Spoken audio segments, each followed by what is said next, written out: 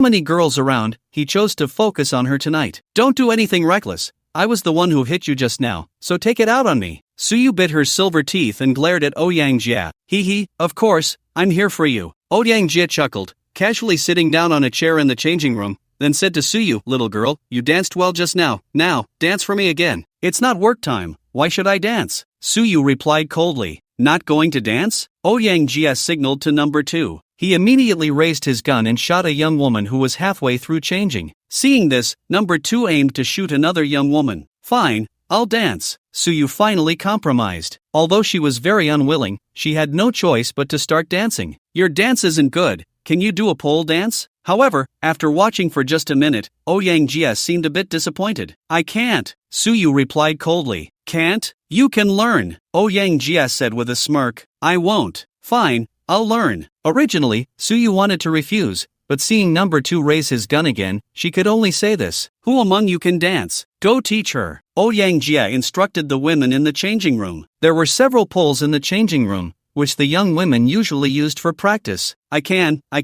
A well-proportioned young woman trembled as she spoke. You better teach her well, or else. Ouyang Jia took the gun from number 2 and let the barrel slide over the well-proportioned young woman. Soon, she began to teach. I have to say, this young lady's skills are quite impressive. Despite being extremely scared inside, she still showcased her superb technique. Coupled with her excellent figure, every movement was very captivating. Now, it's your turn to perform. If you make a mistake, I'll kill someone, Ouyang Jia said with a charming smile. Upon hearing his words, the other young ladies present trembled in fear. After all, they were professional dancers, and Suyu had only watched once. How could she possibly learn everything? But they didn't dare to speak up. Ouyang Jia was simply a devil. In front of him, human life was worth less than grass. Suyu took a deep breath. Although it was extremely difficult to remember so many movements at once, she could only succeed and not fail. Fortunately, she was a dance major. Although she had never danced on a pole before, she still had a solid foundation. It might not be impossible. Finally, Yifeng arrived at the Red Romance. Where's my sister? Yifeng grabbed Zhang Jian's collar and asked angrily. Although Zhang Jian hadn't gone inside, he had been watching from outside, trembling as he said, She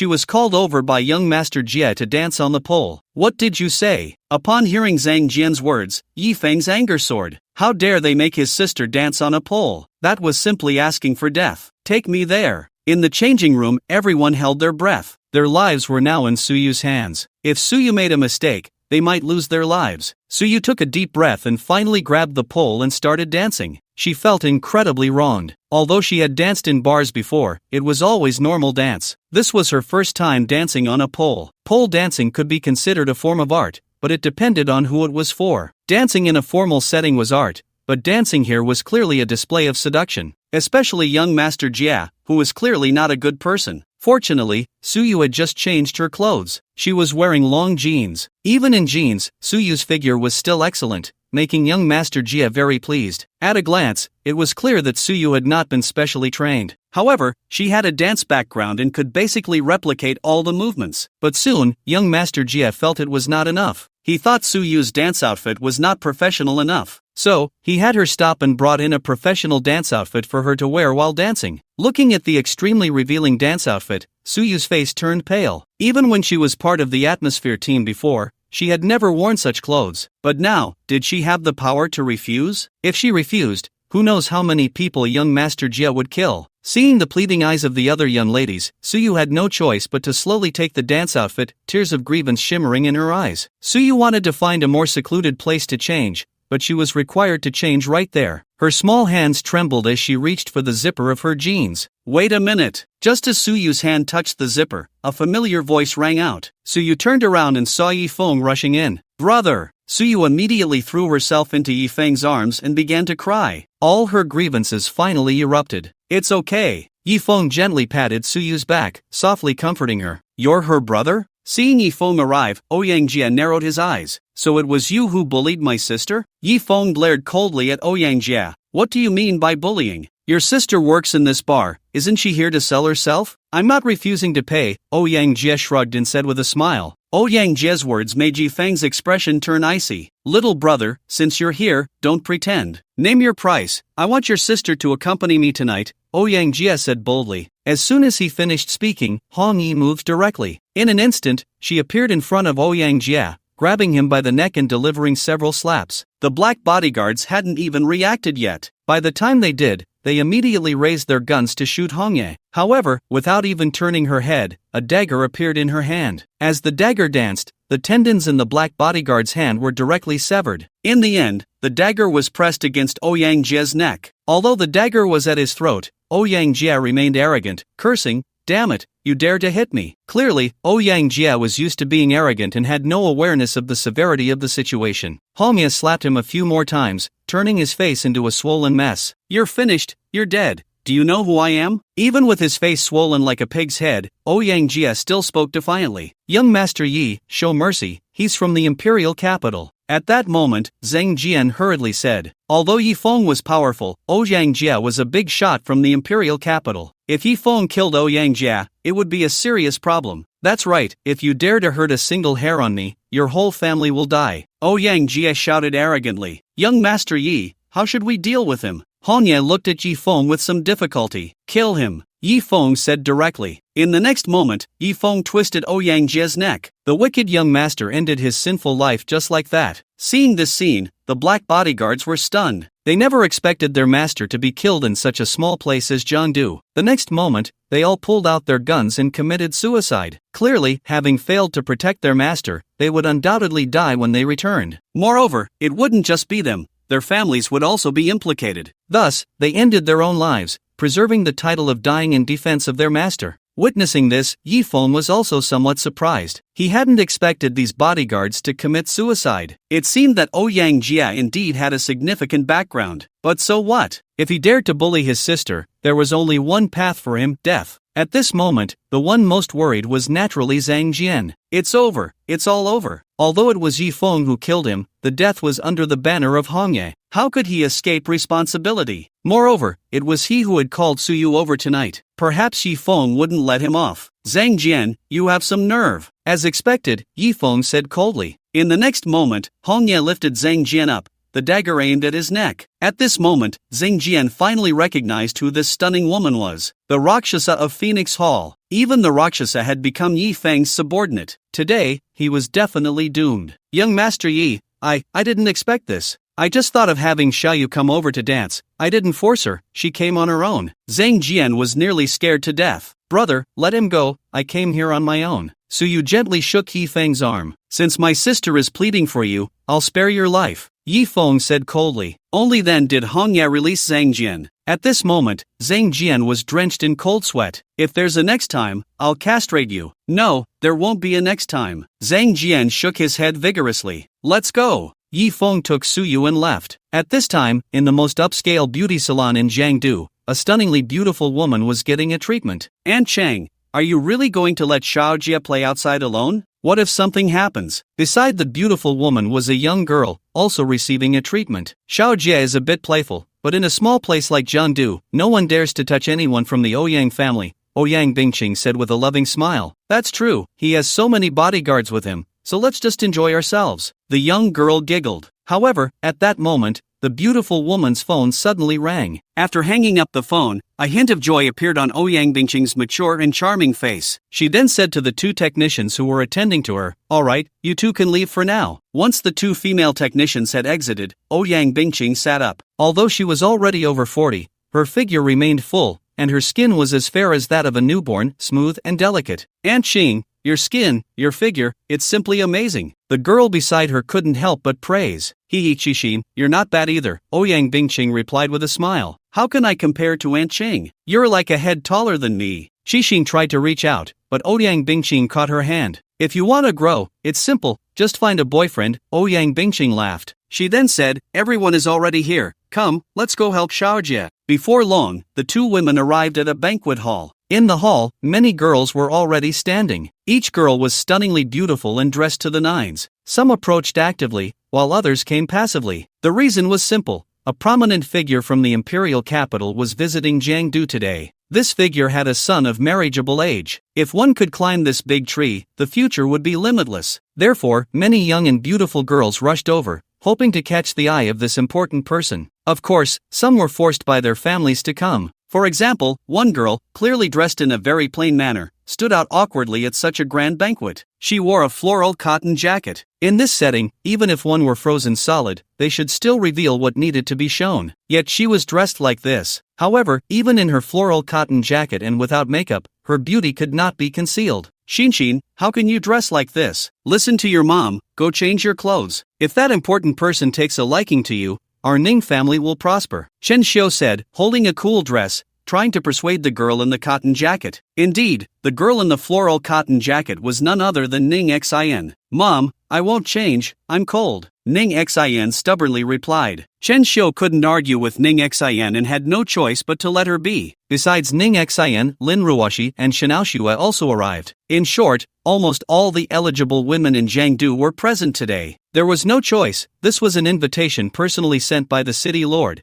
and not attending would be equivalent to disrespecting him. Alright, everyone quiet down, the important person is here. With a low shout, everyone stopped talking, their gazes focused on the entrance. Soon, two figures slowly walked in. One was a stunningly beautiful woman, and the other was a woman in military attire, presumably the beautiful woman's accompanying officer. Jinyui. When they saw the badge on the accompanying officer's waist, everyone widened their eyes. It seemed that a true important figure from the imperial capital had arrived. An accompanying officer was actually from the Jinyui. Although the Jinyui officer was a woman, she had a beautiful face and wore a red military uniform, looking valiant and spirited. But at that moment, her gaze was sharp as lightning, scanning the entire room as if searching for any hidden dangers. Hello, I am Ouyang Bingcheng. I believe you all know the purpose of my calling you here today, which is to give you an opportunity to soar to great heights. Now, please show me your best side. Ouyang Bingcheng surveyed everyone present like a queen. The girls had long been prepared. Even if they were shivering from the cold,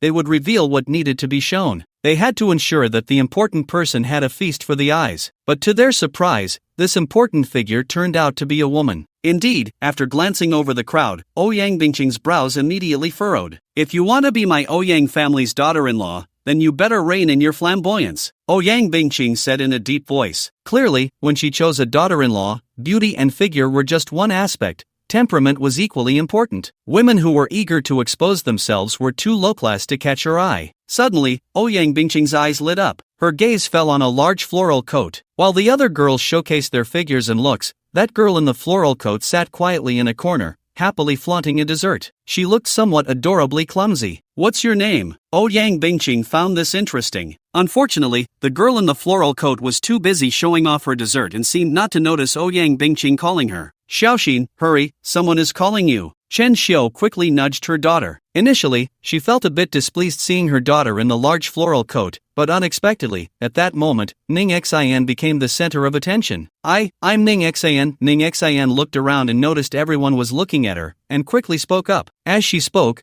cream was still stuck to her mouth, making her look quite cute. You're quite good. Ouyang Bingcheng surprisingly showed a satisfied expression at this scene. If it was just for fun, her son could play with any kind of woman. But if he was to marry, it was better to have someone like Ning Xin. Although she wore a large floral coat, her beauty was still hard to conceal. The most crucial part was that her temperament seemed genuine and unpretentious to Ouyang Bingcheng. If someone else wore such an outfit, it would inevitably seem like a bid for attention. But with Ning Xin, it didn't. Thank you, Ning Xin politely replied, then, as if ignoring her own situation, continued to show off her cake. Hey, you girl, still eating? Don't you know you've hit the jackpot? At that moment, Shixin walked over and said to Ning Xin, What jackpot? Ning Xin looked confused. Congratulations, you've been chosen and will soon become one of the candidates for the Ouyang family's daughter-in-law, Shixin said. For this somewhat naturally silly girl, Shixin felt satisfied. At least she was much better than those other superficial women. Seeing Ouyang Bingcheng actually choose Ning Xin,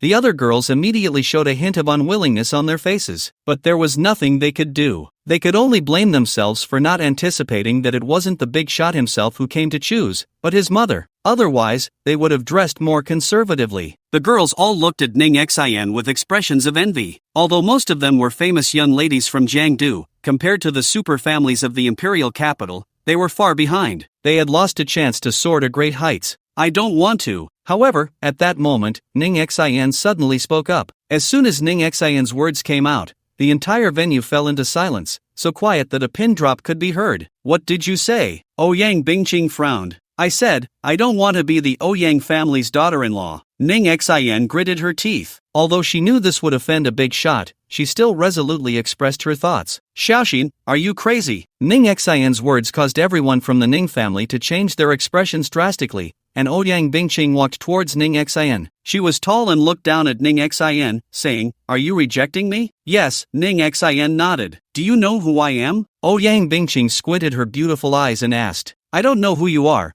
but I already have someone I like. Ning Xian replied, someone you like? What's his name? Ouyang Bingqing asked. His name is Yifeng, Ning Xian answered confidently. Yifeng? Bring him over later and let's see if he's better than my son. Ouyang Bingqing said with a smile. Little girl, do you know what a huge opportunity you're rejecting by turning down the Ouyang family? At this moment, Xixin couldn't help but speak up. You must know, being able to become the Ouyang family's daughter-in-law was the dream of all the women present. Madam Ouyang, don't listen to her nonsense. I have agreed to this marriage. Ning Fuqiang said with a forced smile. Dad! Ning Xian's face turned pale. She never expected that even in her current state, she would still be chosen. Shut up! Ning Fuqiang directly silenced Ning Xian. Ouyang Bingqing scanned the entire room again and then asked, Who is Xiaoxue? Xiaoxue, who was nearby, didn't expect to be called out. She quickly replied, I am. Ouyang Bingqing looked Xiaoxue up and down and then said,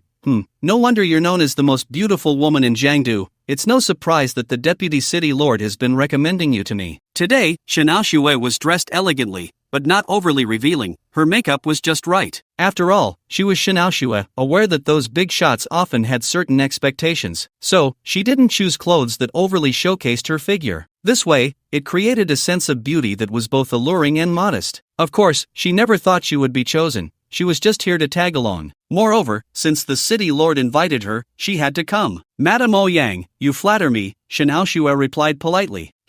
Your attire is appropriate, elegant, and your demeanor is unmatched by other women. It's a pity. I heard you've been married once. Ouyang Bingqing sighed. If Xiaoxue hadn't been married, she might have considered her. Hearing Ouyang Bingqing's words, Xiaoxue's expression didn't change much. However, Xin Wanguo looked somewhat disappointed. But it was normal, after all, he was a big shot in the capital, and when choosing a daughter-in-law, he would naturally prefer someone who had never been married. But, having been married, you should know how to serve a man better. Why don't you stay tonight? Ouyang Bingqing suddenly changed her tone. Everyone was shocked by Ouyang Bingqing's words. Was she not only looking for a wife for her son but also someone to share his bed for the night? Was there really such a reasonable mother in the world? Although it was just for one night, none of the women present were unwilling. After all, this was equivalent to establishing a connection with the Ouyang family. Even if the Ouyang family didn't provide substantial help, other families would still be wary. Unexpectedly, Xiaoxue, who had already been married, could still gain such benefits. This made a group of girls envious. However, at that moment, Xiaoxue also said, Sorry, Madam Ouyang,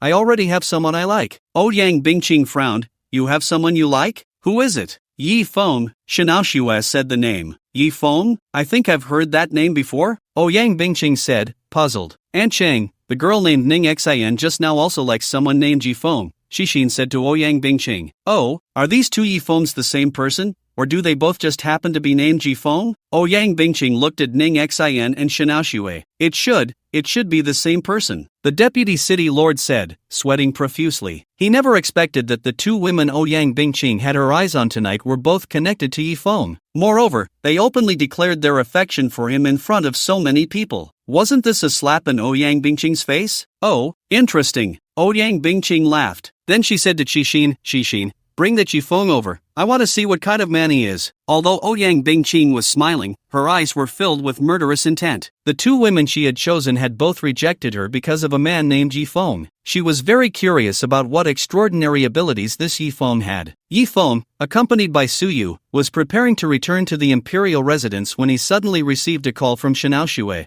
Yifeng, come over for a moment. Xiaoxue's voice came through the phone. No time. Yifeng directly refused. Yifeng, if you don't come, your wife will belong to someone else. Xiaoxue quickly said. Xiaoxue, have some self-respect. You haven't been my wife for a long time. Yi Feng said irritably. This woman was simply shameless, like a piece of sticky toffee. I'm not talking about myself, Shen Haoshue continued. What do you mean? Ning Xin and I were noticed by the Ouyang family at the banquet. If you don't come over, both Ning Xin and I will have to serve the young master of the Ouyang family tonight. You're not lying to me, are you? Yi Feng was somewhat skeptical of Shen Haoshue. Why would I lie to you? I'll let Ning Xin talk to you. Shen Haoshue handed the phone to Ning Xin. Xiao Chen. It was indeed Ning Xin's voice. Sister Xin, where are you? I'm coming right over. Upon hearing that Yi Feng was coming, Shen Haoshue felt a pang of jealousy, but there was nothing she could do. She knew that Yi Feng was no longer her devoted admirer. In the past, no matter when she called, Yi Feng would always come. Hongya, let's go to the Prince Hotel. After hanging up, Yi Feng said to Hongya. In a pink luxury car, they headed towards the Prince Hotel. After about 20 minutes, Yi Feng arrived at the Prince Hotel. He entered with Su Yu and Hongya. Upon arriving at the banquet hall, Yi Feng was taken aback. Why were there so many beautiful girls? It felt like all the beautiful women from Jiangdu had gathered here. A selection of brides? Yi Feng guessed correctly. It was indeed a selection of brides. That's Yi Feng. When Shen Wanhua saw Yi Feng arrive, he said to Ouyang Bingqing.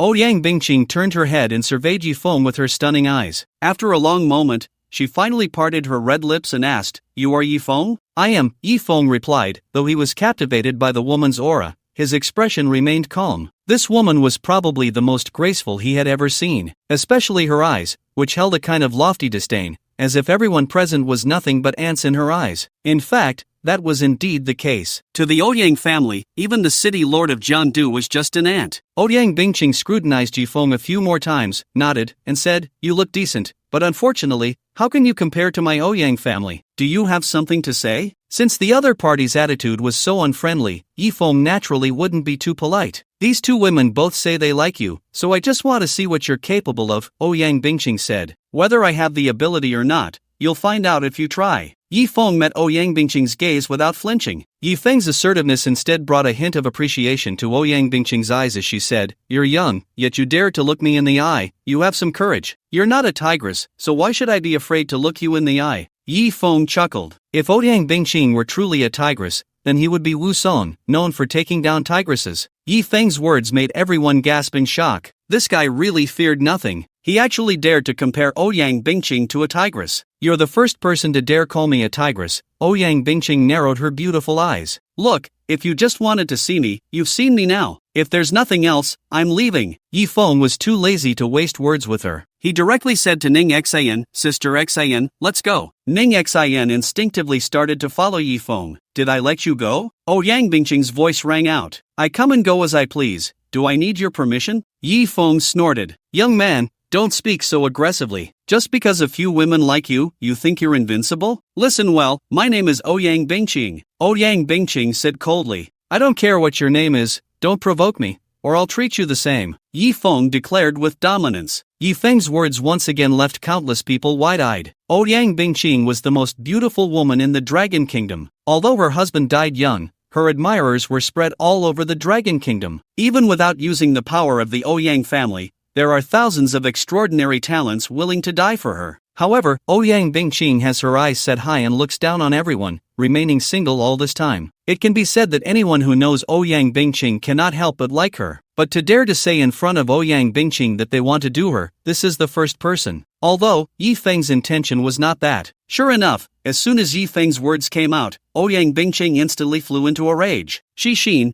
give this ignorant brat a good lesson. Ouyang Bingqing coldly commanded. Yes, Aunt Chang. Following the order, Xixin immediately charged at Yi Feng. Yi Feng, be careful, she is from the Jinui, Shen Haoshue reminded. Hongye was the first to meet her. Soon, the two women clashed. However, after just 2 or 3 moves, Hongye was pushed back. It seemed that the opponent wasn't even trying seriously. As expected of the Jinui, their strength was formidable. Hongye adjusted her stance and wanted to continue attacking, but was stopped by Yi Feng. He could see that the opponent's strength was far above Hongye's. If Hongye continued to fight, she would definitely suffer losses. Only then did Hongye retreat. Yi Feng engaged with Qixin. Although Qixin looked slender, it seemed as if she contained boundless power within her. Every move carried the force of thunder. She was deliberately holding back, otherwise, the battle could have destroyed the banquet hall. However, Yi Feng was not to be underestimated. He did not back down from Qixin's fierce attacks. Instead, he charged forward. Bang!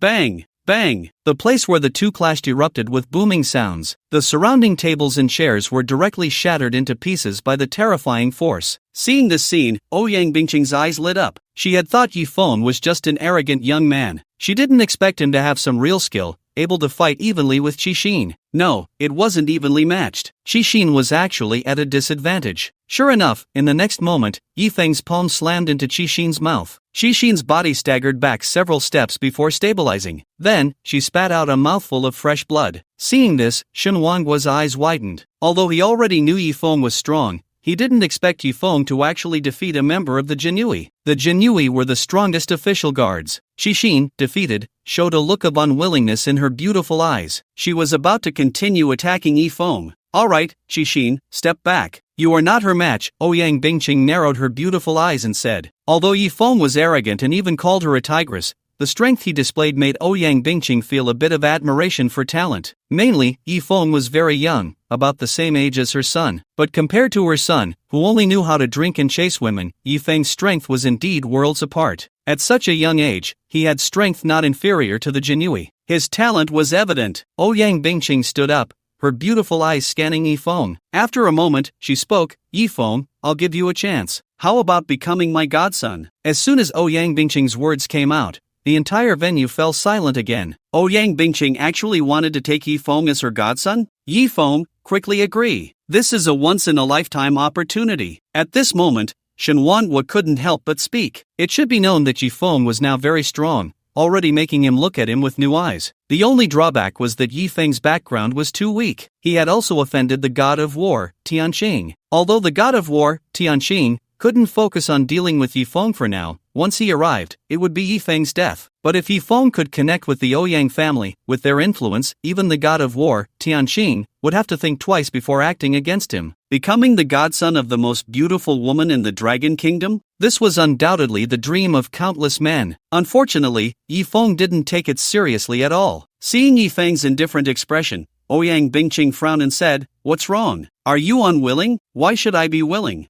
Yi Feng pouted. "Do you know how many men in this dragon country want to be my godson?" Ouyang Bingqing said incredulously. "They are them, I am me. Besides, to be your godson, I'd have to call you mom. How about this, since you want to be related to me, you can recognize me as your godfather," Yi Feng said with a wicked smile. Swish! As soon as Yi Feng's words fell, everyone's gaze fell back on him. At this moment, everyone had only one thought. They had never seen such an arrogant and overbearing person. Even Ouyang Bingqing was stunned. It wasn't that there weren't people who wanted to recognize her as a goddaughter. But who were those people? They were the pillars of the dragon country. Whether in terms of status or economic power, they stood at the pinnacle of the pyramid. But she had rejected them all. The Ouyang family did not need to rely on any forces. Even if status and position were not considered, age had to be taken into account, right? Yi Feng was merely the same size as her son, yet he dared to say he wanted to be her godfather? An insult, a blatant insult. Kid, do you really think that after defeating Qixin, no one here can control you? Ouyang Bingqing was on the verge of fury. Look, I let you be my goddaughter, and you don't want to, right? So, if you want me to be your godson, isn't it normal that I don't want to? Yi Feng shrugged nonchalantly.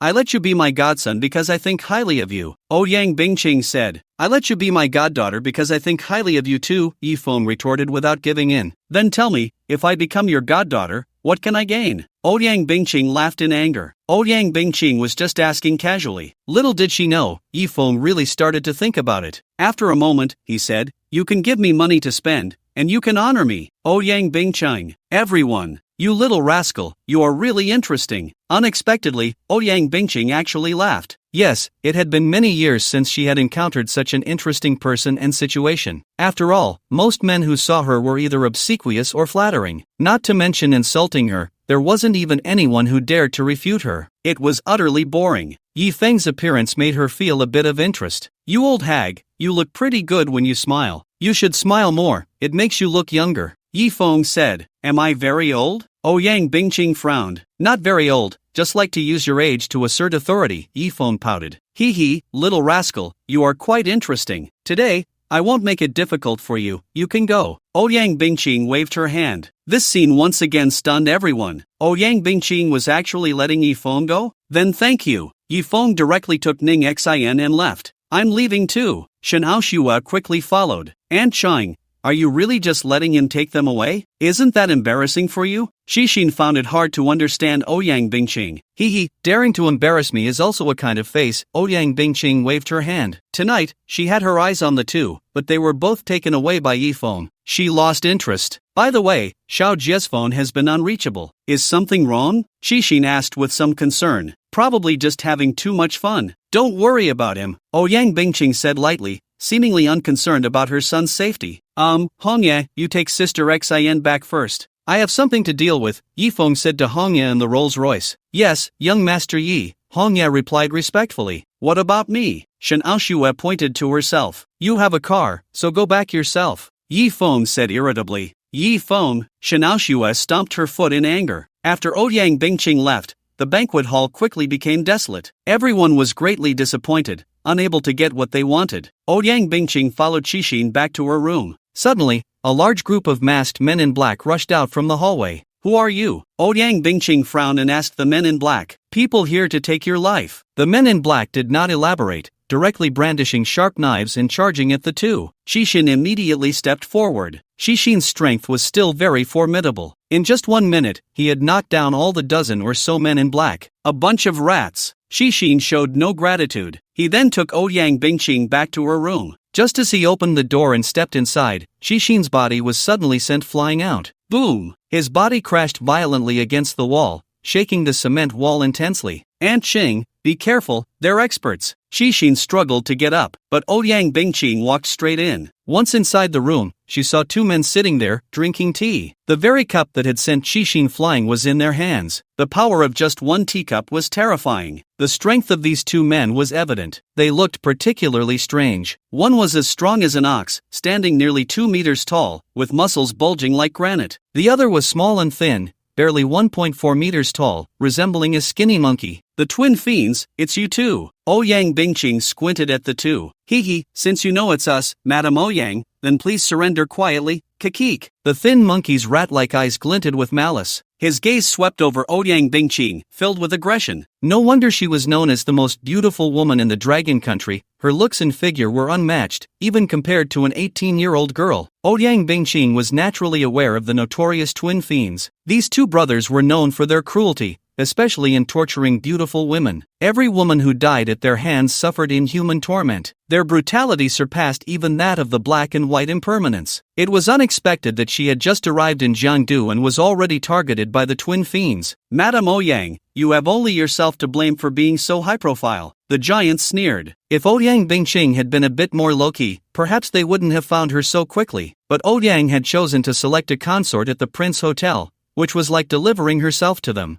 You have some nerve to dare to attack someone from the Ouyang family. At that moment, Xixin finally walked in slowly, looking seriously injured. I admit, the Ouyang family is powerful, but who knows, it was us brothers who acted. Soon, this Prince Hotel will be engulfed in flames. Just then, a great fire suddenly broke out in the entire Prince Hotel. Everyone inside the hotel had fallen unconscious, including those socialites who had not yet left. Clearly, this was the work of the twin fiends. They not only intended to kill Ouyang Bingqing but had no plans to spare anyone in the entire building. Xixin, with your strength, you won't last a single move against us. If you leave now, you might still save your life, the twin fiends disdainfully told Xixin. Although Xixin knew she could not match the twin fiends, she would not back down. Seeing that Xixin still wanted to resist, the giant moved. He displayed a speed that was unexpected for his massive body. By the time Xixin reacted, the giant was already in front of her, and a fist the size of a cooking pot was coming down towards her. So fast, Xixin barely had time to block with both hands. Bang! Then, she felt a tremendous force hit her, along with the sound of bones shattering. Her body flew out again, crashing hard against the wall. This was the power of the twin evil spirits, terrifyingly strong. Especially the strength of the giant evil spirit, which reached an unbelievable level. Just as the Prince Hotel was engulfed in flames, a figure rushed inside. He was like a flash of lightning,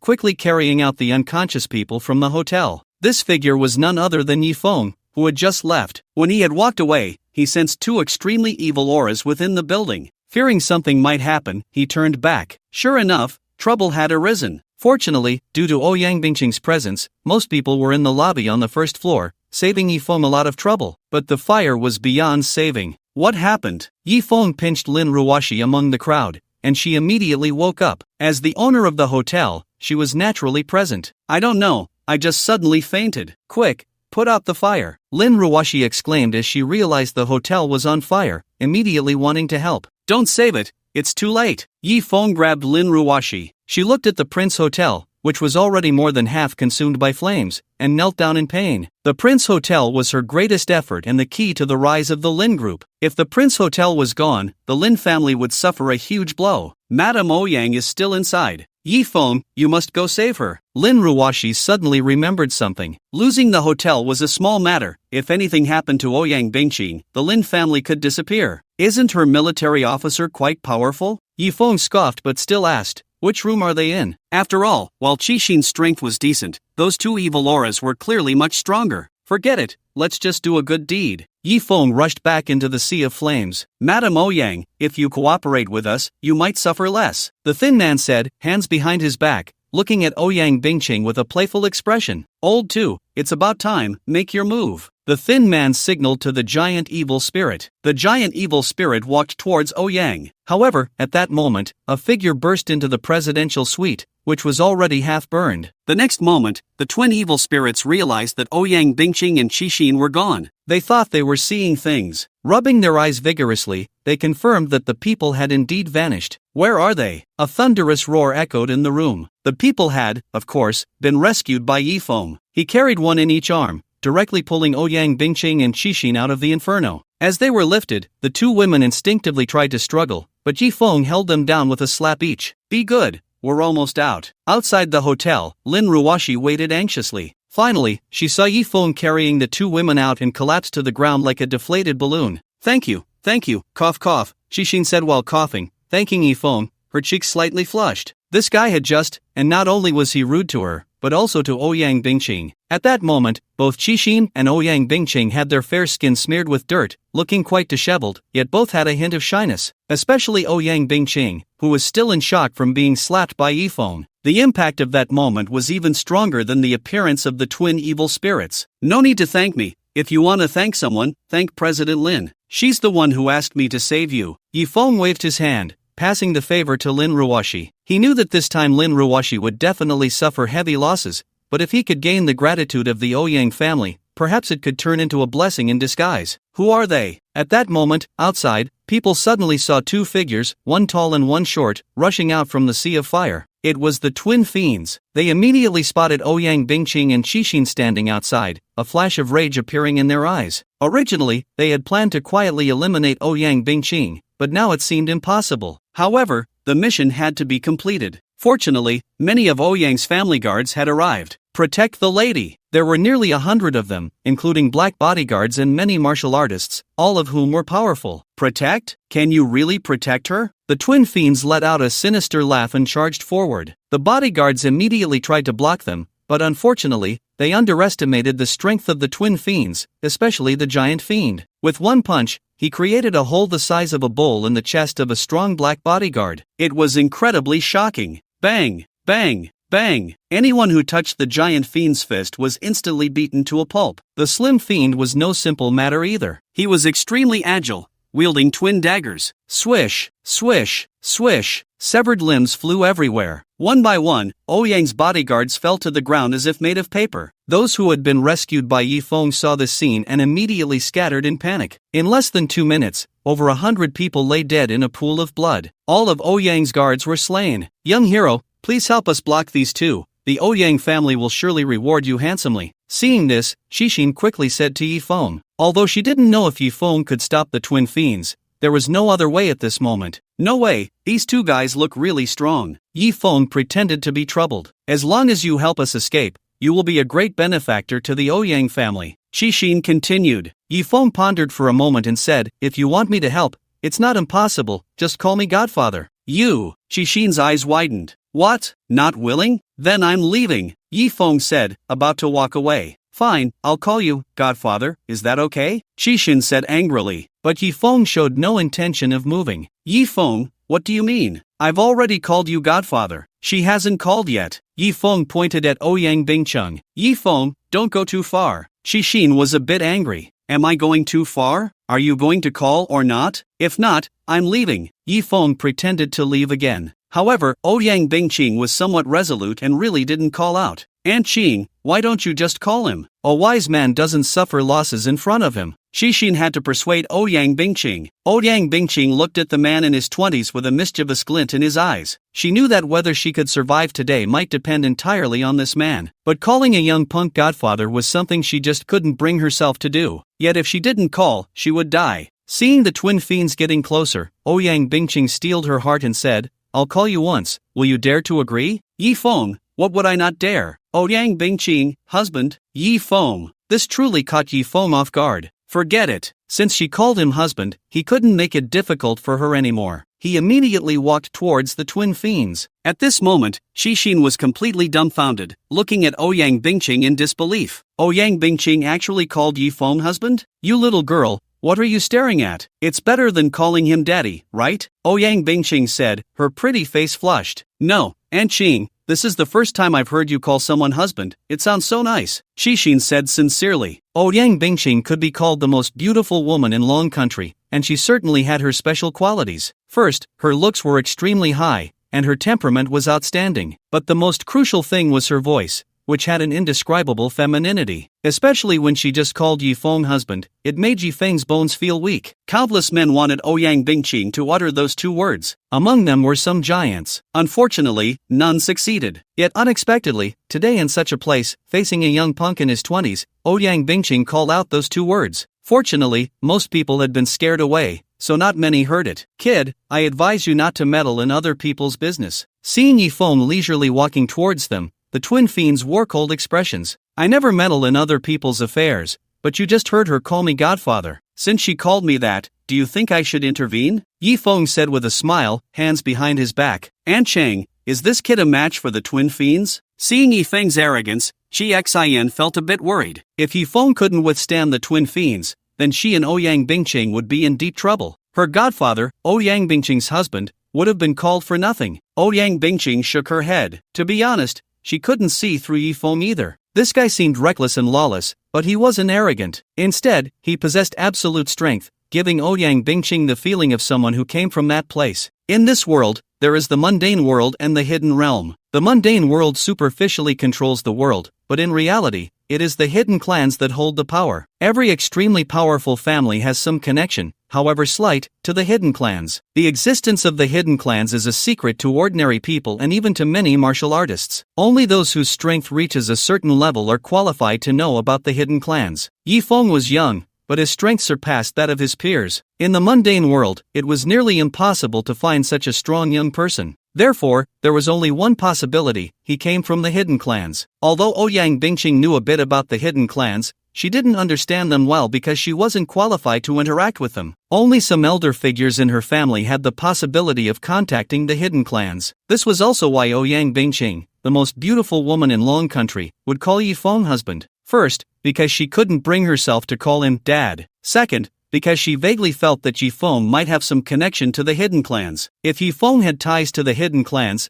then not only could she call him husband, but she could even let him be her husband. Otherwise, Ouyang Bingcheng would rather die than call Yifeng husband. Then you might as well die. The twin fiends lost their patience and charged at Yifeng. No matter who Yifeng was, anyone who dared to obstruct them would be eliminated. The giant fiend charged like a mad bull, shaking the ground. A punch was thrown directly at Yifeng's face. Be careful, his strength is immense. Xian, having suffered from the giant fiend before, quickly warned. However, Yifeng seemed to have not heard. He threw a punch back. Bang! A thunderous sound erupted, like the clash between Hulk and Hulkbuster. The shockwave shattered all the glass within dozens of meters around them. Fortunately, Xian had shielded Ouyang Bingcheng in front of her, and Bingcheng covered her ears with her hands. Yet, even so, both women were blown away by the terrifying shockwave. Xian spat out a mouthful of blood. Just the shockwave had such terrifying power. If they had been hit, they would have been reduced to nothing. Ouyang Bingqing felt her blood surge. Thankfully, Shi Xian had helped her withstand the shockwave, otherwise, she would have likely been killed by the impact. Looking back at Yi Feng and the giant fiend,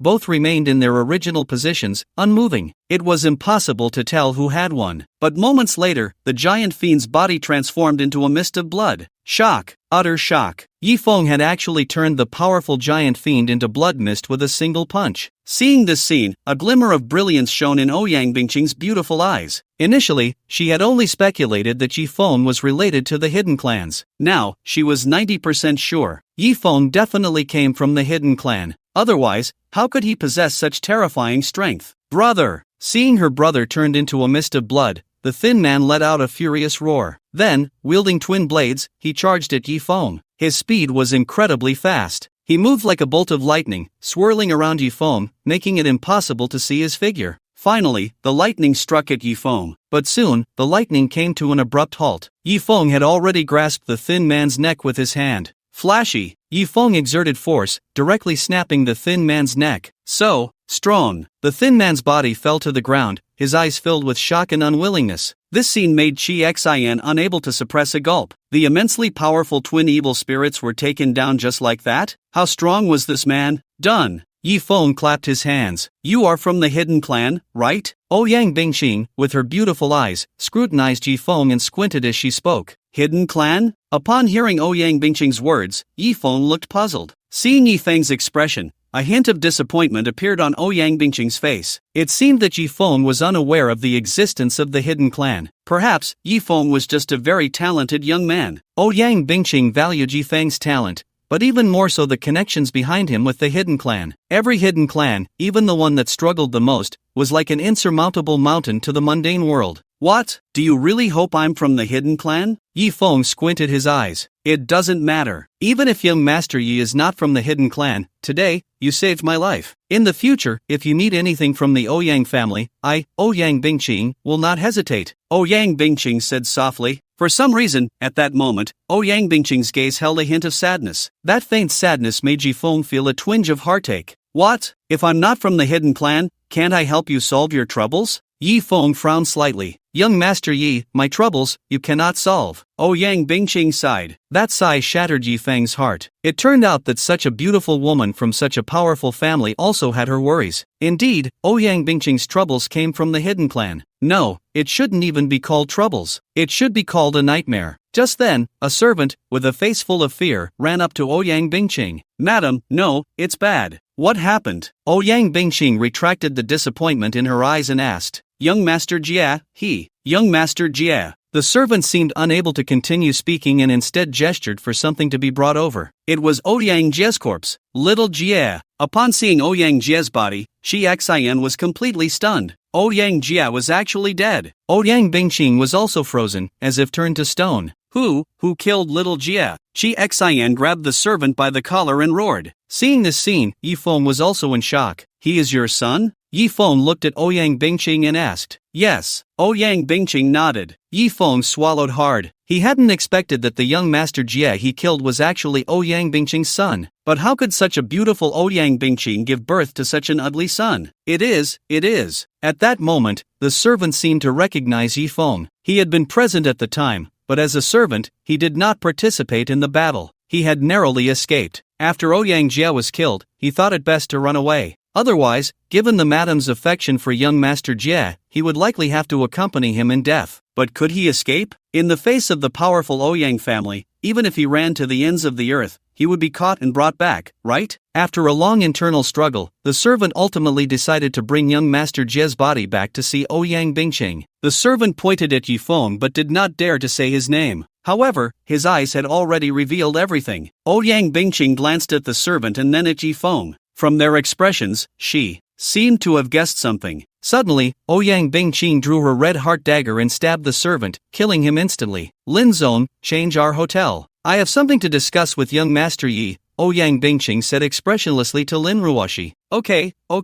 Lin Ruoshi quickly contacted other hotels. Although the Prince Hotel had been burned down, serving this goddess, Ouyang Bingqing, was still a priority. Soon, Ouyang Bingqing, the Red Heart, Yifeng, and the body of Ouyang Jie were taken to another star-rated hotel of the Lin Group. Although it was not as high-end as the Prince Hotel, it was still a top-tier hotel. At that moment, everyone fell into silence, including the Red Heart. She seemed to have guessed something. Yifeng actually killed Ouyang Jie? This was too much of a twist of fate. Yifeng's face was filled with bitterness. Originally, if possible, he wanted to help Ouyang Bingqing resolve her troubles. But unexpectedly, he had ended up killing someone else's son. Although he was not afraid of Ouyang Bingqing, he seemed unwilling to see the first beauty of the Dragon Kingdom looking sad. At this moment, Ouyang Bingqing's face showed no change in expression, making it impossible to tell whether she was sad or happy. After a long while, Ouyang Bingqing spoke. Red Heart, you go out first. I want to talk to young Master Yi alone. Aunt Xing. Red Heart was reluctant to leave. She was afraid Ouyang Bingqing would do something outrageous. With Yifeng's strength, no one could stop him. Get out, Ouyang Bingqing commanded. Yes, Red Heart finally left the room. Only Yifeng and Ouyang Bingqing remained. At this moment, Yifeng didn't know what to say. The enmity of killing his son was irreconcilable. I didn't know he was your son. After a long silence, Yifeng was the first to speak. As soon as he finished speaking, Ouyang Bingqing rushed towards him. Yifeng did not dodge. After all, Ouyang Bingqing could not harm him. However, to his surprise, Ouyang Bingqing did not hurt him. Instead, she kissed him. Yifeng was momentarily stunned. Was this woman crazy? He had killed her son, and did she want to poison herself to kill Yifeng? There had been cases like this before. A female assassin poisoned herself and then had relations with her target, killing them. But not to mention that Yifeng had not seen Ouyang Bingqing poison herself. Even if she had, it would be impossible to poison someone with Qilin blood flowing in their veins. The Killing Emperor Master had tested this long ago. Qilin blood was almost immune to all toxins. Yifeng, what are you still dazed for? Don't you want to have me? Seeing Yifeng's lack of reaction, Ouyang Bingqing said anxiously. Ouyang Bingqing, are you trying to poison yourself to kill me? Let me tell you, it won't work. I am immune to all toxins, Yifeng said directly. He didn't want Ouyang Bingqing to waste her efforts. Do you think I want to kill you? Ouyang Bingqing looked up at Yifeng. I killed your son, don't you want to kill me? Yifeng asked. Not only do I not want to kill you, but I also want to thank you, Ouyang Bingqing replied. Yifeng looked at Ouyang Bingqing in confusion. This Ouyang Bingqing must be crazy. She actually said she wanted to thank him. Young Master Yi, I know it's hard for you to understand, but I'm not lying to you, Ouyang Bingqing said earnestly. Yifeng tried to find a flaw in Ouyang Bingqing's expression, but there was no impurity in her eyes. It was as if she was telling the truth. Young Master Yi, tonight, I am yours. Ouyang Bingqing embraced Yifeng. Although it was difficult for Yifeng to maintain his composure in front of Ouyang Bingqing, he still retained a bit of rationality and said, Ouyang Bingqing, don't do this. Young Master Yi, although I, Ouyang Bingqing, am older, don't you think I maintain myself quite well? Ouyang Bingqing looked to be just over 30. If it weren't for the fact that she had a son in his 20s, Yifeng would never believe she was actually 40. In truth, Ouyang Bingqing was not yet 40, she was 39. She had given birth to Ouyang Jie when she was 17. Do you find me undesirable? For over 20 years, no man has touched me, and tonight, it's your only chance to have me. Ouyang Bingqing continued. To be honest, faced with such a stunning beauty, very few men could refuse. Even Yifeng was on the verge of losing his rationality. No, Ouyang Bingqing, I don't find you undesirable, it's just that my body is rather special, and I'm afraid I might hurt you. Yifeng felt he was about to lose control and quickly explained. Afraid my body isn't strong enough? Do you think I'm just a delicate woman, incapable of even tying a chicken? At that moment, Ouyang Bingqing smiled gently, then lightly struck the cup on the coffee table with her palm. Boom! The cup shattered into pieces. A master. Moreover, a celestial master. When Yifeng saw this scene, he was stunned. He never dreamed that Ouyang Bingqing was so powerful. His heart was filled with confusion. If Ouyang Bingqing was a celestial master, then the twin evil spirits should pose no threat to her. I have never shown my martial prowess in front of anyone. You are the first to know I possess celestial master strength, Ouyang Bingqing said. Now, are you still afraid of hurting me? Ouyang Bingqing whispered softly in Yifeng's ear. If she was a celestial master, she shouldn't be injured, right? The last trace of Yifeng's concern vanished. Yifeng, this is all I can give you. Please accept it, Ouyang Bingqing said, reaching to unzip her dress. Yifeng could no longer. An hour later, Ouyang Bingqing lay in Yifeng's arms like a little kitten. Although she was indeed uninjured, she felt as if her body was about to fall apart. "Why did you change like that just now?" Ouyang Bingqing asked, her face filled with satisfaction. "I said I transformed from a qilin, do you believe me?" Yifeng replied. Hee, are you saying you're actually a beast?" Ouyang Bingqing chuckled. "Pretty much," Yifeng casually said. He felt that the version of himself that was present then was not much different from a beast. Ouyang Bingqing gently caressed Yifeng's body and said softly, "Little man, you are so special. It's a pity you're not from the hidden clan." "What a pity, what a pity." Ouyang Bingqing repeated, "What a pity" 3 times. "You keep mentioning the hidden clan. What kind of existence is it?" Yifeng couldn't help but ask. "The hidden clan is a transcendent existence. I am a celestial master, already a top expert in the mundane world. But to the hidden clan, celestial masters are nothing at all." Ouyang Bingqing sighed. "Do you have a grudge against the hidden clan?" Yifeng asked. A wave of deep hatred surfaced in Ouyang Bingqing's eyes. She continued, "Little man, do you know why, after you killed my son, I not only don't hate you but also want to give myself to you?" "I don't know," Yifeng shook his head. To be honest, he was still completely bewildered. It couldn't be that because he killed Ouyang Bingqing's son, she wanted him to bear her a child as compensation? Although that was not impossible, after all, she had raised Ouyang Jia for so many years. There must have been feelings involved. After a long while, Ouyang Bingqing slowly said,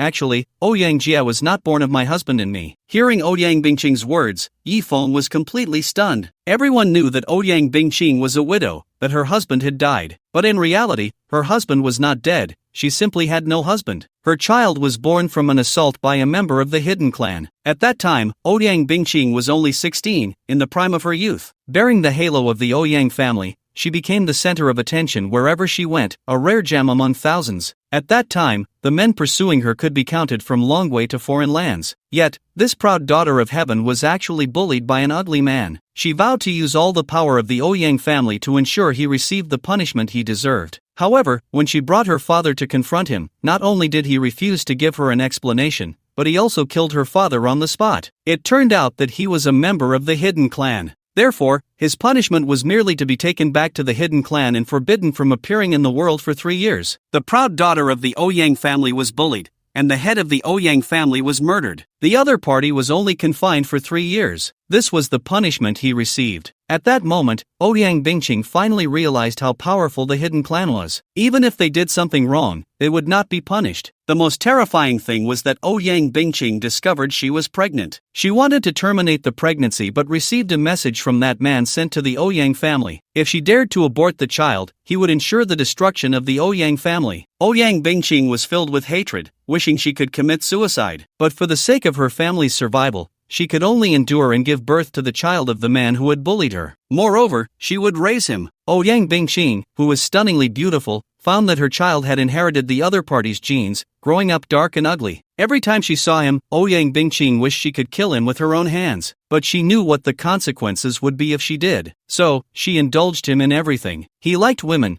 so she found women for him everywhere. She never cared if he went wild in nightclubs. She spoiled Ouyang Jia to the heavens. No matter what bad things Ouyang Jia did, she would always cover for him and tell him that as her son, he could do as he pleased. It wasn't because she loved Ouyang Jia so much, it was just to let him become arrogant and lawless. One day, Ouyang Jia would bring about his own destruction. This was the only way Ouyang Bingqing could think of to take revenge. However, Ouyang Jia seemed to have good luck. No matter how he misbehaved or bullied others, he had never faced any punishment. His arrogance grew stronger. He killed people on the street and forcibly took women. He committed every kind of evil. Ouyang Bingqing watched all of this. Not only did she not intervene, but she also supported him. To hasten Ouyang Jia's demise, she even actively found women for him, hoping that one day he would die in a woman's womb. But Ouyang Jia just wouldn't die. This made Ouyang Bingqing wish she could take matters into her own hands. Until today, Yifeng killed Ouyang Jia. At that moment, Ouyang Bingqing was stunned. She couldn't believe that happiness had come so suddenly. Little man, do you know what it feels like to have the enemy's child right in front of you, yet you can't take revenge and have to treat him like a revered ancestor? He's finally dead. He's finally dead. Ha ha ha. To take revenge, I secretly trained and sought various ways to become stronger. I became a master, a member of the Earth sect and the Heaven sect. But in front of the hidden clan, it was still far from enough. No matter how strong I became, they would always become stronger than me. Ouyang Bingqing laughed heartily, but as she laughed, tears began to fall. For revenge, she had endured for over 20 years. From a blossoming young girl, she had turned into a middle-aged woman. She should have felt the thrill of revenge, but it seemed she did not. After all, he was her own flesh and blood. To be fair, Ouyang Jia had done nothing wrong, but Ouyang Jia looked too much like his father. Every time she saw Ouyang Jia, Ouyang Bingqing couldn't help but remember that day she was bullied. That day, his father was beaten to death by the hidden clan. Yi Feng gently patted Ouyang Bingqing's smooth and flawless back. He knew how desperate Ouyang Bingqing must be to take revenge in such a way. If she hadn't been pushed to a dead end,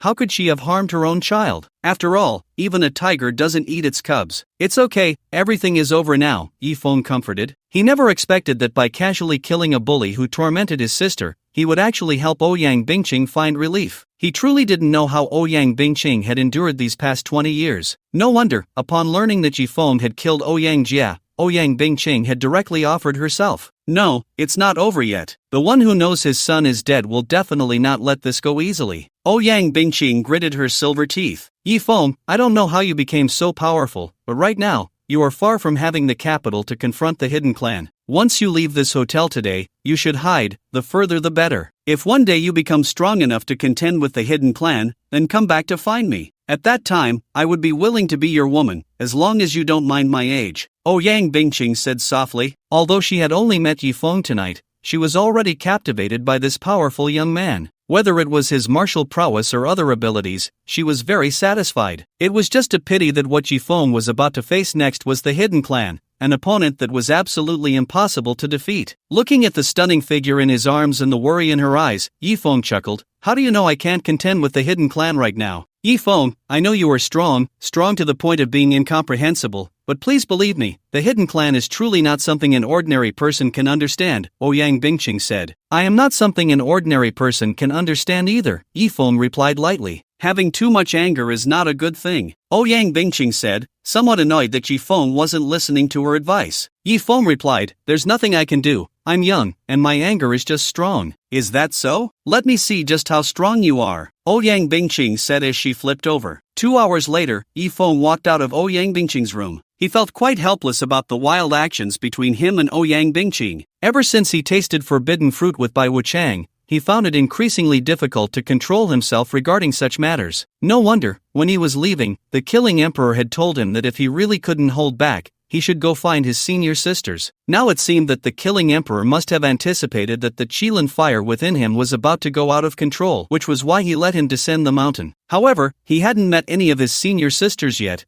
nor did he have any contact information. He didn't even know where to look. Nevertheless, after fighting 3 rounds with Ouyang Bingqing today, his Tianzong-level physical fitness could fully withstand it. For a short time, the Qilin fire within him should not erupt again. When Yi Feng came out, Xixin hurriedly rushed in. In fact, she had been eavesdropping outside the door, wanting to hear what was happening inside. Unfortunately, the soundproofing of the hotel was too good, and she couldn't hear anything at all. When Xixin rushed in, she saw Ouyang Bingqing lying on the bed, half of her body covered by the blanket, with her smooth back exposed. That flawless skin and exaggerated curves were likely unmatched even by many teenage girls. She truly couldn't understand how Ouyang Bingqing maintained such a youthful body at 39 years old. What Xixin didn't know was that Ouyang Bingqing was a Tianzong warrior. Those who practiced martial arts naturally appeared younger. As a Tianzong expert, her vitality was even more vigorous. If she had known that Ouyang Bingqing was a Tianzong, she wouldn't have found it strange. Aunt Qing, what happened? Xixin asked, her face full of confusion. In truth, she was feigning ignorance. From Ouyang Bingqing's state and the scattered clothes all over the floor, she already knew what had happened. Moreover, a special scent lingered in the air. She just couldn't understand why it had come to this. Yi Feng had killed Ouyang Jia, the two of them actually. Xixin, I'm so tired. Let me sleep for a bit, Ouyang Bingqing said softly. She was truly exhausted. That guy might really be a beast. Even she, the female heavenly sect, was almost shaken apart. All right, Xixin didn't ask further, walked over, and tucked Ouyang Bingqing in. Just as he was about to leave, Ouyang Bingqing's voice rang out again. Xixin immediately announced to the outside world that Yi Feng killed my son. The Ouyang family will seek revenge at all costs.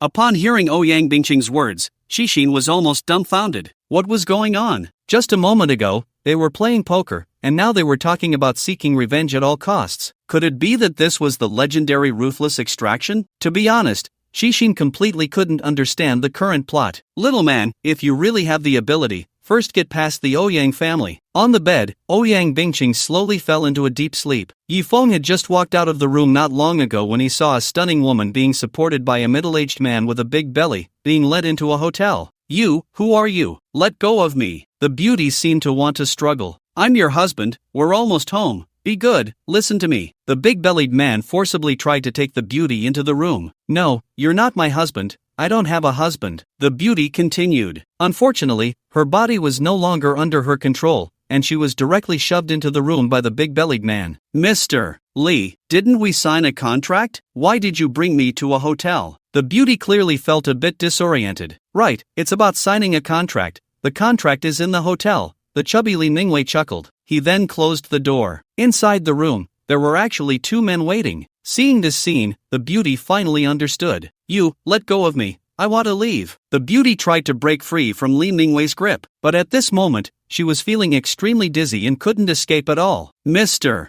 Zhang, if you leave now, how will you sign the contract?" "Look, Mr. Du and Mr. Me are all waiting for you to sign." Li Mingwei chuckled and directly lifted the woman, throwing her onto the bed. At this point, the beauty could no longer tell east from west and could only be at their mercy. "Mr. Lee, will she report us afterward?" One of the men seemed a bit worried.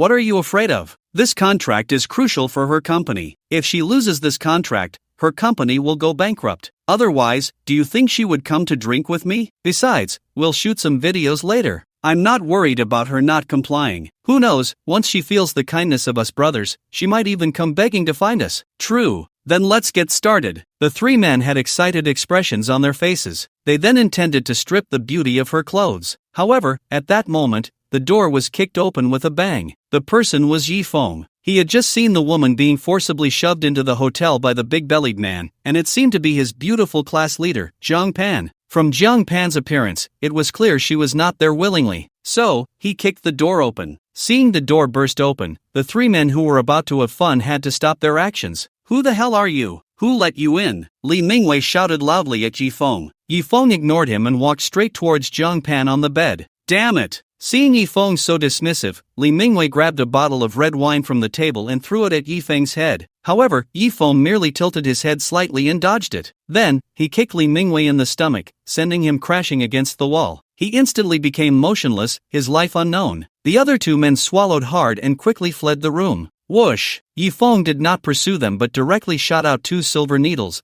piercing them into the opponent's lower backs. From then on, these two would completely lose a certain function. Yifeng came to the bedside and shook the beautiful class leader, Zhang Pan. Class leader, Yifeng called softly. Today, Zhang Pan was dressed in professional attire, a light blue blazer over a white shirt and a fitted skirt, with long, straight legs clad in black stockings. On her feet were a pair of 7-centimeter red-soled black high heels, exuding the allure of a career woman. Perhaps due to having had some drinks, her small face was flushed, making her look irresistibly biteable. Yifeng knew that Zhang Pan had probably drunk too much and was about to help her up. However, the girl wrapped her arms around his neck. "Yifeng, it's you." Zhang Pan relaxed as she suddenly recognized him. "It's me, class leader, you've had too much to drink." Yifeng placed his palm on Zhang Pan's back, preparing to help her expel the alcohol from her system. To his surprise, Zhang Pan grabbed his hand and moved it to the front. Instantly, a sensation like cotton candy washed over him. Yifeng's mouth twitched. He thought to himself that the class leader had really drunk too much, becoming so bold. Although he actually wanted to keep his hand there, he ultimately moved it back to her back. But just as he did, Zhang Pan moved his hand back again. This back and forth happened several times. "What's wrong? Do you think mine is small?" Zhang Pan pouted, dissatisfied as she saw Yifeng repeatedly move his hand away. "No, it's not small." At that moment, Yifeng felt a bitterness in his throat. Fortunately, he had just completed a three-way with Ouyang Bingqing, the heavenly-level female master. Otherwise, he might not have been able to hold back. After all, she was the goddess of his student days. To say that Yifeng had no thoughts at all would be a lie. "Yifeng, didn't you say you wanted to pursue me back then? Do you really like me?" Zhang Pan gazed at Yifeng with affectionate eyes. "Well, class leader, you're drunk." Yifeng swallowed hard. "I know, but my mind is clear. Everything that happened tonight, I'm fully aware of. I know that if I come, I might not be able to leave completely today, but I have no choice. This contract is too important. Without this contract, the company might not be able to operate. Yifeng, I'm so tired. I know that these men are all after my body, using the excuse of signing contracts to get to me, but if I don't let them succeed, the contract won't be signed. But I don't want to. I don't want to give my pure body to these scumbags. Yi Feng, tell me, what should I do? If only I weren't pure, then I wouldn't be at a loss. As she spoke, 2 lines of clear tears flowed from Zhang Pan's eyes. As a beautiful woman, her career didn't always go smoothly. To succeed, one must understand sacrifice. Those filthy men would try every trick in the book to get her on board. Wanting to protect herself while also achieving career success was difficult, too difficult. Especially for a woman without a background, it was even harder. Zhang Pan had faced many challenges along the way, even being deceived by partners. She had been struggling to hold on, but she felt that she was really about to break. She knew that as long as she opened her legs, she would have a steady stream of orders. Her company could easily climb several levels, but she couldn't get over that mental hurdle. Once, she believed that as long as she worked hard enough, there was nothing she couldn't achieve. But reality told her that 10 or 100 times of effort couldn't compare to the effect of opening her legs just once. Yi Feng, do you like me? If you really like me,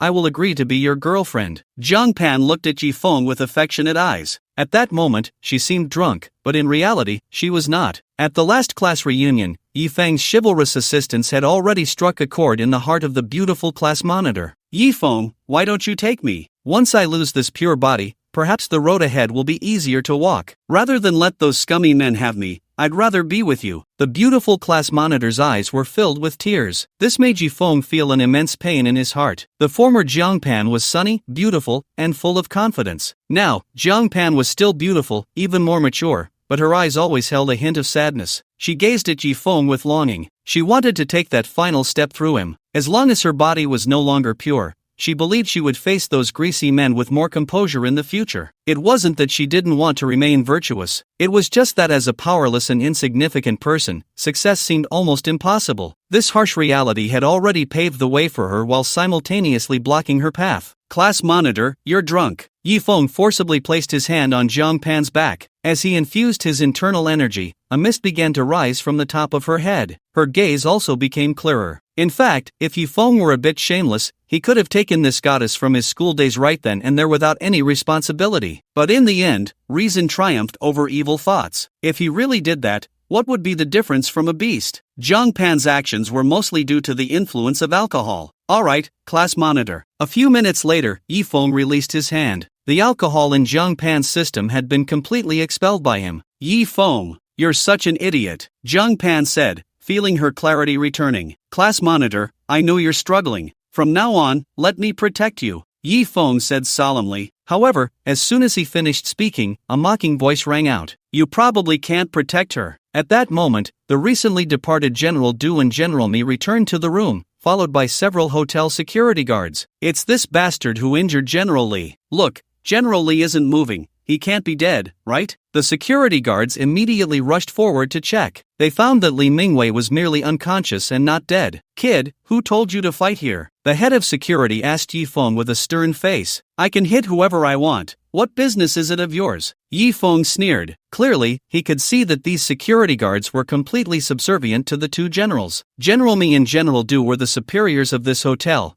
and the security guards were naturally eager to please them. Kid, are you looking for death? The security guard brandished an electric baton, ready to come up and deal with Yi Feng. Yi Feng snorted coldly. In just a few moves, he took down 5 or 6 bodyguards. Seeing this, General Du and General Mi suddenly felt a bit intimidated. However, they still mustered their courage to speak to Zhang Pan. Zhang Pan, you don't want to sign the contract anymore? Upon hearing their words, Zhang Pan's expression changed slightly. The company was now at a critical juncture of survival. If she signed the contracts with these 3 generals, her company would be revived. But if she lost these 3 contracts, her company would fall into an irretrievable situation. Zhang Pan, if you sleep with us, you can sign a contract worth 300 million. Where else can you find such a good deal? Kid, even if you're a hero saving a beauty, you need to see if you have that capability. The 3 of them looked at Zhang Pan's expression and knew they had her today, unless she was willing to give up her company. At this moment, Zhang Pan was in deep conflict. She wanted to boldly say she wouldn't sign the contract, but she didn't have the courage to offend these 3 generals. Offending them would mean not just losing the deal, with their capabilities, they could bankrupt her in no time. Seeing this scene, Yi Feng's eyes narrowed. He scanned the two generals and then said, "Do you really enjoy bullying others with your power? Hee, we're just taking advantage of our position. If you had the ability, you could bully us too. Ha ha ha." Mr. Du and Mr. Mi laughed heartily. They loved this feeling of control. This suddenly appearing man must be Jiang Pan's old flame. But so what? In the end, he might still obediently hand over his girlfriend to them, letting them have their way. Clearly, these three executives were not new to such antics. Even the most virtuous woman would ultimately find it hard to escape their clutches. Very well, then I'll take advantage of my position once. Upon hearing this, Yifeng nodded and said, "In an hour, I want to see your mothers come to this room to keep me company, or your company will go bankrupt." Ha ha ha,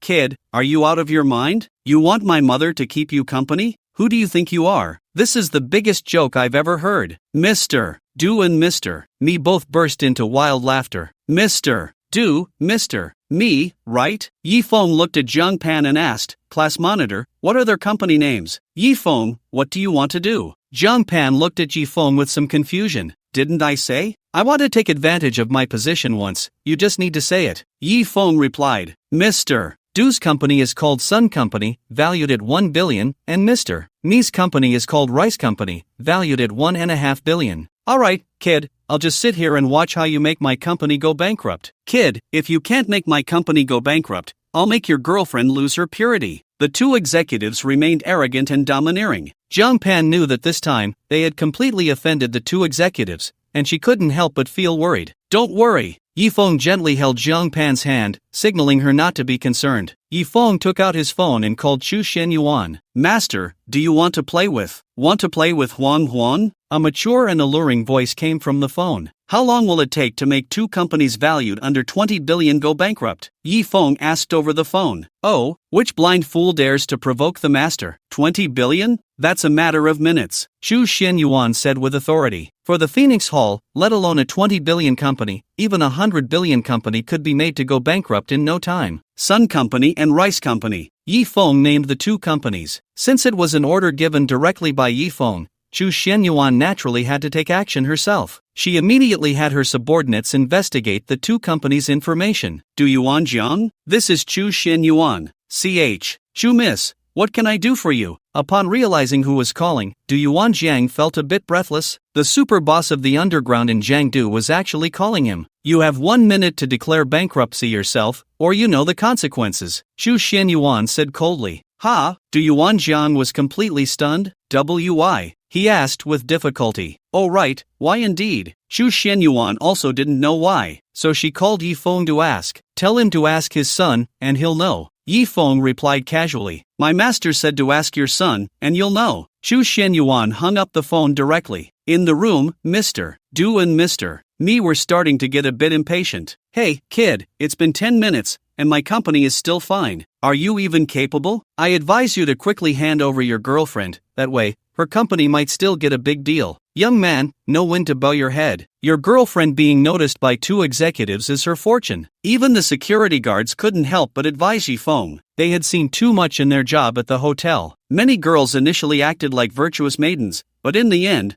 weren't they the ones who actively threw themselves at others? I'll open the room myself. Just then, Mr. Du's phone rang. You ungrateful son, what have you done? Our family is going bankrupt. Du Yuan Jiang asked furiously. Dad, what are you talking about? Bankruptcy? Don't joke with me. Mr. Du swallowed hard. After all, their company was publicly listed. It was impossible for a listed company to go bankrupt in such a short time. The processes wouldn't even be completed. Who the hell is joking with you? Tell me quickly, who did you offend? Du Yuan Jiang was extremely anxious. If he could just find out who his son had offended, there might still be a chance to ease the situation. Old Du, why are you so anxious? Can't you speak nicely? At that moment, a gentle voice came from the phone. It was Du Yuanzhan's wife, Zhou Sufan. Despite being in her 40s, Zhou Sufan was well maintained and still had her charm. Speak nicely? Do you know what's going on? Your son is about to ruin us, Du Yuan Jiang said in exasperation. Ah, is it that serious? Zhou Sufan also panicked. After all, if they went bankrupt, all her wealth and luxury would be gone.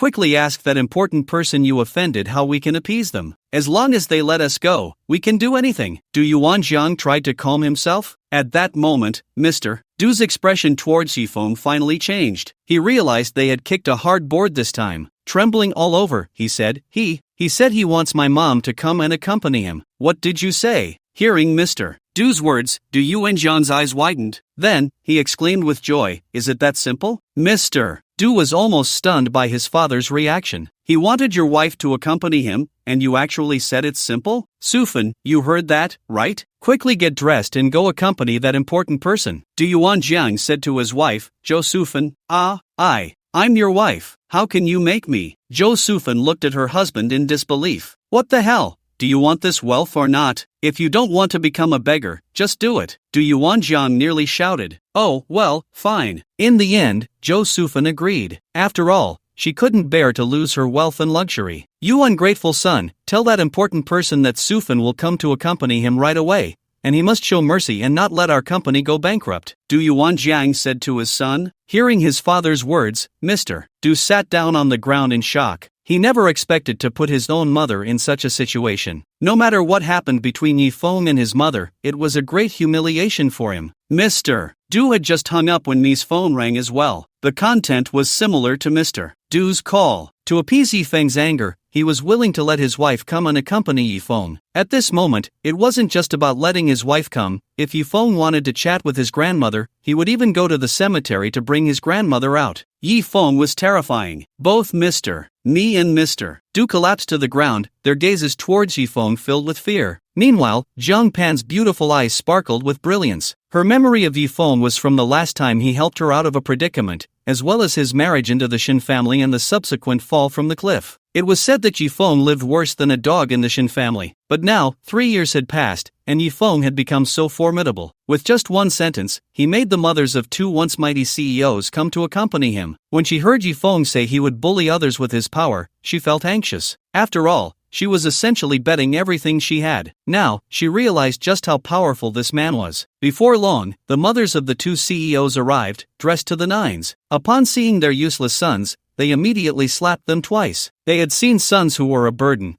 but never one who was this much of a burden. Where is that important person? Two beautiful women spoke up. Although they were both over 40, money is a good thing. It made them look like they were still in their 30s. After dressing up, they appeared even more charming. The security guards nearby were somewhat stunned. They thought these two older ladies had already become old hags. Such beautiful old hags. They would be willing to have them. At that moment, a phrase couldn't help but surface in the minds of the security guards. When young, one doesn't know how good an ant is, mistaking a girl for a treasure. They couldn't help but envy Yifeng. When the two beautiful women saw Yifeng, they were also taken aback. They had thought that the big shot their son had offended was most likely an old man in his 70s or 80s, but unexpectedly, he turned out to be a young man in his early 20s. The key was that he was also very handsome. If they had known the big shot was this handsome, they wouldn't have slapped their son twice. Sir, we are here. The two beautiful women obediently stood in front of Yifeng, their eyes sparkling. These two women were not just beautiful, having lived a life of privilege, their demeanor was also outstanding. Their eyes carried a hint of an upper-class aura,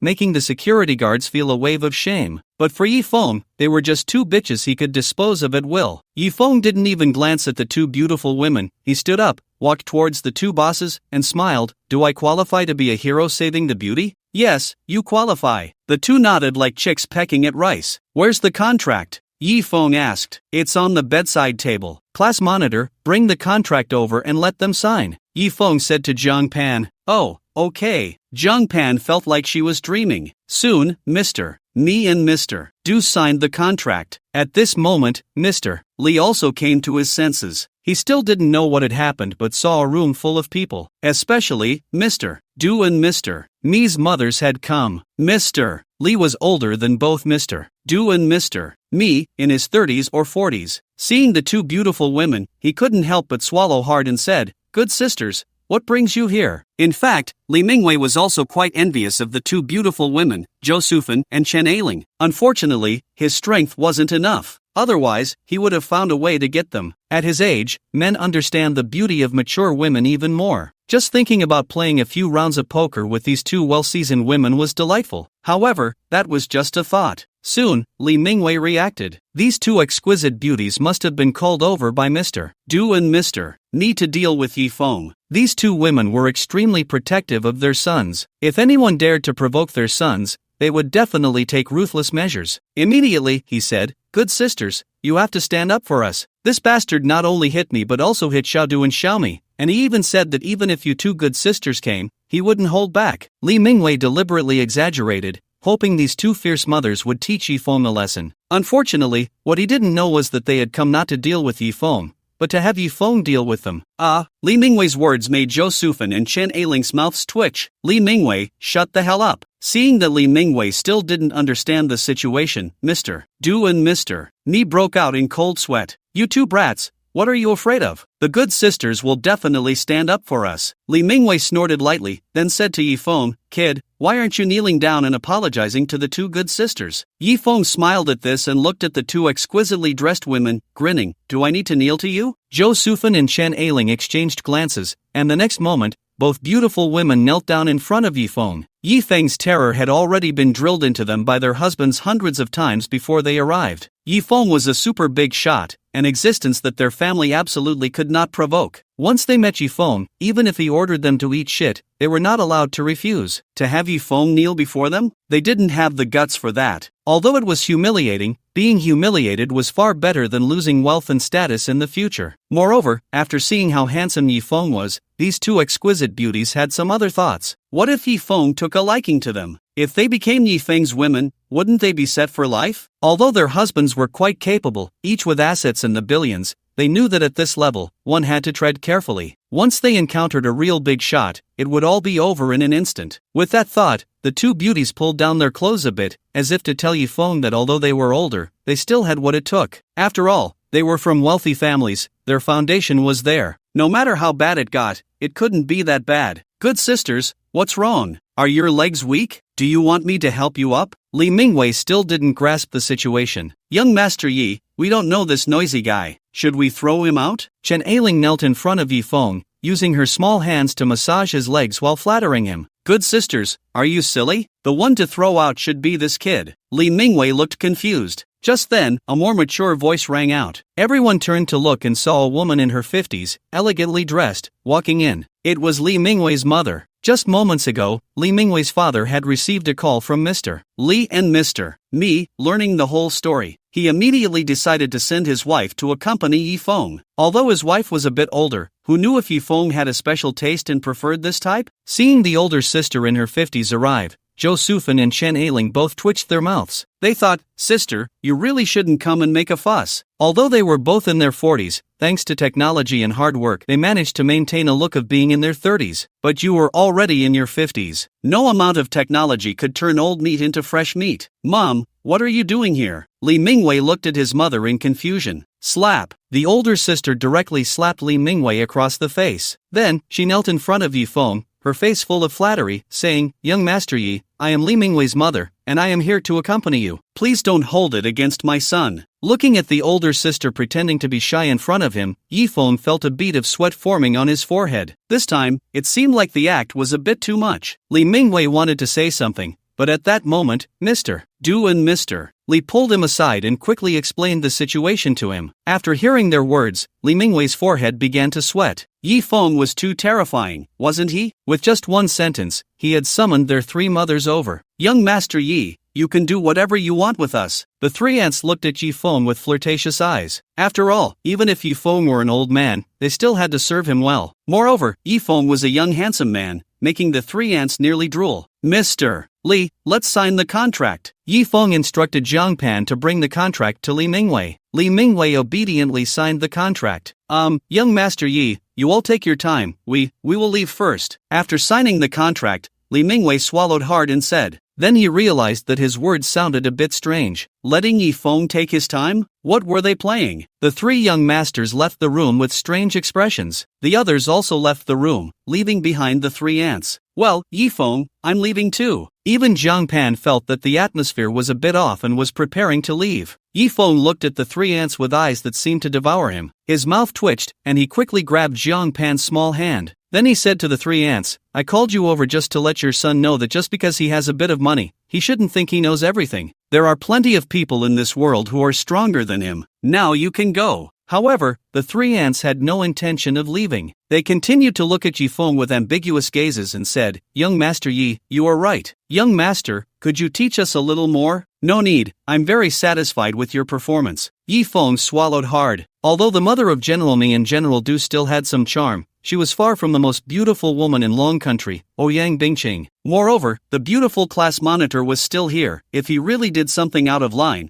how could he face the world afterward? "But, young Master Yi, we've come all this way. Get out!" Yi Feng's face turned serious as he coldly shouted. Seeing that Yi Feng seemed angry and glancing at Zhang Pan beside him, the three ants realized they had no business here tonight. They had to leave reluctantly. The room was left with only Yi Feng and Zhang Pan. The atmosphere became ambiguous, especially the way Zhang Pan looked at Yi Feng, which had changed dramatically. After all, during their school days, Zhang Pan had a little crush on Yi Feng. Now, the little boy had grown into a towering figure. She still remembered what Yi Feng had said when he confessed to her back then, promising to treat her well for a lifetime and to beat anyone who dared to bully her. Although Yi Feng might have just been talking nonsense at that time, Zhang Pan felt a little sweetness in her heart. And now, Yi Feng had truly become a man who could shield her from the storm. On this night when she was ready to abandon her bottom line, Yi Feng helped her maintain it. "So, Yi Feng, do the words you said in school still count?" Zhang Pan gazed at Yi Feng with beautiful eyes. "What did I say?" Yi Feng scratched his head. Back then, he had said all sorts of things to pursue Zhang Pan,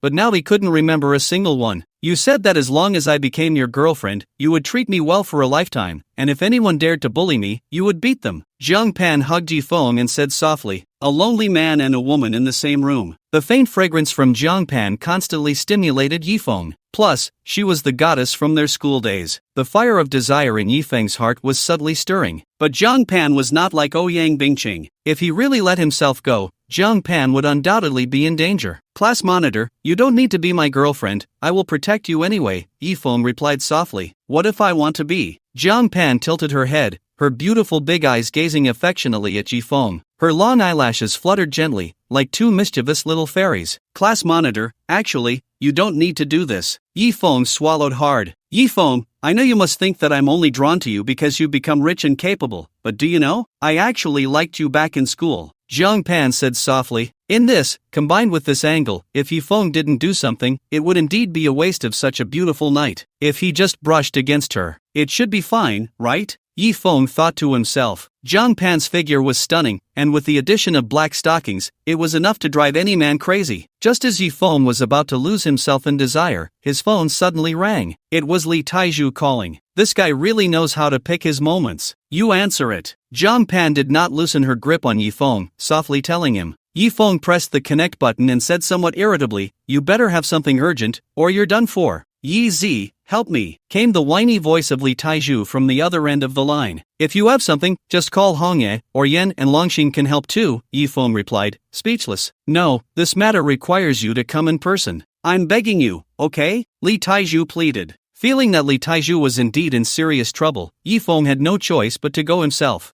Class leader, it seems Li Taizhu is in trouble. I need to go over," Yi Feng said to Zhang Pan. "I'll go with you. Maybe I can help," Zhang Pan replied. "All right." Yi Feng thought, since they knew each other, he took Zhang Pan along. At that moment, Li Taizhu was in the police station. Besides him, there was a woman next to him. It was none other than his former neighbor who worked in a special profession, Yen Li. Opposite them was a broad-minded female officer, who was currently glaring at Li Taizhu with a serious expression. "Confess and you'll be lenient, resist and you'll be harsh. I advise you to come clean." "Officer, she really is my girlfriend," Li Taizhu said with a mournful face. At this point, Li Taizhu could be considered successful, managing a branch company for Hongye. In a way, he was a small boss now. He hadn't forgotten his neighbor from when he lived in a rental. After all, during his loneliest times, it was the female neighbor who warmed him with her gentle embrace. So, Li Taizhu went to find Yen Li, intending to help her escape from her troubles. Upon learning that Li Taizhu had become a boss, Yen Li was genuinely happy for him. The two, in their excitement, couldn't help but play cards in the rental. Unfortunately, they were caught in a police raid targeting prostitution. Despite Li Tieju's desperate attempts to prove that Yan Li was his girlfriend, the female officer wouldn't believe him. She already had evidence that Yan Li was a prostitute. In fact, Li Taiju could easily get himself out by calling Hongye, but since he was caught due to that kind of matter, he felt too embarrassed to ask anyone else for help. He could only turn to Yifeng. However, he would soon regret asking Yifeng for help because the beautiful class leader Jiang Pan had come along. "Officer, what was he arrested for?" the beautiful class leader immediately asked upon arrival. "Drunk driving," Li Taiju quickly replied. The female officer bluntly said. Hearing this, Jiang Pan's beautiful eyes widened in shock. Then she turned to Yifeng and said, "Yifeng, let's go." Clearly, upon learning the reason for Li Tieju's arrest, Jiang Pan was very angry and prepared to ignore him. "No, class leader, don't listen to her nonsense, she's my girlfriend." Li Taiju put on a pained expression. He looked at Yifeng with a somewhat resentful gaze. He had specifically called Yifeng to avoid any leaks, but now Yifeng had brought Jiang Pan along. This was truly embarrassing. "I can prove that she really is Yuzi's girlfriend," Yifeng said to He Xiaoming. "Yifeng, providing false testimony is illegal. We already have ample evidence of Yan Li's illegal activities," He Xiaoming said with a serious expression. Indeed, this female officer was an old acquaintance of Yifeng, He Xiaoming. "Moreover, this isn't the first time we've caught her," He Xiaoming said expressionlessly. As an officer, she despised such matters the most. A woman with hands and feet should be able to earn a living through legitimate work, right? Why resort to such things? And men like Li Taiju should be ashamed. How could he claim a prostitute was his girlfriend? At this moment, Yifeng didn't know what to do. After all, the other side already had evidence of Yan Li's illegal activities. What kind of punishment will they face? Yifeng finally asked. Since there was no way to absolve himself, he could only accept the punishment. After all, this kind of thing was merely illegal, not a crime. Even if punished, it shouldn't be too severe. He Xiaoming said, "For minor offenses, the fine is 5,000. For more serious offenses, detention for 15 days. Yifeng was about to speak, but He Xiaoming continued, "Yan Li is already a repeat offender, so she definitely falls under the serious category and will be detained for 15 days. "No way, Yezi, we can't let Lily be detained," Li Taiju hurriedly said. If you refuse to admit your crime, that counts as resisting law enforcement, which is also considered serious, and you will be detained," He Xiaoming said coldly. Li Taiju, "Well, how about we just go with the detention? It's only 15 days, and no one will die from it," Yifeng said, his lips twitching. "No way, Yezi, the company still needs me to manage it," Li Taiju said with a mournful face. "Officer, Li Taiju is the general manager of my company. If he gets arrested, no one will manage the company. Can you make an exception?" Yifeng pleaded. Under normal circumstances, He Xiaoming would never show favoritism, but for Yifeng's sake, she finally nodded and said, "Alright, you go pay the fine, and then you can take Li Taiju away." "Then, what about Lily?" Li Taiju looked at He Xiaoming with anticipation. "She will definitely be detained," He Xiaoming said without hesitation. "It's fine, Taiju, it's just 15 days. When I get out, I'll marry you." Li Taiju was thrilled that he could still think of himself, and Yan Li felt very happy and touched. "Lily, I'll wait for you." Although Yan Li was engaged in an unsavory job, Li Taiju knew that she was also a victim of circumstances. Most importantly, even though he was already in debt, Yan Li still did not refuse him. He would never forget this kindness. Ahem. At that moment, Yan Li suddenly started coughing. She coughed up blood. Yifeng knew that Yan Li's old ailment had flared up. Just in time, he could help her heal. He immediately took out the 9-turn golden needle. Just as Yifeng was about to act, He Xiaoming called out to him. "Officer He, can we talk after I treat her?" Yifeng frowned. Seeing Yifeng frown, He Xiaoming had to keep quiet. Soon, Yifeng had cured Yan Li's old ailment. Once the ailment was treated, Yan Li's complexion instantly improved several times. She finally looked like someone of her actual age. Originally, Lily looked to be in her 30s or 40s. Now, she looked at most in her 20s or 30s. She had suddenly become 10 years younger. "Lily, you were so beautiful." Li Taiju was amazed. "What, was I not beautiful before?" Yan Li said playfully. "Beautiful, beautiful, Lily, you've always been beautiful." Li Taiju had already decided to marry Yan Li, and now that she had become young and beautiful, he was even more satisfied. "So, Officer He, what were you going to say earlier?" Yifeng put away the 9-turn golden needle and asked He Xiaoming. "I was going to say, if she is ill, she can be released on medical bail and doesn't have to be detained." He Xiaoming blinked her big eyes and said, "Yifeng, Li Taiju, It's fine, Taiju, I'm already very happy, Yanli said nonchalantly. She had endured for so many years. A few more days didn't matter. Even if she was detained, it was better than staying in that cold rental building. She never wanted to go back there in her life. Then, Officer I entrust you with this. Please make sure Lily isn't bullied, Li Taiju said, pulling out a thick stack of cash to hand to Yi Xiaomeng. What are you doing? Trying to bribe me? Do you believe I won't detain you again? Yi Xiaomeng's expression darkened. Yi Feng quickly urged Li Taiju to put the cash away. Yi Xiaomeng was clearly an upright officer. All right, I'm taking her away, Yi Xiaomeng urged. Li Taiju reluctantly said goodbye to Yan Li. Are you really going to marry Yan Li? After leaving the police station, Yi Feng looked at Li Taiju. Although Yi Feng did not discriminate against Yan Li, marrying a woman like her still required immense courage. He didn't want Li Taiju to give Yan Li hope now, only to let her down later. It would be better not to give her any hope at all. Yezi, to be honest, I really have fallen in love with her, you know? One night, I got sick and froze in the hallway. It was her who carried me into her room and held me all night, and that's how I survived. She didn't entertain a single guest that night. Li Taiju gritted his teeth. As long as you don't let her down. Yi Feng patted Li Taiju on the shoulder. Just after the two left the police station, a male officer spotted Yan Li. Instantly, a look of astonishment appeared in his eyes. This Yan Li was someone he had caught together with Yi Xiaomeng. Previously, she had looked quite old, but now, she seemed to be at most 27 or 28. The key was her skin, which had become fair and smooth, completely like a different person. Xiaomeng, let me take her over, Shimen Shiqing swallowed hard and said to Yi Xiaomeng. Yi Xiaomeng didn't mind and directly handed Yan Li over to the male officer named Shimen Shiqing. After Yi Xiaomeng left, Shimen Shiqing took Yan Li to a storage room in the police station. What are you bringing me here for? Yan Li seemed to sense something was off. Shimen Shiqing locked the storage room door and adjusted his tie, looking at Yan Li with a greedy expression, saying, Do you want to get out quickly? Of course I do, Yan Li replied casually. Shimen Shiqing smiled, walked up to Yan Li, and reached out to hug her. What are you doing? Yan Li dodged away. Yan Li, what do you think I'm doing? As long as you make me feel good once, I'll let you go tonight, Shimen Shiqing said with a smile. No need. Yan Li refused. Seeing that Yan Li dared to reject him, Shimen Shiqing's expression changed slightly. Yan Li, what do you think you are? Don't pretend with me now. If you just accompany me for a few minutes, you can avoid being detained for 15 days. Where can you find such a good deal? I don't need it. Yan Li swatted Shimen Shiqing's hand away. Shimen Shiqing was instantly furious. A mere escort dared to refuse him. He immediately slapped her. Do you want it or not? No. Oh, do you think I can't do anything to you? Shimen Shiqing said, slapping her again. This slap was quite hard, causing blood to appear at the corner of He Li's mouth. Do you want it now? No. Yan Li covered her face, her eyes filled with determination. No matter what kind of woman she had been before, now she only wanted to keep herself pure for him. Yezi,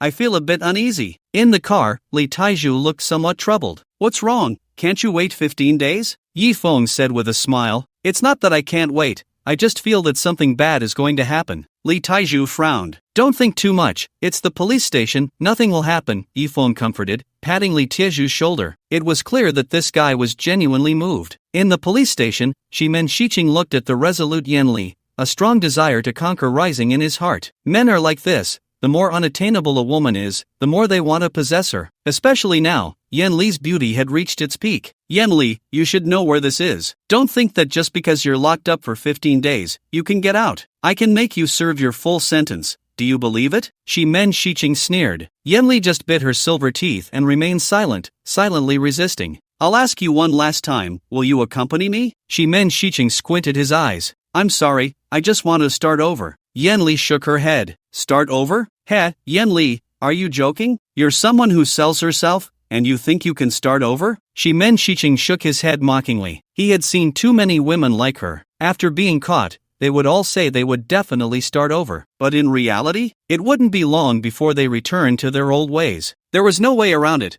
Once you had experienced the pleasures of a night like 3000, you could no longer accept an ordinary job, especially for women with a bit of looks. Beauty was their capital. I won't do it anymore. Yan Li gritted her teeth and said, who knows what will happen in the future, but today, you must accompany me. Shimen Shiqing grabbed Yan Li and took her directly to a special interrogation room. Room 0. This interrogation room had no cameras. It was specifically used to interrogate certain special prisoners. Today, I want to see how loyal you are. If you can't take it later, remember to beg me. Shimen Shiching handcuffed Yenli to a chair and walked over to a nearby tool table. The table was filled with all sorts of strange items: hammers, steel needles, pliers, saws, iron nails over 2 inches long, incredibly sharp knives, and branding irons. Looking at the items on the table, Yenli couldn't help but swallow. She had seen these things in TV dramas and knew what they were for. First, Shimen Shiching picked up a steel needle and walked in front of Yenli, pinching one of her fingers, aiming the needle at her nail bed. "Don't beg for mercy too soon, or it won't be interesting," Shimen Shiching said as he inserted the steel needle into Yenli's nail. "Ah!" Yenli let out a painful scream. She felt as if her finger had been plunged into molten iron. The pain that pierced to the bone twisted her entire body. "How about it? Are you going to accompany me or not?" Shimen Shiching said with a smile. He was enjoying this feeling. "I won't accompany you." Even though Yenli was on the verge of fainting from the pain, she stubbornly replied, "Very good." Shimen Shiching picked up another steel needle and stabbed it into another of Yenli's nails. Ah! Tears streamed down Yenli's face from the pain. "Will you accompany me or not?" Shimen Shiching continued to ask. "No, I won't." Thud! Another steel needle pierced Yenli's finger. "Will you accompany me?" "No." Ah! Yenli let out a heart-wrenching scream. Shimen Shiching frowned. He didn't expect this woman to be so tough. That made it even more interesting. He directly took several steel needles and stabbed them into Yenli's nails, piercing all 10 of her fingers. At that moment, Yenli felt her hands were no longer her own. The pain was unbearable. Finally, Yenli fainted from the pain. But soon, she was splashed awake with cold water. This time, Shimen Shiching didn't ask Yenli anything. He squatted down and took off her high heels. Next came the stockings. "I have to say, your feet are quite beautiful, but soon, who knows?" Shimen Shiching wore an incredibly wicked smile. "Devil, you are a devil." Yenli's tears flowed wildly. "Devil? Heh, curse me all you want. The more you curse, the more excited I get." Shimen Shiching tightly grasped Yenli's ankle, then inserted a steel needle into her toe. Ah! Yenli fainted again, but she was splashed awake once more. She desperately tried to break free from Shimen Shiching's grip, but as a weak woman, how could she compete with a strong and robust officer? "Yenli, as long as you say you are willing to accompany me, you won't have to suffer anymore." Shimen Shiching picked up a steel needle, aiming it at another of Yenli's toes. "I won't!" Yenli screamed. "Then don't blame me." Shimen Shiching chuckled. Thud thud thud. He stabbed the steel needles into Yenli's toes one by one. Ah! Yenli continuously let out cries of agony. Unfortunately, this room was designed for interrogating special prisoners. It was soundproofed, so even if there was thunder inside, it couldn't be heard outside. Soon, steel needles were driven into all 10 of Yenli's toes. She felt as if her hands and feet were submerged in molten iron. "How about it? This is just an appetizer, Yenli. Will you accompany me or not?" At that moment, Shimen Shiching approached Yenli with a red-hot branding iron in hand. Yenli was drenched in sweat. "Please, let me go, okay?" She felt she was about to break. "I said I could let you go, but you have to accompany me. Just say you'll accompany me, and I'll have the doctor give you pain relief right away," Shimen Shiching said, blowing on the already glowing iron. Despite her overwhelming fear, Yenli stubbornly shook her head. Since she had promised to be Li Tieju's woman, she would not let any other man touch her, not even in death. The sizzling hot iron was pressed directly onto Yenli's leg. Ah! Yenli's body twisted violently, but her hands and feet were shackled to the chair. As she writhed, her wrists and ankles were cut by the restraints, but that pain was nothing compared to the agony radiating from her leg. Once the iron cooled, Shimen Shiching heated it again. He tore open the back of Yenli's shirt. Holding the iron in one hand, he leaned down and whispered in her ear, "What a beautiful back. It's a shame not to use it for cupping." As his words fell, the iron was pressed onto Yenli's spine, producing a piercing sound and releasing the aroma of roasted meat. "Now, will you accompany me?" Once the iron cooled on her back, Shimen Shiching asked again. At this point, Yenli had become extremely weak. She was in so much pain that she could hardly speak,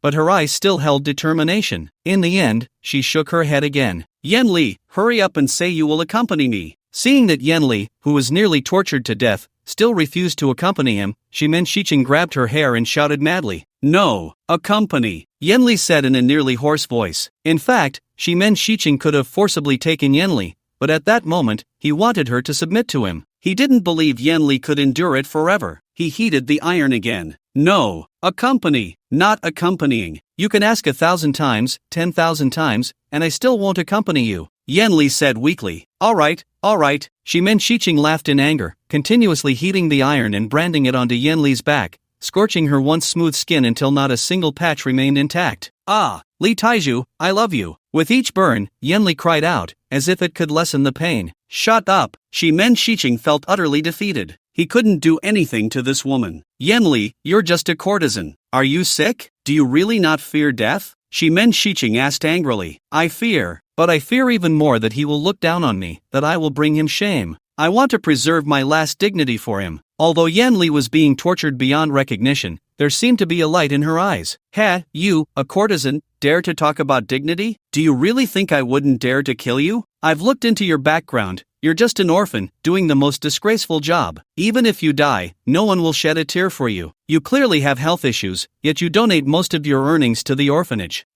Do you think they will appreciate your kindness? Every time you send money, you probably don't even dare to sign your name. If they knew that the money you give them is earned from selling, do you think they would be grateful to you? Shimen Shiqing sneered repeatedly. Yanli looked at Shimen Shiqing in shock. She never expected that he would know about this. Yanli grew up in an orphanage, so she had a special attachment to it. In the past, whenever she earned money from her jobs, she would send some back. However, her income was too meager, just a drop in the bucket. Later, her health deteriorated, requiring a lot of money for medication, but the orphanage's funds could not be cut off. If they were, the children would have no clothes to wear and no food to eat. To treat her illness and continue sending money to the orphanage, she ultimately walked down a path of no return. Long nights combined with hard labor, and her already poor health, in just a few years, her body aged beyond recognition. Her condition worsened. To ensure she could send money to the orphanage on time, she often sent out the money meant for her medication. A vicious cycle. She thought her life would end like this. Perhaps one day, she would die in that dilapidated, cold rental room. Maybe she would be dead for many days before anyone noticed. No one would care whether she was dead or alive. Even if her profession were discovered, she would be scolded for being immoral, deserving of death. But she had no regrets. She had lived, she had tried, she had loved. She also did not believe that Li Taiju would come back to find her. After all, she was just a woman scorned by thousands. Until Li Taiju found her again and told her he wanted to marry her. At that moment, Yanli suddenly felt she saw a glimmer of light. So even if she were to die, she would hold on to her last shred of dignity. Her past had become a fact, unchangeable. But from now on, her legs would only open for one person.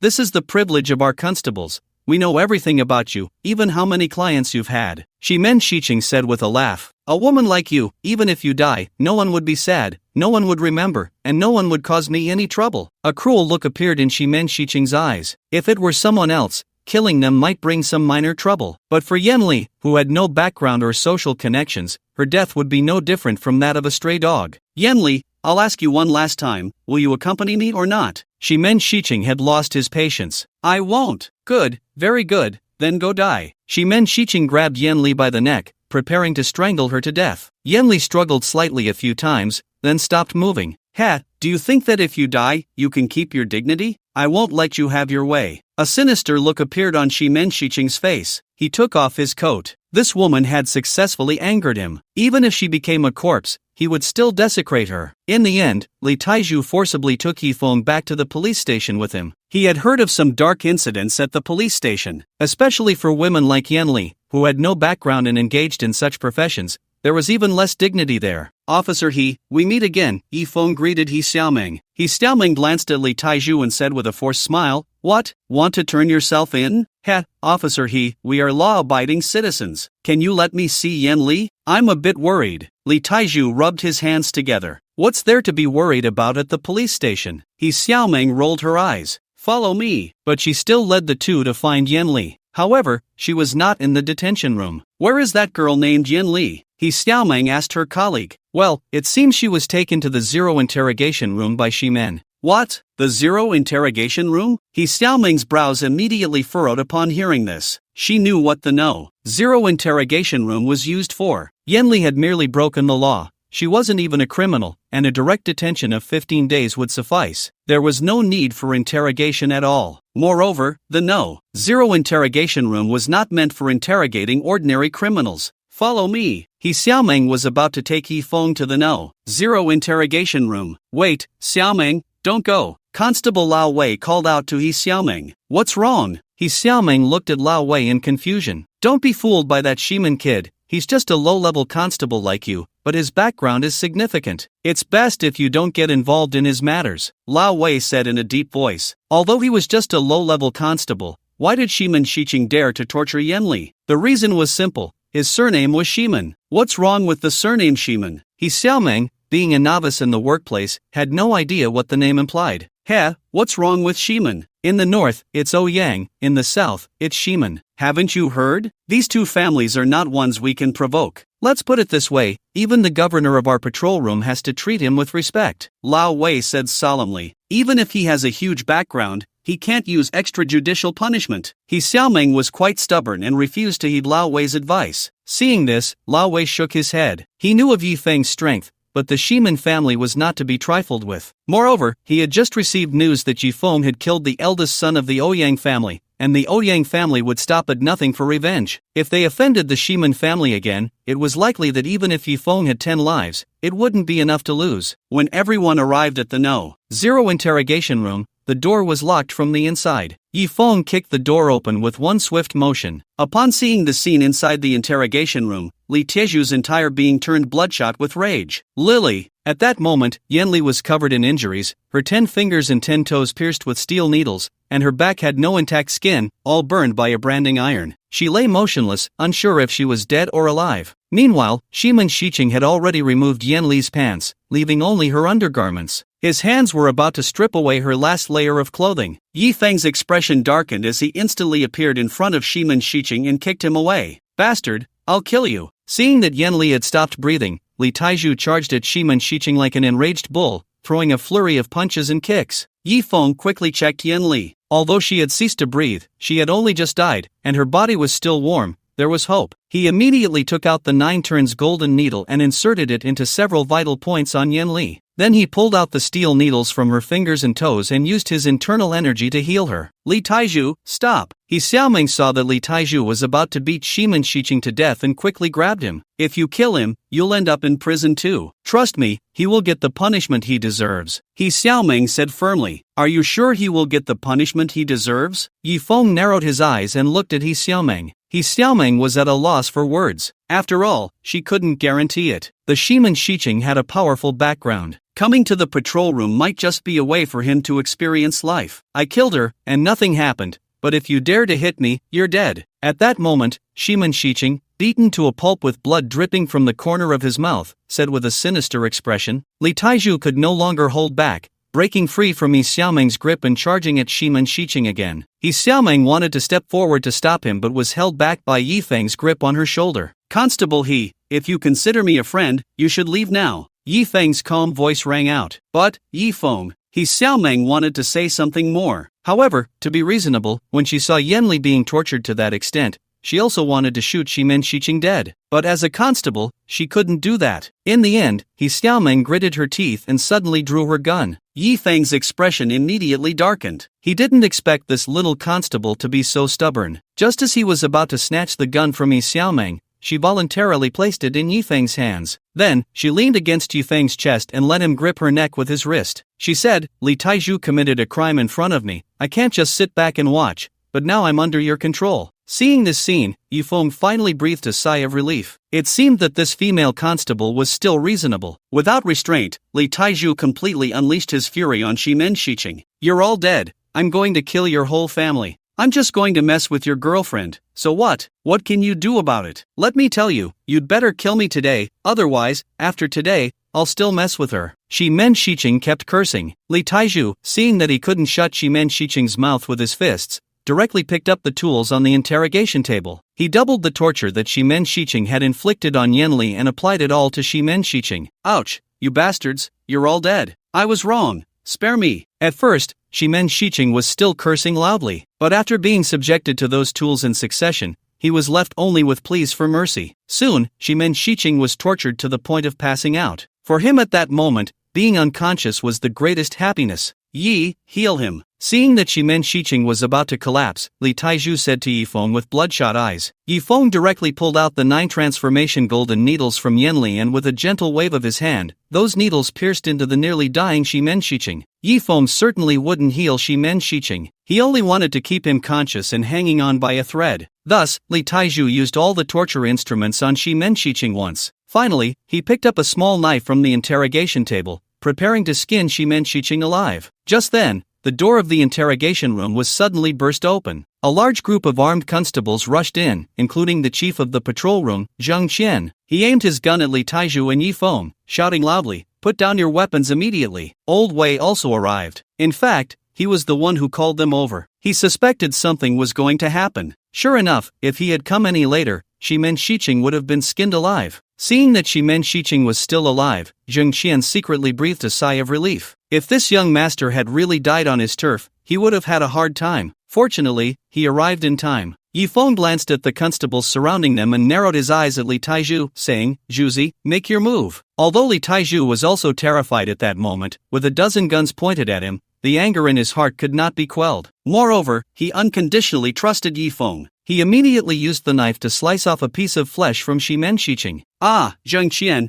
what the hell are you waiting for? Shoot already." Shimen Shiching yelled in pain at Zheng Qian. From Shimen Shiching's address to Zheng Qian, it was clear that he had a significant background. Otherwise, he wouldn't dare to directly call the governor by name. At that moment, Zheng Qian's face turned ashen. It was the first time he encountered such a ruthless criminal. Clearly being threatened, he still dared to act. It was simply lawless. "Shoot!" Zheng Qian directly issued the order to fire. "But, Constable, he is still in their hands." The constables looked at Zheng Qian, somewhat hesitant. Zheng Qian narrowed his eyes and said, "Constable, he died in the line of duty." Upon hearing Zheng Qian's words, everyone was stunned. Especially He Xiaoming. She never expected that Zheng Qian would disregard even the lives of his own colleagues in order to save Shimen Shiching. However, although Zheng Qian had given the order, the constables still did not move. After all, they were his colleagues. They simply could not bring themselves to shoot at their own. "I tell you, if anything happens to young Master Shimen, your entire family will die." Zheng Qian roared at the constables. Ordinary people might not fully understand the terror of the Shimen family, but as the chief inspector of the constabulary, Zheng Qian certainly did. The Shimen family sent their young master to the constabulary just to gain some experience and polish their image. Therefore, he had always been careful to serve them, never allowing Shimen Shiching to undertake dangerous tasks. He turned a blind eye to Shimen Shiching's reckless behavior in the constabulary. He knew very well that once something happened to Shimen Shiching, no one in the constabulary could withstand the wrath of the Shimen family. Zheng Qian's words finally changed the expressions of the constables. Although they did not want to harm He Xiaoming, they also dared not gamble with their family's lives. Bang! Finally, Zheng Qian was the first to fire. Then, the other constables also pulled their triggers. Bullets flew towards Yi Feng, He Xiaoming, and Li Taiju. He Xiaoming closed her eyes. A look of despair appeared on her face. It was only now that she realized how ridiculous she was. In the face of power, her sense of justice was utterly insignificant. From the moment she swore to become a constable, she had prepared for sacrifice. But she never expected that in the end, she would die at the hands of her own people. However, soon, He Xiaoming found herself pulled behind Yi Feng. Then, Yi Feng seemed to transform into 1,000 armed Avalokiteshvara, blocking all the bullets. Not a single bullet could penetrate his defense. The gunfire lasted for a few seconds before it stopped. The constables had run out of bullets. Yi Feng's hands returned to normal. He opened his palms, and the bullets clattered to the ground. Seeing this scene, everyone wore expressions of disbelief. Even He Xiaoming felt the same. She knew Yi Feng was not afraid of bullets, but catching bullets with his hands was on another level entirely. What kind of eyesight did it take to see bullets traveling at hundreds of meters per second? Seeing Yi Feng block the bullets, Li Taiju felt reassured and directly picked up a knife to continue torturing Shimen Shiching. "Ah, help! Help!" Shimen Shiching screamed in pain, but unfortunately, who could save him now? The constables quickly reloaded their guns and opened fire indiscriminately again, but it was useless. No matter how many bullets they fired, Yi Feng could block them all. Finally, Zheng Qian realized that this man before him was not someone he could deal with. "Kid, I know you're powerful, but do you know who he is? He is from the Shimen family. Have you heard of the Shimen family? They are a terrifying existence that can stand shoulder to shoulder with the Ouyang family. And Shimen Shiching is a young master of the Shimen family. Although he is not the eldest son, if he dies, all of you, including your relatives and friends, will be buried without a trace. You should stop now. Perhaps there is still a chance for leniency." Zheng Qian shouted at Yi Feng, trying to intimidate him with the Shimen family's power. The intimidation of the Shimen family was certainly not weaker than that of a war god. Unfortunately, there was not a hint of change in Yi Feng's expression. He did not stop Li Taiju either. Shimen Shiching let out a sound like a pig being slaughtered. "Kill me, let me die." Shimen Shiching could no longer endure the torment of being skinned alive and wanted Li Taiju to give him a quick end. Unfortunately, Li Taiju would not let him die so easily. He had tortured Yen Li to such an extent, he could not relieve his hatred without torturing Shimen Shiching. 1 knife, 2 knives, 10 knives, 100 knives. In the end, Li Taiju cut Shimen Shiching over 1,000 times before he finally breathed his last. The entire person had no intact skin left on them. This scene made even the seasoned constables, who had witnessed many gruesome sights, feel a wave of nausea. It was simply too brutal. To have someone skinned alive in the police station, what kind of uproar would that cause? Zheng Qian sat down heavily on the ground. He knew he was finished. Shimen Shiching was dead,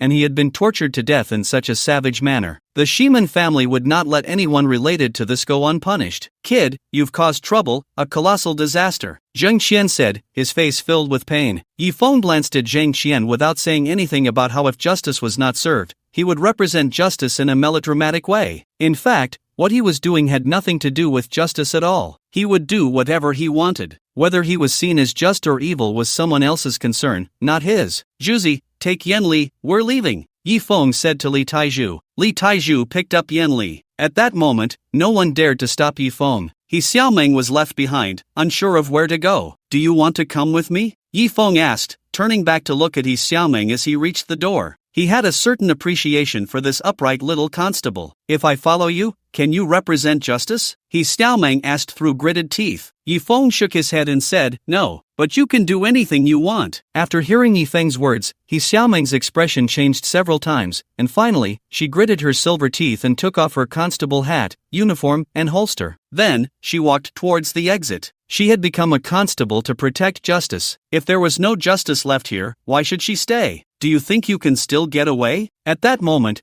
Zheng Qian suddenly spoke up. Then, Yi Feng saw several stretched Lincolns parked at the entrance of the police station. Following that, many people got out of the Lincolns. They were all dressed in matching outfits, each adorned with 2 large golden characters. Shimen. They were members of the Shimen family. Clearly, Zheng Qian had quietly notified the Shimen family. He just didn't expect them to arrive so quickly. Leading them was a sharp-eyed, vigorous old man. Zheng Qian knew this old man was an elder of the Shimen family, named Shimen Hai, and Shimen Shiching was his grandson. It was he who had entrusted Shimen Shiching to Zheng Qian. Elder Shimen, stop him quickly. He killed your grandson, Zheng Qian shouted at Shimen Hai, pointing at Yi Feng. Upon hearing Zheng Qian's words, Shimen Hai instantly appeared in front of him, grabbing Zheng Qian by the collar and scolding him angrily. What did you say? Just being stared at by Shimen Hai made Zheng Qian feel as if his heart was about to stop beating. Although Shimen Hai was merely the lowest-ranking elder in the Shimen family, even the lowest-ranking elder in Jiangdu City could wield immense power. He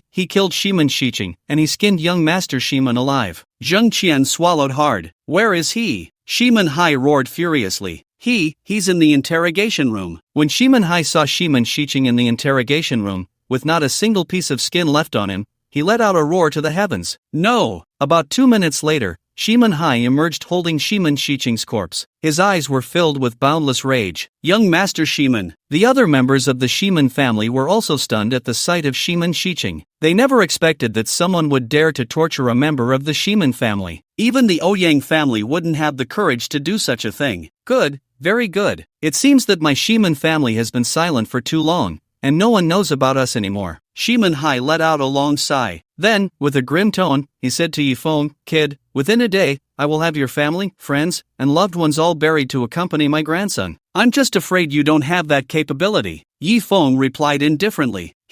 Soon you will know what the 2 words Shimen mean. Shimen Hai said coldly. If you want revenge, I'll accompany you anytime, but if you dare to lay a hand on anyone around me, I will destroy your Shimen family. Yi Feng declared.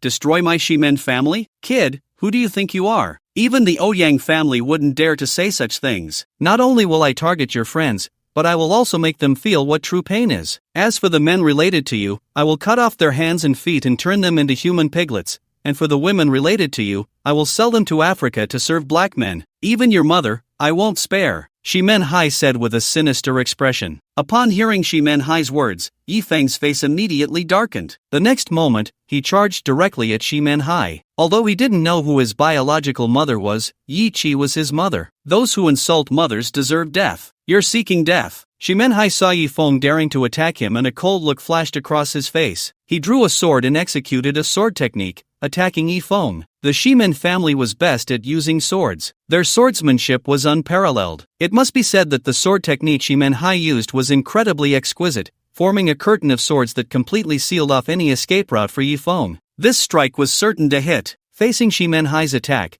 Yifeng showed no expression. He threw a punch at the sword curtain. Boom! This punch was like an angry dragon emerging from the sea. The next moment, the sword curtain was shattered, and Shimenhai's body was sent flying. However, Shimenhai was powerful and managed to stabilize himself in mid-air before landing on the ground. He looked at Yifeng with eyes full of shock. You actually... Shimenhai had just uttered 3 words when the sword in his hand began to break apart piece by piece. Then, he spat out a mouthful of blood and fell down. Shimenhai was killed in one move. Shock, immense shock. Although Yifeng catching bullets with his bare hands was already exaggerated, this was undoubtedly even more terrifying. It should be noted that Shimenhai was an elder of the Shimen family, at the peak of the Earth realm, close to the Heaven realm. Yet, he was killed by Yifeng in one move. At this moment, Yifeng stood against the wind, hands behind his back. He took a step forward, causing the group from the Shimen family to involuntarily take a step back, their eyes filled with fear. Seeing this scene, Xiaoming's big eyes sparkled with admiration. She chose to follow Yifeng largely out of spite, but at this moment, she was completely convinced by him. This man was young, handsome, and incredibly strong. Now she finally understood what justice meant. Strength is justice. Without strength, everything is just empty talk. As the governor, Zhang Qian couldn't help but swallow hard. What kind of terrifying existence was this? You actually killed Elder Shimenhai. The members of the Shimen family gasped. That's right, I killed him. Is there a problem? Yifeng glanced at everyone, speaking indifferently. Everyone exchanged glances, not daring to respond. Go back and tell the Shimen family not to provoke me, or I will do as I say and destroy the Shimen family. Oh, by the way, my name is Yifeng, Yifeng said to the crowd. Yifeng. Upon hearing Yifeng's words, everyone gasped again. You are the one who killed Ouyang Jie? That's right, it's me. Yifeng grinned, revealing a mouthful of white teeth. At that moment, everyone finally understood why Yifeng was so unruly. After all, although Shimen Shiqing is also a member of the Shimen family, his status is completely incomparable to Ouyang Jie. It is important to know that Ouyang Jie is the first young master of the Ouyang family, and his mother, Ouyang Bingqing, is famously protective of her own. If Shimen Shiqing were to die, the Shimen family might only send a few elders to handle it. But if Ouyang Jie were to die, the Ouyang family would go to any lengths for revenge. Just recently, the Ouyang family had already issued a statement declaring that they would spare no effort in seeking revenge against Yifeng. Yifeng dared to kill even the first young master of the Ouyang family, so killing Shimen Shiqing is hardly surprising. What kind of audacity does Yifeng possess to be so arrogant? However, Yifeng not only killed Shimen Shiqing but also Shimenhai. As an elder of the Shimen family, killing him was undoubtedly a declaration of war against the Shimen family. Moreover, Yifeng had just stated that if the Shimen family dared to trouble him, he would annihilate them. At this moment, this incredibly young man stood at the forefront of the storm. No one knew what would happen next. Yifeng left with Li Taizhu and He Xiaoming. No one from the Shimen family dared to stop them. Meanwhile, a woman clad in armor and wielding a spear suddenly received a phone call. What did you say? Upon hearing the content of the call, the woman froze in place. No! Then, the woman let out a furious roar, raising her spear and striking down fiercely. A terrifying blade of light shot out from the spear, splitting a house in front of her in two. What happened? Wushwang War God. The terrifying commotion attracted a group of armored warriors, who looked at the woman before them with trepidation. Immediately, return to Jiangdu, the woman said, her voice trembling. It was clear that she was furious to the extreme. This woman, named Shimen Wushwang, was a newly appointed war god. At the same time, she was Shimen Shiqing's sister. Just now, she received the news that her brother had been skinned alive. Although Shimen Wushwang had been fighting on the front lines for years and rarely returned home, she was still very fond of her brother. Receiving such terrible news, Shimen Wushwang instantly lost her reason. But there are still 100,000 enemies ahead. If we retreat, the border city may not be safe. A female officer gritted her teeth and said to Shimen Wushwang, then notify everyone to immediately follow me out of the city to annihilate the enemy. Shimen Wushwang shouted angrily. Yes, Wushwang War God. In the next moment, the horn of attack sounded. What's going on? Shimen Wushwang is actually going to launch an attack on us? In the enemy camp, Commander Dongyin frowned upon hearing the horn. He had been maneuvering with Shimen Wushwang for several months. Both sides had been very restrained, especially Shimen Wushwang, who only had 30,000 troops. If it weren't for the advantage of defending the city, she would have likely suffered defeat long ago. Who gave her the courage to counterattack? Notify all soldiers to immediately follow me to face the enemy. Tonight, I will capture Shimen Wuxuang alive. Commander Donin, Kohei Danjiro, said with excitement on his face. Kohei Danjiro had reached the level of half a war god. Although he was slightly inferior to Shimen Wuxuang, he had the advantage of numbers. As long as Shimen Wuxuang dared to take the initiative to attack today, he would teach her a lesson that the battlefield is not a place for reckless bravery. Soon, the battle broke out. Shimen Wuxuang led the charge, spear in hand, plunging into the Donin camp. Is this woman out of her mind? Seeing the ferocious Shimen Wuxuang, Kohei Danjiro felt a wave of confusion. Although Shimen Wuxuang was a war god, she had only recently been promoted. Even seasoned war gods would not dare to charge into a formation of 100,000 alone. Even if she could kill all 100,000,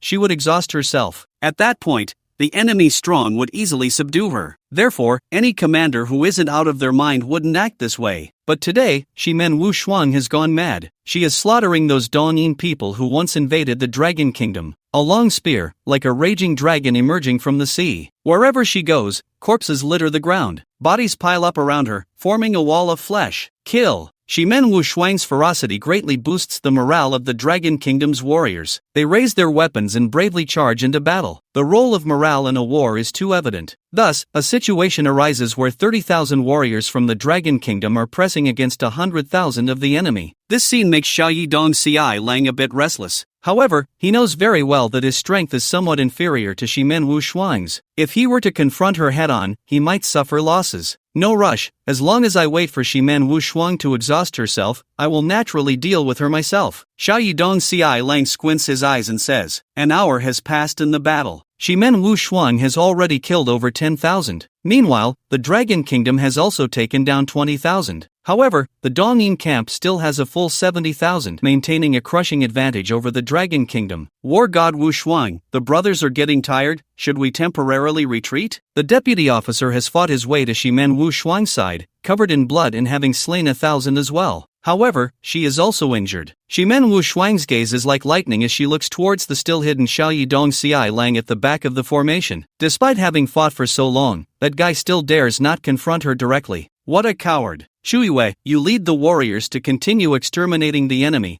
I will go take down the Donin commander. Shimen Wuxuang says coldly. War god, you absolutely must not. Hearing Shimen Wuxuang's words, Shuiwei is startled. Although if Shimen Wuxuang could take the enemy commander's head amidst the chaos, the morale of the Dragon Kingdom would surely soar, and it wouldn't be impossible to annihilate the enemy's 100,000 with just 30,000. But reaching the rear to slay Xiaoyi Dongxi Lang is a daunting task, as difficult as climbing to the sky. If Shimen Wuxuang were to die in battle or be captured by the enemy, it would be a devastating blow to the morale of the Dragon Kingdom. Even if the Dragon Kingdom kills more, they would ultimately fail. After all, a war god is worth several divisions. It's settled. However, Shimen Wuxuang does not give the deputy officer a chance to respond, directly wielding her spear and charging towards Xiaoyi Dongxi Lang. This woman has gone mad, completely mad. Everyone, surround and kill her with all your might. Xiaoyi Dongxi Lang knows that Shimen Wuxuang likely intends to kill him. But is that possible? Absolutely not. How could a newly appointed war god have such confidence? At this moment, Shimen Wuxuang has completely turned into a meat grinder, crazily harvesting the lives of the Donin soldiers. Those Donin soldiers fall like wheat being cut down. Kill! Deputy Officer Chuiwei commands the warriors,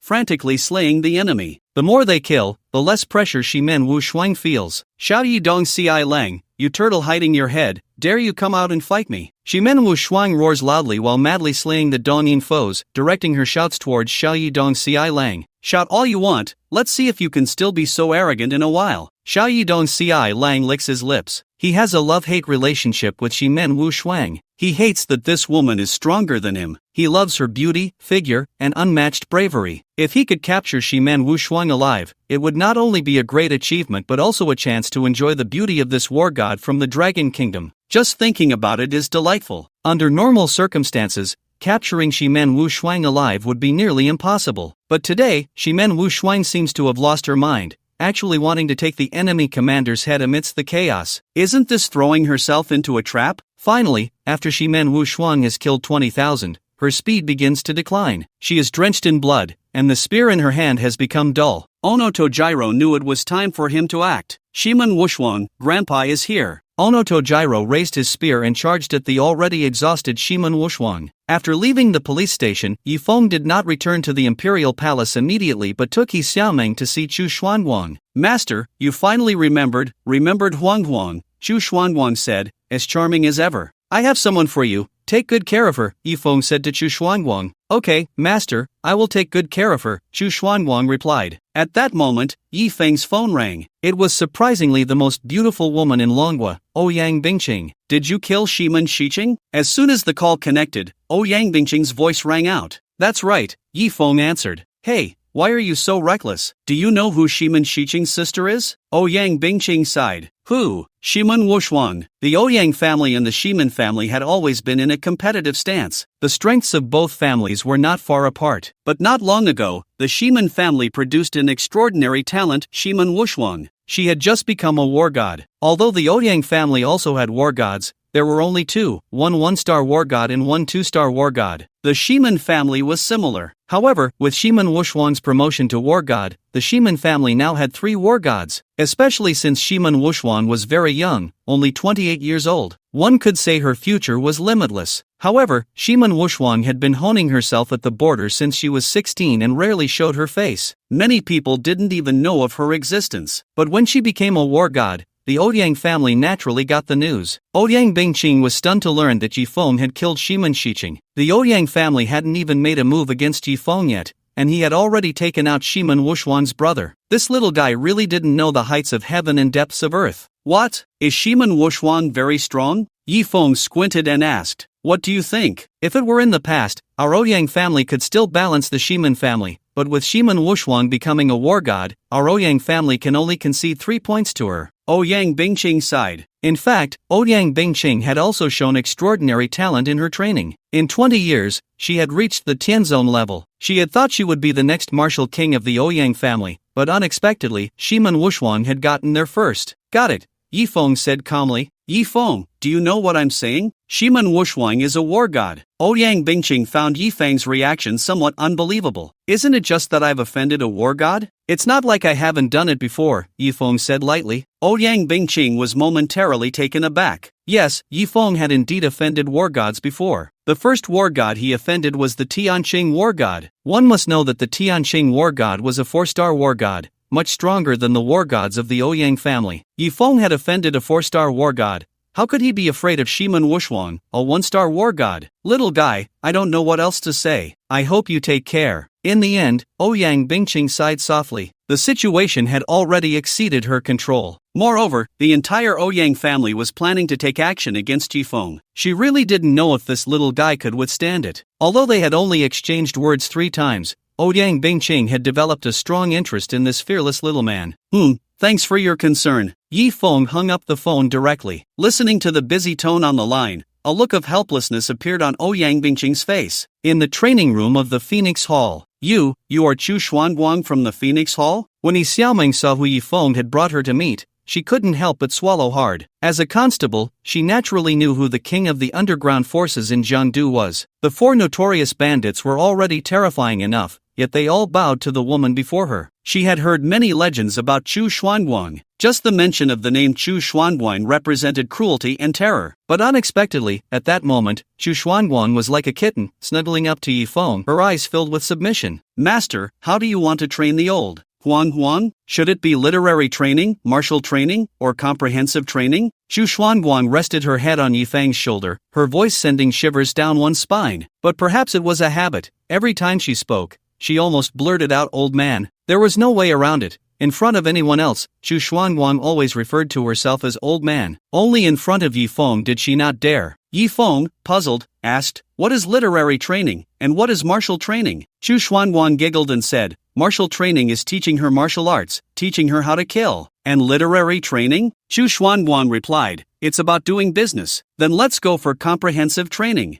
Yifeng said directly, if training was to be done, it should be to cultivate a versatile talent. Ah, master, are you sure you want to give her comprehensive training? A strange expression appeared on Chu Xuanguang's face. Of course, is there a problem? Yifeng replied, the problem is not a problem, but she may not be willing. Chu Xuanguang said, I am willing. However, at that moment, He Xiaomeng spoke up. She now understood that to uphold justice, she must possess sufficient strength. So, no matter what Chu Xuanguang wanted her to learn, she was determined to learn it. Little sister, why don't you listen to what comprehensive training is before deciding? Chu Xuanguang chuckled. No need to listen, I want to learn everything. He Xiaomeng waved her small fist. Alright then, go call Ruhu and Ruyu over, Chu Xuanguang instructed her subordinates. Soon, two extremely alluring women appeared in the training room. These two women were very enchanting, and their clothing was quite revealing. The most crucial part was that with every gesture, they exuded a captivating aura. Every smile, every glance from them could make one's heart race, especially for men. Upon seeing these two women, there was an inexplicable urge that surged within. From now on, you two will be her personal teachers, Chu Xuanguang said to the two women. Yes, big sister. The two women bowed to Chu Xuanguang. Come on, first show us your skills, Chu Xuanguang said, glancing around, then suddenly added, forget it, just demonstrate for the master privately. Why demonstrate privately? Let them show here, Yifeng said directly, wanting to see what skills these two women had to teach Yi Xiaomeng and to help her assess them. Master, their skills are not suitable to be shown to too many people, Chu Xuanguang said with a smile. Is that so? Then let's have a private demonstration, Yifeng insisted, wanting to know what special skills these two women possessed. Generally, unique skills were not displayed publicly. Soon, Yifeng was taken to a private room. The two women began to showcase their skills. Upon seeing what they demonstrated, Yifeng's mouth twitched. No wonder Chu Xuanguang wanted them to demonstrate privately. It turned out that what these two women were showcasing were skills on how to please men. Although these two women were not as professional as Bai Wuchang, they had their own differences. Bai Wuchang was also charming, but she had more depth. In contrast, Ruhu and Ruyu exuded a seductive charm that was ingrained to the bone. Master, do you still want her to learn from Ruhu and Ruyu? Chu Xuanguang whispered in Yifeng's ear, her breath fragrant. Yifeng's mouth twitched slightly. He couldn't imagine what it would be like if Yi Xiaomeng, as a constable, were to make the same moves as these two women. He dared not think about it. Alright, let them go. Faced with the performance of the two women, Yifeng was almost overwhelmed. They were just too damn professional. They must be top graduates from a music academy. Yifeng and Chu Xuanguang returned to the training room. Well, Xiaomeng, you might as well not learn comprehensive training. Focus on cultural or martial training instead, Yifeng said, scratching his nose as he spoke to Yi Xiaomeng. No, I want comprehensive training. I want to become a well-rounded talent, Yi Xiaomeng insisted stubbornly. Looking at Yi Xiaomeng's determined face, Yifeng's mouth twitched again. Comprehensive training isn't suitable for you. How is it not suitable? Don't underestimate me. If they can do it, I can do it too. Yi Xiaomeng was full of confidence. I know you can do it. It's just that it's not suitable for you, Yifeng replied. I haven't even learned it. How do you know it's not suitable for me? Yi Xiaomeng said, clearly unconvinced. She couldn't believe that as a constable, she couldn't learn these underworld skills. Seeing Yi Xiaomeng so stubborn, Yifeng was somewhat speechless. He turned to Chu Xuanguang and said, take her in and let Ru Hua and you demonstrate for her. Thus, Yi Xiaomeng was taken to the private room where Yifeng had been earlier. She then watched the performance of Ru Hua and Yu. When Yi Xiaomeng came out, her pretty face was as red as an apple. She no longer demanded comprehensive training. She never expected that comprehensive training would actually include. Since it's comprehensive training, of course, the ability to serve men is included. I told you not to go for comprehensive training, Chu Xuanguang said with a light smile. Chu Xuanguang worked at a club. What does a club do? Of course, it serves men. You can't do it without some professional skills. Yi Xiaomeng was too shy to respond. The underworld is the underworld. It loves to take the crooked path. If she hadn't resigned today, she would have swept the place clean. However, soon a look of helplessness appeared on Yi Xiaomeng's face. Not to mention her as a small constable, even Zhang Qian, as the chief inspector, wouldn't dare to sweep Chu Xuanguang's place. Upon seeing Chu Xuanguang, he would probably have to kneel and call her big sister. That's the situation. If you want to learn, stay. If you don't want to learn, you can leave any time, Chu Xuanguang said. I'll stay. In the end, Yi Xiaomeng chose to stay. She wanted to become stronger. Then, I'll leave her to you, Yifeng nodded at Chu Xuanguang. By the way, where's Li Taizhu? Since arriving at Chu Xuanguang's club, Yifeng hadn't seen that guy. Mr. Li and his girlfriend are in the guest room upstairs. Do you want me to call him? Lu Hong replied. No need. Yifeng's mouth twitched. He certainly knew what that guy was up to, but it was normal. After going through such an event, their relationship would surely deepen. A little more intimate communication to further enhance their feelings was only natural. In the guest room, Lily, why are you so silly? I won't mind. If he wants it, you give it to him. Compared to that, I care more about your safety. Upon learning that Yan Li had endured such torment from Shimen Shiqing to protect her body, Li Taiju was deeply moved. Juzi, although I, Yan Li, did disgraceful things in the past, I am now your woman, so I can't let you lose face. Besides you, these legs will not open for anyone else. Yan Li cupped Li Taiju's face in her hands and said earnestly, I love you, Lily. I love you too, Taiju. Yi Feng walked out of the club alone. He felt a slight sense of loss in his heart. However, soon, his brows furrowed, because he was surrounded by hundreds of people. They were from the Ouyang family. Yi Feng, do you know your crime? A pleasant voice rang out. I plead guilty. Yi Feng glanced at the speaker and said, You just need to plead guilty, Xixin.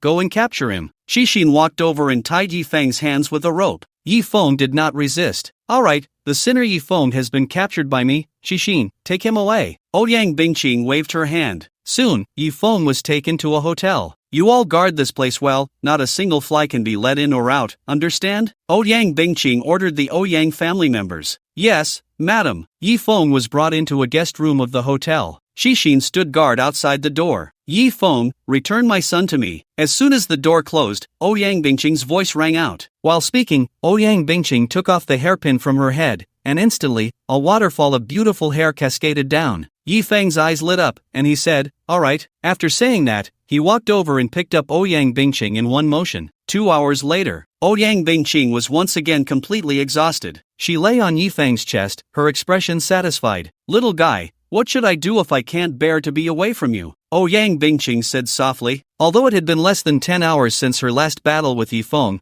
Ouyang Bingqing had wasted away for over 20 years, and suddenly being nourished made her instantly addicted. Thus, taking advantage of the Ouyang family's revenge against Yi Feng, Ouyang Bingqing found Yi Feng once more. Especially since Yi Feng could transform. When scales grew on his body, he became even more ferocious. This guy might really be a transformed Qilin. Otherwise, how could he be so powerful? Yi Feng gently stroked Ouyang Bingqing's smooth and flawless back. The sensation was incredibly pleasant. Ouyang Bingqing was addicted to him, and he was equally addicted to her. Especially in the Phoenix Hall, a high-end display by the two sisters, Hua and Yu, had stirred Yi Feng's desires. His heart was in turmoil, feeling quite unsatisfied, and then Ouyang Bingqing came to find him. So, Yi Feng cooperatively surrendered. Little guy, if only we could always be together. Ouyang Bingqing sighed. Why can't we always be together? Yi Feng squinted and asked. You little guy, making enemies everywhere, offending both the Ouyang and Shimen families, and also the god of war Tianqing, can't you just settle down a bit? Ouyang Bingqing pouted. It's not me who provoked them, they came to provoke me, Yi Feng replied calmly. Forget it,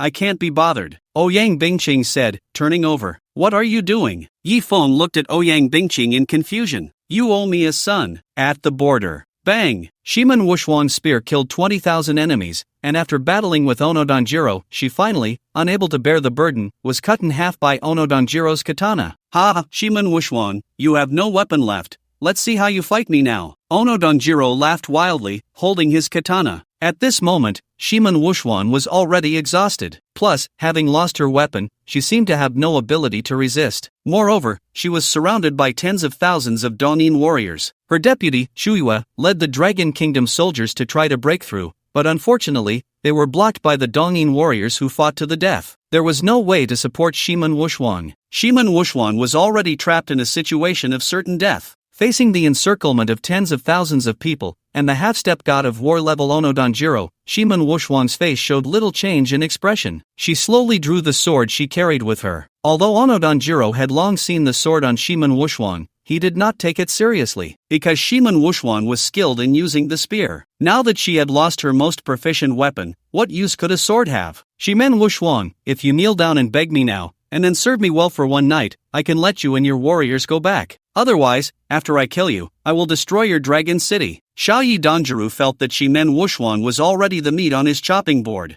However, what responded to him was Shimen Wushuang's sword. As soon as they clashed, Xiaoyi Danjiro felt something was wrong. He realized that Shimen Wushuang's swordsmanship was too exquisite, making it impossible for him to evade. Even though Shimen Wushuang's internal energy was almost exhausted at that moment, she could still unleash a powerful attack with her unparalleled sword skills, even more terrifying than when she used a spear. Put! After just over 30 exchanges, Xiao Yi Dongjiru's head was severed by Shimen Wuxuang. The headless corpse crashed to the ground. Xiao Yi Dongjiru died without ever knowing why he was defeated by Shimen Wuxuang. Everyone knew that Shimen Wuxuang's weapon of choice was a spear, but very few knew that when she drew her sword, it was her strongest state. The Shimen family was best at using swords, and Shimen Wuxuang was no exception. The reason she didn't use a sword was that she felt her swordsmanship was too strong, and using a sword was just bullying others. At this moment, all the Dongyin warriors were stunned. Shimen Wuxuang raised Xiao Yi Dongjiru's head high. The enemy general has been slain by the war god Wuxuang. Kill them all, brothers. A thunderous cheer erupted from the Dragon Kingdom side. Instantly, morale soared. Meanwhile, the Dongyin side lost all fighting spirit in an instant. After all, even their commander had been beheaded. The battle quickly turned one-sided. Kill, leave none alive. Shimen Wuxuang shouted angrily. Then, wielding her sword, she charged back into the crowd. With a sword in hand, Shimen Wuxuang didn't even need to use internal energy. Relying solely on her exquisite swordsmanship,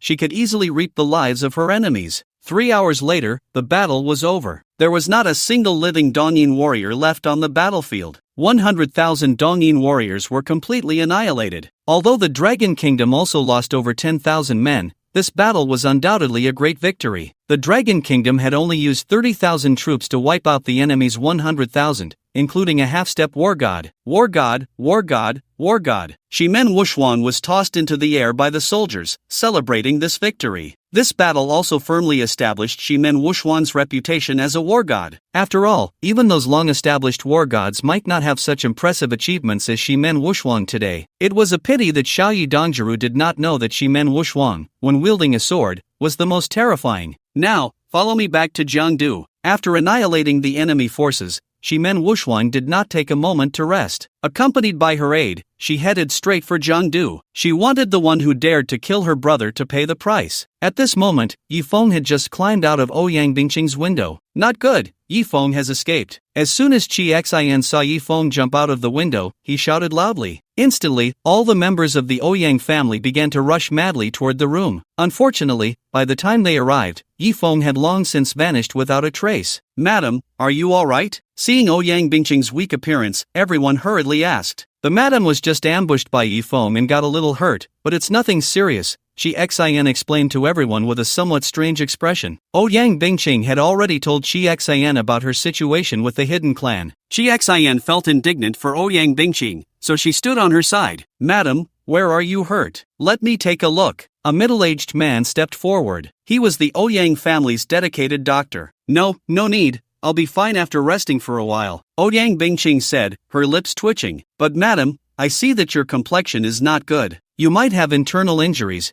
and if not treated, it could leave aftereffects," the doctor said with some concern. "Don't worry, I know my body well, there won't be any aftereffects," Ouyang Bingqing replied. Of course, it wasn't that there wouldn't be any aftereffects at all. What if Yifeng's little seed sprouted in her belly? But it shouldn't be that easy, right? After leaving the hotel, Yifeng went straight back to the imperial residence. As soon as he walked in, he heard a commotion. It was Suyu's voice. "Shinaoxue, do you still have any shame? My brother doesn't want you anymore. Why are you still hanging around my house? Suyu, speak to me politely. I am your sister-in-law." Shinaoxue did not back down against Yifeng's hot-tempered sister. "Suyu, Shinaoxue, I advise you to give up on this. My brother would rather marry a dog than you." Hearing Suyu's words, Yifeng outside the door was instantly filled with black lines on his forehead. He was a bit conflicted about whether to go in. "Shinaoxue, isn't it enough that you harmed my little Chen? Why are you still pestering him?" Yi Qi's displeased voice rang out. "Aunt Qi,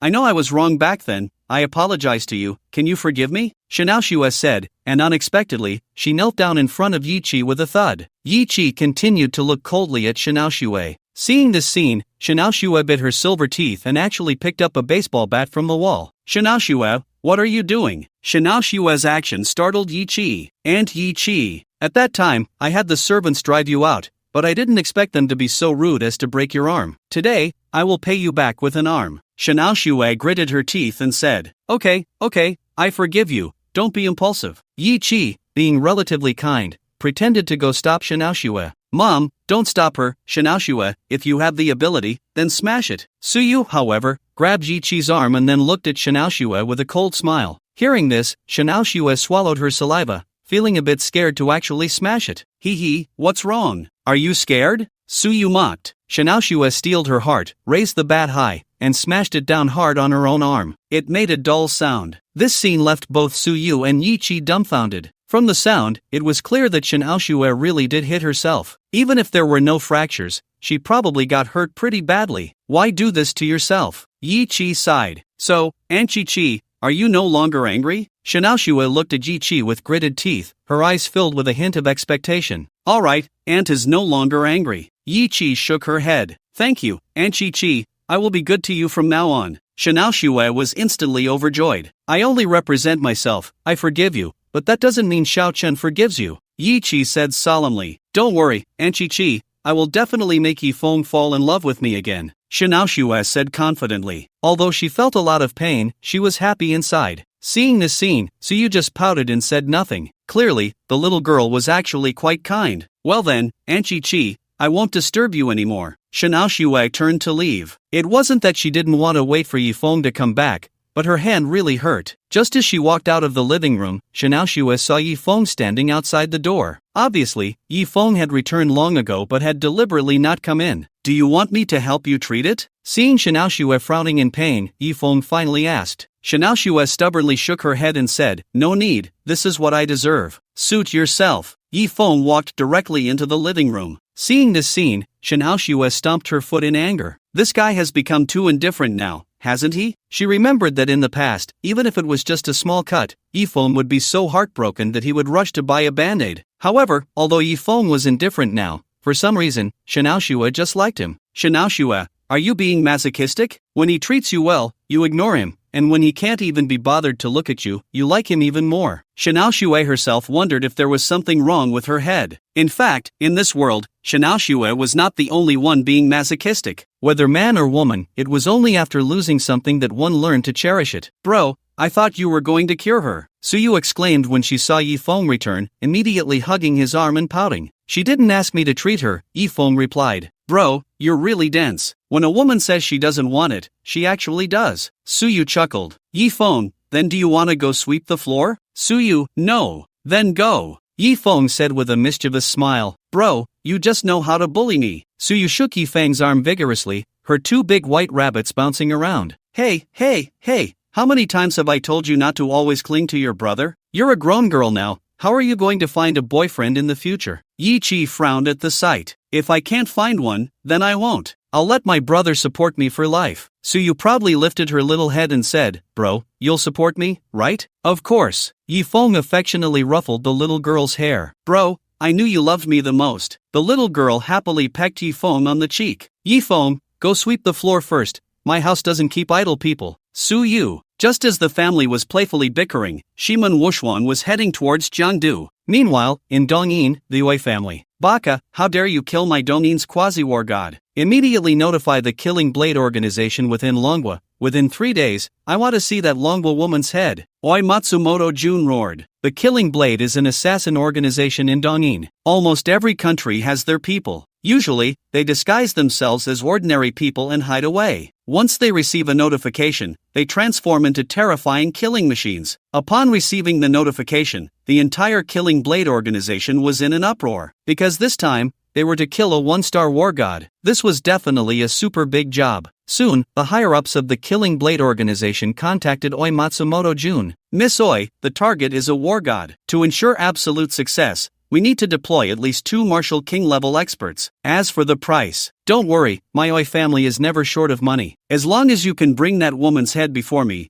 I am willing to pay any price. Oi Matsumoto Jun said firmly. Very well, Miss Oi, wait for my good news. Although Shiman Wushuan was only a 1-star war god, to ensure absolute success, this time the Killing Blade organization dispatched 3 Martial King-level experts, and Shiman Wushuan had no idea about this. Right now, she just wanted to kill the man named Yifeng. Wushuan war god, are you okay? Her aide, Shuyu, appeared somewhat worried. Although Shiman Wushuan had achieved supreme military merit this time, she herself had also sustained serious injuries. I'm fine. Shiman Wushuan's beautiful eyes blazed with anger. She only hated that she didn't have wings. The plane flew for more than 4 hours. Finally, it landed in Jiangdu. Welcome, Wushuan war god. At this moment, the entire Jiangdu airport was closed off. just to welcome Shiman Wushuang's arrival. Even though the airport was closed, many people still came to catch a glimpse of the war god's demeanor. Outside the airport, there were at least tens of thousands of people. Even the city lord and deputy city lord of Jiangdu personally came to greet her. War god, war god, war god. Everyone shouted the words war god with respect in their eyes. This was the status of a war god in Longhua. Especially since Shiman Wushuang had just annihilated 100,000 enemies from Dongyin and killed the quasi-war god Oidongjiru, she had gained a large number of fans. The commotion was quite loud. However, it wasn't long before Shiman Wushuang got into a military jeep and left. At that moment, she had no mind to enjoy the honor. All she wanted was to kill Yi Feng. Meanwhile, 3 figures stood on a road. They all wore conical hats and held a samurai sword. With a sharp sound accompanying the harsh friction of rubber against the ground, a sports car suddenly came to a halt. Madre, are you looking for death? A head popped out of the car window, cursing at the 3 standing in the middle of the road. Put! As soon as he finished speaking, his head flew off. Then, the headless corpse sprayed a large amount of blood. Ah! The woman in the passenger seat, dressed in Balenciaga and sporting high-tech facial features, was so frightened that she screamed. However, after a couple of screams, the high-tech beauty fainted. When she woke up again, she saw a man with a completely charred face. On the man's burned face was the Arabic numeral 13. Finally, 13 stood up, but then, 12 appeared. 12, too, had a completely burned face, leaving only the Arabic numeral 12. The beauty had just regained consciousness when she saw such a terrifying scene and fainted again. When 11 arrived, the beauty woke up once more. This time, she did not faint from fear but began to struggle violently. Put! However, a cold light flashed. One of the beauty's hands flew off. The beauty raised her other hand. Then, that hand also flew off. Seeing the beauty still struggling, 11 swiftly struck down, severing the beauty's legs, which were clad in Balenciaga. This time, the beauty completely fainted. 11, must you always be so brutal? 12 and 13, witnessing this scene, curled their lips. 11, the target is coming. 12 and 13 suddenly became serious. At that moment, a jeep was speeding down the road. Inside were Chuiwei and Shiman Wushuang. Seeing the two suddenly standing in the road, Chuiwei immediately slammed on the brakes. But because the two appeared too suddenly, she couldn't stop in time and could only swerve the steering wheel. The jeep immediately flipped over. However, both Shiman Wushuang and Chuiwei jumped out of the vehicle before it rolled over. The jeep rolled several times before coming to a stop. Dare to block the path of the war god? Are you looking for death? Chuiwei shouted at the two standing in the middle of the road. The war god? We are here to kill the war god. The 2 men in conical hats slowly raised their heads, grinning wickedly. When Chuiwei saw the faces of the 2 men, she was startled. One of the men pulled out a photo from his pocket, looked at it, then looked at the two. He nodded and said, "It's definitely the target. Shiman Wushuang, someone wants your head. We are here to take it." The two raised their samurai swords and charged at Shiman Wushuang. "If you want my head, you better see if you have the ability." Shiman Wushuang let out a cold shout and drew her sword. Chuiwei followed suit and charged forward. Soon, the 4 engaged in combat.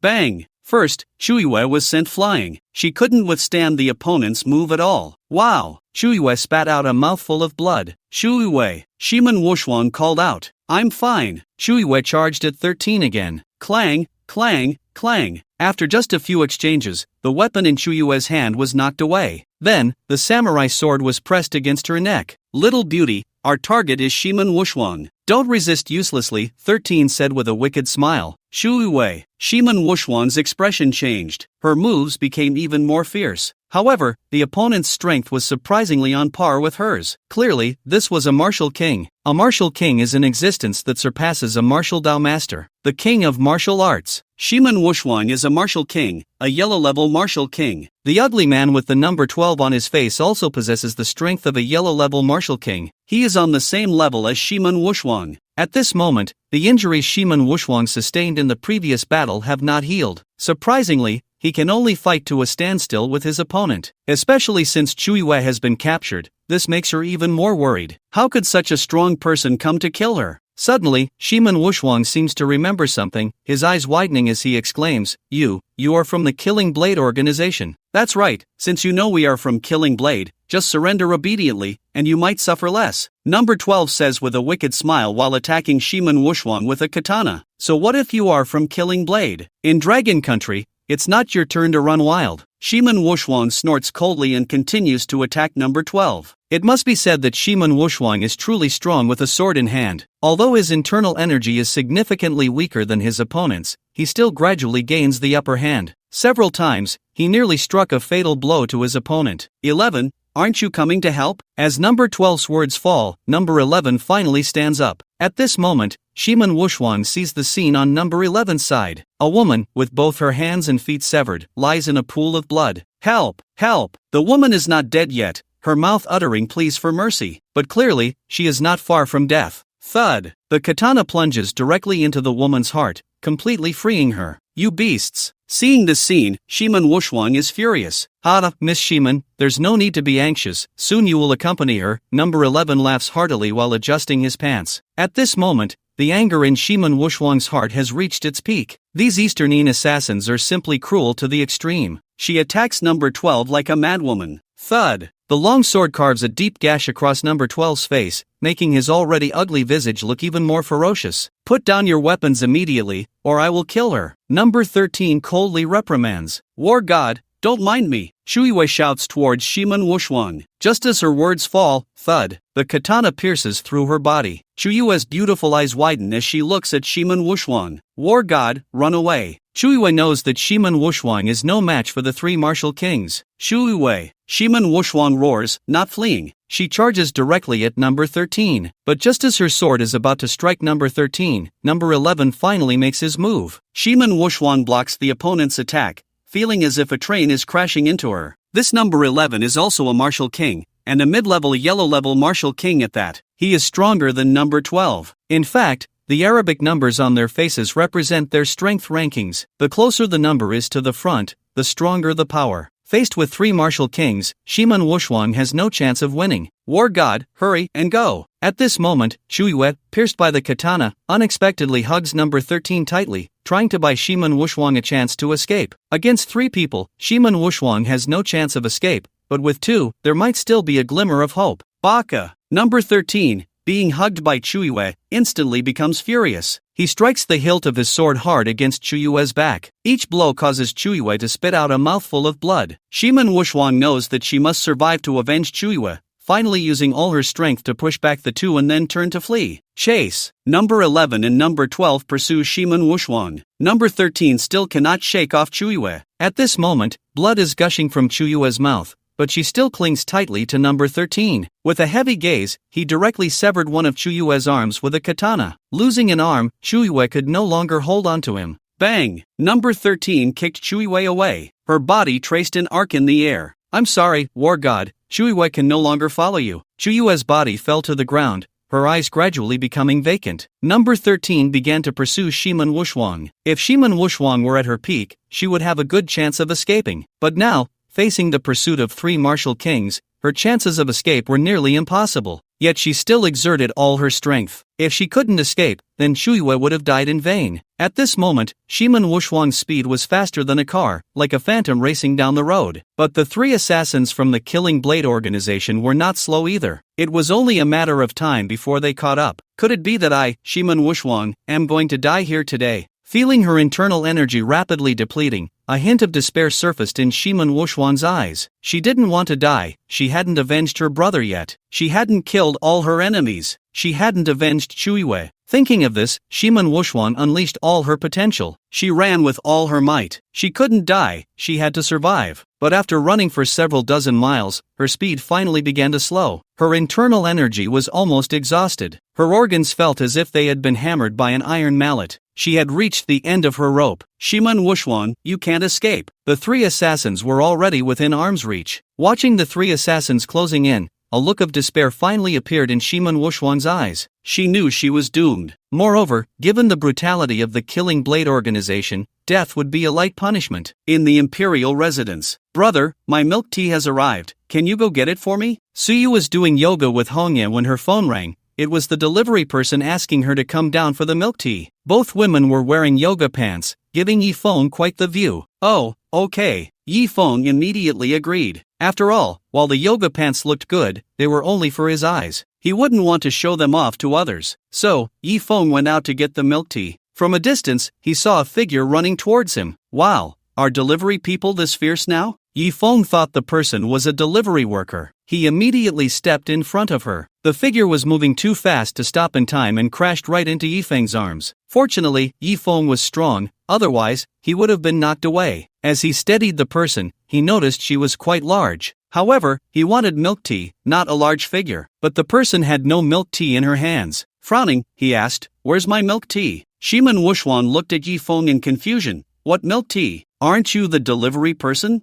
Yifeng asked, puzzled. It was known that no one usually came to the imperial residence. Shiman Wuxuan was speechless but didn't bother explaining to Yifeng. She just wanted to break free from his grasp and continue escaping. She didn't want to involve innocent people, but she was too weak. As soon as she exerted herself, her body collapsed into Yifeng's arms. As Yifeng supported the woman, he realized she had suffered serious internal injuries. "You're hurt," Yifeng said. "Don't worry about me, let me go." Shiman Wuxuan said weakly. "Go? Today, you probably won't be able to get away." At that moment, the three assassins had already caught up. Seeing this scene, a flash of despair crossed Shiman Wuxuan's eyes, but she still pushed Yifeng away and said, "Run, the farther the better." After saying that, she charged at the three assassins. She knew she couldn't escape. She just hoped to buy some time for Yifeng to get away. Bang! But after just a few moves, Shiman Wuxuan's body was sent flying back, landing right in front of Yifeng. "Why are you still here?" Shiman Wuxuan saw Yifeng standing there as if nothing was wrong,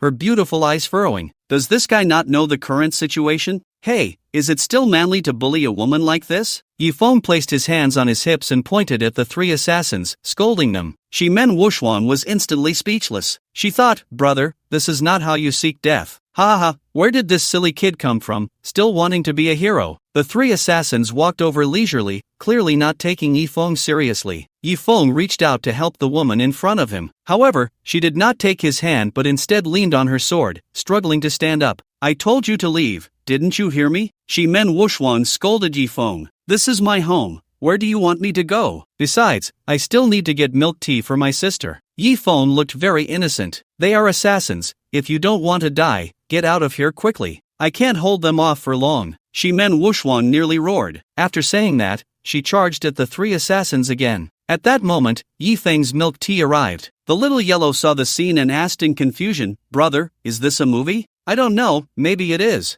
Yifeng scratched his head. After that, he took the milk tea, drinking while watching. Bang! Shiman Wuxuan was pushed back repeatedly by the three attacks, almost falling. Fortunately, Yifeng caught her. Seeing that Yifeng not only didn't leave but was sipping milk tea, Shiman Wuxuan wished she could just stab him with her sword. She had seen people seeking death, but never like this. Just when she was glaring at Yifeng with her beautiful eyes, he even asked, "Want a sip? I'll drink your sister." Shiman Wuxuan finally exploded with a curse. "If you want to drink mine, I can let you have a sip, but drinking my sister's? No way, she will scold me." Yifeng blinked innocently. "Oh heavens, let me be destroyed. Where did this weirdo come from?" Shiman Wuxuan was utterly speechless. She fought desperately to create an opportunity for Yifeng to escape, but this guy acted like a bystander. It should be known that the assassins from the Killing Blade organization were extremely ruthless. To silence her, they would definitely not spare anyone they encountered after killing her. Shiman Wuxuan pushed Yifeng away again, wanting to continue fighting. At that moment, a cold voice rang out, "If you go over again, within 10 moves, you will undoubtedly die." Shiman Wuxuan's body trembled. She knew very well that if she went over, she would surely die. But what could she do? There was no way to escape. Sitting and waiting to die was not her style. "Flower girl, obediently surrender." The three assassins wore wicked smiles. "You Eastern dogs, even if I die today, I will take you down to hell with me." A resolute look flashed in Shiman Wuxuan's eyes. She actually planned to self-destruct her dantian to exchange for powerful strength. A martial artist's true energy is stored in the dantian and drawn from there. Once the dantian self-destructs,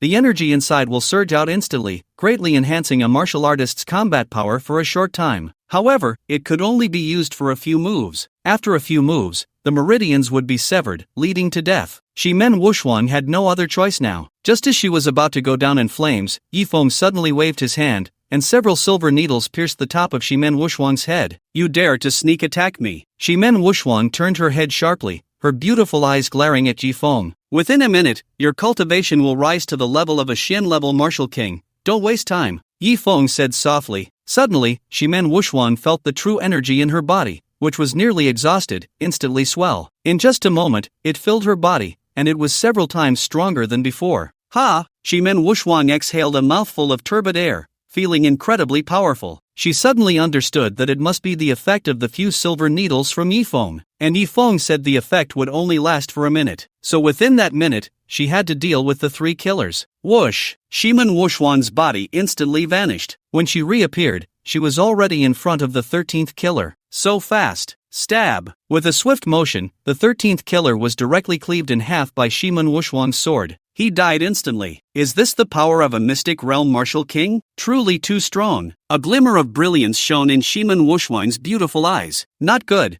She's now a mystic level martial king. Run. The other 2 killers' faces changed drastically upon seeing this. Just moments ago, Shimen Wuxuan was only a yellow level initial stage martial king. But in the blink of an eye, she had transformed into a mystic level martial king. She had instantly ascended 3 realms, 2 small and 1 large. What kind of technique is this? It was simply unprecedented. A mystic realm martial king is several times stronger than a yellow realm martial king. At this moment, Shimen Wuxuan could easily kill them. Thus, the 2 killers chose to flee. But could they escape? At this moment, Shimen Wuxuan was as fast as lightning. She quickly caught up with the slower 12th killer. Stab! The sharp sword pierced through his back, directly impaling his heart. I'll fight you to the death. The 11th killer, knowing he couldn't escape, turned around and decided to fight Shimen Wuxuan. But with one sword strike, Shimen Wuxuan severed his arm. The 11th killer let out a furious roar and self-destructed his dantian. Although self-destructing the dantian meant certain death, not self-destructing also meant death. After self-destructing his dantian,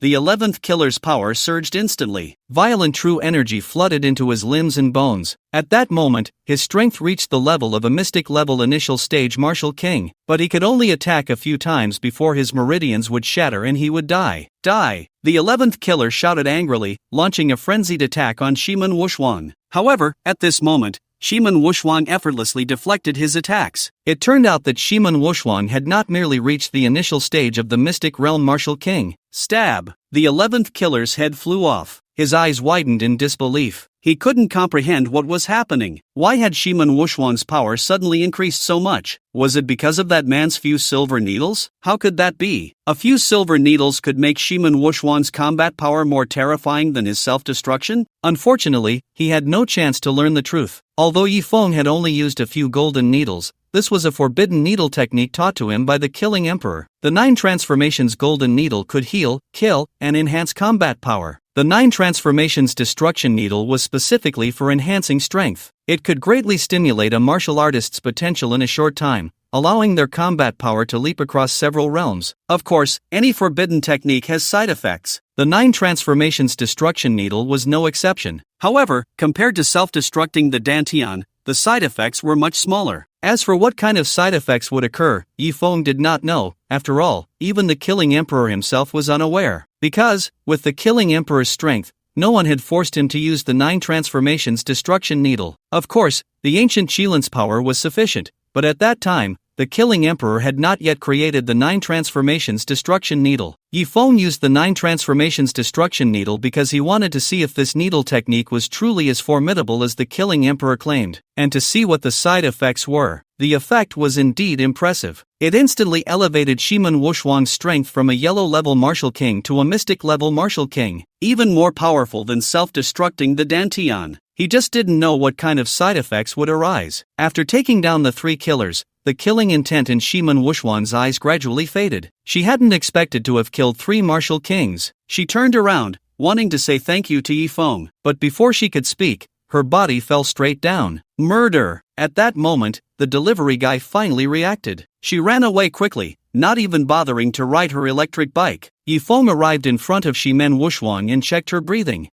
Not dead yet, but with these injuries, if it weren't for me, it would be almost the same as being dead. Yifeng picked up Shimen Wuxuan. Lucky for her to have encountered Yifeng. It took a whole night, but Yifeng finally healed Shimen Wuxuan. However, it wasn't a complete healing. After all, Shimen Wuxuan was a martial artist. Her body was countless times stronger than an ordinary person's. The difficulty of treating an ordinary person and a martial artist was completely different. Looking at Shimen Wuxuan, who had no scars left on her body, Yifeng nodded in satisfaction. It seemed that the side effects of the 9 turns destruction needle weren't that bad. If he could heal her directly, didn't that mean he could just card her? Soon, Shimen Wuxuan woke up. Her long eyelashes fluttered gently as she slowly opened her eyes. Shimen Wuxuan was indeed very beautiful. Her figure was tall and slender, with no excess fat on her body, even a bit on the thin side. It was hard to imagine that such a fair and delicate body concealed such terrifying energy. After waking up, Shimen Wuxuang initially had no reaction, but when she saw that she was wearing no equipment,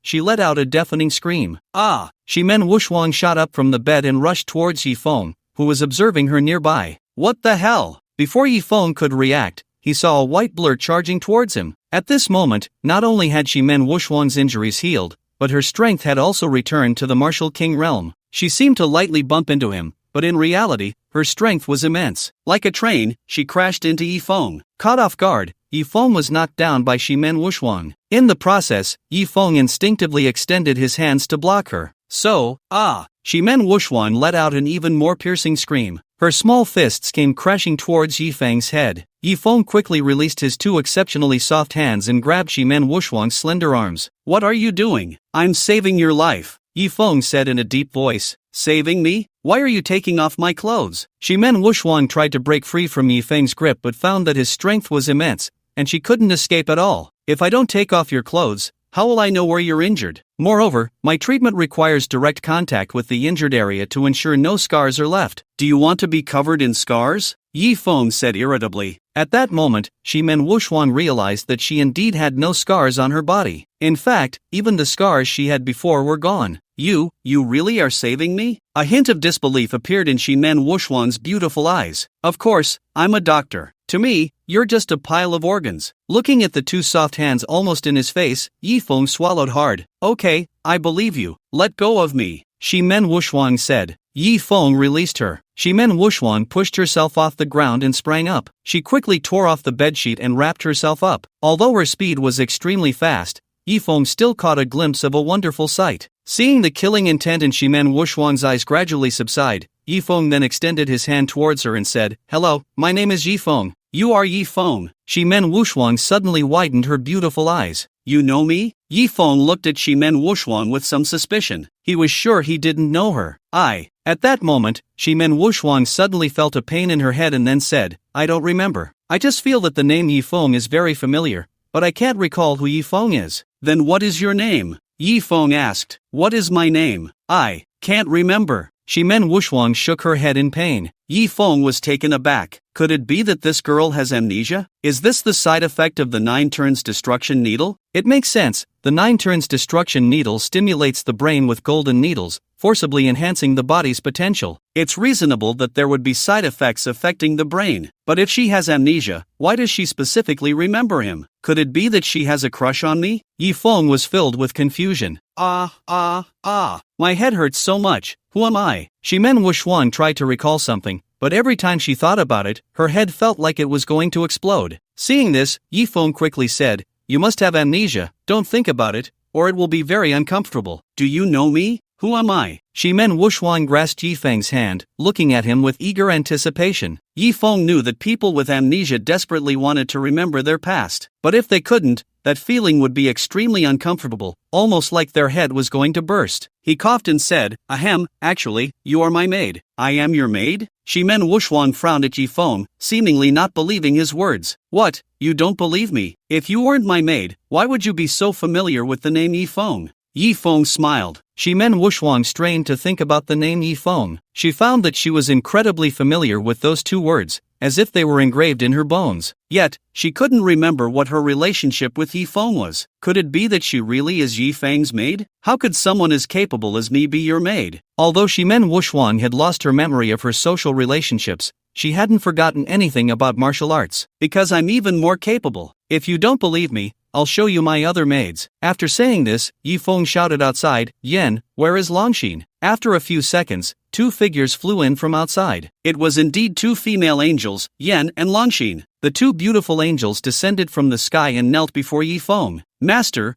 what are your orders? They are angels? Seeing Yen and Longxin, Shimen Wuxuang's eyes widened. These 2 Western women were tall and stunning, especially since they had a pair of pure white wings behind them. Moreover, they could really fly, resembling the legendary angels. Yen and Longxin were, of course, not real angels. Their wings were a form of top-notch technology, combining machinery and the human body. It's fine now, you can leave, Yifeng waved his hand. The 2 female angels flew away again. So, do you believe it now? Yi Feng said with a smile. Originally, Shimen Wuxuan didn't believe it, but when she saw that the two female angels were actually Yi Feng's subordinates, and that Yi Feng's strength was indeed above hers, it made her consider the possibility that she really could be Yi Feng's maid. Come on, call me master. Seeing Shimen Wuxuan's conflicted expression, Yi Feng found it amusing and wanted to tease her. Master. Although Shimen Wuxuan felt extremely awkward, she ultimately managed to say those two words. To be called master by such a queen-like woman was quite interesting for Yi Feng. After all, the previous Shimen Wuxuan had sharp eyes and a somewhat irritable temper.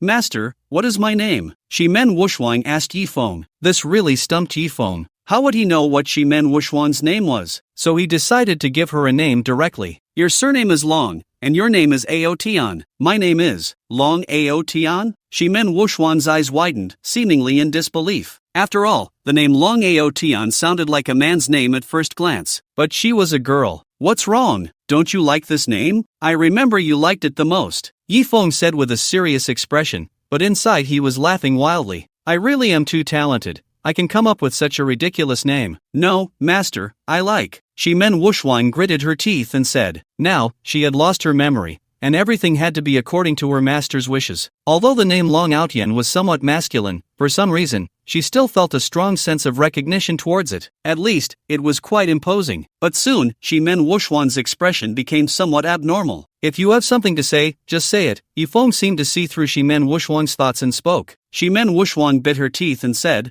what do I need to do? It was no wonder Shimen Wuxuan was overthinking. After all, a maid had to obey all her master's commands. Although she had accepted the fact that she was Yi Feng's maid, if she had to listen to everything Yi Feng said right now, she still found it somewhat difficult. Especially, well, actually, it's nothing much. Just take good care of me, and the other things can be done by lower-level maids, Yi Feng said with a smile. As expected, Shimen Wuxuan's delicate brows furrowed, just as she thought. Her responsibilities were indeed different from those of an ordinary maid.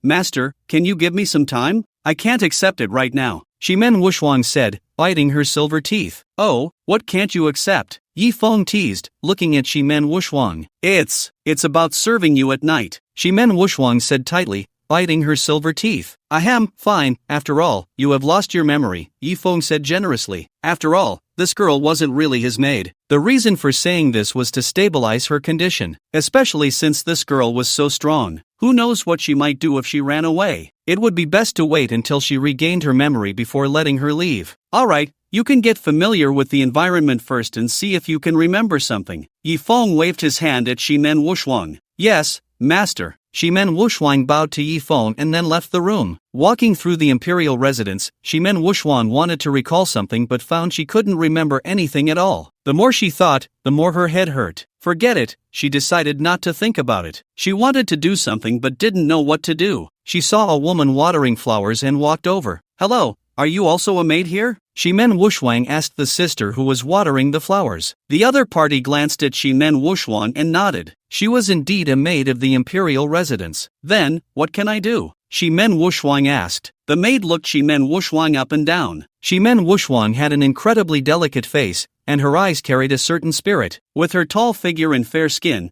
how could such a woman be a maid? She had seen Yi Feng carry Shimen Wuxuan back today and immediately understood what was going on. Ahem, you don't need to do anything, the maid said. She thought to herself, it wouldn't be long before you became the young mistress here. How could I dare to let you work? Please tell me what I can do. I don't want to be idle, Shimen Wuxuan said. Oh, in that case, the maid began to think. After a moment, she leaned down to Shimen Wuxuan's ear and said, if you really want to do something, just take good care of young Master Yi. As long as you take good care of him, it's better than anything else. Then, how do I take care of him? Shimen Wuxuan asked through gritted teeth. It seemed she had no memory of how to serve others. Hey, you're a woman, and you still don't know how to serve a man? The maid chuckled. I don't know, Shimen Wuxuan shook her head. Ahem, then you've come to the right person. I'm the best at this. Come with me. The maid led Shimen Wuxuan to an empty room. You watch closely, sister will only demonstrate once. The maid picked up a fruit from the platter on the table, smiling at Shimen Wuxuan. Is this really okay? After watching the maid's demonstration, Shimen Wuxuan looked puzzled. Hee, sister tells you, there's no man who does it like this. If you don't believe me, go find young Master Yi and try it. If young Master Yi doesn't like it, come find me, the maid said confidently. Well, okay then. Shiman Wuxuan took a deep breath, deciding to do as the maid suggested. She picked up a fruit from the table and went to find Yi Feng. At that moment, Yi Feng was taking a walk in the courtyard. Suddenly, Shiman Wuxuan approached. Master. Just thinking about what she was about to do made her pretty face slightly blush. Is there something? Yi Feng looked at Shiman Wuxuan with some confusion. Shiman Wuxuan didn't answer. She took out the fruit from behind her. Then, following the maid's instructions, she began to demonstrate. But it was clear that she hadn't mastered the skill. She had only learned about 30%. But there was no helping it. She had only seen it once, and it was her first time doing it, so it was understandable that she couldn't capture the essence. Yi Feng saw Shiman Wuxuan take out the fruit and thought she was going to peel it for him. As he reached out to take it, Shiman Wuxuan didn't give it to him. Instead, she put the peeled fruit into her own mouth. Yi Feng was filled with questions. Did this girl come to perform eating fruit for him? What's wrong with her? But soon, Yi Feng realized something was off. Damn! Gradually, Yi Feng's eyes widened more and more. Although he actually wanted to keep watching, he ultimately interrupted Shiman Wuxuan, clearing his throat and saying, Lan Aoyan, what are you doing? I'm trying to please you. Just now I asked Sister Lan, and she said that if I do this, you would be very happy. Shiman Wuxuan said seriously to Yi Feng. You mean, this is what Sister Lan taught you? Yi Feng's mouth twitched. He had a decent impression of the maid, Sister Lan. She was a very voluptuous woman with a pair of peach blossom eyes. At a glance, she was clearly a more experienced woman. Obviously, what Sister Lan taught Shiman Wuxuan was not this at all. Yes, it's what Sister Lan taught me. Master, I won't be idle. I will serve you well. Shiman Wuxuan waved her little fist. Cough, from now on, you're not allowed to talk to Sister Lan. Yi Feng coughed. Why, Master? I think Sister Lan is quite nice. Shiman Wuxuan asked, puzzled. I said you're not allowed, so you're not allowed. Why do you have so much nonsense? Yi Feng said irritably. All right, Master. Shiman Wuxuan looked a bit wronged. She thought Yi Feng would be very happy, but unexpectedly, he wasn't happy at all. Instead, he even forbade her from talking to Sister Lan. Why was that? Headquarters of the assassins. What? 3 assassins, all dead? How is that possible? The entire upper management of the assassins was extremely shocked. 3 Martial King level assassins, let alone killing a 1-star war god. Even a 2-star war god would have a high success rate. But just a short while ago, the life signs of the 3 assassins had all disappeared. Could it be that other experts have made a move? Regardless of whether there are other experts involved, this is a huge insult to our assassins organization. Immediately notify the 10 Blades in Long Country and have them head to Jiangdu. The 10 Blades are the top 10 assassins in the assassins organization, the strongest 10 assassins. The 10th Blade, although only 1 rank higher than the 11th, is much stronger than the 11th. As for the higher ranked 10 Blades, they are even more terrifying. Meanwhile, the Shiman family also began a large gathering. Originally, the murder of a low-ranking elder's grandson wouldn't attract the Shiman family's attention. But this time was different. An elder of the Shiman family had also been killed. Moreover, Shiman Qiqing's sister, Shiman Wuxuan, broke through to the initial stage of the war god and shone brightly on the border. This is why the Shiman family began to take notice. They gathered over 10,000 family elites, and 3 elders came to seek revenge for Shiman Qiqing and Shiman Hai. Shiman Mansion. Have we contacted the war god Wuxuan yet? An elderly man asked. Not yet. As soon as we contact the war god Wuxuan, we will immediately wash the imperial palace in blood. Yes. The Shiman family summoned their forces to Jiangdu, and Chu Xianyuan was the first to receive the news. She immediately rushed to the imperial palace. Master, something bad has happened. Chu Xianyuan said, a rare look of worry on her face. What happened? Yi Feng asked. The Shiman family has gathered 12,000 family elites and 3 elders to head to Jiangdu, aiming at the imperial palace. Chu Xianyuan gritted her teeth. Although the imperial palace had once suffered an attack from 10,000 people, that power was far inferior to the Shiman family's strength. Those people were merely petty thieves, most of whom wanted to take advantage of the chaos. In the end, they were directly wiped out by 2 angels. But the Shiman family's elites were well-trained family warriors, not to be compared. It seems the Shiman family doesn't take my words seriously. Yi Feng's expression darkened. Master, the Shiman family's power is formidable. Should we prepare for something? Chu Xianyuan asked. At that moment, Shiman Wuxuan, who was standing next to Yi Feng, suddenly spoke up. Master, leave the Shiman family to me. Shiman Wuxuan initially wanted to use the method that Sister Lan taught her to please Yi Feng, but she realized that Yi Feng did not like it. She didn't know anything else. Hearing that someone was going to attack the imperial palace, Shiman Wuxuan felt that her chance to show off had come. After all, she only had martial arts memories now. She felt an abundance of power with nowhere to release it. Who is this? Chu Shenyuan looked at Shimen Wuxuan with some confusion. Although the war god Wuxuan was famous, very few knew about Shimen Wuxuan's appearance. In fact, many only knew the war god Wuxuan but did not know her full name was Shimen Wuxuan, to avoid affecting the war god's family. If those evil forces found out, it would be easy to threaten her family's safety. Therefore, during the few minutes Shimen Wuxuan appeared at the airport, she was also wearing a mask. Even Chu Shenyuan did not know what Shimen Wuxuan looked like. "Oh, her name is Long Outyan, and she is my maid," Yi Feng replied. "Master, do you not like Shenyuan anymore?" Chu Shenyuan pouted, looking aggrieved. "Ahem, let's get back to business." Yi Feng coughed and looked at Shimen Wuxuan, asking, "What do you want to do?" "I think instead of sitting and waiting for death,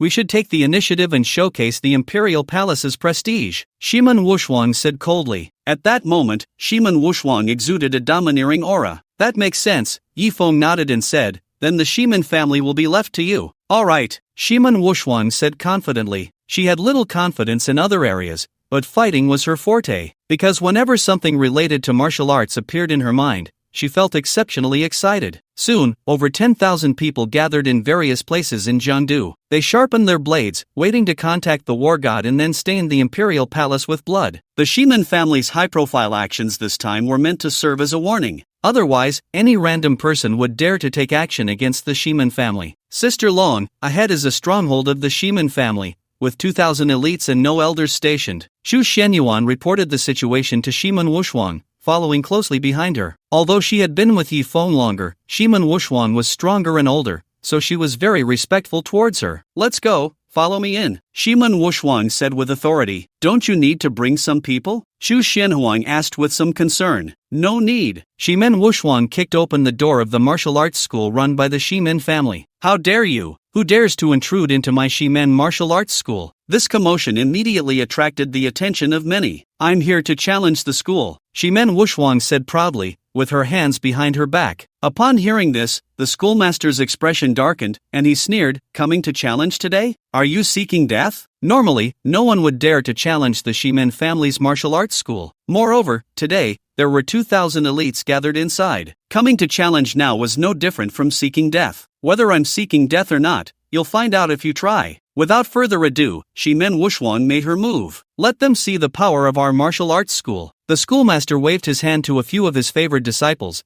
clearly not taking these two seemingly weak women seriously. Instantly, several disciples rushed towards Shimen Wuxuan. Bang! Bang! However, after just a few swings, Shimen Wuxuan sent the disciples flying. "Daring to cause trouble in my Shimen family's martial arts school, you must be asking for it." At that moment, a powerful middle-aged man shouted coldly. He was the leader of the 2,000 elites, Shimen Danting. "Disable them!" With Shimen Danting's command, all 2,000 martial artists charged towards Shimen Wuxuan and Chu Shenyuan. Seeing this scene, Chu Shenyuan couldn't help but swallow hard. Although she was confident in her own strength, facing a sea of people left her somewhat dazed, especially since these were not ordinary people, but martial artists. However, Shimen Wuxuan beside her showed no sign of fear. In fact, seeing so many people coming, she even revealed a hint of excitement. Finally, Shimen Wuxuan made her move. She charged into the crowd, unarmed, using only her fists and feet. Bang! Bang! Shimen Wuxuan's fists struck the bodies of those elites like hammers. Instantly, bones broke and tendons snapped. Although these elites were strong, they were nothing in front of the martial king level Shimen Wuxuan. Essentially, one punch from her was like dealing with a child. In just a short while, Shimen Wuxuan had taken down hundreds of people with her bare hands. Seeing this, Shimen Danting was genuinely feeling a bit pained. Who on earth is this woman? How can she be so powerful? There was no way. Very few people in the Shimen family even knew of Shimen Wuxuan's appearance. "Who exactly are you?" Shimen Danting couldn't help but ask. "Long Outyan." Shimen Wuxuan responded domineeringly. "Long Outyan." Upon hearing the name, Shimen Danting's mouth twitched. That name is just too arrogant. Such an audacious name, and even men wouldn't dare to use it, yet this delicate girl actually took such a name. "Long Outyan, do you know that we are from the Shimen family? What you are doing is equivalent to making an enemy of us." Shimen Danting realized that the opponent's strength was far above his own. If things went poorly, they could face total annihilation, so he invoked the Shimen family. "Heh, the Shimen family means nothing in front of me, Long Outyan. I'm here today to deal with you." Shimen Wuxuan laughed coldly, her strikes becoming even more ruthless.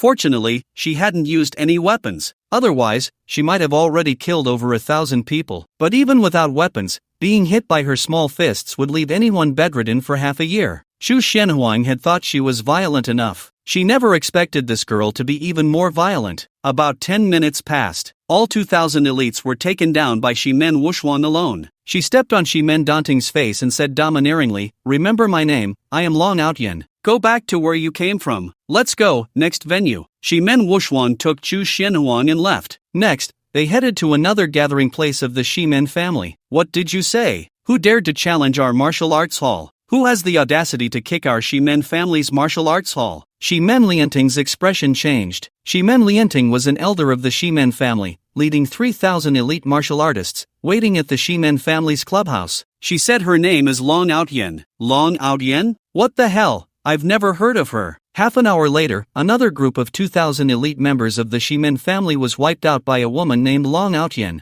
This is outrageous. The three elders looked extremely grim. The opponent was able to single-handedly annihilate a group of over 2,000 elites. Clearly, her strength was very formidable, possibly on par with them. When did Jiang Du produce a character like Long Outyan? Everyone in the Shimen family looked puzzled. After all, in this small place of Jiangdu, martial arts masters were rarely seen. How could a martial king suddenly emerge? But no matter how they investigated, they couldn't find any information related to Long Outyan. It was as if this person had appeared out of nowhere. "Report, my lord." At this moment, a servant hurried over to report. "What is it?" "Long Outyan sent someone with a challenge letter, asking all of us to go to the Nightshade Club to find her. She can't be bothered to deal with us one by one," the servant said tremblingly. "Damn it, this is too much. So arrogant." The three elders of the Shimen family, Shimen Lianting, Shimen Xiongtang, and Shimen Yatang, were extremely furious. This was the first time they encountered such an arrogant character. Not only did she openly attack the Shimen family,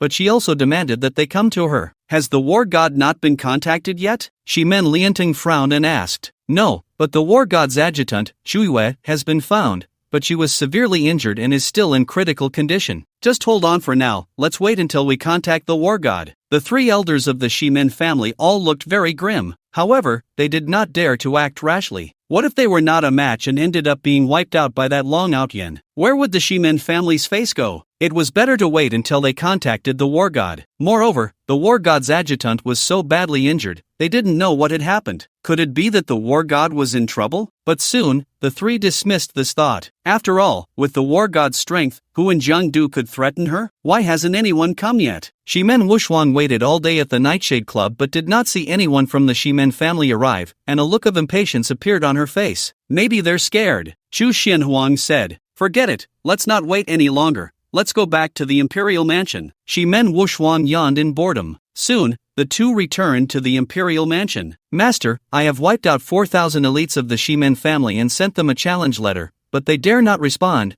Shimen Wuxuan reported her achievements to Yifeng. Yifeng naturally knew about Shimen Wuxuan's accomplishments. He didn't expect this girl to be so fierce. She went straight in and wiped out 4,000 of them. It should be noted that the Shimen family had gathered only a little over 12,000 people this time. This girl had taken out a third of their forces in one go. "Well done, but you must not be careless. The Shimen family has a war god, and one of the war gods has already come to Jiangdu," Yifeng said solemnly. Although Long Outyan's strength was impressive, reaching the level of a martial king, the minimum threshold for a war god was also a martial king. If Long Outyan encountered the Shimen family's war god, she might not be able to win. Hearing Yifeng's words, a fierce look appeared on Shimen Wuxuan's face as she said, "Master, don't worry. If the war god of the Shimen family doesn't come, that's fine. If they do, I will definitely make him lose his way." For some reason, whenever it came to fighting, Shimen Wuxuan felt exceptionally excited. Seeing the battle intent on Shimen Wuxuan's face, Yifeng's mouth twitched slightly, thinking to himself,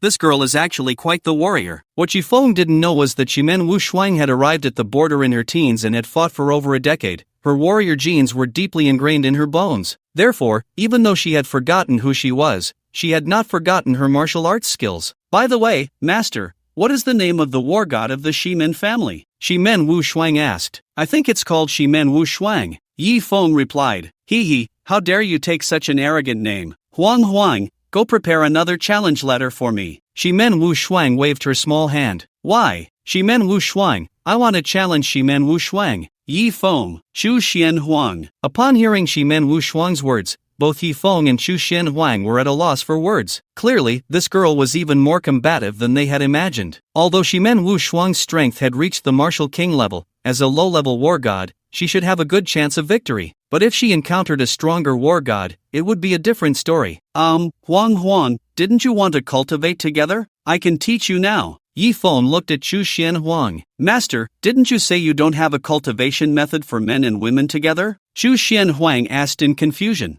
I didn't say you should cultivate with me. I said you should cultivate with Long Aotian. Yi Feng rolled his eyes. The Phoenix and Dragon technique required two female martial artists with similar strength to cultivate together. Although there was a gap in strength between Chu Xian Huang and Shimen Wu Shuang, it wasn't particularly large, so they should be able to cultivate the technique. Oh, Chu Xian Huang deliberately showed a disappointed expression. What's wrong? Don't you want to learn? Yi Feng raised an eyebrow. Of course not. It's just that I want to cultivate together with the master, Chu Xian Huang said flirtatiously. Looking at Chu Xian Huang's alluring demeanor, Yi Feng felt overwhelmed. Long Aotian, do you want to improve your strength? Yi Feng looked at Shimen Wu Shuang. Master, I do. Shimen Wu Shuang answered without hesitation. Only a fool wouldn't want to improve their strength. Follow me. Yi Feng led Shimen Wu Shuang and Chu Xian Huang to a room and thoroughly explained the benefits and drawbacks of cultivating the Phoenix and Dragon technique. The benefit was that there were almost no bottlenecks. As long as their physical fitness was sufficient, Yi Feng could help them improve their strength at any time. The drawback was that the two women's senses would be linked together. Whether it was a positive or negative feeling, both would feel it simultaneously. Master, we are ready, the two women said to Yi Feng. Although the feeling of being linked with someone else wasn't pleasant, this technique could allow them to rapidly improve their cultivation in a short time. Weighing the pros and cons, both women decided to cultivate. Yi Feng had the two women undress and sit in the bathtub. Although they had mentally prepared themselves, when it actually began, both women appeared somewhat shy. I told you, in my eyes, you are just a bunch of organs, Yi Feng said expressionlessly. Eventually, after some hesitation, the two women removed all their gear. Yi Feng took out the 9 turns golden needle and inserted 3 needles into each of them. Then, he also sat in the bathtub, and the 3 of their hands pressed together, forming a triangular formation. Several hours later, Yi Feng stopped. The cultivation was complete. Master, I have reached the Tian Zone level, Chu Xian Huang said with a look of surprise. Normally, she would need at least several years to reach Tian Zone, but now, Yi Feng had helped her achieve it in just a few hours. Long Jia, what about you? Chu Xian Huang looked at Shimen Wu Shuang. I am at the peak of the Huang Realm Martial King, Shimen Wu Shuang replied. Wow, Long Jia, you are amazing. Chu Xian Huang's eyes sparkled. Originally, Shimen Wu Shuang was just a beginner martial king in the Huang realm, but after cultivating the Phoenix and Dragon technique, she had actually reached the peak of the Huang realm martial king level. Her strength had increased by 2 small realms. At first, Shimen Wu Shuang had not fully accepted her role as Yi Feng's maid. Now, she has completely accepted this identity. Who wouldn't want to follow a master who can enhance their own strength? With her power boosted, Shimen Wushuang felt more confident about challenging the war god of the Shimen family. Soon, Shimen Wushuang's challenge letter was delivered to the Shimen family. What? Long Aoqian wants to challenge Wushuang the war god? The 3 elders of the Shimen family twitched their mouths in disbelief. Where did this audacious person come from? How dare they challenge the war god? Yet, they still hadn't been able to contact the war god. Worry began to creep into their hearts. Perhaps something really had happened to Wushuang the war god. Otherwise, it wouldn't make sense for them to have not heard from her for so long. They didn't dare to make a big fuss about it. Wouldn't that just inform everyone that something had happened to the war god? Should we contact the other 2 war gods of the family? Since the other party had issued a challenge, they couldn't just pretend they hadn't seen it. If it were just a challenge directed at them, the elders could grit their teeth and endure. But the challenger specifically named the war god of the Shimen family. If they didn't respond, wouldn't that mean they were admitting that the Shimen family was cowardly? We can only contact the war god. In the end, the 3 elders decided to reach out to the family's war god. They contacted the 1-star war god, Shimen Linfeng. What happened? Shimen Linfeng asked. Someone wants to challenge our Wushuang the war god, but we can't get in touch with her. Who is it? The war god of the Ouyang family? Shimen Linfeng frowned and asked. No, it's not the Ouyang family, it's a woman named Long Aotian. Long Aotian? I've never heard of her, Shimen Linfeng said, puzzled. Anyone daring to challenge a war god should at least be at the martial king level. Such powerful figures generally wouldn't be nameless. Yet, this was the first time he had heard the name Long Aotian. We don't know either. We checked and found no information about Long Outyan at all. What is her strength? Shiman Linfeng asked. We don't know for sure, but our 4,000 elites couldn't stop her.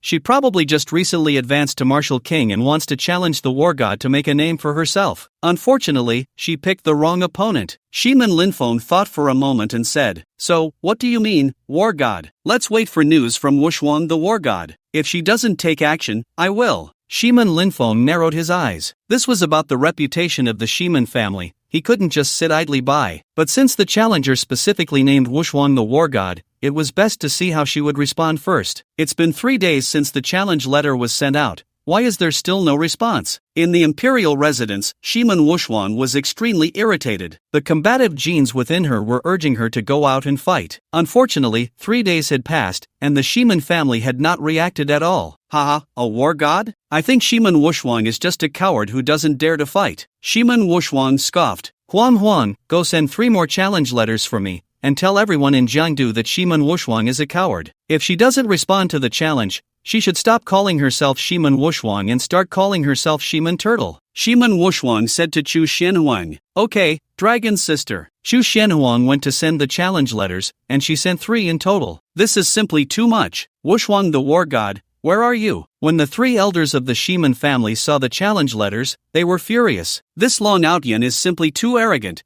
actually calling Wuxuan the war god a turtle. We must make the war god take action and eliminate this Long Outyan, otherwise, where will the Shiman family's face be? The 3 elders could no longer sit still. Long Outyan's actions were a direct slap in the face to the Shiman family. The 3 elders immediately contacted war god Linfeng. Reply to the challenge letter, saying the Shiman family accepts. War god Linfeng said immediately. Although Long Outyan was challenging the Shiman family's Wuxuan the war god, Wuxuan had not responded yet. The other party was simply too arrogant. If the Shiman family did not respond soon, they would no longer be able to survive in Longhua. Great! Upon learning that the god of war Linfeng was about to take action, the 3 elders immediately became excited. Although the god of war Linfeng was a 1-star war god, his strength was definitely much stronger than Shiman Wuxuan. After all, Shiman Wuxuan had only recently been promoted to war god. But the god of war Linfeng was an established war god, soon to be upgraded to a 2-star war god. The title of war god was not merely a classification of martial arts cultivation. Its value was actually higher than that of martial arts cultivation. Martial arts cultivation did not represent true combat power, while a war god earned their title through countless bloody battles. Therefore, if the two had the same level of cultivation, one being an ordinary martial king and the other a war god, the gap in their strength would be significant. This Long Outyan is simply asking for death. With the god of war Linfeng stepping in, Long Outyan is doomed. The members of the Shiman family were all very excited. In the imperial palace. Oh, the Shiman family's war god has accepted the challenge? Shiman Wuxuan, who was currently massaging Yi Feng's shoulders, received the news, and a glimmer of excitement sparkled in her beautiful eyes. She preferred fighting outside to serving people here. That's right, it's the god of war Linfeng from the Shiman family. Chu Xianyuan brought back the news. God of war Linfeng? Why not Wuxuan war god? As expected, Shiman Wuxuan is just a coward. Shiman Wuxuan said disdainfully. But, the god of war Linfeng is still the god of war Linfeng. Let me first defeat him, then continue to challenge Shiman Wuxuan. Shiman Wuxuan narrowed her eyes and said, Sister Long, the god of war Linfeng is a well-known war god. Although he is only a 1-star war god, he is likely to break through to a 2-star war god soon. Chu Xianyuan said with some concern. What kind of strength does a 2-star war god have? Yi Feng asked. Basically, a 2-star war god has strength comparable to that of an initial level martial king in the Xian class, but because he is a war god, his actual combat power should exceed that of an ordinary initial level martial king in the Xian class. Chu Xianyuan had a certain understanding of the strength of war gods. Then it shouldn't be a big problem. Yifeng thought for a moment and said, a 2-star war god is equivalent to an initial level martial king in the Xian class, but since the god of war Linfeng has not yet broken through to 2 stars, his strength is likely at the high level of the Huang realm, at most comparable to Long Outyan, who is at the peak of the Huang realm martial king. Even if Long Outyan couldn't win, he should be able to escape. However, to be absolutely safe, Yifeng decided to teach Long Outyan something. He felt that Long Outyan seemed to have a talent for swordsmanship. Coincidentally, the Shiman family also practiced swordsmanship, so he would teach Long Outyan a sword technique to challenge the Shiman family. Let's see whose sword technique is stronger, the Shiman family's or the one he teaches. Long Outyan, I have a set of sword techniques that are perfect for you. Do you want to learn? Yi Feng asked. Oh, master, you know sword techniques? Long Outyan looked at Yi Feng in disbelief. She had quite a bit of insight into sword techniques. Although she had forgotten the specific sword moves, as long as she had a sword in her hand, it felt as if the sword had merged with her. I wouldn't say I'm very skilled, but it's enough for you, Yi Feng said confidently. The skills of the Killing Emperor Master, any one of them, could shock the world. Please teach me the sword techniques, master. Shimen Wuxuang appeared very excited. Yi Feng nodded and said, the sword technique I will teach you is called the Outyan 13 Swords. With your current strength, you can learn up to 3 swords at most, but that will be enough. Outyan sword technique? It matches my name quite well. Shimen Wuxuang's eyes sparkled. Yi Feng's mouth twitched. What a coincidence, who knows what your real name is? Soon, Yi Feng picked a branch from the garden. Watch closely. Xian Yuan, you can learn together, Yi Feng said, then began to demonstrate the sword technique. When Shimen Wuxuang saw the sword technique Yi Feng displayed, her eyes lit up even more. She could tell at a glance that the sword technique Yi Feng executed was incredibly exquisite. Although she had forgotten her previous sword techniques, she believed that they were definitely countless times weaker than what she could do now. She was instantly captivated. However, for Chu Shenyuan, it was not very friendly. She watched for a few minutes, completely at a loss. How was it? Yi Feng finished demonstrating the first 3 moves of the Aotian sword technique and then looked at Shimen Wuxuang. Master, I feel like I've already learned it, Shimen Wuxuang said confidently. Oh, then show me, Yi Feng said, somewhat unconvinced. Although he thought Long Outyan had a talent for swordsmanship, learning the Aotian sword technique in one go was simply a joke. However, to Yi Feng's shock, Shimen Wuxuang really had learned it. Of course, there was still a distance to go before she truly mastered it, but to be able to barely demonstrate it after just one look was already a terrifying talent. Very good, I'll demonstrate it for you again, and you observe carefully what differences there are between your technique and mine. Yi Feng demonstrated it once more. In total, Yi Feng demonstrated it 3 times. Shimen Wuxuang learned it directly and even asked him to teach her the 4th move. That's fine. Although you can't unleash the power of the 4th move yet, learning it in advance won't hurt. But don't learn the 5th move for now, Yi Feng said. He then taught Shimen Wuxuang the 4th move. Indeed, Shimen Wuxuang found the 4th move quite challenging. This was her limit. However, this achievement was already quite impressive. It should be noted that Chu Shenyuan was also learning alongside her. She hadn't learned a single move yet. Shenyuan, don't be hard on yourself.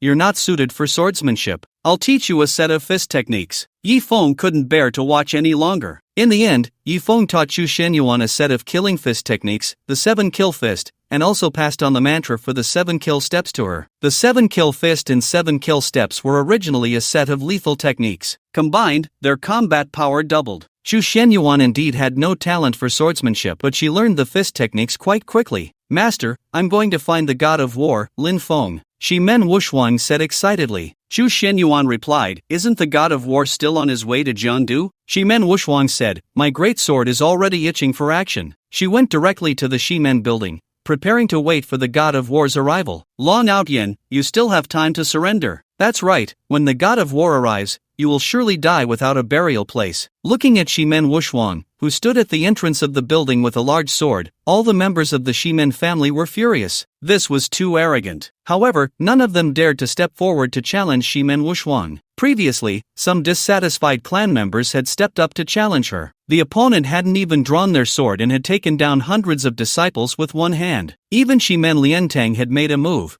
but he couldn't even withstand a single palm strike from her. The most crucial point was that she was a woman. Where did this prodigy come from? They could only wait for the god of war to arrive. Who exactly are you? Shimen Liantang looked at Shimen Wuxuang. Didn't I say? My name is Long Outyan, Shimen Wuxuang declared with dominance. At this moment, Shimen Wuxuang was wearing a mask, which Yi Feng had asked her to wear. After all, she was so arrogant now that she was likely to offend many people. It was better not to show her face. Of course, the main reason was that Shimen Wuxuang was not Yi Feng's maid. If she regained her memory and found that she had made so many enemies, wouldn't she hate him to death?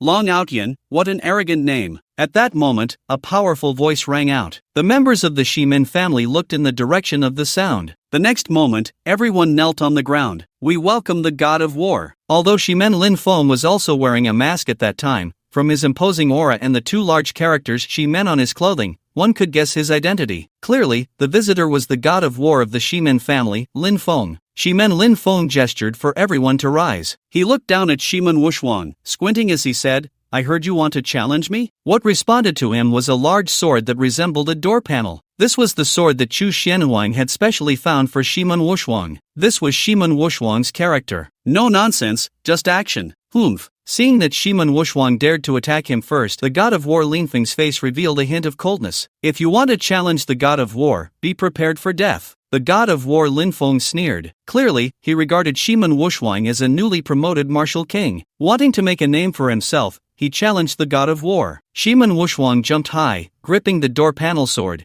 and slashed down at the god of war Linfeng. When he felt the terrifying strike that seemed to explode the air, the god of war Linfeng's expression slightly changed, because he realized that the opponent's strength was stronger than he had thought. It turned out to be a peak yellow-level martial king. But so what? He was also a peak yellow-level martial king. Moreover, he was a god of war. Fighting was not just about cultivation level. Combat experience was even more important. As a god of war, Shiman Linfeng's combat experience was incredibly rich. However, after exchanging 10 moves, Shiman Linfeng finally noticed something was off. This Long Outyan's combat experience was also very rich. In fact, it was not inferior to his own. You are also a god of war? Shiman Linfeng asked. Shiman Wushuang did not answer. The large sword in his hand swung wildly, without any sword techniques, yet it was still incredibly fierce. Using a sword in front of my Shiman family is like showing off a big knife in front of Guangong. Shiman Linfeng remained very confident. He finally became serious. He drew his sword. Never underestimate anyone from the Shiman family who wields a sword. This is common sense. After drawing his sword, Shiman Linfeng's aura changed. His swordsmanship was exquisite. As the god of war of the Shiman family, Shiman Linfeng had mastered the family's signature skills to perfection. However, the opponent's swordsmanship was surprisingly exquisite as well. In fact, it was not inferior to his own. Then let's see our Shiman family's sword technique, the Sword of the Ages. Shiman Linfeng unleashed the Shiman family's ultimate skill,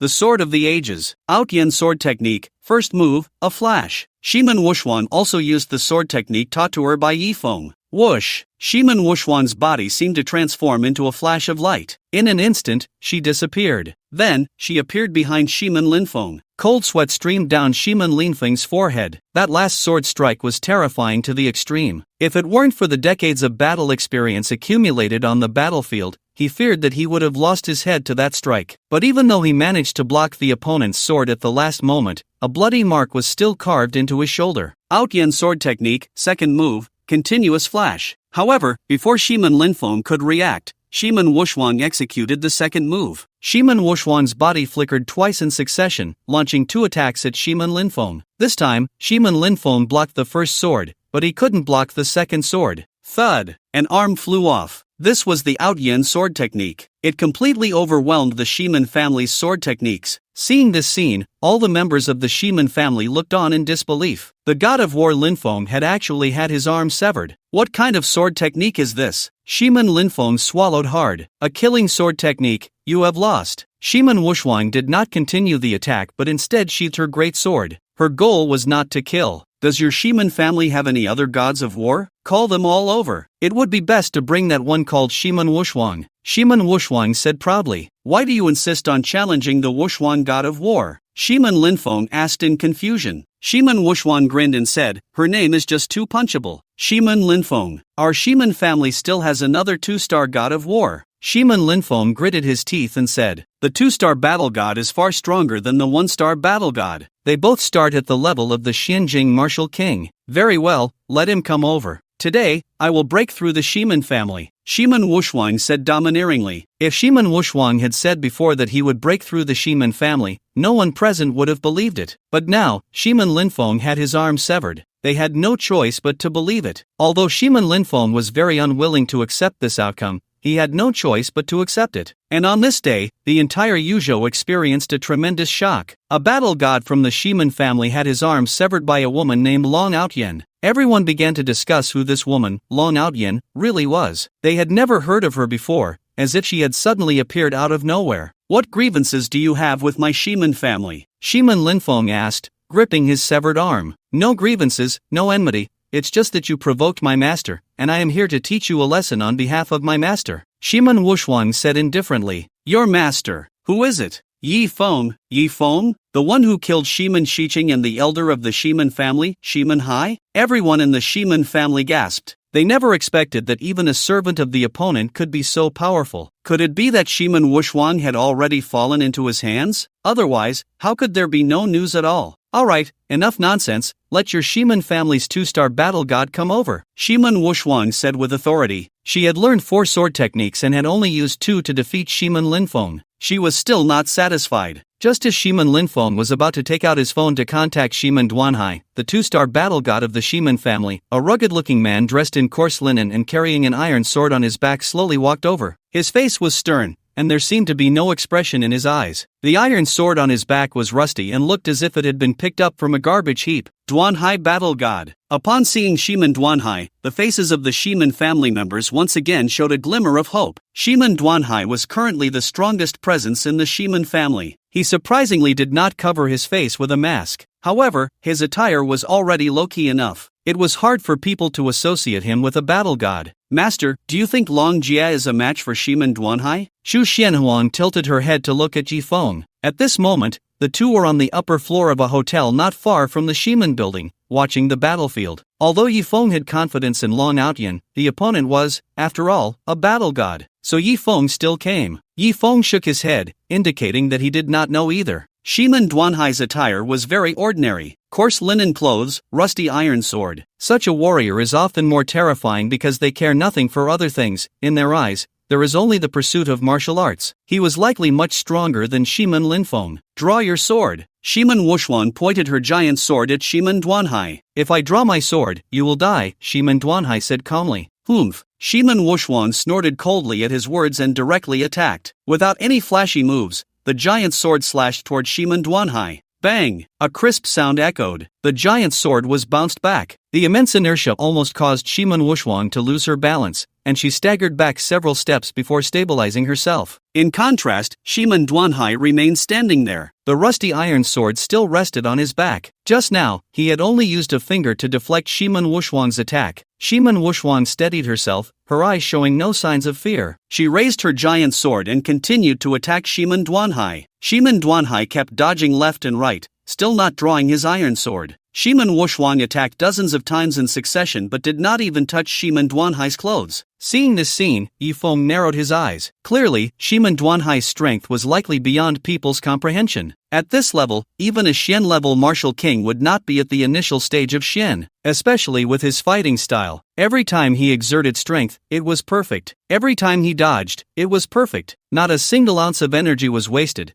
nor did he dodge an inch more than necessary. Outyan sword technique, flash. Shiman Wuxuan directly used her martial skill. Whoosh! Her body transformed into a flash of light, instantly appearing behind Shiman Duanhai. Shiman Duanhai remained in place, but his brows furrowed slightly. At that moment, a piece of cloth slowly floated down to the ground. A piece of his clothing had actually been cut off. Not bad sword skills. Shiman Duanhai nodded. He hadn't been able to completely dodge it. Continuous flash. Shiman Wuxuan wasted no time and directly executed the second form of the Outyan sword technique. Her body flickered back and forth twice. However, her second strike not only missed Shiman Duanhai but was instead caught by him at the blade. It's over, Long Jia is no match. Xu Xianyuan, beside Yi Feng, frowned slightly. Not necessarily. Yi Feng narrowed his eyes and said. At that moment, Shiman Wuxuang suddenly smashed her fist down on the hilt of the giant sword. The blade immediately advanced a bit towards Shiman Duanhai. Bang bang bang! Shiman Wuxuang continuously pounded her fists on the hilt of the giant sword. The blade kept moving towards Shiman Duanhai's body. Finally, just as the blade was about to pierce Shiman Duanhai's body, he let go of the blade. Outyan sword technique, third form. After breaking free, Shiman Wuxuang directly used the third form of the Outyan sword technique. Clang! The sound of metal clashing rang out. The third form of the Outyan sword technique was blocked. However, Shiman Duanhai had already drawn the iron sword from his back. If he hadn't drawn his sword, he might not have been able to block Shiman Wuxuan's move. It must be said that Shiman Wuxuan's three forms of sword techniques were incredibly terrifying. Each move was lethal. If it weren't for his strength being significantly greater than Shiman Wuxuang's, he probably wouldn't have been able to withstand it at all. Girl, your strength is impressive. Your talent is even not inferior to my Wuxuang. I advise you not to make another move, or I can't guarantee that after I draw my sword, you will still be alive, Shiman Duanhai said. Hearing this, Shiman Wuxuang laughed heartily. What kind of nonsense is this Wuxuang war god? How can she compare to me, Long Outyan? If she were really that powerful, Why is she hiding like a turtle and doesn't dare to show up? If you can contact her, tell her to come out quickly. Today, I, your aunt, am going to break through the Shiman family. This was the second time Shiman Wuxuan had said she would break through the Shiman family. Upon hearing her words, a hint of regret appeared in Shiman Duanhai's eyes. Since you insist on this, then I can only be unceremonious. Shiman Duanhai's gaze darkened. The next moment, he moved. Not good. The moment Yifeng saw Shiman Duanhai make a move, he felt that Shiman Duanhai's strength was several levels above Shiman Wuxuan. Shiman Wuxuan could not possibly be his opponent. Shiman Duanhai practiced killing techniques. His moves were simple and pure, aimed solely at taking the opponent's life. Moreover, as he made his move, a powerful sword intent surged forth, making one feel as if they were being pricked by needles. The sword in his hand seemed to come alive. Shiman Wuxuan actually felt that the sword in Shiman Duanhai's hand had transformed into an angry dragon. The furious dragon roared as it charged towards her. Outyin sword technique, 4th form. Shiman Wuxuan finally used the last form of the Outyin sword technique that she had learned. It was clear that she was using this move with great difficulty, but it was countless times more terrifying than the previous 3 strikes. The already enormous great sword in Shiman Wuxuan's hand suddenly swelled several times in the wind. Overlord slash. With a delicate shout, the great sword slashed towards Shiman Duanhai. It was evident that Shiman Duanhai's cultivation was significantly stronger than Shiman Wuxuan's. However, Shiman Wuxuan was not without a chance. After all, the Outyin 13 swords was a very powerful sword technique. Boom! Finally, the great sword and the furious dragon collided, producing a tremendous roar. The terrifying shockwaves sent cars several meters away from the two flying. Neither of them continued to attack. A blood hole appeared on Shiman Wuxuan's shoulder, while a long wound appeared on Shiman Duanhai's chest. In this clash, neither of them seemed to gain an advantage. Ah! At that moment, Chu Xianhuang, who was beside Yifeng, suddenly let out a cry of pain, a look of anguish appearing on her stunning face. Because she and Shiman Wuxuan had both practiced the Phoenix and Dragon technique, when Shiman Wuxuan was injured, she would also feel pain. In fact, a blood hole had also appeared on her shoulder, with blood gushing out. Seeing this, Yifeng said to Chu Xianhuang, "Go to the bed." Upon hearing Yifeng's words, Chu Xianhuang's pretty face immediately flushed. However, she did not resist and obediently walked to the bedside, kicked off her high heels, and got onto the bed. Today, Chu Xianhuang was still in professional attire, her long legs clad in Balenciaga stockings, resembling a workplace beauty. Yifeng approached Chu Xianhuang, took out the 9 turns golden needle, and began to treat her. Seeing that Yifeng was only treating her, Chu Xianhuang's expression was slightly strange. She had just heard Yifeng tell her to go to the bed and thought he was going to do something to her. It turned out he was helping her heal. On the other side, Shiman Wuxuan also began to feel something. First, the bleeding from her shoulder stopped. Then, she felt the wound healing rapidly. Shiman Wuxuan's beautiful eyes narrowed, and she directly raised her great sword, charging towards Shiman Duanhai. Shiman Duanhai frowned tightly. Although it seemed that neither had gained an advantage from that last strike, logically, Shiman Wuxuan's injury should have been more severe. Especially since her injury was on her shoulder, it would definitely affect her ability to wield a two-handed sword. However, judging by Shiman Wuxuan's reaction, her injury did not seem to hinder her movements. What Shiman Duanhai did not know was that because Shiman Wuxuan had practiced the Phoenix and Dragon technique, her body was linked with Chu Xianhuang's. Whenever one was harmed, the other would feel it, and they would share the damage. In other words, the damage from his last strike was shared equally between Shiman Wuxuan and Chu Xianhuang. Therefore, Shiman Wuxuan's injuries appeared to be much lighter than he had anticipated. This was another benefit of the Phoenix and Dragon technique. This was why Yifeng said that Shiman Wuxuan might not lose. If Shiman Wuxuan were to fight Shiman Duanhai to the death, Shiman Duanhai would actually be at a disadvantage. Moreover, Yifeng could treat Chu Xianhuang at any time, which was equivalent to treating Shiman Wuxuan. It was simply a cheat. Facing Shiman Wuxuan's attack, Shiman Duanhai did not back down. As the strongest member of the Shiman family, he had to uphold the family's honor. If he lost, it would mean that the Shiman family had truly been defeated by a woman. Both of their sword techniques were incredibly exquisite. They exchanged blows, sword energy crisscrossing, captivating the onlookers from the Shiman family. After all, such a high-level sword duel was a rare sight,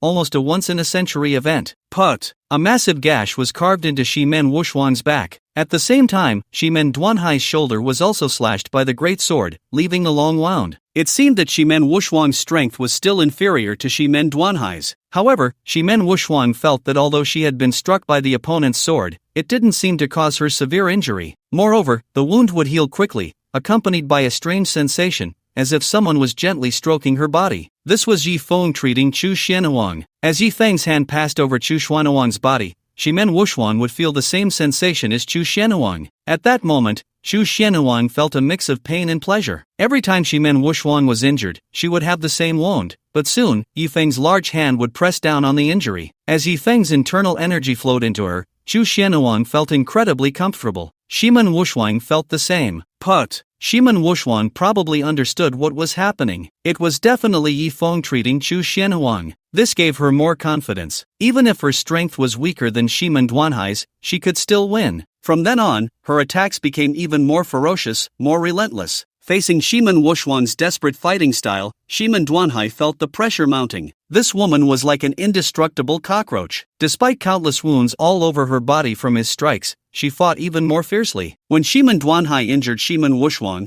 her giant sword also left marks on his body. Shimen Duanhai had not practiced the Phoenix and Dragon technique. No one was sharing the damage for him, nor was anyone healing him. He was genuinely getting hurt. Therefore, as time passed, Shimen Duanhai's condition deteriorated further. In the hotel, Yi Feng was treating a wound on Chu Xianhuang's inner thigh. Suddenly, Chu Xianhuang hugged Yi Feng tightly, surprising him greatly. Xianhuang. Yi Feng was about to ask what she was doing when her lips pressed against his. In fact, Chu Xianhuang's action was quite normal. After all, she was a woman, a normal woman. After being touched by Yi Feng for over 10 minutes, she was already itching with desire. If it were another man, Chu Xianhuang might not have acted this way. But Yi Feng was her master, and from the moment she acknowledged him as such, she had been prepared to become his woman. The key was that Yi Feng was very handsome. Coincidentally, the room they chose to observe from was a couple's room. The heart-shaped waterbed, the rose petals scattered all over the floor. Everything stimulated their nerves. Coupled with Yi Feng's treatment lasting over 10 minutes, if Chu Xianhuang didn't feel anything, she wouldn't be a normal woman. Yi Feng's mind went blank in an instant. Chu Xianhuang was undoubtedly an extraordinary woman. Her figure and beauty were peak. The most crucial part was the alluring charm she exuded, which was incredibly attractive to men. Instantly, it ignited the Qilin fire within Yi Feng. Meanwhile, outside, Shimen Wuxuan, battling Shimen Duanhai, felt the same sensation as Chu Xianhuang. Why do I feel a bit blank in my head? Shimen Wuxuan had been fighting on the battlefield since she was a teenager and had never had a boyfriend, completely unaware of what was happening. Am I poisoned? Shimen Wuxuan shook her head vigorously. However, that feeling only intensified. She felt her body starting to heat up, her pretty face quickly turning red. What kind of poison is this? Why does it feel so good? Shimen Wuxuan looked bewildered. But, in a moment of distraction, she was struck by a sword. Blood flowed freely. At the same time, a line of blood appeared on Chu Xianhuang's body. Yi Feng's hand immediately moved to treat her. However, their lips did not part. Instead, they became even closer. Shimen Wuxuan was now experiencing a sensation of both ice and fire, but they were in the middle of a battle. No matter, she had to take down Shimen Duanhai first. Shimen Wuxuan did her best to stay awake. The battle continued for over half an hour. The giant sword in Shimen Wuxuan's hand had countless chips, while Shimen Duanhai's rusty iron sword also showed cracks. Both of them bore numerous wounds from each other. With a clang of metal, Shimen Duanhai's iron sword was completely severed in half. The giant sword struck into his shoulder, forcing Shimen Duanhai to kneel on the ground under the immense force. However, Shimen Wuxuan did not continue her attack. She coldly said, "You lost." "I lost." Shimen Duanhai's expression was somewhat gloomy. He never expected that his lifelong pursuit of martial arts would end in defeat at the hands of a younger opponent. Although Shimen Wuxuan wore a mask, he could sense that the other party was likely quite young. Moreover, the look in Shimen Wuxuan's eyes gave him a familiar feeling. "Can I take a look at your face?" Shimen Duanhai asked. Sure. Although Shimen Duanhai had been defeated by his own hands, his strength had earned Shimen Wuxuan's respect. After all, if it weren't for the Phoenix and Dragon technique, she would not have been able to defeat Shimen Duanhai. Shimen Wuxuan slowly removed the mask. Upon seeing her face, Shimen Duanhai was completely stunned, because he recognized that face. It was identical to the face of the Wuxuan war god of the Shimen family. What was going on? However, if it was Shimen Wuxuan, it was impossible for her to possess such strong power. It was even more impossible for her to act against the Shimen family. Could it be that they just looked exactly alike? Soon, Shimen Wuxuan put the mask back on. Her gaze swept over everyone in the Shimen family. Coldly, she said, "Is there anyone else who wants to challenge me?" Everyone swallowed hard, not daring to speak. After all, even the strongest two-star war god of the Shimen family had been defeated. The Shimen family had truly been overwhelmed by this Long Outyen. Although the Shimen family still had a Wuxuan war god, everyone knew that the Wuxuan war god's strength was the weakest among the 3 war gods. Even if she came, it would be of no use. From now on, Long Outyen would become the eternal nightmare of the Shimen family. Seeing that no one dared to respond, Shimen Wuxuan shouldered her greatsword and strode away. Wuxuan? Shimen Duanhai tentatively called out after her. After all, he thought, how could there be 2 people in this world who looked so alike? But Shimen Wuxuan seemed to have not heard him at all. Perhaps they really just look exactly alike. Shimen Duanhai sighed softly. Meanwhile, in the hotel, the 2 were in a state of uncontrollable passion. All the feelings Shimen Wuxuan could empathize with. She simply couldn't take it anymore. She ran quickly. When she passed a river, she jumped straight in. It was already the dead of winter, and the river water had a thin layer of ice on it. Splash! Shimen Wuxuan's body plunged into the icy water. Instantly, she felt the flames within her extinguish. At that moment, the almost ignited passion was also instantly doused. I'm so cold, Chu Xianhuang shivered from the cold. At that moment, Yi Feng also woke up. He quickly released Chu Xianhuang. He cursed himself for being so inconsiderate. How had he lost control more and more? Master, Huang is so cold. Chu Xianhuang exhaled, and white mist appeared. Her body was frighteningly cold. Yi Feng quickly grabbed Chu Xianhuang's hand and infused his internal energy into her body. Chu Xianhuang immediately felt a bit more comfortable. But after such a shock,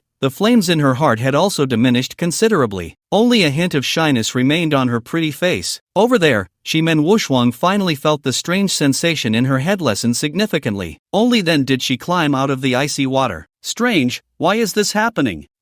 I'll ask the master about it later. Shimen Wuxuan thought to herself. Just then, 2 figures suddenly blocked her path. Who are you? Shimen Wuxuan frowned and asked. That's her for sure. The aura on her is exactly the same as what number 11 reported back, one of them said. I am Dongyin Shiren, the 9th blade. The 8th blade. Indeed, these 2 were the 8th and 9th blades of the Killing Blade organization in Long Country. Upon hearing their words, Shimen Wuxuan's expression immediately became serious. Although she no longer remembered anything related to the Killing Blade, she could sense that these 2 were very powerful. The top 10 blades of the Killing Blade organization were known as the 10 blades. Each one was extremely strong. At this moment, 2 of them had come at once. Shimen Wuxuan narrowed her beautiful eyes. Without wasting any words, she struck directly. Very good. You actually have the courage to attack us, the 10 blades. The 2 members of the 10 blades curled their lips into a smirk. Immediately, they drew their katana and attacked Shimen Wuxuan. On the other side, Chu Xuanguan felt her body becoming warmer. She looked at Yi Feng with sultry eyes and said, Master, shall we not continue? Originally, the flames within Yi Feng had been extinguished. However, with Chu Xuanguan's words, Master, shall we not continue? The extinguished flames ignited once more. Chu Xuanguan was now at the celestial sect level. Her physical qualities were on par with Ouyang Bingqing, the most beautiful woman in the Dragon Kingdom. She could withstand Yi Feng's power. Yi Feng, are you still human? How can you do this to Sister Xin? Yi Feng tried to control himself, but he couldn't manage it at all. Red, gem-like scales emerged from the surface of Yi Feng's body. Master, is this what you call beastification? Seeing this scene, Chu Xuanguan couldn't help but reach out and caress the scales on Yi Feng's body. Aren't you afraid? Yi Feng's breathing became heavier. You are Huanghuang's master, how could Huanghuang be afraid? Moreover, these scales are so beautiful. Chu Xuanguang's beautiful eyes sparkled with a strange light. Indeed, the scales on Yi Feng's body looked completely harmonious, giving him a special aura. Yi Feng could no longer control himself and embraced Chu Xuanguang tightly. Chu Xuanguang closed her eyes. She never expected that her first time would be so special. However, just as everything was falling into place, Chu Xuanguang suddenly spat out a mouthful of fresh blood. Xuanguang, what happened to you? Yi Feng's expression changed. I don't know. Chu Xuanguang's beautiful eyes also showed confusion. Just now, she felt as if her chest had been struck hard by a hammer. Chu Xuanguang let out another painful scream, continuing to spit blood. Not good, Long Outyen is in trouble. Yi Feng's expression changed, as if he understood something. Xuanguang, can you sense Long Outyen's location? Yi Feng asked. Since their bodies were linked, perhaps Chu Xuanguang could sense the other's position.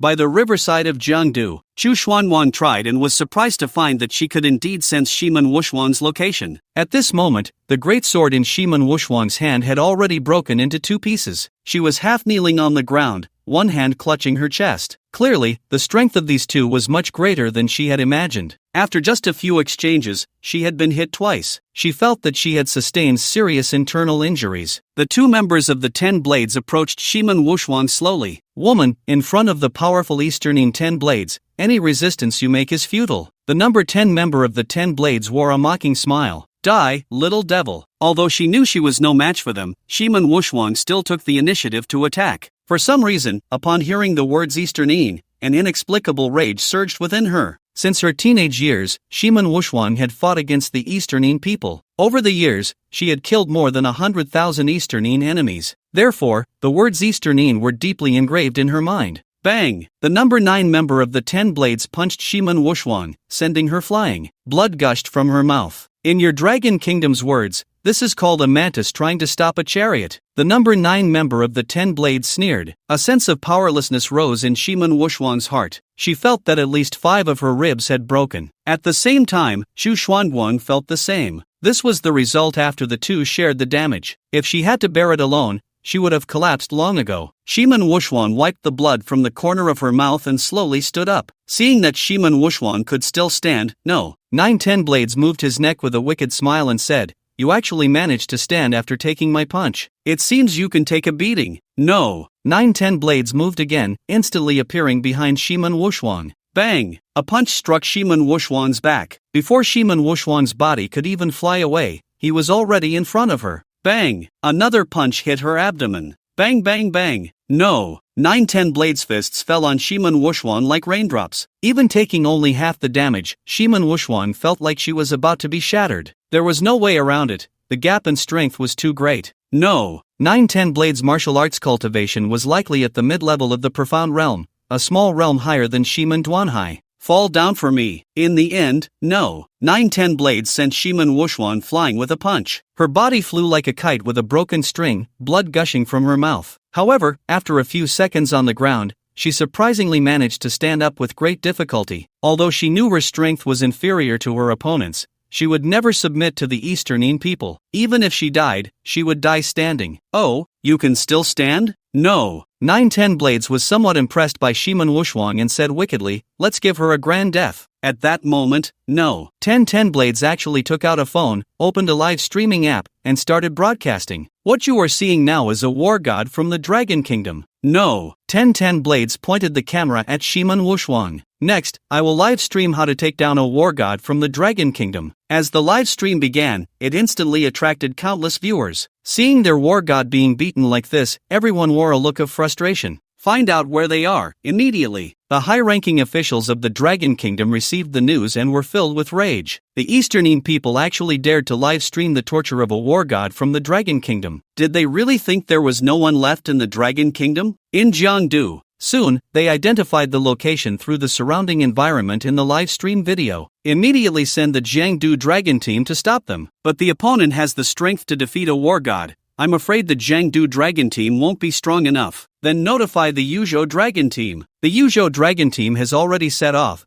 but it will take 2 hours to arrive. The live stream continued. The 2-10 Blades, daring to start a live stream, naturally knew that in Jiangdu, there was no one who could deal with them. Even the Yuzhou Dragon team would take at least 2 hours to arrive. By the time the Yuzhou Dragon team got there, they would have already killed the war god and left. Damn it, is there really no one left in the Dragon Kingdom, allowing these Easternine little devils to be so arrogant? It's not that there is no one, it's that they can't arrive in time. Who knew such a powerful Easternine dog was hiding in this small place of Jiangdu? The netizens were filled with righteous indignation but felt helpless. Crowdsource a master from the Dragon Kingdom to eliminate these two Easternine dogs. I'll put up 100,000. I'll put up 200,000. I'll put up 500,000. No matter when, the attitude of the Dragon Kingdom people towards the Easternine devils was always consistent. Soon, they actually raised over 100 million in bounty. As long as you can eliminate them, Xiao Xiao, will give birth to his child on the spot. A female streamer with millions of fans even issued such a bounty. Goddess Xiao is so powerful. Although you are our goddess, this time we support you. You can even give birth to a football team. Soon, the number of viewers surpassed 1 million. The city lord and deputy city lord of Jiangdu both wore extremely serious expressions. Such a thing actually happened in their territory. Dragon Kingdom War God, as long as you kneel before us now and say, "Long live the great Easternine Empire," we will let you go. No, 10 blades said to Shimen Wushuang. He certainly would not let Shimen Wushuang go. It was merely to insult the Dragon Kingdom. Dongyin, dog. Even though Shimen Wushuang was already unsteady on her feet, she still managed to stand up, swing, and shouted those 3 words. Pooh! As soon as her words fell, a samurai sword struck her shoulder. Kneel down for me. No. Nine Shiren wanted to force Shimen Wushuang to kneel, but Shimen Wushuang stood tall, allowing the sword on her shoulder to cut deeper. Blood gushed from her shoulder. The hand gripping the samurai sword also bled. Drip, drip, drip. The blood dripped onto the ground, making a sound. At this moment, Shimen Wushuang was gravely injured. Her bones had been broken into dozens of pieces. She used all her strength to support her body, refusing to fall. This was a nationwide live broadcast. Although she no longer remembered who she was, she knew she was a citizen of the Dragon Kingdom. The hatred between the Dragon Kingdom and Dongyin was etched in her bones. She would never submit to them. Woman, your will impresses me. No, Nine Shiren sighed. He did not know what was supporting this woman, allowing her to still stand. One should know that his previous attack was enough to kill any Huan-level martial king. The viewers watching the live broadcast could not help but shed tears at this scene. Anger, frustration, humiliation, helplessness. The number of viewers was approaching 10 million. If these 2 Dongyin people really slaughtered the Dragon Kingdom's war god, it would be an unprecedented humiliation for the Dragon Kingdom. Faster, even faster. At this moment, many experts from the Dragon Kingdom, both official and unofficial, were rushing to Jiangdu, heading to the scene of the incident. The time is almost up. When the Dragon Kingdom's reinforcements arrive,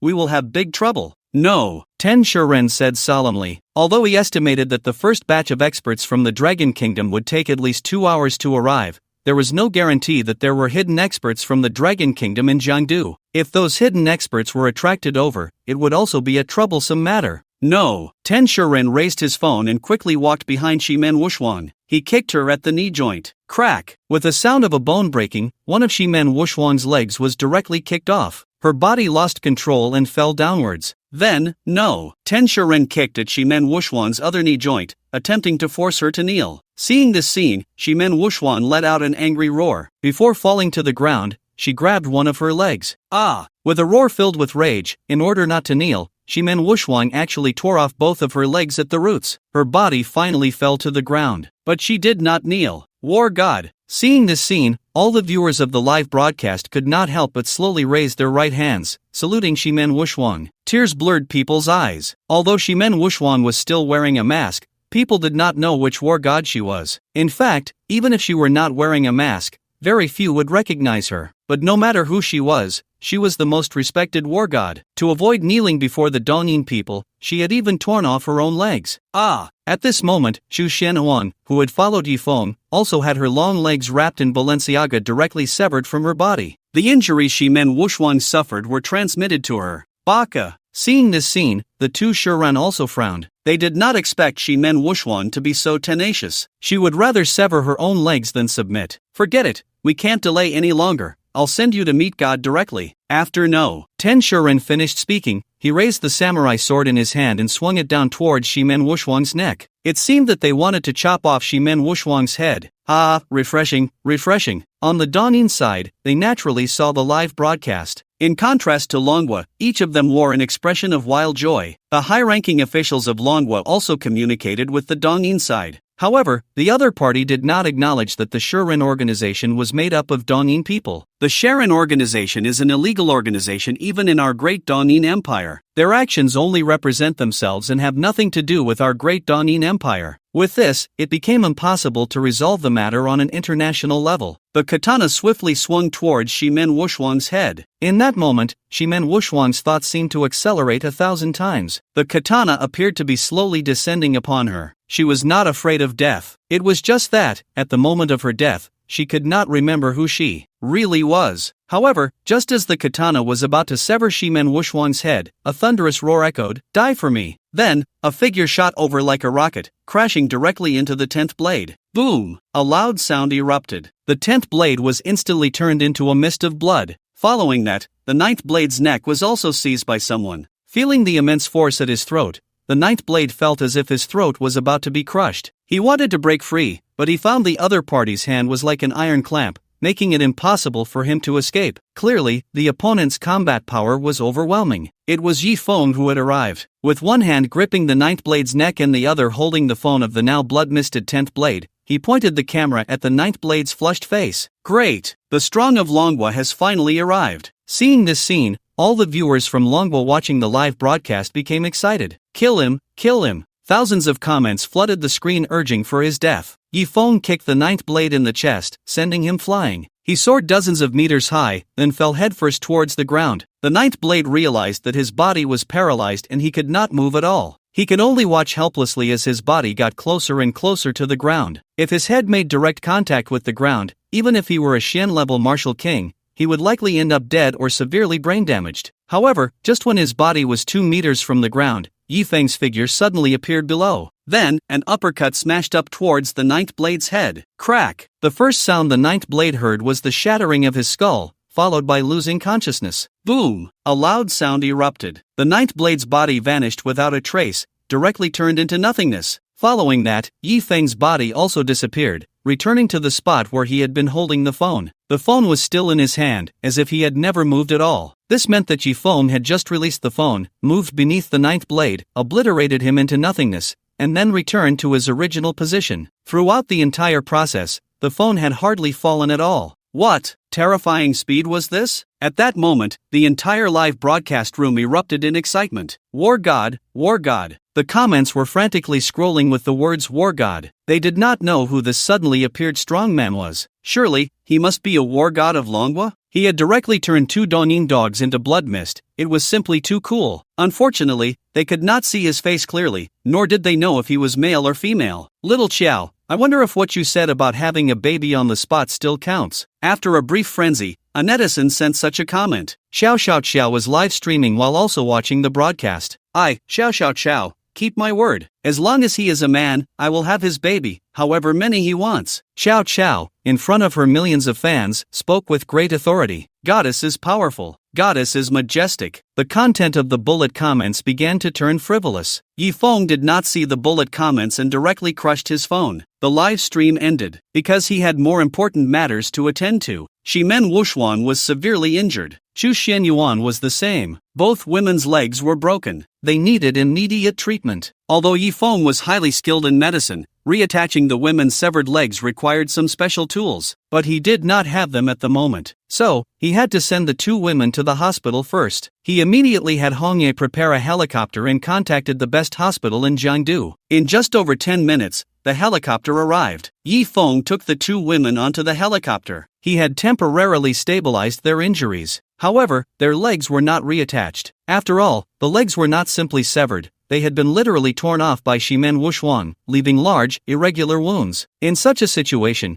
reattaching them was 100 times more difficult than a clean cut. In fact, for many hospitals, such a surgery would be impossible. Soon, the helicopter landed in the square of Jiangdu Hospital. The stretcher had long been prepared. They immediately carried the 2 women into the emergency room. When the nurses saw the condition of the 2 women, they were stunned. How could they be so severely injured? Could she be that war god of the Dragon Kingdom? Just moments ago, there were people in the hospital watching the live stream. Seeing Shimen Wushuan's appearance, they immediately understood. That's right, it's her. Director Jiang, you must save her. The nurses looked at the emergency doctor in a white coat. Her injuries don't seem to be life-threatening, but this leg injury, even I can't guarantee 100% success in reattaching it, and even if we do, I can't ensure she will be able to walk again. The speaker was a female doctor wearing gold-rimmed glasses. Her face bore no makeup, yet it couldn't hide her stunning beauty. She was Zhang Jiner, the dean of Jiangdu Medical College. Although she was not very old, her medical skills were recognized as the best in Jiangdu, surpassing even the renowned Du Gaoming. Du Gaoming was the vice president of the Jiangdu branch of the Dragon Kingdom Traditional Chinese Medicine Association. Zhang Jiner was the president. She was also the president of the Jiangdu branch of the Dragon Kingdom Medical Association. She was proficient not only in traditional Chinese medicine but also in Western medicine. Today, Zhang Jiner had just returned from abroad. She never expected to encounter such a tricky situation. Immediately take her to the operating room and prepare for surgery, Zhang Jiner decisively ordered. The shorter the time delay, the higher the success rate of reattaching the women's legs.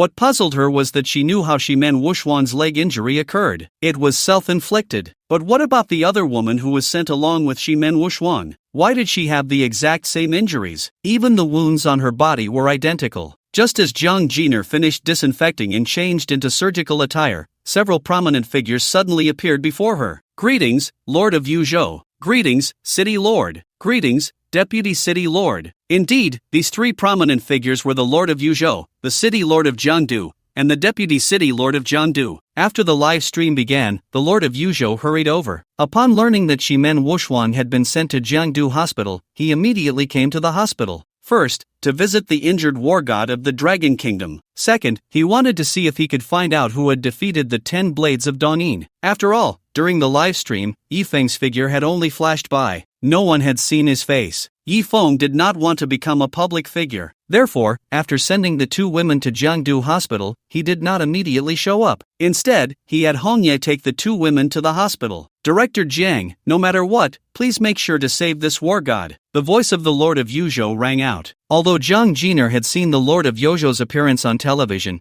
this was her first time seeing her in person. She couldn't help but feel a bit excited. She never expected that the Lord of Yuzhou would be even more beautiful and graceful than she appeared on TV. Her height was also very striking, standing at an impressive 1.90 meters. Just standing there, she exuded a powerful presence. In fact, being too tall as a woman isn't always a good thing, but as the Lord of Yuzhou, such height only served to enhance her aura. The Lord of Yuzhou was also exceptionally attractive. Although her height far exceeded that of ordinary people, her figure was remarkable, especially her long legs, which were nearly impossible for any woman to surpass. The words of the Lord of Yuzhou instantly put immense pressure on Jiang Jiner. Although she was highly skilled in medicine, Shimen Wuxuan's injuries were too severe. The torn wounds were irregular, and trying to reconnect them was as difficult as climbing to the sky. She had initially considered taking the risk of surgery, but now she hesitated. After all, this was a war god. If she were to reconnect the legs and they ended up useless, it would be a tremendous loss for Long Country. If only my master were here, Jiang Jiner thought to herself. For a surgery of this difficulty, she feared that aside from her master, no one else in the world could guarantee that Shimen Wuxuan would recover without losing her combat effectiveness. Unfortunately, her master had long since withdrawn from worldly affairs. Even if she were to step forward, it would be impossible to summon her master. Lord of Yuzhou, I must speak frankly. I can reconnect this war god's legs,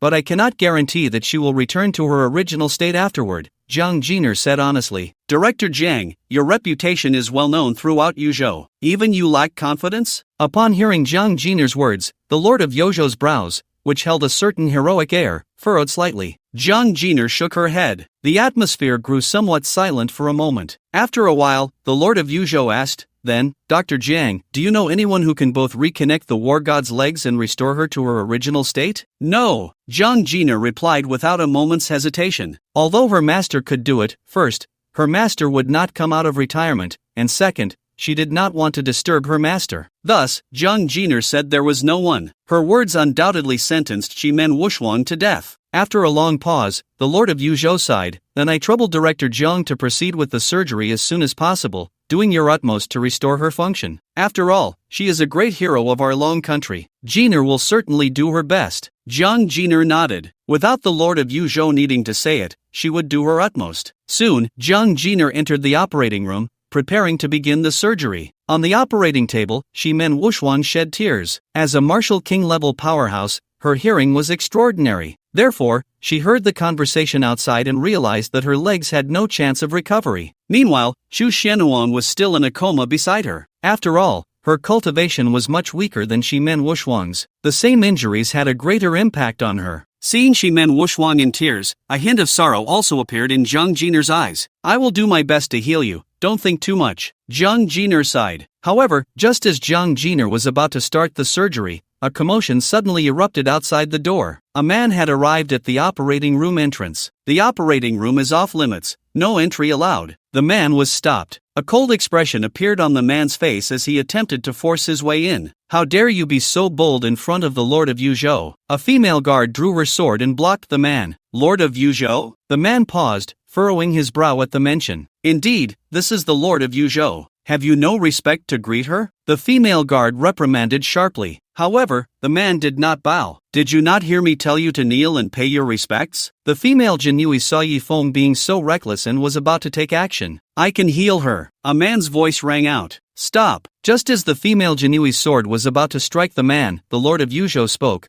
her red lips parting to halt the Jinui. Her beautiful eyes swept over the man as she said, You say you can heal the war god? That's right, the man nodded. Do you know who is performing the surgery inside? She is the director of Jiangdu Hospital and the president of the Jiangdu branch of the Dragon Kingdom Medical Association. Do you think your medical skills are better than hers? The Lord of Yuzhou narrowed her eyes. Of course I'm better than her, the man replied without hesitation. Fine, I can give you a chance to treat her. But if you fail, you will have to bear the consequences. The Lord of Yozhou's voice turned filled with authority. After all, she was a state lord, and her aura was such that ordinary people would not dare to meet her gaze. But the man did not flinch and met the Lord of Yozhou's eyes. Don't worry, I will definitely heal her, the man said confidently. When I say heal, I mean restoring her to her former strength, not just reattaching her leg. The Lord of Yuzhou continued. Of course. The man nodded. Lord of Yuzhou, I think we should let Director Jiang treat her. At that moment, the Lord of Jiangdu spoke up.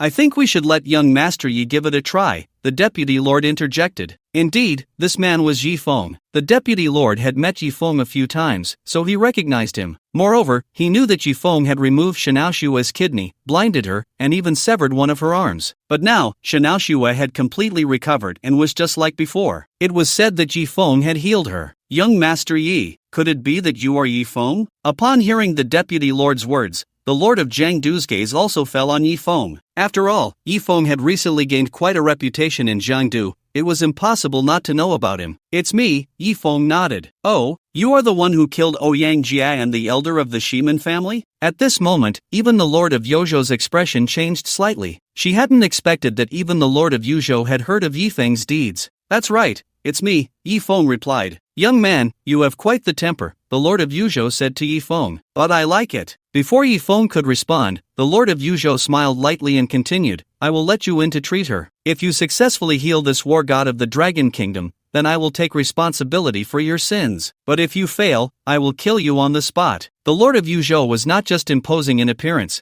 she was also an extremely powerful martial artist. Before becoming the Lord of Yuzhou, she had a title, Female Xingtian. Xingtian was a deity in the myths of the Dragon Kingdom. To dare use a deity as a codename was clearly extraordinary. Alright, Yifeng said. He dared to agree because, first, he was 100% confident he could heal Shiman Wushuang. Second, he was not afraid of the Lord of Yuzhou at all. His master had said that after coming down the mountain, he need not fear anyone. Even if he couldn't win, he had his master backing him up. Then you may go in. However, before Yifeng could knock on the door, the operating room's door suddenly swung open. A doctor rushed out, looking flustered. The patient is experiencing severe blood loss. Prepare the plasma immediately. Inside the operating room, Zhang Jiner was also sweating profusely, her pretty face showing signs of panic. Originally, Shiman Wushuang's condition was stable, but an assistant had noticed several silver needles inserted in Shiman Wushuang's body and had pulled them out. As soon as the silver needles were removed,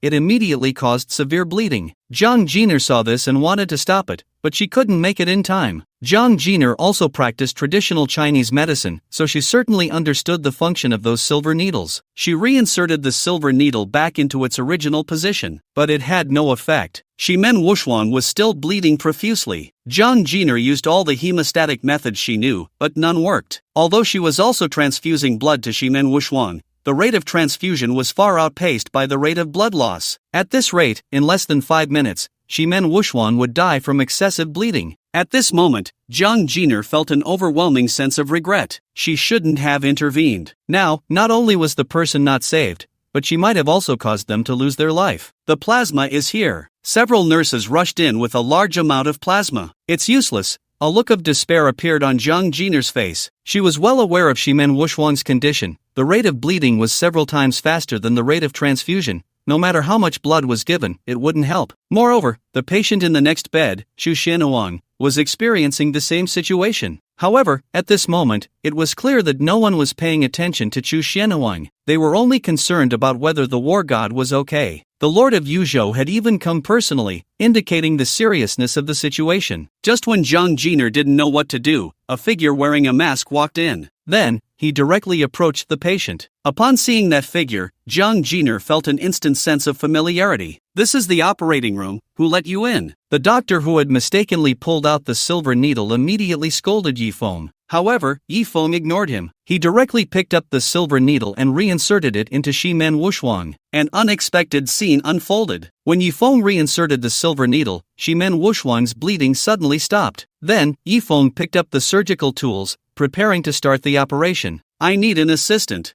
Yifeng's voice rang out. I'll do it. Jiang Jiner immediately rushed to Yifeng's side. Forceps, scissors, gauze. At that moment, Jiang Jiner completely became his assistant. Whatever he needed, she handed it to him. At the same time, her eyes widened. Because this man who suddenly barged in seemed to possess extraordinary medical skills. First, he was able to stop Shimen Wushuang's bleeding, something even she couldn't do. Secondly, when he was suturing Shimen Wushuang's leg, he displayed astonishing technique. Bone setting, blood vessel suturing, nerve connection, every movement was swift and precise, with no deviation whatsoever. This level of skill was simply beyond the imagination of an ordinary doctor. Judging by his age, he should be quite young, yet he possessed such exquisite medical skills. Watching Yifeng perform the surgery, Jiang Jiner felt a sense of enjoyment. This surgery was extremely complex. Even Yifeng took more than 2 hours to finish one of Shimen Wushuang's legs. This included Jiang Jiner's assistance. Although Jiang Jiner was mostly just assisting, she was able to help Yifeng with some simple tasks within her capability. Of course, that was only what Yifeng considered simple. For Jiang Jiner, it was actually quite stressful. If Yifeng had to do the surgery alone, it would likely take much longer. This was why Yifeng had brought Shimen Wushuang to the hospital. Without the equipment in the hospital, he wouldn't have been able to perform such a complex surgery. After finishing one leg, Yifeng let out a deep sigh. Sweat had even appeared on his forehead. Seeing this, Jiang Jiner immediately took out a clean piece of gauze and wiped the sweat from his forehead. This scene made those nearby envious. Who was Jiang Jiner? She was an absolute goddess in the medical field. Her reputation was well known throughout Yuzhou. To have the goddess wipe your sweat,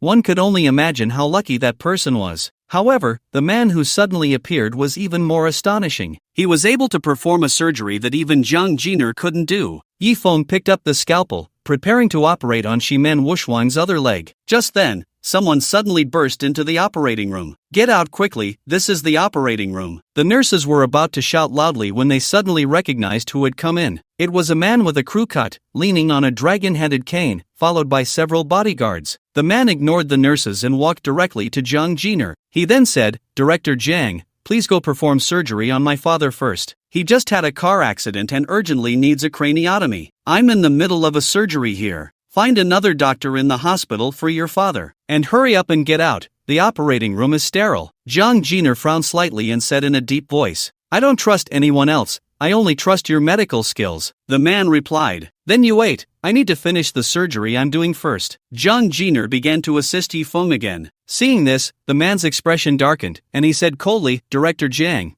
I'll say it again. Please go perform surgery on my father immediately. At that moment, Yifeng finally turned his head and said, I'll say one thing too, please get out. Heh, who are you? Are you a doctor from Jiangdu Hospital? How dare you speak to me like that? The man squinted at Yifeng. He is a shareholder of Jiangdu Hospital. Jiang Jiner spoke up at that moment. So he was a shareholder of the hospital. No wonder he was so arrogant. Unfortunately, Yifeng would not indulge him. He continued with the surgery. What's wrong, Director Jiang? Are my words not effective anymore? The man shouted. Smack! At that moment, Yifeng suddenly struck. He slapped the man across the face, knocking him directly to the ground. You dare hit me. I command you to stop the surgery immediately. The man covered his face and shouted. I'm not a doctor of the hospital. You think I'll stop just because you say so? If you disturb my surgery again, don't blame me for being rude. Yifeng said coldly. Not a doctor of my hospital? You dare perform surgery in my hospital? Director Jiang, you better give me an explanation.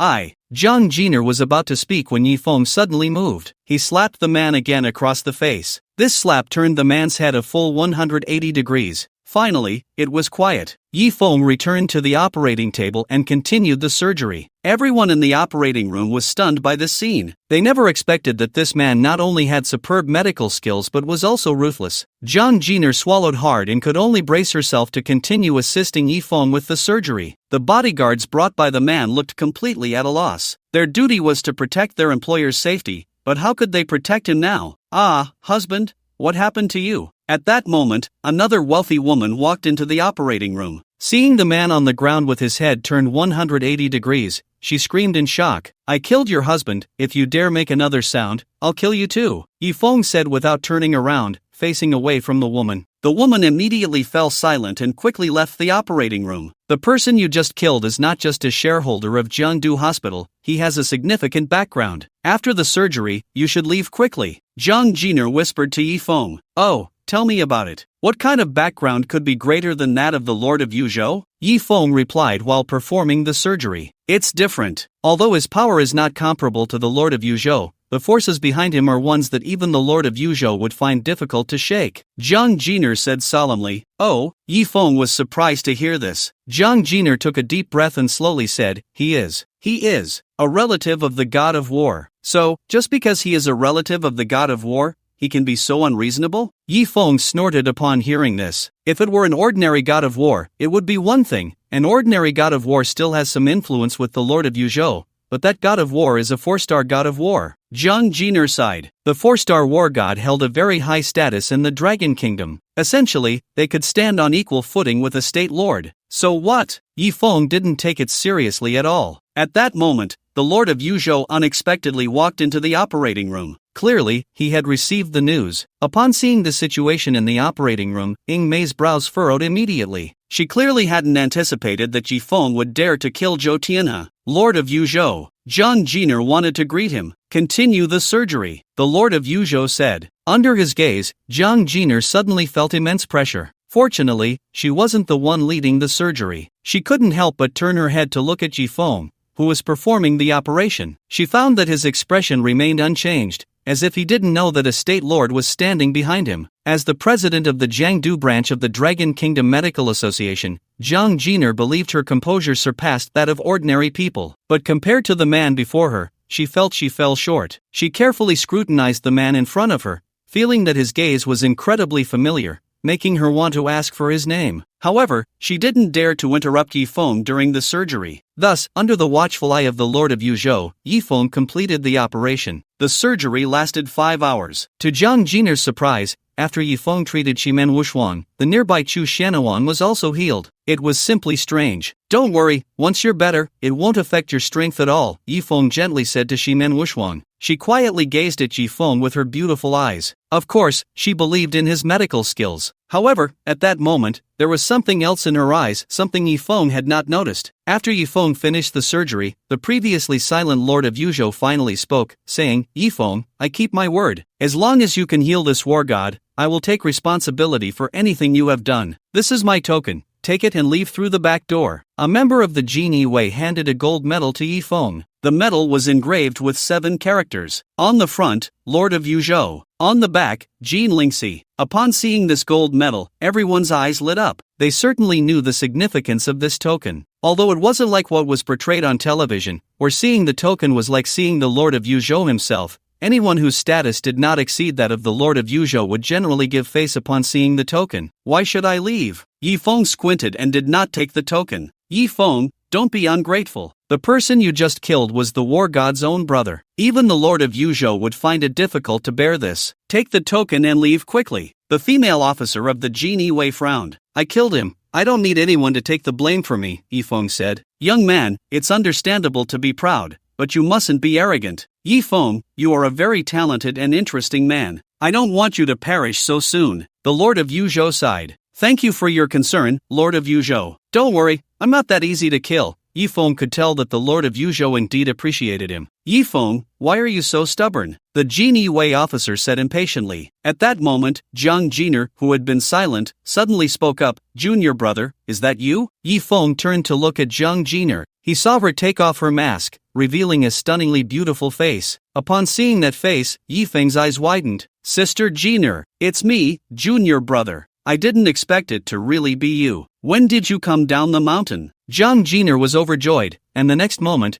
she directly leaped into Yifeng's arms, hugging him tightly. Although they had only spent a short 2 years together, but for Yifeng, her obedient junior brother, Zhang Jiner really liked him very much. When she was on the mountain learning medicine from her master, it was very boring. Whenever Zhang Jiner felt bored, her favorite thing to do was to bully her junior brother Yifeng, and Yifeng always let her bully him. Jiang Jiner also knew that although Yifeng was often bullied by her, after practicing for half a year on the mountain, his martial arts had already surpassed hers. She just didn't expect that even in medicine, Yifeng had surpassed her. No wonder she felt a sense of familiarity. Just recently, Yifeng said, feeling the softness in his arms, and coughed lightly. Although the boundaries of their interactions in the past were far greater than now, like how Yifeng used to give Jiang Jiner massages when she only wore basic gear, there were many outsiders present now, making Yifeng feel somewhat awkward. Do you know each other? The Lord of Yuzhou was slightly taken aback. Yes, he is my junior brother. Jiang Jiner finally remembered that there were others around and quickly released Yifeng,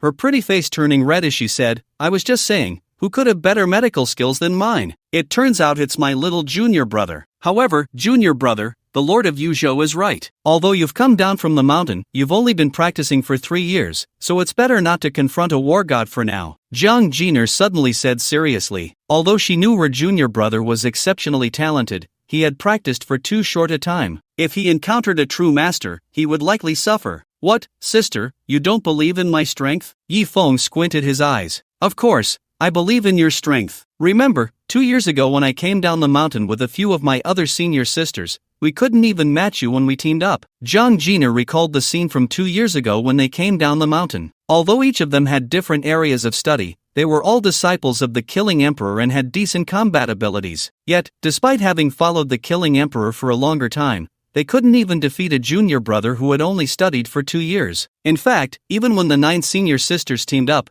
they were no match for Yifeng. One had to admit, this junior brother's talent was truly astonishing. Now, a year had passed, and Yifeng's martial arts cultivation must be even more terrifying. But the opponent is, after all, a 4-star war god. Jiang Jiner soon frowned again. Not a 4-star war god, but a 5-star war god, the Lord of Yuzhou spoke again. He has just been promoted to 5-star war god. Right now, not many people know this news, but it won't be long before the entire Yuzhou knows. 5-star war god. Upon hearing the Lord of Yuzhou's words, Jiang Jiner became even more worried. A 4-star war god was already frightening. A 5-star war god, wouldn't that be even more terrifying? Junior brother, listen to your sister, hurry and leave. It will be too late if you wait. Jiang Jiner took out a bank card and handed it to Yifeng. If I leave, what will you do? Yifeng looked at Jiang Jiner and asked. Although it wasn't Jiang Jiner who killed Zhao Tianyuan died in Jiangdu Hospital. Jiang Jiner couldn't possibly have no responsibility at all. I won't be in any trouble, you hurry and go. Jiang Jiner urged. If I'm not mistaken, the one who killed the 2 Dongying 10 blades should be him. Yifeng, your time is running out, the Lord of Yuzhou said. Although the mysterious Dragon Kingdom expert hadn't shown his face at the time,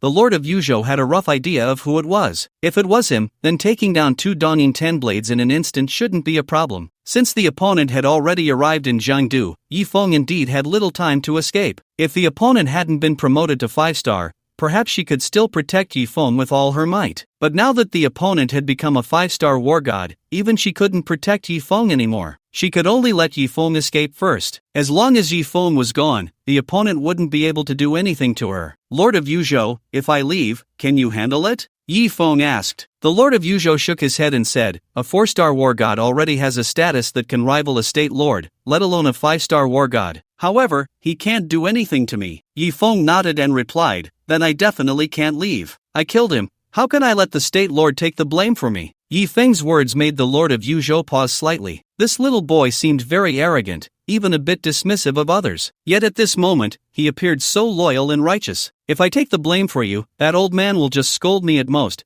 But if you stay, he might skin you alive, the Lord of Yuzhou said. Hee, how do you know he will skin me and not the other way around? Yifeng asked. You really are quite arrogant. Do you know what the minimum requirement to be a 5-star war god is? A heavenly realm martial king, the female officer of the Jinui said, looking speechless. Little guy, you are becoming more and more interesting to me, the Lord of Yuzhou said, his admiration for Yifeng growing stronger. Where is Yifeng? At that moment, a furious voice echoed throughout the hospital, booming like a bell, and everyone inside could hear it. Ah, now you can't leave even if you want to, the Lord of Yuzhou sighed. You stay here, I'll go out and check the situation first, he said to Yifeng before stepping outside. At the entrance of Jiangdu Hospital, countless people had gathered, including many reporters. In the center stood a middle-aged man wearing a mask. War god, you are amazing. You just returned and already took down 2 arrogant Easternine devils. Yes, if it weren't for you, War God, our dragon country would have suffered a huge embarrassment this time. The War God is so handsome, too bad we can't see what he looks like. A group of reporters chattered excitedly, clearly treating this War God as the powerful figure from Dragon Country who had killed the Easternine 10 Blades. After all, he had such strength and just happened to appear in Jiangdu at this time. Who else could it be if not him? The War God squinted his eyes and said, "Actually, it wasn't me who acted." Hee, War God, you really know how to joke. If it wasn't you, who else in Jiangdu could have such strength? Yes, I received news that you are about to advance to 5-star War God. Is that true? What? The Heavenly Blue War God is advancing to 5-star War God? When did this happen? How come I didn't know? Heavenly Blue War God, we love you. Besides the reporters, countless fans of the War God had come to Jiangdu Hospital, shouting his name loudly. Indeed, the War God who suddenly appeared at Jiangdu Hospital was none other than the Heavenly Blue War God. Seeing that everyone thought he was the one who killed the Easternine 10 Blades, the Heavenly Blue War God did not continue to refute. Since they mistakenly believed it was him, let it be so. After all, he had already said it wasn't him. Even if the truth came out later, it couldn't be blamed on him. He enjoyed the feeling of being the center of attention. War God, I see many fans have come to the scene. Can you interact with them? A reporter asked. Of course. Actually, everyone doesn't need to give me such high praise. Protecting the beautiful mountains and rivers of our dragon country is the duty of every War God. I'm just fulfilling my responsibility. The Heavenly Blue War God said humbly. You are too humble, War God. We love you, War God. War God is invincible. The fervent fans of the War God shouted again. Just then, a woman in a wedding dress suddenly stepped out of the crowd. The woman was stunningly beautiful, with a graceful figure, especially her large, bright blue eyes, which were very eye-catching. She was actually a mixed-race beauty. It's Xiao Xiao Xiao. How did Goddess Xiao Xiao come here? Is it to fulfill a promise? Wow, the goddess is really amazing. She actually means what she says. The appearance of Xiao Xiao Xiao once again ignited the scene. It should be noted that previously, Xiao Xiao Xiao had said in front of her millions of fans that if the War God who killed the 10 Blades of Dongyin was a man, she would give birth to his child on the spot. Now she appeared at the scene in a wedding dress. She must have come to fulfill her promise. Although the Sky Blue War God knew about the live broadcast of the 10 Blades of Dongyin, he was unaware of Xiao Xiao Xiao's situation. She held her wedding dress and walked straight to the Sky Blue War God, first bowing to him before speaking. War God, my name is Xiao Xiao Xiao. I am a female streamer. I made a promise in my live stream that if the 2 Dragon Kingdom powerhouses who killed those Dongyin dogs were male, I would marry him. War God, I wonder if you are already married. Female streamer? The Sky Blue War God raised an eyebrow. Clearly, he had no good feelings for an industry that relied on flaunting to make money. However, Xiao Xiao Xiao's looks were simply stunning. If full marks were 10, Xiao Xiao Xiao would definitely score over 9. Even as a war god, Zhao Tian rarely saw such an exceptional woman. Although female streamers were not well received in the past, they had now almost become a national phenomenon. The acceptance of female streamers had increased significantly, and Xiao Xiao Xiao had over 10 million fans. Her status was almost on par with first-line stars. I've played with star celebrities, but I've never played with a female streamer? A strange look appeared in Zhao Tian's eyes. At this moment, everyone regarded the Sky Blue War God as the great hero who had killed the 10 Blades of Dongyin. Xiao Xiao Xiao's eyes were filled with deep admiration. Although the Sky Blue War God seemed a bit older, likely a middle-aged man, what did that matter? I really envy the Sky Blue War God. Yeah, if I could have Xiao Xiao Xiao as my girlfriend, I would be willing to live 50 years less. People cast envious glances. Protecting the beautiful mountains and rivers of our motherland is what we should do. There's no time for romantic entanglements. The Sky Blue War God sighed. Although he did not explicitly state whether he was married, he had already hinted that he was not. Moreover, being my family is a very dangerous thing, the Sky Blue War God said with a somewhat sad expression. This was indeed the truth. A war god would create many enemies. Therefore, the families of war gods were kept confidential, and very few people knew. Just like the Sky Blue War God, he was the brother of Zhao Tian Yuan, a fact known only to a select few, such as the Lord of Yuzhou. As for how Zhang Jiner knew, it was because her identity was also not simple. Once the family of a war god was exposed to the public eye, they could easily become a target for hostile forces. The war god sacrifices so much to protect peace. Thank you for your contributions, war god. People continuously expressed their admiration. Zhao Tian also accepted it gladly. This was the honor he should enjoy. So, thank you for your kind intentions, Miss Xiao, the Sky Blue War God politely declined. War God, I'm not afraid. In fact, I can choose not to be your family,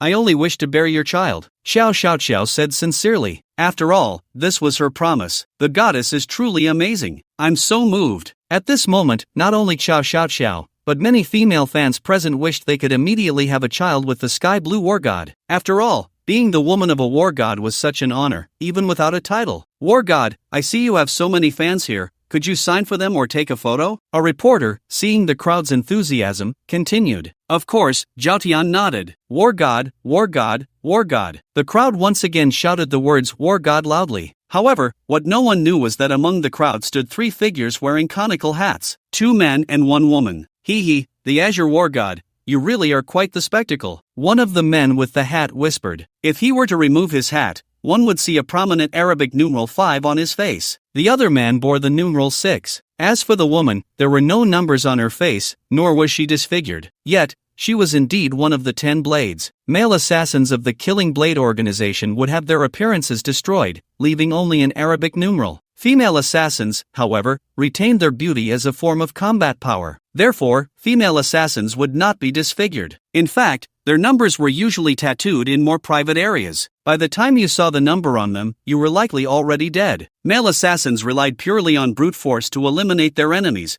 while female assassins could also use their beauty as a weapon. Although the number of this female assassin was not visible, her aura suggested that her ranking was perhaps not lower than the other 2 10 blades. Originally, they were on a mission in a neighboring small country of the Dragon Kingdom. Upon learning that 2 of the 10 blades had been killed in the Dragon Kingdom, they were immediately dispatched by the organization. Recently, assassins from the Killing Blade organization had frequently fallen in the Dragon Kingdom, including 2 10 blades. This had enraged the higher-ups of the organization. Therefore, this time, they sent 3 high-ranking 10 blades to seek revenge. The Azure War God was happily taking photos with his fans and signing autographs, unaware that he had already been targeted by the 3 10 blades, becoming the scapegoat for Yi Feng. The Killing Blade organization regarded the Azure War God as the master of the Dragon Kingdom who had killed the 2 10 blades. However, the 3 10 blades did not act immediately. After all, the Azure War God was a 5-star war god, with strength reaching the heavenly martial king realm. If they could not kill him in one strike, it was very likely he would entangle them, attracting other powerful figures from the Dragon Kingdom. Even if the 3 10 blades were strong, it would be difficult for them to leave alive. They were waiting for an opportunity, waiting for the Azure War God to let down his guard before they struck. Let me go test his strength first.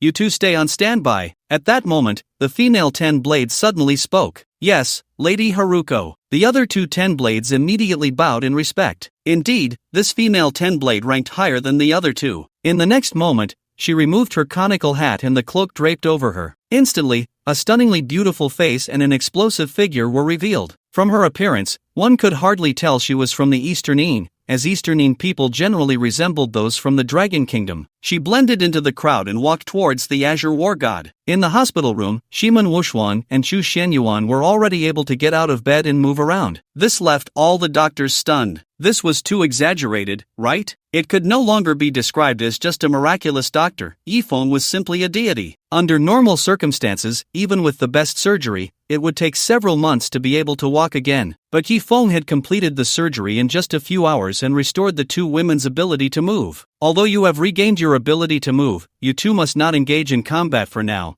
or there is a risk of reopening your wounds. Yi Feng cautioned. Junior brother, the Azure War God is busy taking photos with his fans right now. Why don't you just leave through the back door for now? Zhang Jiner continued to persuade Yi Feng, hoping he would temporarily leave. Senior sister, stop trying to persuade me, I won't leave. Besides, what will you do if I go? And what about my family? Yi Feng said solemnly. He remembered the last time Su Tianyu had captured Ning Xian's entire family to deal with him. He did not want that to happen again. Alright, junior brother, I won't persuade you anymore. If you want to die, I'll die with you. Zhang Jiner gritted her teeth and said. Yi Feng smiled gently and replied, don't worry, a 5-star war god can't do anything to me. Junior brother, I really want to know what level you've reached. Zhang Jiner knew that Yi Feng dared to stay, so he must have some confidence. I don't know the specific level, but anyway, dealing with a 5-star war god shouldn't be a problem, Yi Feng said confidently. Sister Long, are you feeling unwell? At that moment, Chu Shenyuan suddenly looked at Shiman Wushuang. She had a connection with Shiman Wushuang. At this moment, she felt that Shiman Wushuang's heart was very sad. Chu Shenyuan could sense the sadness in Shiman Wushuang's heart, but she didn't know the specific reason. I'm fine.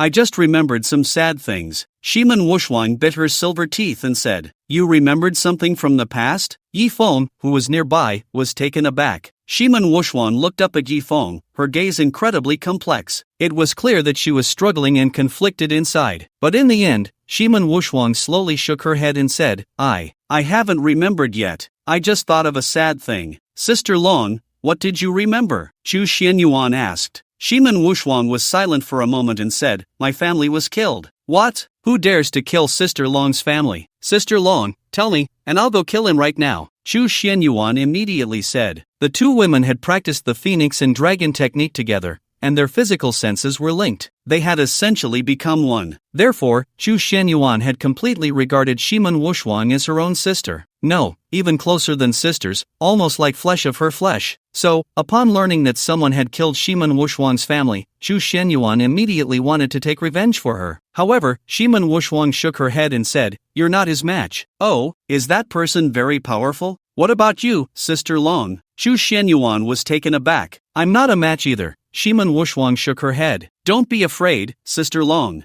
We still have the master. The master can definitely help you take revenge. Chu Xianyuan said. Yes, I can help you take revenge. Yi Feng also said. Although he hadn't known Shiman Wushwang for long, he was attracted by her straightforwardness. Shiman Wushwang looked at Yi Feng, and after a long time, she said softly, I still haven't remembered who killed them. Hearing this, Yi Feng patted Shiman Wushwang's shoulder and smiled, Don't worry, no matter who it is, I will help you take revenge. Thank you, master. Shiman Wushwang lowered her head. The sadness in her eyes grew even stronger. At the hospital entrance, Lord War God, I'm also your fan. About 10 minutes later, a stunningly beautiful woman with a hot figure appeared in front of the Sky Blue War God. Upon seeing this woman, the Sky Blue War God instantly felt that the female streamer was no longer appealing. This woman not only had a face that could bring disaster to the country, but her height and figure were also extremely perfect, especially her eyes, which seemed to spark electricity. Just being looked at by her made the Sky Blue War God feel a tingling sensation all over his body. What's your name? The Sky Blue War God couldn't help but ask. Lord War God, you can call me Xiao Chun, the woman said, wearing a black cheongsam with a high slit, her hair styled elegantly behind her head, looking extremely beautiful. Xiao Chun. That's a lovely name. The Sky Blue War God couldn't take his eyes off her. At that moment, many people's gazes were drawn to the woman named Xiao Chun.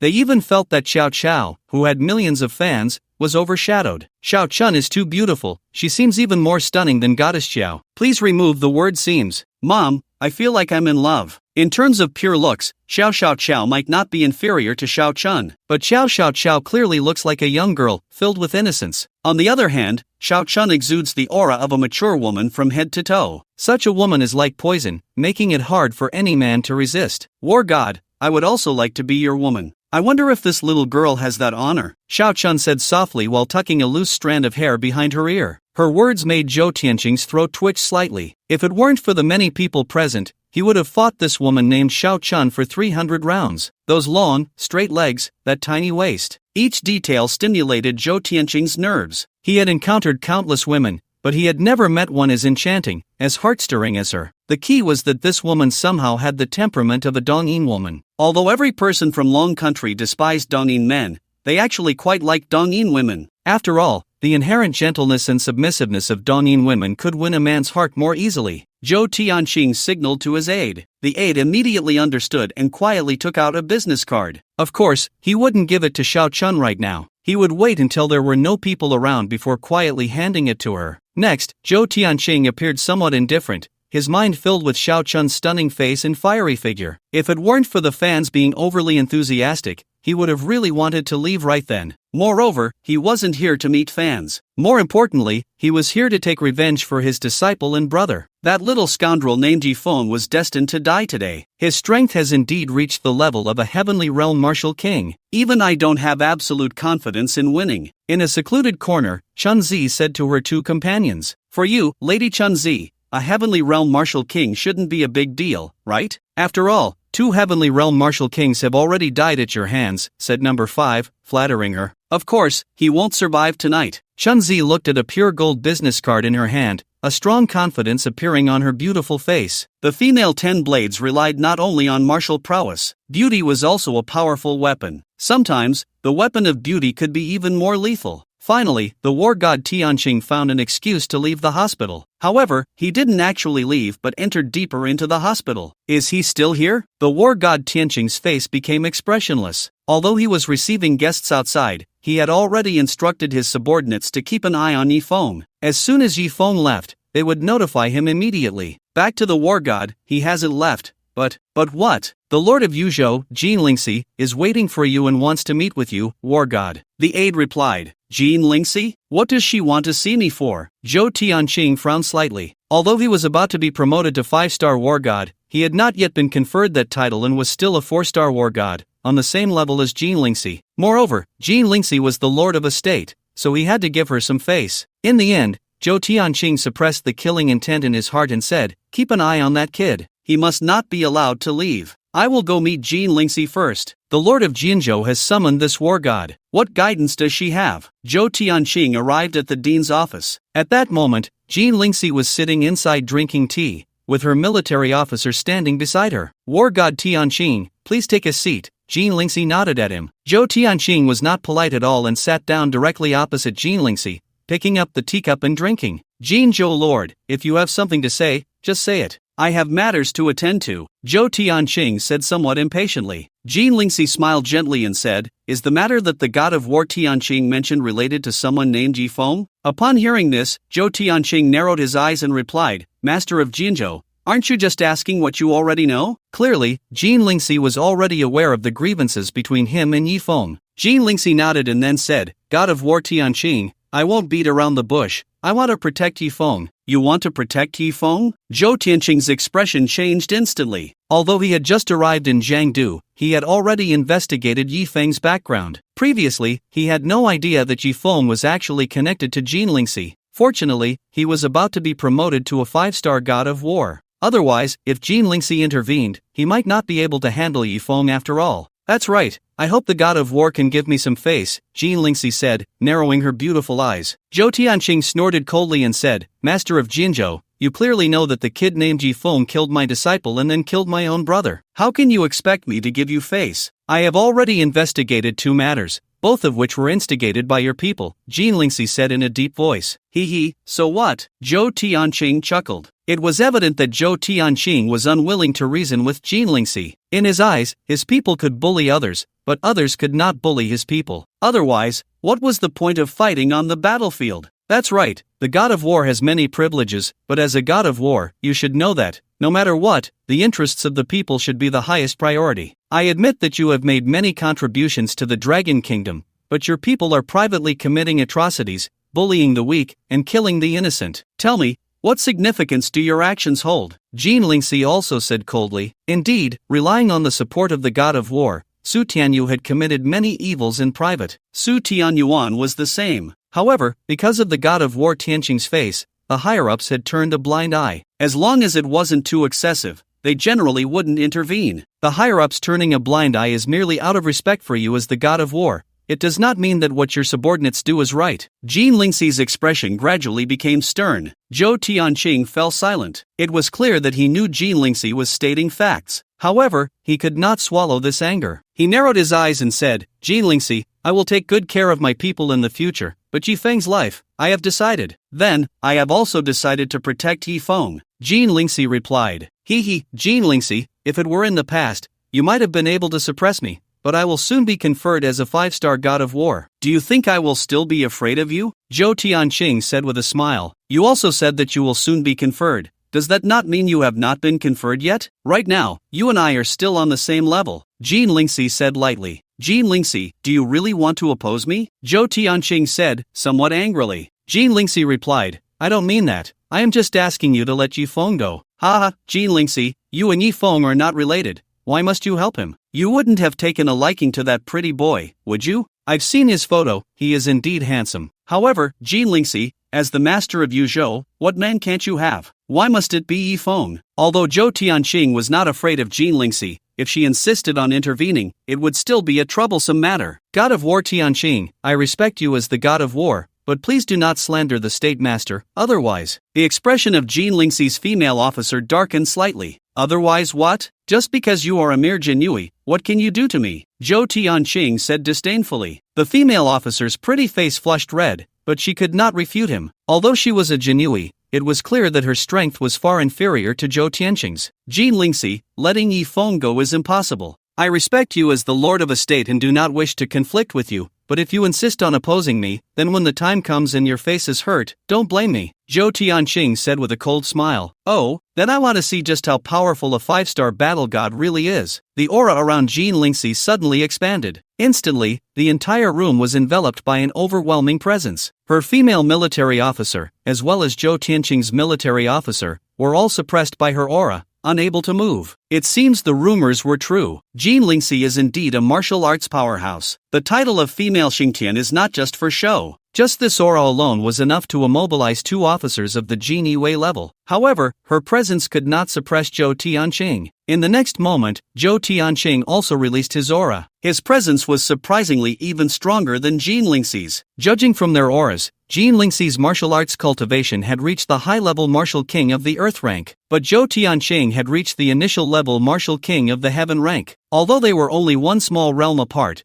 their combat power was absolutely worlds apart. Feeling the pressure emanating from Zhou Tianqing, Jin Lingxi sighed helplessly. She had thought that Zhou Tianqing had not fully broken through to the heaven rank martial king yet. As long as Zhou Tianqing was not a heaven rank martial king, even if he was a half-step heaven rank martial king, she was confident she could protect Yi Feng. But now, it seemed difficult for her to protect Yi Feng. Jin Lingxi, I will say it again, do not interfere in this matter. Otherwise, today your face as a state lord may be lost here, Zhou Tianqing said sternly. His voice carried an endless authority that made one unable to resist submission. Then I will say it again, I will protect Yi Feng. Although her martial arts cultivation was slightly weaker than Zhou Tianqing's, Jin Lingxi, after all, was known as the female Xingtian and was not someone who feared trouble. Good, very good. Since you insist on this, then today, don't blame me for being rude. Zhou Tianqing let out a cold laugh. He then prepared to take action against Jin Lingxi. Although it would bring some trouble, as long as he did not harm Jin Lingxi's life, the higher-ups would not blame him. Zhou Tianqing's fingers formed a claw and he reached directly for Jin Lingxi's neck, intending to subdue her. When Zhou Tianqing made his move, Jin Lingxi realized that the gap in strength between her and Zhou Tianqing was greater than she had imagined. Although Zhou Tianqing was only one realm higher than her, he was a battle god tempered by countless battles, and his true combat power was likely approaching the mid-level martial king of the heaven rank. Stop! Just as Zhou Tianqing's hand was about to grasp Jin Lingxi's neck, a light shout suddenly rang out. The movement of the battle god Tianqing abruptly halted. The stillness and movement were remarkably smooth, a reflection of sufficient strength. He turned his head and immediately saw several figures appear before him. Leading them was none other than Yi Feng. Kid, since Jin Lingxi is determined to protect you, you should take the opportunity to escape far away. How dare you come here to seek death? A strong killing intent appeared in Zhou Tianqing's eyes. Yi Feng, you. Seeing Yi Feng arrive, Jin Lingxi couldn't help but let out a soft sigh. Although her strength was not as strong as Zhou Tianqing's, it was still no problem to hold him off for a while. But Yi Feng actually ran right up to Zhou Tianqing. Now, even she found it difficult to protect him. Facing the menacing Zhou Tianqing, Yi Feng maintained a calm expression. He cupped his hands to Jin Lingxi and said, I appreciate the good intentions of the State Lord. If there is ever a need for me in the future, please feel free to ask. Yi Feng had a relatively good impression of Jin Lingxi. Her height of nearly 2 meters was imposing even to him. But in reality, Jin Lingxi was very upright and kind, unlike the battle god Tianqing, who looked down on everyone simply because of his status as a battle god. Ha, kid, do you really think you can survive today? If even Jin Lingxi can't protect you, who else can? Zhou Tianqing laughed heartily. I can, Yi Feng replied. Kid, I don't know whether to call you ignorant or foolish for daring to speak to a war god like that. Zhou Tianqing wasn't in a hurry to kill Yi Feng. After all, Yi Feng was already doomed today. But he wouldn't let Yi Feng die so easily. He wanted to torture Yi Feng first, then kill him, making sure that even in hell, Yi Feng would regret becoming his enemy. Tianqing war god, if Jinzhou Lord's face isn't enough, how about adding mine? At that moment, a pleasant voice rang out. Who are you? Zhou Tianqing glanced at Zhang Jiner beside Yi Feng, frowning as he asked. My name is Zhang Jiner, she replied. Zhang Jiner? The medical god of Yuzhou, Zhang Jiner? Zhou Tianqing clearly recognized the name. That's me, Zhang Jiner nodded. Zhou Tianqing pondered for a moment and said, since the medical god of Yuzhou has spoken, of course, I won't give you face. Ha ha, Jiang Jiner, others may see you as a medical god, but in my eyes, you are nothing. Zhou Tianqing's eyes were filled with disdain. To a warrior of his level, a worldly medical expert had no influence at all. After all, warriors rarely fell ill. And if a warrior did get sick, it wouldn't be a worldly doctor who could treat them, but a martial doctor. Zhou Tianqing's words made Jiang Jiner's face pale. She had thought that with her status as the medical god of Yuzhou, she might be able to gain some respect from Zhou Tianqing, but he gave her none at all. Apologize to my senior sister. At that moment, Yi Feng's indifferent voice suddenly rang out. Apologize? Who's apologizing? Zhou Tianqing was taken aback. You, apologize to my senior sister. Yi Feng said with a stern face. Ha ha ha, Yi Feng, did I hear you right? You want me to apologize to her? Are you out of your mind? Zhou Tianqing laughed loudly. Yi Feng's words made Jin Lingxi and her female officers' faces twitch uncontrollably. Brother, do you not know that the person in front of you is a 5-star war god? This isn't how you seek death. Apologize. Yi Feng's gaze gradually turned cold. I'd rather curse you. Zhou Tianqing exploded with anger, unable to contain his fury any longer. He charged at Yi Feng, but at that moment, Jin Lingxi suddenly appeared in front of Yi Feng. Bang! The two clashed palms, producing a muffled sound. This strike didn't create a strong shockwave and didn't seem to carry much power, but in reality, the force contained in that strike was terrifying. With the strength of warriors like Zhou Tianqing and Jin Lingxi, their control over energy was already very refined. When attacking, there wouldn't be much energy wasted, so it didn't look earth-shattering. Surprisingly, in this clash, Jin Lingxi remained unmoved, while Zhou Tianqing staggered back a step. Zhou Tianqing's face was filled with astonishment. His strength was supposed to be greater than Jin Lingxi's. How could he be pushed back by her? Zhou Tianqing, I said, today, I will protect Yi Feng. At that moment, Jin Lingxi exuded the aura of a heavenly stage martial king. You broke through to the heavenly stage. Seeing this scene, Zhou Tianqing's expression changed dramatically. That's right, but even if you broke through to the heavenly stage, you shouldn't be my opponent. Zhou Tianqing still looked incredulous. Tianqing war god, do you think the name of the female Xingtian came for free? The lord of the state possesses divine strength, unmatched in battle at the same level. Jin Lingxi's female officer spoke up. Hee, I didn't expect you to break through to the heavenly stage as well, but so what? Jin Lingxi, you have the ability to stay by this pretty boy's side, but the moment you leave, I will definitely kill him. Zhou Tianqing snorted coldly and turned to leave. He knew that with Jin Lingxi around, he couldn't kill Yi Feng. Stop, you haven't apologized to my senior sister yet. At that moment, Yi Feng's voice rang out. Yi Feng immediately wanted to chase after Zhou Tianqing, but was grabbed by Jin Lingxi on the arm. Don't go. Jin Lingxi shook her head at Yi Feng, her stunning face looking somewhat pale. In the end, Yi Feng suppressed the urge to chase after the war god Tianqing. I didn't expect him to be so strong. After Zhou Tianqing's figure disappeared, Jin Lingxi spat out a mouthful of fresh blood. Then, she collapsed. Yi Feng immediately caught Jin Lingxi. Upon checking, he found that several of her meridians had ruptured, especially her hand bones, which had also developed cracks. Clearly, that last strike, which seemed to put her at an advantage, had actually injured her more severely than Zhou Tianqing. It turned out that Jin Lingxi had not truly broken through to the heavenly stage martial king. Just now, she had forcibly increased her cultivation using a secret technique. She hadn't expected Zhou Tianqing's strength to be so formidable. With a single palm, he had heavily injured her. Her secret technique became stronger against stronger opponents, which allowed her to repel Zhou Tianqing. However, if faced with an attack that was too strong, it would cause immense damage to her body. I told you I could handle it myself, why do you have to be so stubborn? Yi Feng said, holding the tall Jin Lingxi, looking at her weak appearance, feeling somewhat speechless. The state lord has gone through so much for you, and you still say that? Are you even human? The female officer said angrily. At this moment, Jin Lingxi looked at Yi Feng's handsome face, which was so close, and her heart was filled with mixed emotions. She just thought Yi Feng was a good seedling and didn't want him to perish so early. But she had underestimated Zhou Tianqing's strength and had instead suffered a strong backlash. However, at this moment, being held by Yi Feng, Jin Lingxi felt a strange sensation rising in her heart, a feeling she had never experienced before. After all, this was her first time being held like this by a man. Yi Feng knew that Jin Lingxi's condition was extremely poor. Not only was her body injured, but her internal energy was also in chaos. It had to be dealt with immediately, or it might affect her martial arts cultivation. Senior sister, prepare a quiet room for me, Yi Feng said as he lifted Jin Lingxi in his arms and turned to Jiang Jiner. Oh, okay. Yi Feng, where are you taking the State Lord? The female officer instinctively asked. To treat her injuries. Yi Feng replied casually. I won't go. Jean Lingxi tried to break free from Yi Feng's embrace. She was the lord of a state. Being carried out by a young boy like this, didn't she care about her dignity? But Yi Feng didn't give her a chance to resist. At this moment, her internal energy was in chaos, and she couldn't muster any strength. She could only let Yi Feng carry her out of Zhang Jiner's office. Outside, there were many hospital staff and patients. Jean Lingxi was so embarrassed she wished she could die. State Lord, if it gets too bad, just faint. The female officer whispered. Good idea. Jean Lingxi immediately fainted. Seeing Jean Lingxi's appearance, Yi Feng couldn't help but chuckle. Because Jean Lingxi was clearly pretending to be unconscious, yet her hands were tightly gripping his clothes. This girl was quite cute. Soon, Yi Feng carried Jean Lingxi into a hospital room.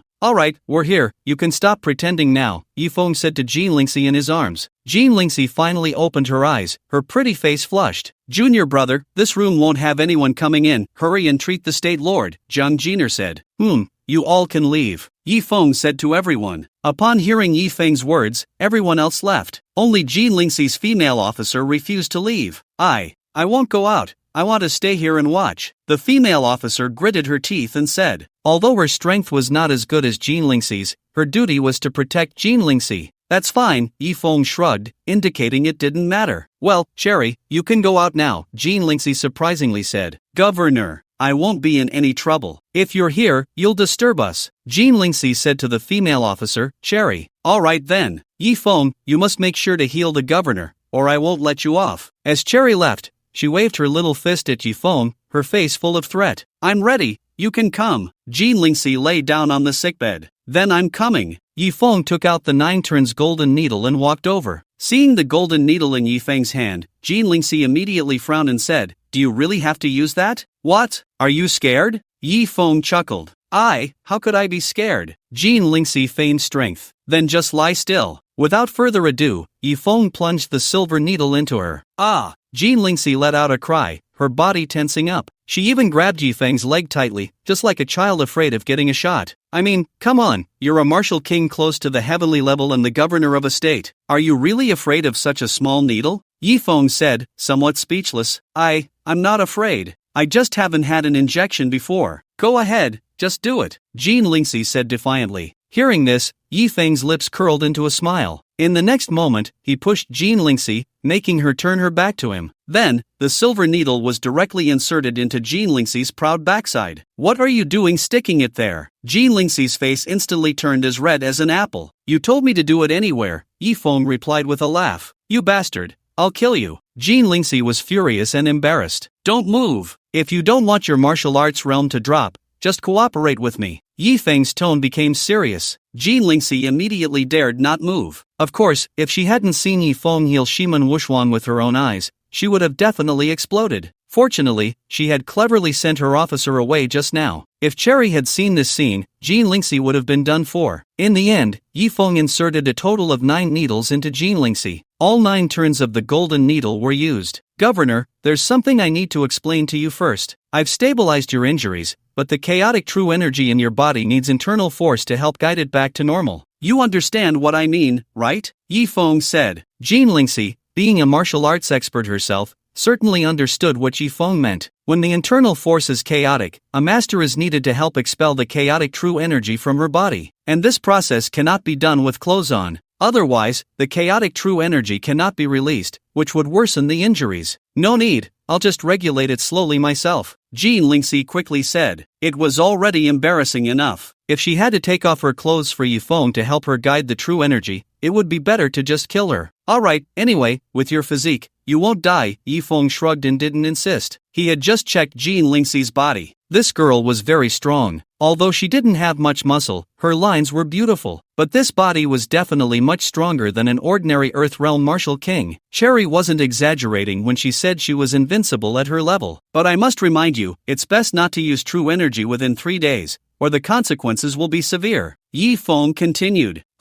Jean Lingxi huffed proudly, not saying anything more. Yi Feng didn't say much either, shaking his head as he walked out of the room. After Yi Feng left, Jean Lingxi's phone rang. What? 3 10 blades have entered my Jiangdu? Do you know what level of 10 blades they are? Jean Lingxi's expression changed slightly. It's still unclear for now, but their ranking is probably not low. Governor Jean, you must be careful, came the intelligence intercepted by the Dragon Group from the Killing Blade organization. These 3 10 blades are definitely after Zhou Tianqing. Sherry, help me find out where Zhou Tianqing has gone, Jean Lingxi said with a serious expression. After all, Zhou Tianqing was the war god of the Dragon Kingdom. She didn't want Zhou Tianqing to be assassinated by the 10 blades. I'll check right now, Sherry replied. After leaving the hospital room, Yifeng found Zhang Jiner again. The two hadn't seen each other for over a year. Junior brother, you really are getting more and more handsome, Zhang Jiner said, looking at Yifeng with delight. Senior sister, you are becoming more and more beautiful, Yifeng replied. When they were on the mountain, he hadn't really noticed. At that time, everyone wore coarse cloth clothes and didn't wear makeup. Yifeng initially thought Zhang Jiner was beautiful, but after a while, it was just a so-so. But now, after more than a year apart,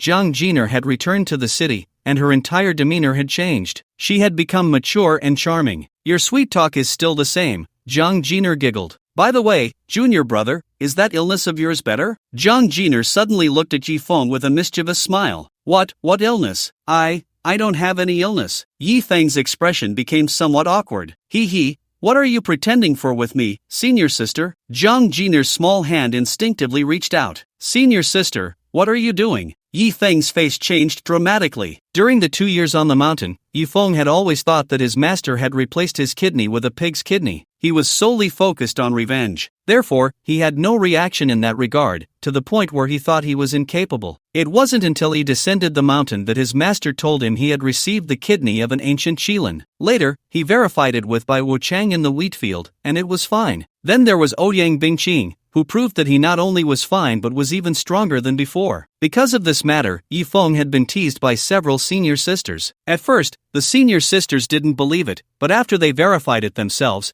they confirmed that Yifeng was indeed incapable. However, even so, the senior sisters still cared for Yifeng. Moreover, after learning that Yifeng was incapable, they treated him like a sister. They basically didn't avoid him in anything. At that time, Yifeng was relieved that he was incapable. Otherwise, being toyed with and teased by several unparalleled senior sisters every day would probably lead to his explosive demise in no time. Zhang Jiner's small hand had instinctively reached out, but then her eyes widened. Her pretty face flushed slightly. Junior brother, your illness is better. Although Zhang Jiner was a bit shy, it was clear she was happy for Yifeng. After all, having issues in that regard was a huge blow for a man. Yes, it's better. Yifeng nodded. But you can't tell the other senior sisters that you're better, Zhang Jiner suddenly said with a serious expression. Why? Yifeng was somewhat puzzled. You know how those few female rascals are, they are so greedy for your body. If you weren't incapable, they would have hollowed you out when we were on the mountain. Zhang Jiner pouted.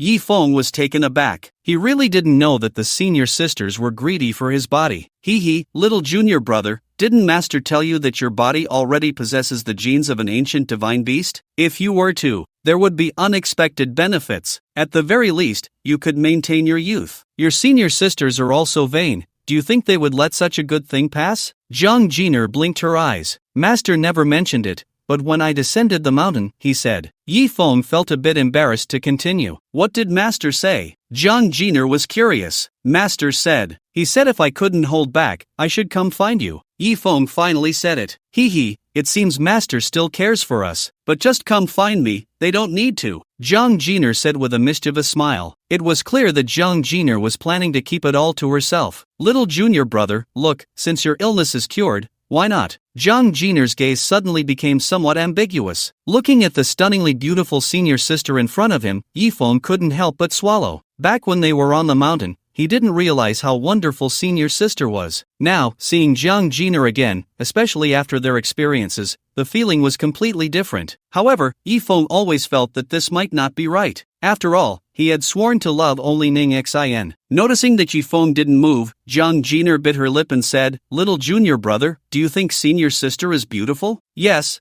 beautiful. Yifeng nodded. Then what do you think of senior sister's figure? Zhang Jiner leaned in a little closer. Senior sister's figure is very good, Yifeng continued. But, little junior brother, don't you think I look a bit haggard now, a bit older? Zhang Jiner gritted her teeth. Indeed, Zhang Jiner now looked much more haggard than when they were on the mountain. She lacked the youthful vitality she had back then. There was no way around it. In the year since she came down from the mountain, she had either been treating patients or on the way to treat them. She also had to manage the hospital and attend various medical conferences. Sometimes, she would perform surgeries for over 10 hours straight in a day. Staying up late had become a common occurrence. Therefore, in just a year, her complexion had deteriorated quite a bit. Senior sister, you do look a bit haggard, Yifeng nodded and said. Then, junior brother, do you want to help senior sister become a bit younger, a bit more beautiful? Zhang Jiner almost pressed herself against Yifeng, whispering softly in his ear. This, senior sister. Yifeng felt the Qilin fire within him about to go out of control, especially since Zhang Jiner was still wearing her white coat. With that unparalleled beauty and graceful figure, who could resist? Little junior brother, honestly tell me, after coming down from the mountain, have you been with any other women? Zhang Jiner's eyes became increasingly dreamy. Yes, Yifeng answered truthfully. He didn't want to deceive Zhang Jiner. You've already been with someone. It seems senior sister came back too late. If I had known, I would have come back sooner. Zhang Jiner seemed a bit displeased, but she quickly asked, are they more beautiful than senior sister? Yifeng wasn't foolish. At this moment, even if there were, he couldn't say so. He immediately replied, of course they aren't as beautiful as senior sister. That's good. They don't deserve it. But in the future, you can't just give it to them. If you give, it should be to me, so I won't feel like I cared for you in vain. Zhang Jiner bit her lip. The next moment, her lips. Okay. At this moment, Yifeng's mind was already blank, but soon, he regained his senses. Senior sister, no. Yifeng suddenly pushed Zhang Jiner away. What's wrong, junior brother? Zhang Jiner looked confused. Senior sister, when I'm in that state, I can't control myself. I might transform into a Qilin and could hurt you. Yifeng said seriously. Zhang Jiner had focused on medicine on the mountain. He remembered that 2 years ago, her martial arts cultivation was only at the yellow level master. For ordinary people, a yellow level master was already quite impressive, but she might not be able to withstand Yifeng's Qilin body. Hearing this, Zhang Jiner giggled and said, silly junior brother, since master dared to let you come find us, how could he not be prepared? You just need to lie down. Zhang Jiner smiled seductively, then reached up to untie her hair tie, and a cascade of black hair immediately fell down. One had to say, the action of a woman letting down her hair was incredibly alluring. Yifeng couldn't help but swallow hard. Flames of red scales began to appear on his body, like beautiful red gemstones. The Qilin fire within him was completely stirred up by Zhang Jiner. However, as Zhang Jiner's fingers gently traced over Yifeng's body, the skin where her fingers passed returned to its original state. Clearly, the killing emperor had long been prepared and provided Zhang Jiner with a method to suppress Yifeng's transformation into a Qilin. Of course, merely suppressing Yifeng from becoming half-human, half-beast would not diminish his thoughts about women. Aside from Zhang Jiner, every one of Yifeng's senior sisters possessed such abilities. This was a gift from the killing emperor to Yifeng. After all, one should not let good water flow to outsiders. Over the 3 years of their interactions, the killing emperor had come to regard Yifeng as his own son. Naturally, he had to choose a good daughter-in-law for himself. Yifeng's 9 senior sisters could be said to be each exceptionally talented in their own right. Moreover, each represented a distinctly different type. For instance, Zhang Jiner was the charming, dominant type. Among the other senior sisters, there were the aloof types, the passionate types, those with stunning figures, and even Lolas. Yifeng couldn't help but marvel. As Zhang Jiner's fingers glided over every inch of his skin, the scales on his body surprisingly vanished. Moreover, he did not lose his rationality. Clearly, Zhang Jiner had completely suppressed Yifeng's beast transformation. Senior sister, how did you do that? Yifeng couldn't help but ask. If he could also suppress his beast transformation, wouldn't that be a wonderful thing? It should be noted that once he transformed, his body would become indestructible. Describing it as impervious to blades and bullets would not be an exaggeration. His strength, speed, endurance, and various physical qualities would multiply. His combat power would at least increase several times, even tenfold. Unfortunately, once he transformed, he would lose his rationality and become a true beast. Therefore, Yifeng dared not easily transform into a Qilin. But if he could master the ability to revert from beast transformation at will, or even maintain clarity while in that state, his combat power would rise to a whole new level. Zhang Jiner naturally understood Yifeng's thoughts. She leaned over Yifeng's fierce mouth, gently caressing his cheek with her fingers, and said with a charming smile, "Junior brother, this is my exclusive skill. You can't learn it, and neither can anyone else." Yifeng felt a bit disappointed upon hearing this. "But you don't have to worry. Master said that once you and your 9 senior sisters achieve harmony, you'll gradually be able to control it yourself. Jiang Jiner's eyes became dreamy. Then, realizing she might have let something slip, she quickly shut her mouth. Yifeng asked, "Senior sister, you just mentioned the 9 senior sisters." "I didn't say anything." Jiang Jiner hurriedly changed the subject. "Junior brother, didn't you come here with other women? Come, let me check if you've learned something new." Looking at the beauty in his arms, Yifeng could no longer control himself. He turned over. Bang bang bang. Suddenly, a series of urgent knocks on the door interrupted the fiery moment between the two. "Who is it?" Jiang Jiner said, somewhat displeased. "Director Jiang, it's bad. A patient urgently needs you to perform surgery," replied the nurse outside the door. Upon hearing this, Jiang Jiner appeared somewhat troubled. As a doctor, saving lives was her duty, but she didn't want to waste such a good opportunity. "Senior sister, no rush.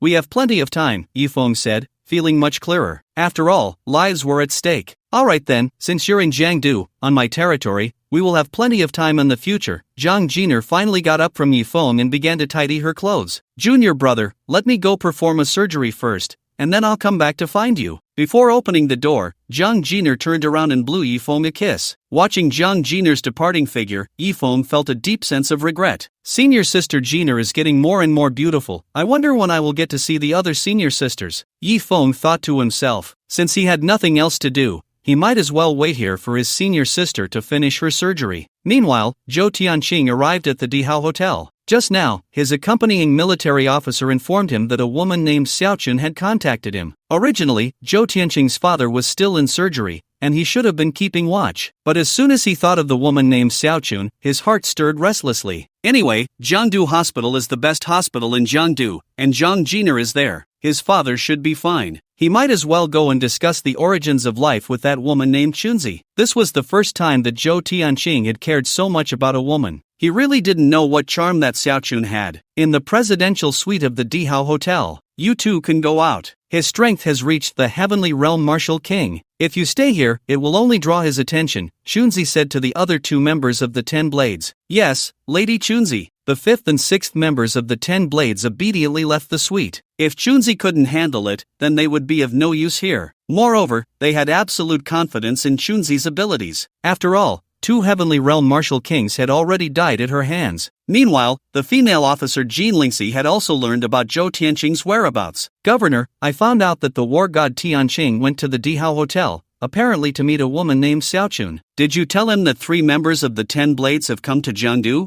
Jean Lingxi frowned upon hearing this. "I have already informed him," Yingtao replied. Jean Lingxi's expression darkened. She didn't expect that even at this time, Zhou Tianqing still had the mood to play with women. "We are also going to the Dihao Hotel," Jean Lingxi finally said. "But, Governor, your health." Yingtao was a bit worried. After all, Jean Lingxi was injured and couldn't use her true energy for the time being. "It's fine. Zhou Tianqing is a 5-star war god. As long as he isn't mentally challenged, he won't die at the hands of 3 members of the 10 Blades," Jean Lingxi said. Yifeng and Jiang Jiner waited for more than half an hour. He was getting a bit impatient and decided to go out and ask a nurse about the situation. "Excuse me, beautiful nurse, how much longer will Director Zhang's surgery take?" Yifeng asked a pretty nurse. "How would I know?" The nurse was initially indifferent, but upon seeing Yifeng's appearance, she immediately said, "I just heard that the situation is quite tricky. It might take another 6 hours. 6 hours. Yifeng scratched his head. "Forget it. I won't wait." Even if Yifeng could wait 6 hours, Jiang Jiner would probably be exhausted after 7 hours of surgery. He couldn't bear to trouble her any further. However, the flame in his heart was indeed hard to extinguish. At that moment, Yifeng received a text message. It was from Ouyang Bingcheng. "Yifeng, return my son." This was the content of the text message from Ouyang Bingcheng. Upon seeing the message, Yifeng's mouth twitched. He immediately replied with "Where?" There was no way, he had just been stirred up by Jiang Jiner, and it was really uncomfortable not to vent it out. As a result, he received a text message from Ouyang Bingcheng. Wasn't this just a case of a sleepy person needing a pillow? Yifeng took a taxi directly to the Dihao Hotel. After about half an hour, he arrived at the Dihao Hotel. Then, he went straight to the presidential suite on the top floor. Yifeng knocked on the door. The one who opened it was Qixin. "Come in," Qixin said, glancing at the hallway and seeing that only Yifeng was there before letting him in. "Madam, I will wait outside. Call me if you need anything." Qixin sensibly left and closed the door for the two. At this moment, Ouyang Bingcheng was standing in front of the floor-to-ceiling window, draped in a mink coat, holding a glass of red wine. exuding a very obvious wealthy woman's demeanor. When she saw Yifeng, a hint of surprise appeared in her eyes. Madam Ouyang, did you need something from me? Yifeng deliberately addressed Ouyang Bingqing as Madam. A few days ago, you were calling me baby. Why are you calling me Madam now? Ouyang Bingqing pouted. Yifeng walked over directly and embraced Ouyang Bingqing. She allowed him to hold her, raising her glass of red wine and saying to Yifeng, "Would you like to try the red wine that I personally brewed?" Yifeng was somewhat surprised. "You can brew red wine?" Then, he saw Ouyang Bingqing drink the red wine from the glass but did not swallow it. "Next, please use your imagination. How does it taste?" Ouyang Bingqing smiled lightly at Yifeng. The wine still lingered on her red lips, making Yifeng unable to resist wanting to take a bite. Yifeng could no longer hold back and immediately picked up Ouyang Bingqing in his arms. "Wait,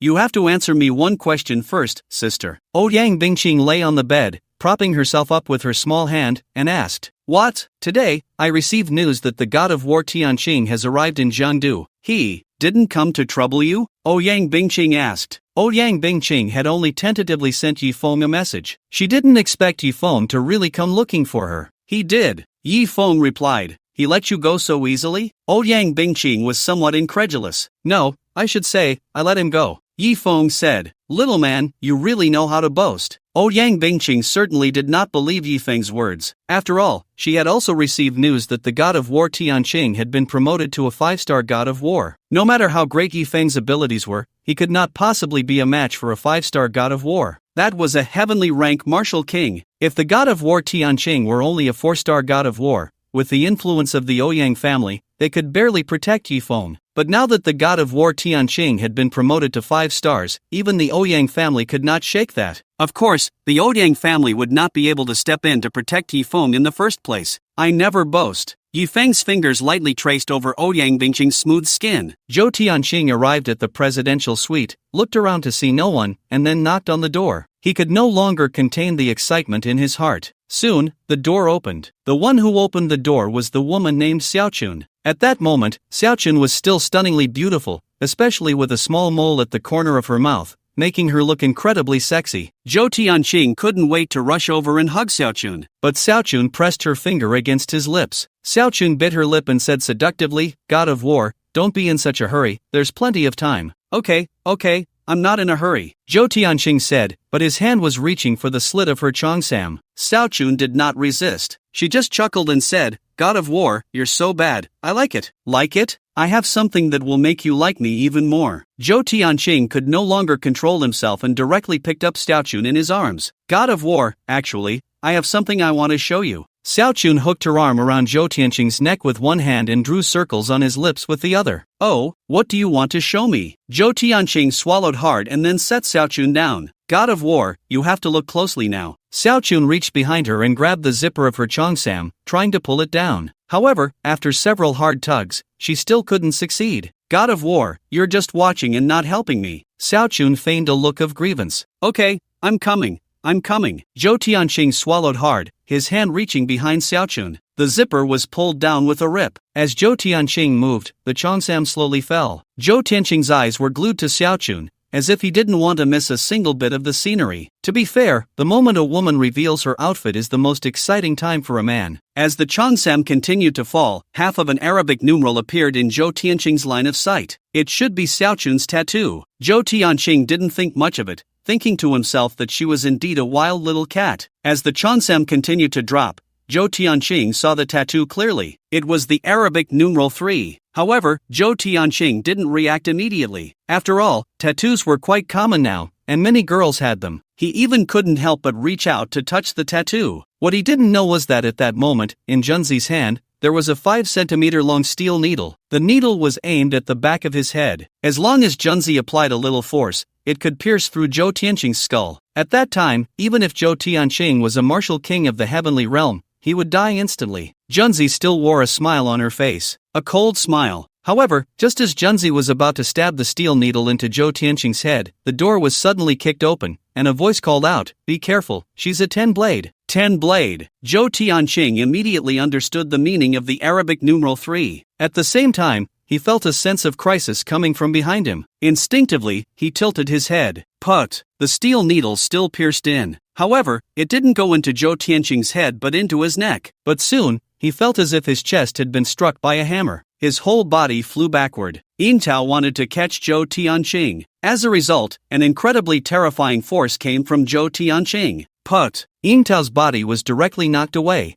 and she spat out a mouthful of fresh blood. Clearly, she had underestimated this impact. In the end, it was Jin Lingxi who intervened and caught both of them. But after catching them, Jin Lingxi felt a wave of blood surging, and her throat felt sweet. She almost spat out blood but forced it down. At this moment, she could not show any signs of weakness. Otherwise, they would all die here. Zhou Tianqing, are you okay? Jin Lingxi looked at Zhou Tianqing. At this time, a steel needle was still stuck in Zhou Tianqing's neck. He yanked it out. Fortunately, Jin Lingxi had just reminded him, allowing him to be on guard. Otherwise, the steel needle could have cost him his life. However, the punch he had just received from the third 10 blade to his chest had indeed injured him severely. Ultimately, he couldn't hold back and spat out a mouthful of blood. Looking at Xiao Chun, she had already put on her qipao. Her eyes sparkled as she looked at the two and said, Tianqing-san, does my body look good? Indeed, she was from the Eastern 10 blades. Zhou Tianqing's expression turned very ugly. He had originally wanted to use powder, but unexpectedly, he was caught off guard. In my Dragon Kingdom's territory, it's not your Eastern dog's turn to run wild. Zhou Tianqing shouted coldly. Ha, Tianqing-san, just now, weren't you also wanting to run wild with me? Now, it's my turn to run wild with you. Junzi produced a dagger and charged directly at the god of war Tianqing. The god of war Tianqing immediately engaged in battle with Junzi. However, Junzi's cultivation was not much inferior to his. Just now, he had been ambushed, so although he could temporarily suppress Junzi, if it dragged on, he feared something would go wrong. However, it must be said that Zhou Tianqing's strength was still very strong. Even after being ambushed and severely injured, he could still suppress the third 10 blade,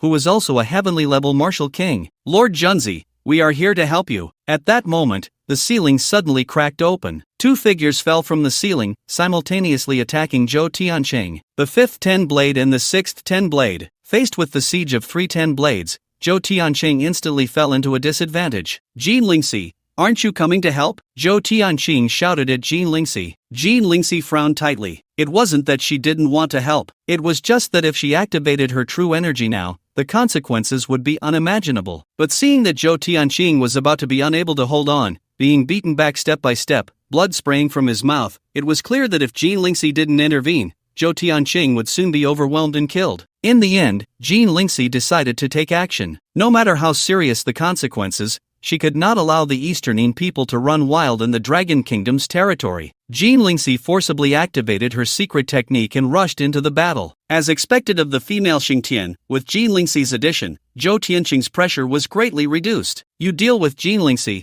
I'll kill the god of war Tianqing. Junzi let out a light shout. If you want to kill me, then leave your lives behind. Zhou Tianqing roared angrily and launched a powerful attack at Junzi. Unfortunately, he was too severely injured. Soon, it was not a match for Junzi, and Jin Lingxi was even worse off. Her strength was already somewhat weaker, and she was forcing her true energy. Facing 2 of the 10 blades at the same time was simply beyond her capabilities. Bang! Jin Lingxi's body was sent flying. Yintao also joined the battle. However, Yintao's strength was simply insufficient against the 10 blades. Yintao, don't go over. Jin Lingxi shouted at Yintao. Unfortunately, it was already too late. Put! A samurai sword pierced directly through Yintao's heart. Then, the 6th 10 blade kicked her away. Yintao! Jin Lingxi let out a mournful cry, reaching out to catch the flying Yintao. Yintao had been with her since she was 16, serving as her personal guard. Now, after 8 years, they were as close as sisters. Ha, Lord Jin, no need to be sad. We will soon send you to see her. The 2 10 blades grinned. The samurai swords in their hands lunged toward Jin Lingxi. Jin Lingxi had no time to grieve. She had to drop Yintao and continue fighting. Bang! Jin Lingxi's body flew up, crashing hard against the wall. At that moment, Zhou Tianqing was also in a dire situation, pinned down by Junzi. The dagger in Junzi's hand kept slashing at him. He could only use his hands to defend. His hands were severely mutilated by the dagger, exposing his white bones. Boom! Jin Lingxi's body crashed into the wall. The terrifying impact directly collapsed the wall, sending her into another room. Her body flew all the way into the bathtub of another presidential suite, collapsing the bathtub as well. At that moment, there was a man in the bathtub, taking a bath. Then, he saw a figure flying over, crashing into the bathtub. A body with astonishing curves landed right in front of the man. What the hell, Lord Beauty? What are you doing? Yi Feng's eyes widened as he looked at Jean Lingxi. Jean Lingxi lifted her head and immediately saw. However, she couldn't care about anything else at that moment. She said to Yi Feng, run. Of course, Yi Feng wouldn't run. He first wrapped a towel around his body. Then, he grabbed Jean Lingxi's arm and immediately sensed that she was gravely injured. I told you, Lord Beauty, didn't I? You absolutely cannot engage in combat within 3 days. Just as Yi Feng finished speaking, another figure flew over. It was the god of war, Tiancheng. At this moment, Tiancheng looked extremely miserable. His chest was a bloody mess. Both of his hands had disappeared, leaving only 2 segments of white bones, looking terrifying. Then, 2 men and a woman slowly walked over. Seeing this scene, Yi Feng's eyes widened. He had just heard fighting sounds from the other side and someone calling Jean Lingxi's name, so he was preparing to take a bath and then check the situation. Well, now he didn't need to go over. Yi Feng, what happened? At this moment, Ouyang Bingqing on the bed also reacted. She covered her body with a blanket, looking puzzled as she asked Yi Feng. It's nothing, Bingqing, you just sleep for a bit. I'll handle things here, Yi Feng replied. At this moment, the god of war, Tianqing, no longer had the previous arrogance on his face, only a deep fear. He was writhing, trying to back away. God of war Tianqing, you killed our 2 10 blades. Are you ready to go? Junzi's beautiful eyes were filled with coldness. Sensing the killing intent in Junzi's eyes, Zhou Tianqing hesitated for a moment and finally couldn't help but say, no, it wasn't me who killed those 2 10 blades. Not you? Then who could it be? Jean Lingxi? She doesn't have that capability. Obviously, Junzi did not believe Zhou Tianqing's words at all. But no matter who it is, today, they must die. The 3 10 blades walked toward Zhou Tianqing and Jean Lingxi. It really wasn't him who killed them. At that moment, Yi Feng's voice suddenly rang out. How can you prove that it wasn't him who killed them? Junzi looked at Yi Feng with amusement, completely disregarding him. Zhou Tianqing was somewhat confused, not understanding why Yi Feng wanted to help him. He saw Yi Feng grin and slowly say, because I killed him. Because I killed him. As soon as Yi Feng's words left his mouth, the entire room fell silent. But soon, the 3 members of the 10 blades burst into laughter. Especially Chunzi, who laughed flamboyantly and playfully said to Yi Feng, little brother, you really know how to joke. Yi Feng, what nonsense are you talking about? This is none of your business. Hurry up and leave. Jean Lingxi said with a pale face. This guy really didn't know how to die. This was the Eastine 10 blades, and even Zhou Tianqing was no match for them. Just as Jean Lingxi finished speaking, Yi Feng's large hand slapped her on the body. Then, Yi Feng said to Jean Lingxi in his arms, big girl, you're seriously injured. It's best if you don't talk. Jean Lingxi was truly humiliated and furious. Why did he have to slap her while talking? And where he slapped? Where am I supposed to put my face? Jean Lingxi had lived for nearly 30 years, was the lord of Yuzhou, and held the title of female Xingtian. Yet at this moment, she had no temper in front of Yi Feng. This guy didn't know how to choose the occasion. No, it was inappropriate in any occasion. Yi Feng didn't realize that his casual slap had stirred up so much inner turmoil in Jean Lingxi. He looked indifferently at Chunzi and said, consider yourselves lucky, I'm going to treat big girl Jin's injuries now. I don't have time to deal with you. If you want to live, get lost. You say, let us get lost? Chunzi pointed at her own nose with her slender finger, incredulously saying, Who wants you to treat her? Jean Lingxi gritted her silver teeth and said. She was truly speechless at Yi Feng's address to her. She was indeed a bit taller than the average woman, but her proportions were excellent. She was curvy where she should be and slim where she should be, a standard supermodel figure. How did she become a big girl? Don't move! Just as Jean Lingxi finished speaking, she received another slap. Jean Lingxi's beautiful eyes widened in shock, about to speak, but seeing Yi Feng raise his hand again, she forcibly swallowed the words that were about to come out, only glaring at Yi Feng with her beautiful big eyes in anger. Now you're being good, Yi Feng said with satisfaction as Jean Lingxi stopped resisting. Witnessing this scene, Zhou Tianqing was utterly speechless. How big could this guy's heart be? Even at this moment, he still didn't forget to flirt with women. But this was Jean Lingxi, a woman even Zhou Tianqing dared not touch. If he could make Jean Lingxi move even once, he would be willing to lose 10 years of his life for it. But at this moment, Yi Feng was completely courting death. Even if these 3 10 blades didn't kill Yi Feng, once Jean Lingxi recovered, she probably wouldn't let him off. After all, Jean Lingxi was an extremely proud woman. By the age of 30, she had become a lord of a state. How could Yi Feng dare to slap her in front of so many people? The proud Jean Lingxi would never tolerate it. Until now, Zhou Tianqing still thought Yi Feng was Jean Lingxi's kept boy. The reason he dared to do so many outrageous things was because of his relationship with Jean Lingxi. On the bed, Yang Bing bit her lip gently. This guy had just fought with her for 300 rounds and then turned around to hug another woman. But that was Jean Lingxi. Although she was once the young lady of the Yang family, that was in the past. In terms of age and martial arts cultivation, she was no match for Jean Lingxi. Yang Bingqing felt a bit jealous, but it was okay. After all, first, Jean Lingxi might not even look at Yifeng. Second, this little guy was indeed impressive. Even her Tianzong body was struggling to keep up. At this moment, Yifeng actually dared to flirt with Jean Lingxi. A cruel look flashed across the face of the sixth Ten Blade. The next moment, he charged at Yifeng, raising his katana and directly swinging it towards Yifeng's head. The sixth blade, with his cultivation having reached the high-level martial king realm, was astonishingly fast, even creating a series of afterimages. Be careful! Jean Lingxi, held in Yifeng's arms and unable to move, could only watch helplessly as the katana swung toward Yifeng's head. Clang! The sound of metal clashing rang out, and everyone widened their eyes in shock. The katana of the sixth blade was caught between two fingers. Possible. The sixth blade's eyes bulged in disbelief at the scene. His sword was actually caught barehanded? Yifeng snorted coldly and then applied slight pressure with his fingers. Ding! A crisp sound echoed as the katana was snapped in half. With a gentle toss, whoosh! Half of the blade pierced straight through the heart of the sixth blade. The blade continued its trajectory without losing speed, flying toward the fifth blade behind him. The fifth blade, positioned where he was, couldn't see the blade coming. By the time he reacted, it was too late. Fortunately, Junzi suddenly moved, using a dagger to forcefully block the blade. However, the terrifying force of the blade pushed her back several meters. The marble floor beneath her feet was gouged out, creating a small trench. Retreat! Junzi reacted quickly. From Yifeng's casual strike just now, she realized how terrifying this seemingly young man truly was. He was definitely not someone the three of them could handle. As she shouted to retreat, Junzi's body shot toward the window like lightning, jumping down from over 20 floors. Seeing that the third blade had already fled, the fifth blade naturally dared not stay any longer. However, he was still a beat too slow. A silver needle appeared in Yifeng's hand, and with a flick of his wrist,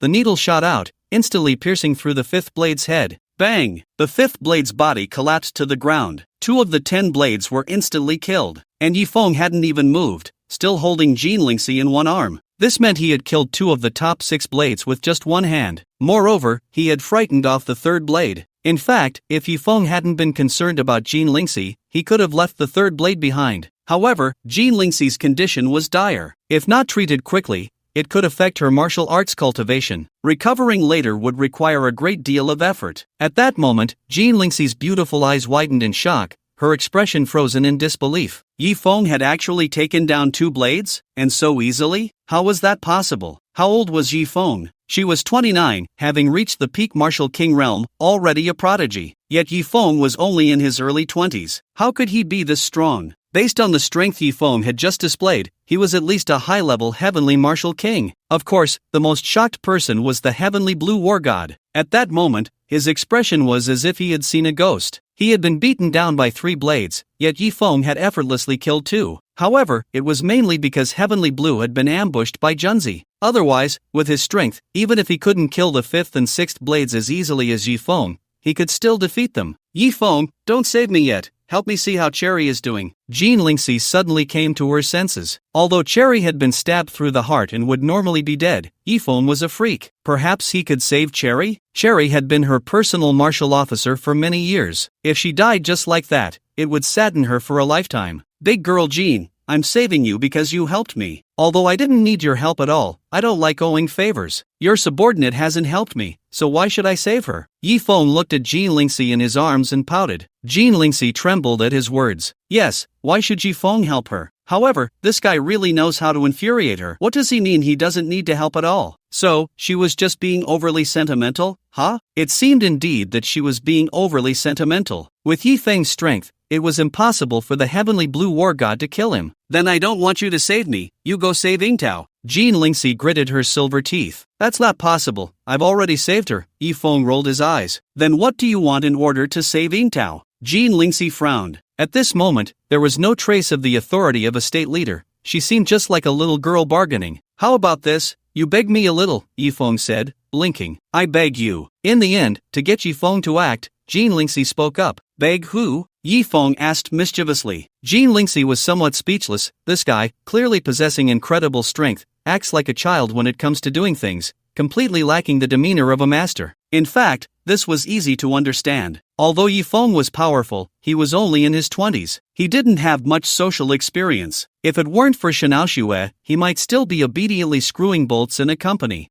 Jin Lingxi, beg you, Yifeng, to save Yingtao. Yifeng, oh, you beg me, but I won't save her. Jin Lingxi, you clearly promised me just now. Jin Lingxi was somewhat on the verge of collapse. I said to let you beg me, but I never said that if you beg me, I would save her. Yifeng said innocently. Jin Lingxi finally broke down. Just then, she felt that she had regained some strength. She immediately wanted to break free from Yifeng's embrace. Since Yifeng wouldn't save Yingtao, she wouldn't let him treat her. Slap! Just as she was about to move, Yifeng's hand came down again. Don't move! Jin Lingxi felt an impulse to cry. What kind of sin had she committed to encounter such a bizarre man? At this moment, Yifeng made Jin Lingxi feel both love and hate. He was the first man brave enough to slap her backside. Seeing Jin Lingxi on the verge of tears, Yifeng decided to stop teasing her. Alright, I'll treat you, Yifeng said with a grin. But you have to promise me that for the next 3 days, you absolutely cannot use internal energy, otherwise, you might need major repairs. At this point, Yifeng finally finished treating her and released Jin Lingxi.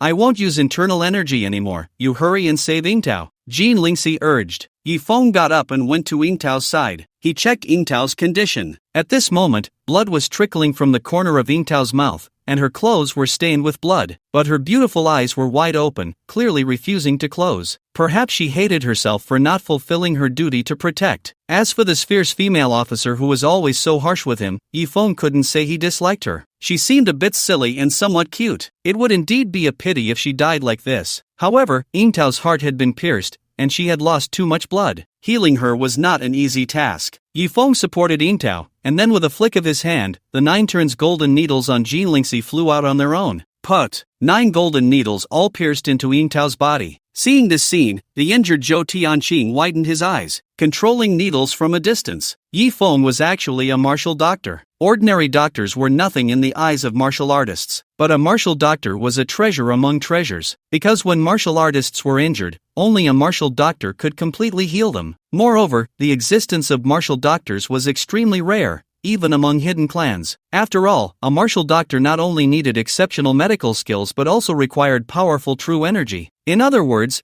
they had to cultivate both medicine and martial arts. However, most people study medicine and martial arts separately. Trying to study both simultaneously usually results in failure in both fields. Furthermore, cultivating a martial doctor required an extremely terrifying investment. Ordinary people simply cannot afford it. Therefore, only some extremely powerful hidden clans would specifically invest resources to cultivate a martial doctor. Originally, Zhou Tianqing was already shocked enough. Learning that Yifeng was actually a martial doctor left him even more astonished. A martial doctor in his 20s, and both his medical skills and martial arts had reached an incredibly terrifying level. What kind of monster is this? Moreover, since Yifeng is a martial doctor, could he possibly heal him if he took action? At this moment, Zhou Tianqing looked at his hands, which were now nothing but bones, and thought to himself. His palms, which had been severed by Chun Zi, had been retrieved. However, the damage to his hands was severe. A worldly doctor would never be able to heal him, but he had a grudge against Yifeng. How could Yifeng possibly heal him? In the end, Zhou Tianqing sighed softly, retracted his hands, and prepared to leave. Just then, Xiao, dressed in a wedding gown, suddenly appeared before him. God of War Tianqing, you really are here. A hint of joy immediately appeared in Xiao's eyes. Upon seeing her, Zhou Tianqing's expression changed instantly. He quickly hid his hands behind his back, not wanting his fan to see such a tragic scene. God of War, what happened to you? At this moment, Xiao also noticed that Zhou Tianqing looked extremely disheveled and was covered in injuries. I just had a fight with the Dongyin people, Zhou Tianqing swallowed and replied. At that moment, Xiao saw the bodies of 2 Dongyin people on the ground. A spark of excitement blossomed in her beautiful eyes again. God of War, you actually killed 2 Dongyin people again. You're so amazing. Xiao covered her small mouth with her hand, her eyes filled with admiration and affection. Xiao truly deserves to be a big internet celebrity with millions of fans. Not only was her appearance stunning,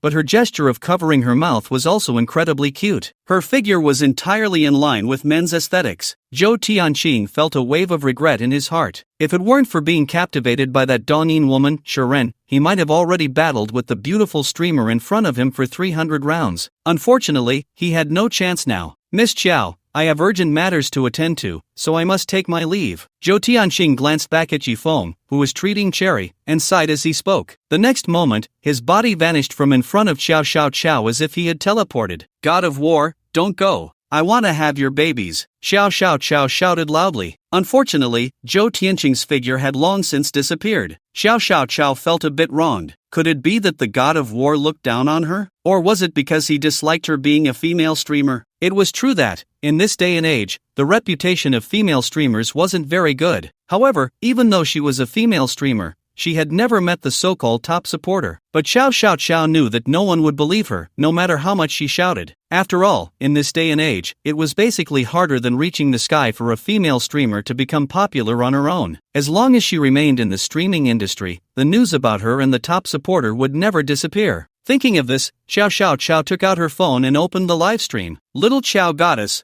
what's going on? Did you see the God of War? Did the God of War promise you anything? As soon as she opened the live stream, thousands of people flooded into the chat room, and the numbers were rapidly increasing. The barrage of comments was also rising quickly. Xiao Xiao already had a following, and this time, her declaration of love for the God of War made her popularity soar even more. Of course, there were both pleasant and unpleasant comments. Hee, what declaration of love for the God of War? Isn't it just trying to ride on the God of War's popularity? Exactly, I suggest the officials directly ban Xiao Xiao's livestream. Her actions are insulting the God of War. If it were before, seeing these negative comments would have made Xiao Xiao very sad and upset. But now, her heart was extremely calm, because she was about to do something big. She silently watched as the number of people in the livestream continued to grow. When the number of viewers exceeded 100,000, Xiao Xiao finally spoke up. I know you all think I'm trying to ride on the war god's popularity by confessing to him, but I, Xiao Xiao, can swear on my character that what I said is true.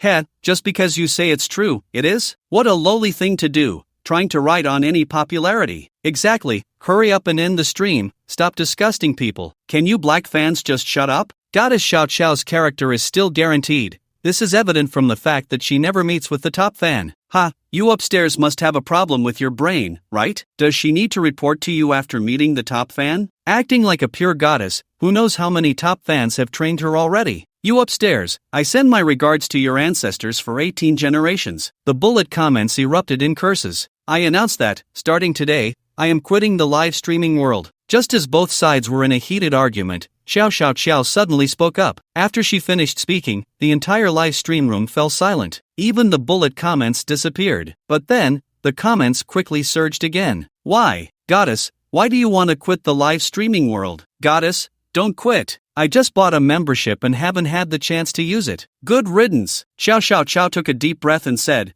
I know you all think I'm riding on popularity, but I'm not. The reason I'm quitting the livestream is that I feel my identity is not worthy of the war god. I want to pursue him with a completely new identity. Finally, thank you all for your companionship all this time. The road ahead is long, may we meet again if fate allows. After Xiao Xiao finished speaking, she directly closed the livestream. In an instant, the live streaming world exploded. After all, Xiao Xiao was a top-tier presence. To think she just quit the internet like that. So it seems, Xiao Xiao really wasn't trying to ride on popularity. She was serious? My goddess is gone just like that. Well, at least now I can finally afford to add sausage to my instant noodles. Xiao Xiao's exit from the live streaming world brought joy to some and sorrow to others. Even the people in the room found it unbelievable. A female internet celebrity worth millions actually quit for Zhao Tianqing. Unfortunately, Zhao Tianqing was not the one who killed those two from the Eastern 10 blades. Number 5 and number 6 were not killed by him either. However, only a few people in the room knew the truth. Ouyang Bingqing, Jin Lingxi, and even Ouyang Bingqing's military officer, Qi Xin, were unaware. At this moment, Ouyang Bingqing and Jin Lingxi exchanged glances, understanding each other's intentions. They both chose to remain silent and did not tell Xiao Xiao the truth. Ouyang Bingqing did not want another rival in love. As for Jin Lingxi's reasons, it remained unknown. Meanwhile, Yifeng was still seriously treating Yingtao, even using a drop of Qilin blood. He didn't care about Xiao Xiao at all. If there was a misunderstanding, so be it. After all, he didn't care about that little bit of fame. But to be fair, this female streamer had some substance. At least she was genuine. When she said she would quit, she did. Under Yifeng's treatment, Yingtao quickly regained consciousness. As soon as Yingtao woke up, she saw a large man's hand on her body. Ah! Yingtao let out a loud scream. Then, a slap landed on Yifeng's face. Yifeng, who was focused on the treatment, was caught off guard and slapped. "I'll kill you." After slapping Yifeng, Yingtao grabbed the sword beside her and was about to stab him. "Yingtao, stop." Fortunately, Jean Lingxi's voice rang out just in time. "Governor, he insulted me." Yingtao was on the verge of tears from feeling wronged. Seeing Yingtao's extremely aggrieved expression, Jean Lingxi's mouth twitched. She thought to herself, "What does it matter if he insulted you? He insulted me too. Hey, can you be reasonable? How am I insulting you? I'm saving you, okay? And who cares about your sight that's been run over by a steamroller?" Yifeng said, feeling inexplicably annoyed after receiving a slap. "Ah, I'll kill you." Yifeng's words completely enraged Cherry. Cherry was actually quite beautiful, even more so than Xin. Her only flaw was that she lacked a broad mind. But it wasn't like she had been flattened by a steamroller. The sword in Cherry's hand kept slashing at Yifeng, but it was utterly useless. Yifeng was as slippery as an eel. Cherry couldn't even touch his clothes. All right, I was wrong, okay? You weren't flattened by a steamroller. You still dare to say that. Swish, swish, swish. Cherry's attacks became even fiercer. "I know you're fierce and definitely insecure, especially in front of Jean Dainyu. Every day you see her big basketball-like figure, you must feel quite dissatisfied. We're both women, why is mine so small? Don't worry, Big Brother has a way to help you stand tall and be a woman," Yifeng said while dodging. Jean Lingxi's face twitched wildly. She thought to herself, "Can you act like a decent person? This isn't just a minor injury, it's highly insulting." Jean Lingxi was already taller than the average woman. At 1 meter 90, she could easily overshadow 99% of women. Plus, her figure was excellent. In front of her, Cherry truly became a cherry. And it must be said, Yifeng hit the nail on the head. Every time Cherry saw Jean Lingxi, she felt an indescribable inferiority. She thought, if only she had a third of the State Lord's stature, she would be grinning. "Go die." Cherry's pretty face turned red,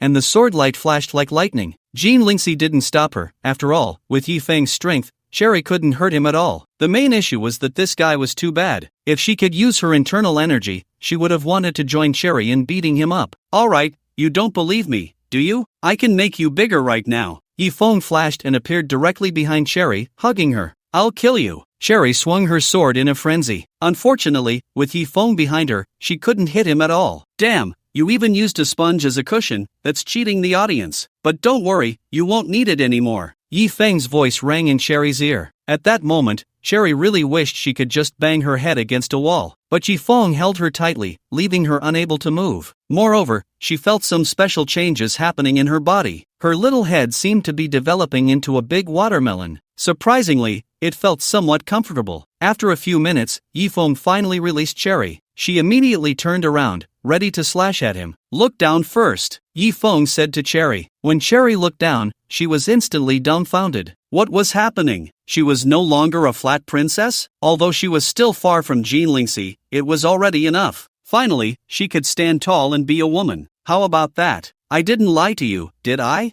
Yifeng said with a playful smile. Who made you do this? It's affecting my martial arts, Cherry said angrily. Oh, is that so? Then I'll help you turn back. Yifeng thought for a moment and said, Cherry, no. Although she was very angry on the outside, inside, she felt quite pleased. After all, what woman doesn't wish for a broad mind? Saving fabric for the country was just the last stubbornness of little heads. But this effect will only last for about a month. If you want it to be permanent, you'll need to undergo treatment 10 or 8 times. Yifeng looked at Cherry, who was complaining about it affecting her martial arts but was still looking pleased, and directly poured a bucket of cold water on her. Sure enough, Cherry was stunned to hear that it wasn't permanent, but a month was still pretty good. Asking Yifeng for more treatment? She couldn't bring herself to do that. At that moment, the other women in the room were all staring at Yifeng with burning eyes. They didn't expect this guy to have such abilities. With your scale, you probably don't need treatment, right? Yifeng swallowed and said, aside from Jean Lingxi, Ouyang Bingqing and Xian are also broad-minded enough. There's no need for treatment. The right fit is the best. Who asked you to treat me? Jean Lingxi shot Yifeng an annoyed glare. Jean Dainyu, you're being too ungrateful. You just begged me a moment ago.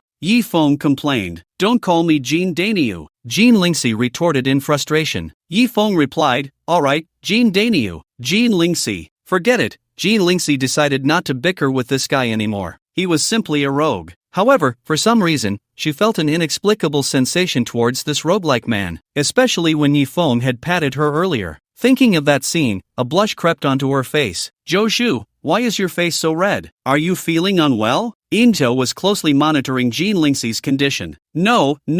Jean Lingxi changed the subject and said to Yifeng, you killed the 10 blades of Dongyin, that's a great achievement. Should we report it? Who knows, if the Dragon Empress is pleased, she might even grant you the title of War God. War God? What privileges does that come with? Yifeng asked. Privileges? As you can see, basically, you can do whatever you want without anyone stopping you, Jean Lingxi replied. I'm already doing whatever I want now, Yifeng casually said. Jean Lingxi, as you can see, the War God holds a significant position in the Dragon Kingdom, respected by thousands. Who knows, you might even attract some female fans like Xiao Xiao, Jean Lingxi said deliberately. Is that so? Then let's apply, Yifeng said with a serious expression. Jean Lingxi was speechless. She had thought Yifeng would be coy and say, I'm not that kind of person. Instead, he directly suggested applying. Was he really that straightforward? Ahem, but as the War God, you will be assigned tasks from above periodically. After all, with great power comes great responsibility, Jean Lingxi coughed. Then I'd rather not.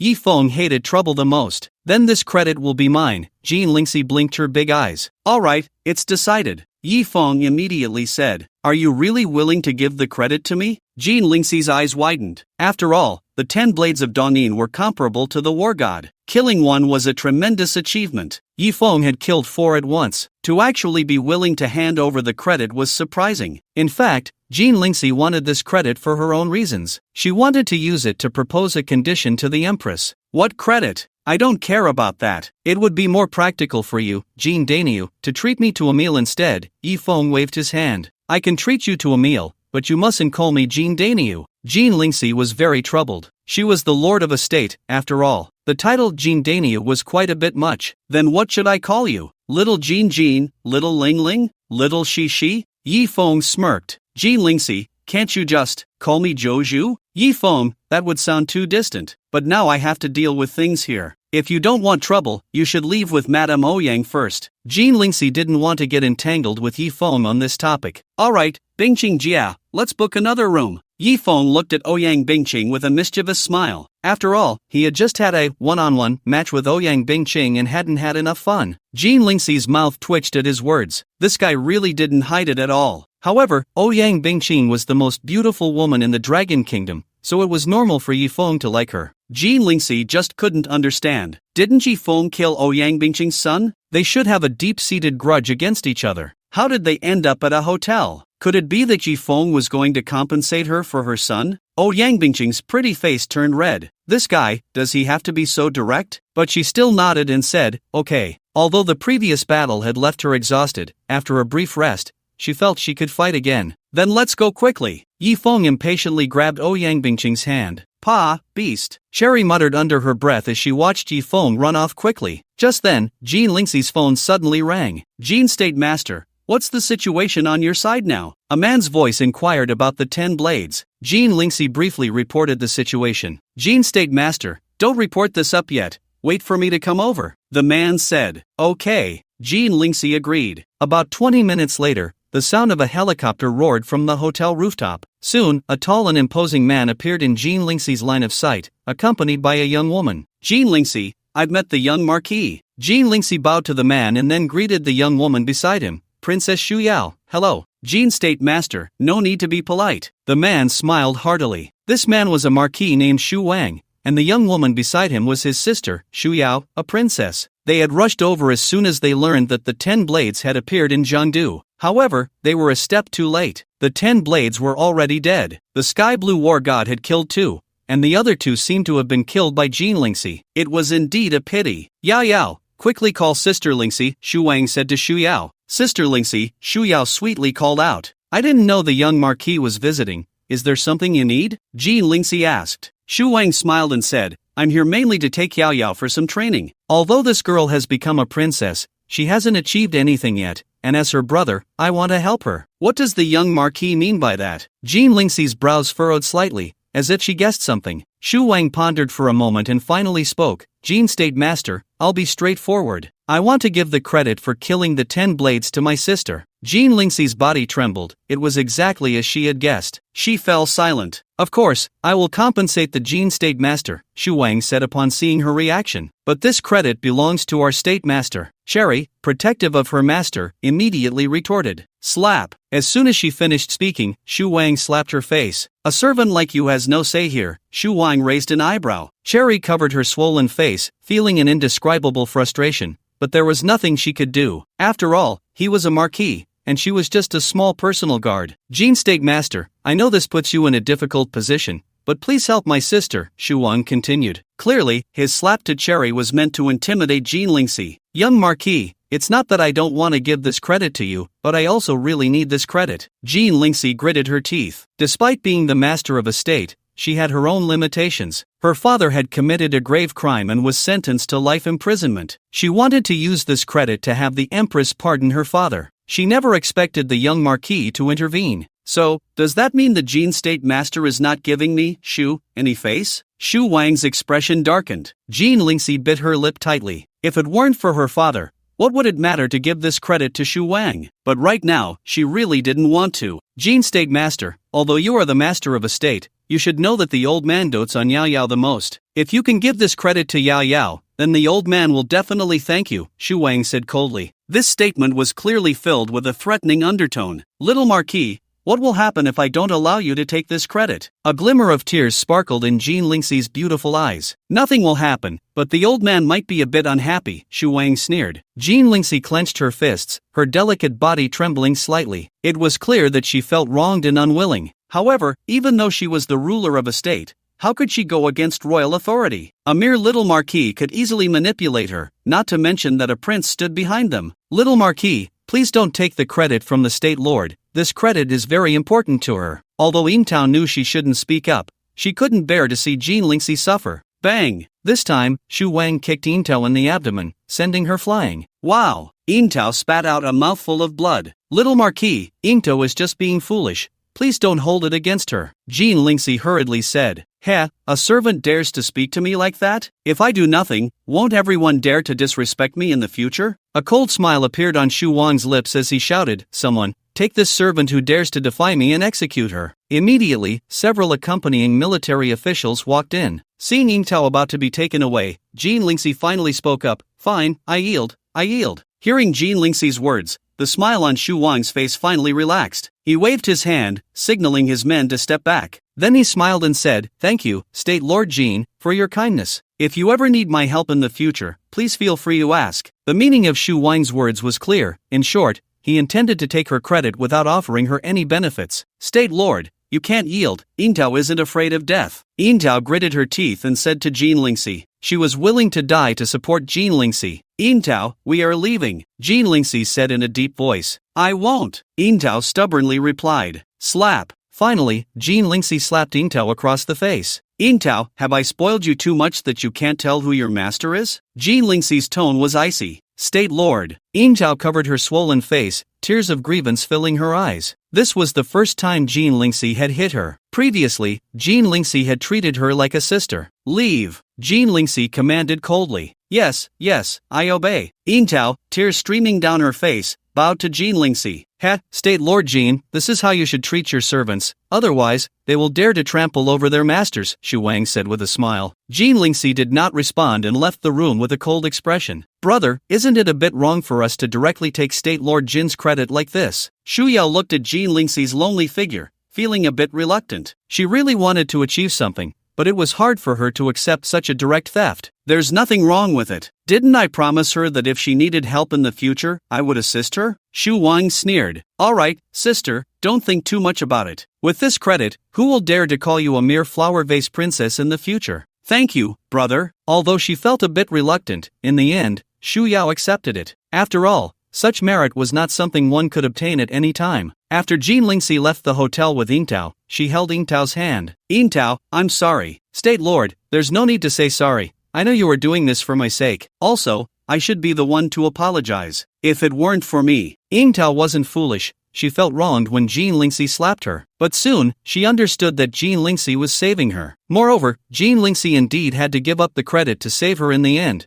which made her feel very guilty. Hee hee, silly girl, even without you, this credit is already theirs to take. Jean Lingxi's beautiful eyes were filled with desolation. This is the nature of power. The weak are preyed upon by the strong. Moreover, this credit never belonged to her in the first place. It was just that she couldn't get the Empress to pardon her father. She knew her father was framed, but she had no evidence. It had been a full 15 years. She had transformed from a naive girl into the ruler of a state. But so what? She still couldn't save her father. At that moment, Jean Lingxi's phone rang again. It was Xu Wang calling. She actually didn't want to answer, but in the end, she did. Governor Jean, tonight, I'm planning to hold a celebration banquet, and I hope you can grace us with your presence. I will also mention your contributions. Xu Wang's voice came through. Okay, I understand. Jean Lingxi tried to keep her tone steady. Xu Wang's actions felt like a stab to her heart, but one must bow their head under the eaves. No matter how angry or wrong she felt, she still had to go. In another suite of the hotel, Yifeng and the most beautiful woman in Long Country battled for 300 rounds. The storm had calmed. Both were drenched in sweat, but Ouyang Bingqing had no desire to take a shower. She was exhausted. Yifeng felt a bit guilty. Unfortunately, Ouyang Bingqing didn't know the suppression techniques like her senior sister. After his transformation, he had become too wild. It seemed he needed to exercise some restraint in the future. Otherwise, even the heavenly sect would be rendered useless. Yifeng, Ouyang Bingqing suddenly turned her head to look at him, her expression serious. What's wrong, Xingjie? Yifeng gently wrapped his arm around her. I once thought I would never have the chance for revenge in this life, but you have given me hope. Yifeng, are you willing to help me take revenge? Ouyang Bingqing said through gritted teeth. Previously, she didn't believe in Yifeng's strength, thinking he could never contend with the hidden clan. But now, her perspective had changed. Yifeng had actually defeated the 5th and 6th blades in an instant, and even the 3rd blade was pushed back by him in one move. At that moment, the 3rd blade was running away, wanting to leave this place of trouble as quickly as possible. She had already been injured when she helped the 5th blade as a warrior. If she hadn't run fast, she might have already been a corpse. Who was that man, and why was he so powerful? It was likely that very few people in the entire Killing Blade organization could deal with him. Of course, Xingjie, I told you, I have never looked down on the hidden clan. Yifeng replied calmly. Really, Yifeng, are you really willing to take revenge for me? A hint of joy appeared on Ouyang Bingqing's delicate face. Yifeng nodded. Not for any other reason, but for all the times Ouyang Bingqing had let him unleash his strength, he had to take revenge for her. I love you, Yifeng. Ouyang Bingqing leaned in closer. Although they had been intimate many times, she had not fallen in love with him. At most, she had only felt a fondness. But now, she had completely fallen for this strong and young little puppy. No, it was a little wolf. Xingjie, can you tell me what exactly the hidden clan is? Yifeng asked. Yifeng had been cultivating on the mountain for 3 years and had never heard his master mention the hidden clan. He was only told that after descending the mountain, he would be king. He could do whatever he wanted. No one could dominate him. Ouyang Bingqing nodded and said, the hidden clan is a group that exists outside the mundane world, with a heritage of hundreds or even thousands of years. Their foundation is incredibly deep, far beyond what ordinary martial artists can compare to. In the mundane world, a martial king is almost the pinnacle of combat power. But for the hidden clan, a martial king is merely the beginning. Although my enemy is not a powerful hidden clan, even the weakest hidden clan should not be underestimated. So, Yifeng, I don't need you to avenge me right now. I just hope that one day, when you are strong enough, you can kill that man for me. Ouyang Bingqing gritted her teeth. Just thinking of that man filled her heart with rage. She felt insulted, and the image of her father's tragic death would flash in her mind. She wanted revenge, but it was simply impossible. Even if she practiced her whole life, her strength would still be less than 1/10 of that man's, not to mention that there was a hidden clan standing behind him. Until Yifeng's appearance gave her hope. Even if Yifeng couldn't confront the hidden clan now, he would surely be able to in the near future. Alright, I promise you, Yifeng replied. He didn't tell Ouyang Bingqing that he had that strength right now. After all, strength is meant to be demonstrated, not just spoken of. Yifeng, from today on, I, Ouyang Bingqing, am your woman, even if I have no official title. Ouyang Bingqing tightly embraced Yifeng. Tears streamed from her stunning eyes. They were not tears of sadness, but tears of joy. Just then, Ouyang Bingqing's phone suddenly rang. It was an unknown number. Ouyang Bingqing released Yifeng and pressed the answer button. Is this Ouyang Bingqing? I am Princess Xu Yao. The other party directly stated her identity. It's me, hello Princess Xu Yao. May I ask what you need? Ouyang Bingqing was a bit puzzled, not knowing why the other party was calling her. I am holding a celebration banquet tonight, and I hope you can attend,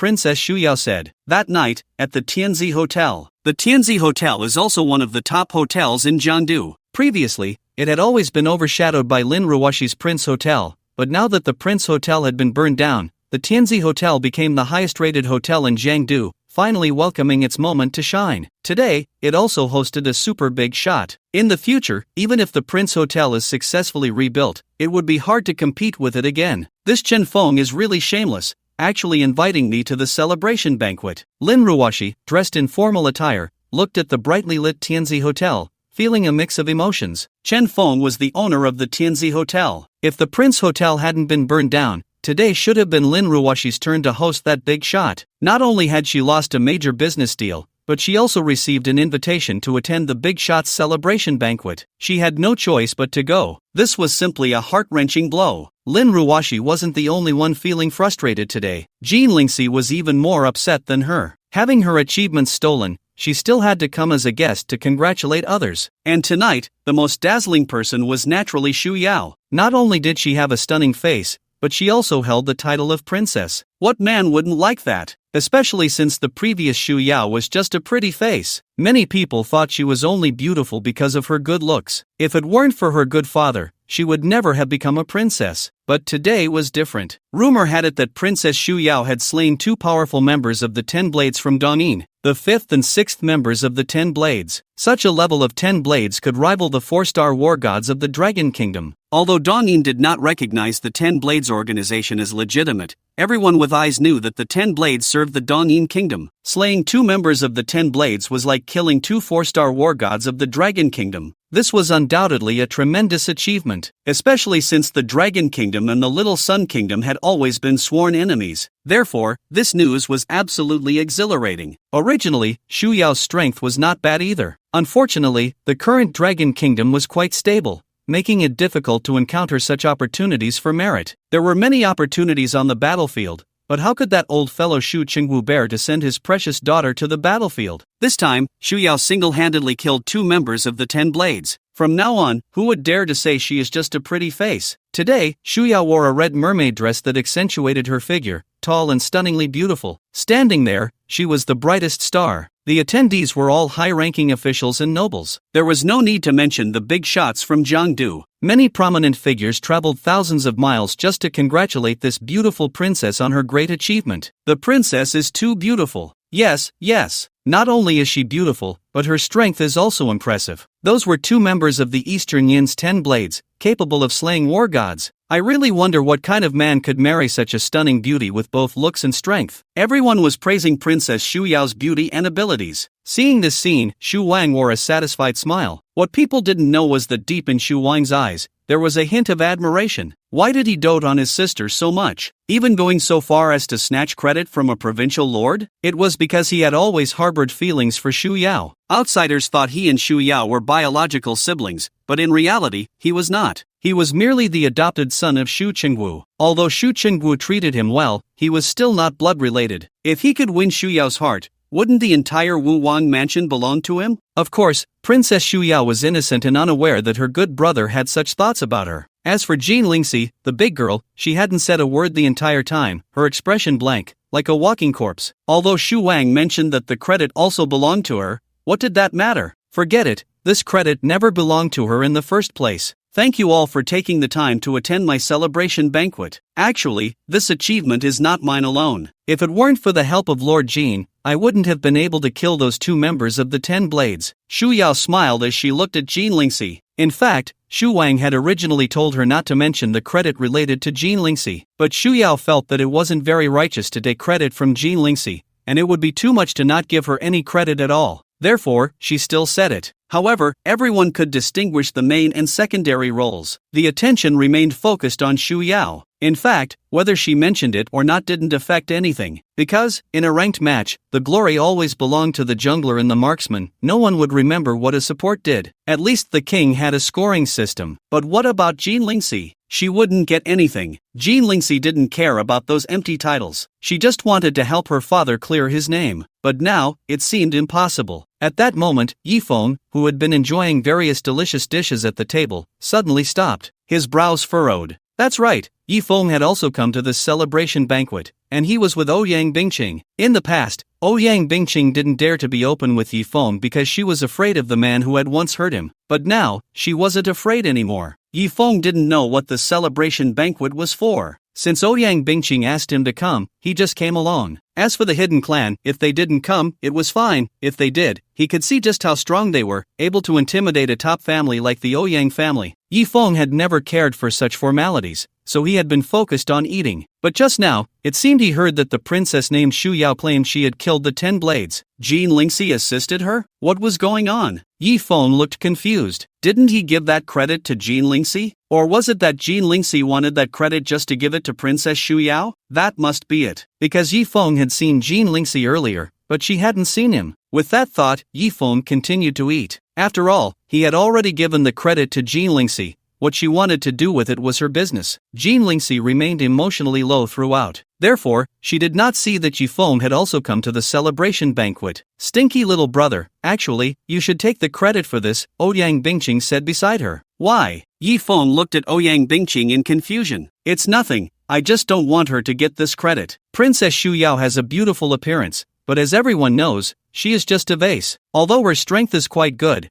having grown up with a golden key, what right does she have to compete for credit with those who fight hard? Ouyang Bingqing whispered. Ouyang Bingqing was not wrong. Although it was Yi Feng who killed the 10 blades, at that time, Jean Lingxi and the god of war Tianqing had also fought against the 10 blades. If it weren't for Yi Feng happening to be next door exploring the origins of life with the most beautiful woman in the Dragon Kingdom, Jean Lingxi and the god of war Tianqing might have already sacrificed themselves, and Cherry was directly pierced through the heart. Yet in the end, such a great credit was taken by a vase who did nothing. This made Ouyang Bingqing feel a bit displeased, because she was clearly aware of what had happened at the scene. Especially the way Shu Yao accepted people's praise as if it were her due made her feel extremely hypocritical. However, after all, she was a princess, and the Ouyang family did not have to give her too much face. But behind her, there was a prince supporting her. Therefore, she could only mutter a few words quietly. Who cares? Anyway, the credit goes to Jean Daniu, she can give it to whoever she wants. Yi Feng shrugged indifferently. After all, Jean Lingxi did participate in the battle. Hee, stinky little brother, you really are young. Do you think Jean Lingxi would easily give such a big credit to someone else? If I'm not mistaken,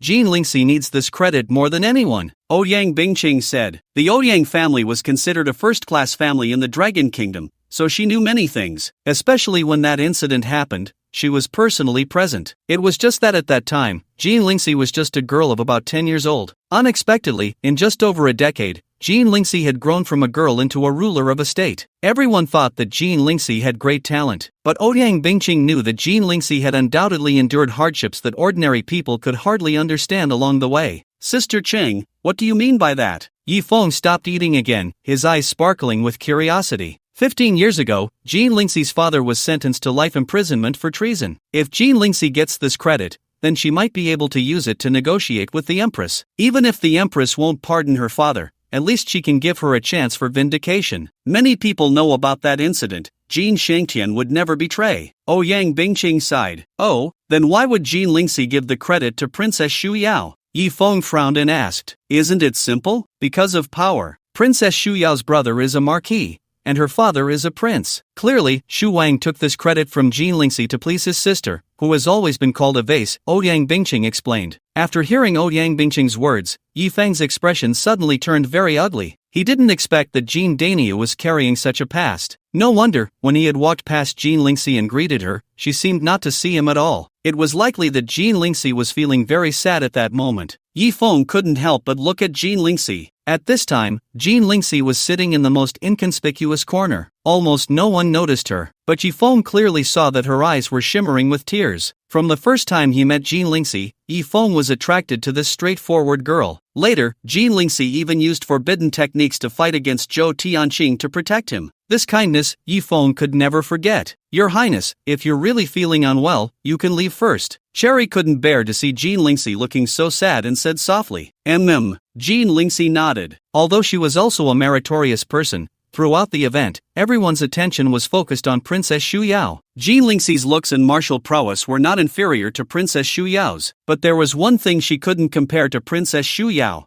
her height. At 1 meter 90, even among men, she stood out. Men who are 1 meter 90 are quite popular. But for women, being 1 meter 90 is different. It's basically impossible to find a boyfriend. If people had to choose between Jean Lingxi and Princess Shuyao, I believe 99% would choose Princess Shuyao. After all, Princess Shuyao was only about 1 meter 70, which is the height most favored by men in the Dragon Kingdom. Moreover, Jean Lingxi was a state lord, holding real power. Being with her would naturally bring a sense of pressure. But Princess Shuyao was just a princess, which is more of a title than an official position. Who wouldn't like a delicate and lovely princess? Therefore, tonight, Jean Lingxi completely became the supporting character for the little princess. No, she wasn't even a supporting character. Jean Lingxi stood up, preparing to leave. At that moment, Princess Shuyao was explaining to everyone how she had killed 2 members of the 10 Blades. This was all a script prepared for her by Xu Wang. She just needed to memorize it. The audience listened with great interest. Of course, most of them were just admiring the little princess's beauty. What she was saying didn't really matter. It was feared that even if Shuyao stood on stage and recited 1 2 3 4 5, the audience would still applaud wildly. And indeed, Shuyao actually started reciting 1 2 3 4 5 because she forgot her lines. After all, this achievement was snatched from others. She hadn't experienced it herself. She had memorized it, but the tension made her forget. So, she could only act. Good. Princess Shuyao is amazing. The audience's praises and applause were continuous. Surprisingly, no one noticed that Shuyao was actually reciting numbers. This made Shuyao feel a bit embarrassed, her little face turning red. She decided to stop talking and prepare for a final summary. "You're talking nonsense." However, at that moment, a very untimely voice rang out. When this voice sounded, the entire venue instantly fell into dead silence. Then everyone's gaze turned to the speaker. They thought, who the hell is this? Did they eat a bear's heart and a leopard's gall? How dare they say that Xu Yao was talking nonsense? This sudden turn of events left Xu Yao frozen, not knowing what to do. Her face turned even redder. If this achievement had originally been hers, it wouldn't matter. But this achievement was something she had snatched from others. That made it different. How dare you insult the princess?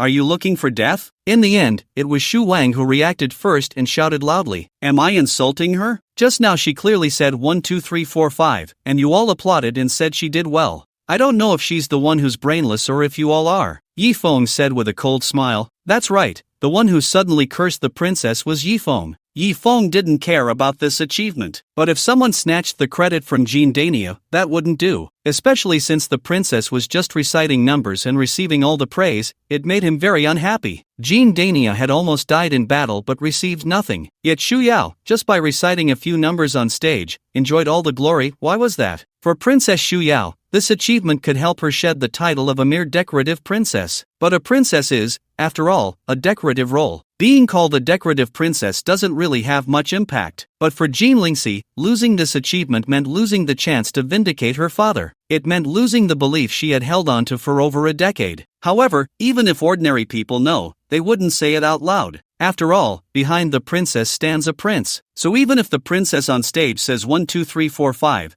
the audience still applauds in approval. However, what no one expected was that Yi Feng actually stood up. He directly accused the princess of talking nonsense, calling her brainless. Wasn't this audacious? No matter what the princess says, she killed the 10 blades of Dongyin, which is a great achievement. Whose dog is not tied up properly, running out to bark? Exactly, if you have the ability, go kill the 10 blades yourself. If you can kill the 10 blades, you can even make me eat your shit. Damn. Are you saying that if the princess makes you eat her shit, you would? Cough, just a metaphor, just a metaphor. After a brief silence, the scene erupted. Everyone looked at Yi Feng, unsure if this guy had gone mad. Jean Lingxi, who had already walked to the door and was about to leave, instantly froze there. She slowly turned around and happened to see Yi Feng's handsome and arrogant face. This guy. Jean Lingxi never expected that Yi Feng would dare to be so rebellious. This was royal authority. She couldn't afford to offend it. The background was far more terrifying than that of a 5-star war god. Not to mention, now it seems this guy is quite likable. Even Cherry, who was beside her, looked at Yi Feng with slightly changed eyes. Yi Feng, what are you doing? Ouyang Bingqing was completely dumbfounded. She even regretted telling Yi Feng about Jean Lingxi's matter just now. She never expected that this annoying little brother would be so reckless. He even dared to insult the princess. But then she thought, since Yi Feng wasn't afraid of the hidden clans, insulting a princess seemed quite ordinary. Facing the crowd's insults and burning gazes, Yi Feng showed no fear. He coldly asked, Princess Xu Yao, do you dare to say that you killed the 10 blades? In response to Yifeng's questioning,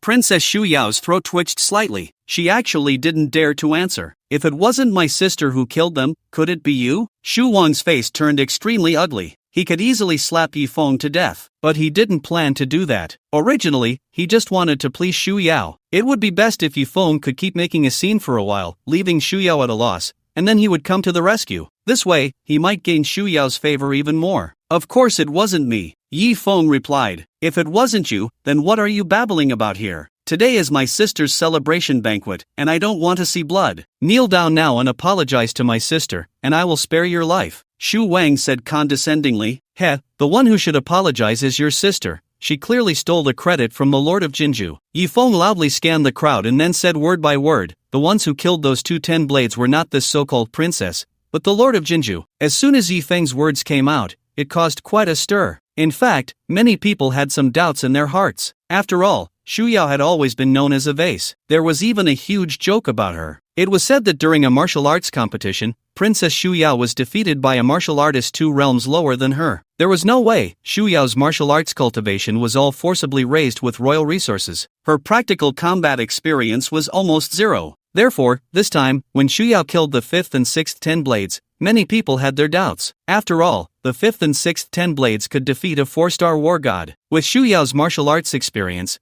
she would need the realm of a heavenly realm martial king to have even a slight chance of achieving that. However, what if Shu Yao really was a heavenly realm martial king? At first, people didn't have too many doubts, but when Yifeng suddenly stood up and said that it was Jin Lingxi who killed the 10 blades, people began to waver. Everyone had witnessed Jin Lingxi's strength. She had once single-handedly slain several evil Earth Realm martial kings. The title of female Xingtian was not self-proclaimed. It was the people's praise for her. If it were said that Jin Lingxi killed the 10 blades, it would be more convincing. At this moment, Yifeng walked straight to the dazed Jin Lingxi and grabbed her hand. What are you doing? Jin Lingxi finally reacted, feeling a bit flustered and at a loss. Don't worry about what I'm doing, just come with me, Yifeng said, pulling Jin Lingxi to the center. Then he spoke. Do you all know what the Lord of Jinzhou sacrificed to kill those 2 10 blades? Her entire body was broken in dozens of places, and she still carries internal injuries, while her military officer was nearly killed. The Lord of Jinzhou almost lost her life to achieve this merit, so why should a vase who can't even memorize her lines take it away? Yifeng's voice boomed like a bell, resonating throughout the hall. Hearing Yifeng's words, Jin Lingxi's eyes instantly filled with tears. Tonight, no one knew how angry, how unwilling, how wrong she felt. But no matter how wronged or unwilling she was, she couldn't voice it. Unexpectedly, at this moment, Yifeng stood up and spoke the truth. What is going on? Did the Lord of Jinzhou really kill the 10 blades? Princess, is what he said true? People began to question. Although everyone liked the delicate and lovely princess, Jin Lingxi also had her fans. It was just that because of her status and her outstanding figure, they didn't dare to harbor any disrespectful thoughts. But now, upon learning that it might be the little princess who snatched Jin Lingxi's credit,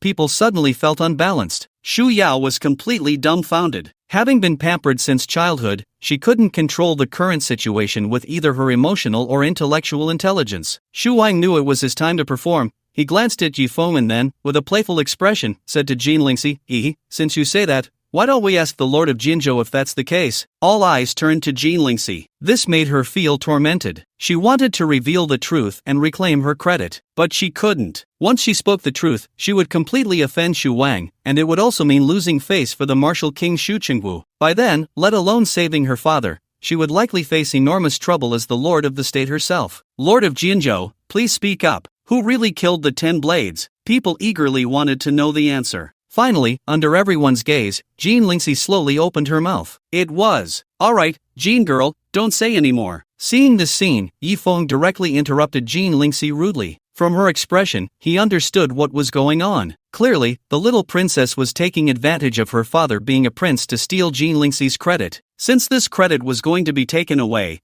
how could Jin Lingxi dare to speak the truth? Therefore, Yifeng simply wouldn't let her speak. At this moment, looking at the incredibly domineering man before her, Jin Lingxi's expression became very complicated. Not long ago, she had only regarded him as a talented young man. She even wanted to help him. But how long had it been? This man had already stood in front of her, fighting for her justice. Yifeng raised an eyebrow at Princess Shu Yao and said, as far as I know, the strength of the East No. 510 blade is comparable to a 4-star war god. Princess Shu Yao, are you sure you can kill a 4-star war god? Yi Feng's words made Shu Yao's pretty face flush red. A 4-star war god was a martial king of the Earth Realm. Although her cultivation had reached the peak of the Earth Realm in a real fight, her lack of combat experience might make it difficult for her to defeat even a Mystic Realm martial king, let alone an Earth Realm martial king, especially since there was not just one No. 5-10 blade, but also a No. 6-10 blade. Even if Shu Yao were at a higher level, she would still not be a match for them. My sister is a peak martial king of the Earth Realm, killing a 4-star war god. What's impossible about that? Shu Wang thought Yi Feng would present some strong evidence, and immediately sneered. Oh, Princess Shu Yao has the strength of a peak martial king of the Earth Realm? Yi Feng squinted and asked. Of course, sister, show everyone your cultivation, Shu Wang said to Shu Yao. Originally, Shu Yao was quite flustered, but upon seeing Shu Wang's gaze, she felt a bit more at ease. She released her true energy. A terrifying pressure swept across the venue. Although she was a mere ornament, she was still a royal, cultivated with resources. At such a young age, she had already reached the peak martial king of the Earth Realm. This is the benefit of royal power. It should be noted that Princess Shu Yao was only about 23 or 24 years old, and her cultivation was already on par with Jin Lingxi. Princess Shu Yao is actually a peak martial king of the Earth Realm. That's incredible. Kid, what do you have to say now? Seeing Princess Shu Yao display her strength as a peak martial king of the Earth Realm, people chose to believe that it was Shu Yao who killed the 2-10 blades. Although there were rumors that her combat skills were lacking, her cultivation level was undeniable. If the opposing 10 blades were only at the initial or mid-level of the Earth Realm, then Princess Shu Yao might indeed have the chance to defeat them. Witnessing this scene, Yi Feng instead revealed a smile. Kid, what are you laughing at? You slandered my sister. Do you know what the consequences will be? Shu Wang sneered. Yi Feng slightly raised the corner of his mouth and said, do you know that, in fact, there are 3-10 blades who came from Dongyin this time? 3-10 blades. Yi Feng's words stirred up another uproar. Shu Wang's expression froze. He truly didn't know. At that time, Jin Lingxi hadn't mentioned anything about Junzi, because if she had, the credibility would have been too low. Although she claimed to be invincible at the same level, Junzi was the third 10 blade, with a cultivation level reaching the martial king of the Heaven Realm. Just dealing with Junzi alone would be beyond her capabilities, let alone the 5th and 6th 10 blades. Besides the 5th and 6th 10 blades, there is also a third 10 blade, Yi Feng said emphatically. The third 10 blade. The combat power of the third 10 blade is comparable to a 5-star war god. Princess Shu Yao, do you still dare to say that you killed those 2-10 blades? Yi Feng asked with a playful expression. Shu Yao bit her lip tightly,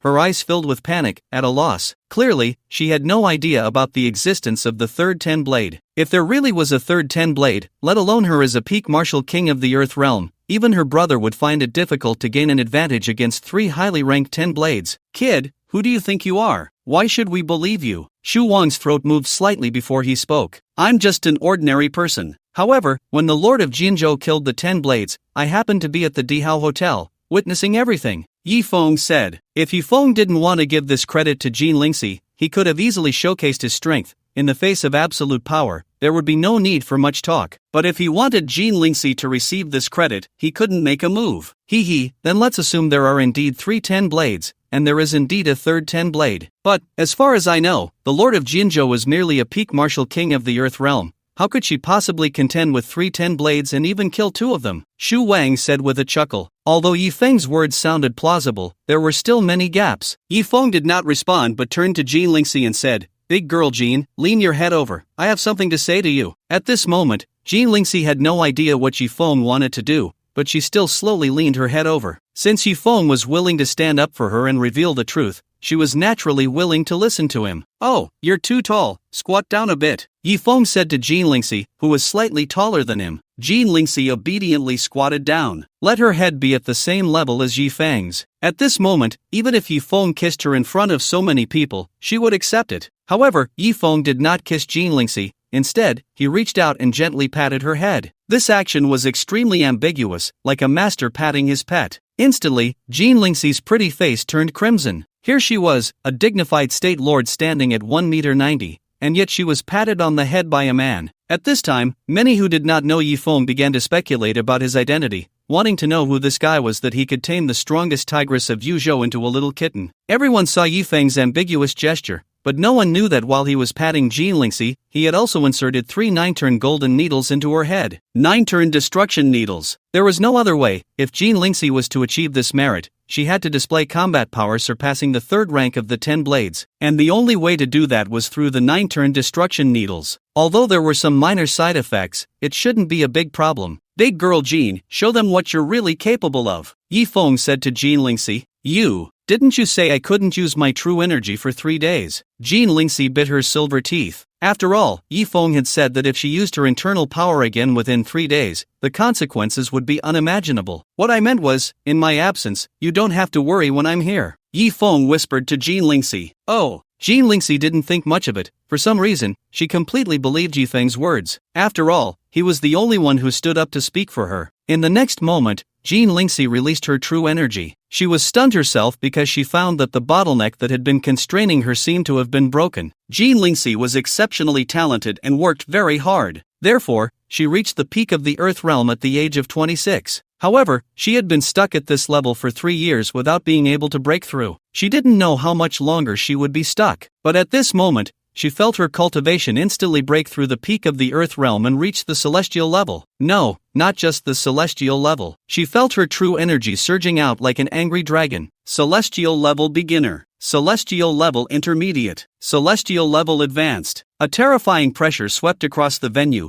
making everyone feel a jolt of fear. This included Princess Xu Yao and young Lord Xu Wang. Xu Wang's strength was around the intermediate celestial level, but even facing an advanced celestial level, he still felt a strong sense of oppression. As for Princess Xu Yao, she was even worse off, nearly unable to stand, her face pale. The State Lord of Jin, actually an advanced celestial level martial king, is this real? Voices of disbelief erupted from the crowd. After all, people's understanding of Jean Lingxi's cultivation had remained stagnant for many years. 3 years ago, the State Lord of Jin was already at the peak of the Earth realm. Now, 3 years later, it's not impossible for her to have risen to the advanced celestial level, right? It seems the 10 blades were indeed killed by the State Lord of Jin. When Jean Lingxi displayed her strength as an advanced celestial level martial king, there was no longer any doubt in people's hearts. This was a world where strength was paramount. If there was to be any assistance, it could only be Princess Xu Yao assisting Jean Lingxi. Clearly just an assistant, yet trying to take the main credit was indeed a bit disgraceful. Xu Wang also did not expect Jean Lingxi's strength to reach such a level. Although an advanced celestial level martial king could not threaten a prince, unless Prince Xu Cheng personally intervened, a mere young lord like him could not control Jean Lingxi. But since Jean Lingxi had such strong power,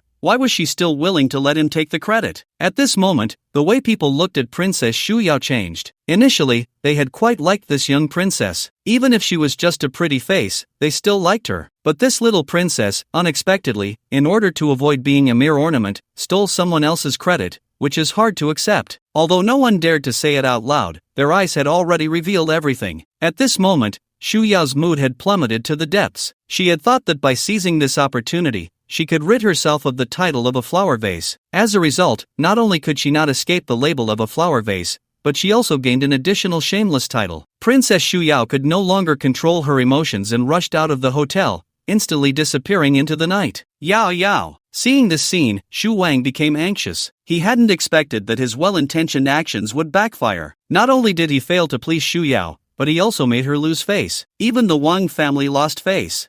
If anything happens to Yao, none of you will escape responsibility. Xu Wang coldly snorted at Jean Lingxi before chasing after Xu Yao. Lord Jean, you are truly impressive. I didn't expect you to already be a heavenly stage martial king. Perhaps it won't be long before you become the youngest martial emperor in our great Yuzhou. With Lord Jean guarding this area, we feel incredibly honored. Thank you for your protection. At this moment, Jean Lingxi finally became the absolute center of attention. Her eyes were moist. She had finally gotten what she wanted. Father, wait for me, I will soon be able to clear your name. Of course, the person Jean Lingxi should be most grateful to was Yi Feng. Not only did he give her the credit, but he also helped her reclaim the credit that had been taken away. Yi Feng, thank you. After finishing with the guests, Jean Lingxi directly hugged Yi Feng. Being embraced by a girl who was 1.9 meters tall, Yi Feng instantly felt an overwhelming pressure. The big blue ball was indeed formidable. Ahem. Cherry gently coughed beside them, signaling Jean Lingxi to pay attention to her demeanor. After all, there were so many people watching. Only then did Jean Lingxi shyly release Yifeng. Yifeng, Madame Ouyang, please don't think too much. I was just expressing my gratitude, Jean Lingxi said, looking at Ouyang Bingqing, who was standing next to Yifeng. Clearly, she was a martial king, while Ouyang Bingqing was merely a heavenly sect member, but for some reason, at that moment, Jean Lingxi felt a bit shy to meet Ouyang Bingqing's gaze. It was as if she had been caught in an affair. After all, Yifeng was with Ouyang Bingqing. It really wasn't appropriate for her to hug Yifeng like that. But Jean Lingxi was too happy. Big girl Jean, come with me to get a room right now, Yifeng said. Ha! Jean Lingxi was taken aback. Yifeng actually wanted her to go with him to get a room. Although she was indeed very grateful to Yifeng tonight, it didn't mean she had to repay him with her body, right? Of course, if Yifeng had proposed this condition back then to save her father, Jean Lingxi would still have agreed. But how could Yifeng say such things in front of Cherry, especially with Ouyang Bingqing present? That was too embarrassing. Jean Lingxi's pretty face turned as red as a ripe tomato. Seeing that Jean Lingxi didn't respond, Yifeng frowned and said, "Big girl Jean, why are you still dazed?" I won't go. Jean Lingxi gritted her silver teeth. This guy, even if he wanted to do that with her, couldn't he just privately ask her? In front of so many people, even if she wanted to go, she would feel embarrassed. Moreover, she had never had a boyfriend before. To go directly to a room, wasn't that too fast? And what about your girlfriend's consent? Are you sure you won't go? Just now, I used a forbidden technique on you to help you improve your cultivation, and it has side effects. Do you want to embarrass yourself in public? Yifeng frowned. Jean Lingxi was already injured, and using the 9 turns annihilation needle to forcibly enhance her strength would definitely backfire. Moreover, the 9 turns annihilation needle had side effects that could cause memory loss. You want to help me heal? Jean Lingxi finally reacted. Otherwise? Yifeng shot her a glance. Only then did Jean Lingxi realize that she had misunderstood Yifeng. Well, okay, I'll go tell the guests first. Jean Lingxi walked away with a flushed face. When bidding farewell to the guests, she felt a strong wave of dizziness. Before she could finish what she wanted to say, she collapsed. Fortunately, Yifeng appeared just in time to catch her. The governor of Jianzhou fought with the 10 blades and got injured, so I won't be able to stay with everyone. After saying this, Yifeng directly picked up the 1.9-meter-tall Jean Lingxi in his arms. It must be said that with Jean Lingxi's weight, if it were an ordinary person, they wouldn't be able to lift her at all. Of course, for Yifeng, this weight was nothing. He carried Jean Lingxi and strode away. Seeing this scene, everyone showed expressions of envy. Although Jean Lingxi's figure was exceptionally outstanding and she was a governor, deep down, every man harbored a desire to conquer such a woman. They just knew that they could never conquer Jean Lingxi. Not to mention, those 2 large assets were far more entertaining than the little princess, right? And those long legs over a meter long. It really was a bargain for that kid Yifeng. Is he Yifeng, the son-in-law of the Shen family? Now he's with the governor? Shinaoxue was really blind back then, giving up such a big catch. There were still some who recognized Yifeng on the scene. Soon, Yifeng carried Jean Lingxi into the hotel room. Yifeng, how is the governor? Yingzhou looked at Yifeng with a worried expression. Ouyang Bingqing followed, her face showing little unusual emotion. As a woman nearing 40, she had seen through many things. If Yifeng really liked Jean Lingxi and Jean Lingxi liked Yifeng, she wouldn't stop anything. After all, which man wouldn't like a woman like Jean Lingxi? Especially since Yifeng was so powerful. It couldn't just be her. In fact, if Yifeng really wanted to marry her, she might not agree. After all, what one cannot have is always the most desirable. As long as Yifeng needed her, she would be his woman. If Yifeng didn't need her, she would obediently go about her own business. Don't worry, I'll heal the big girl Jean. Yifeng signaled Yingtao not to worry. Then, he suddenly asked Yingtao, you've never had a boyfriend, right? No.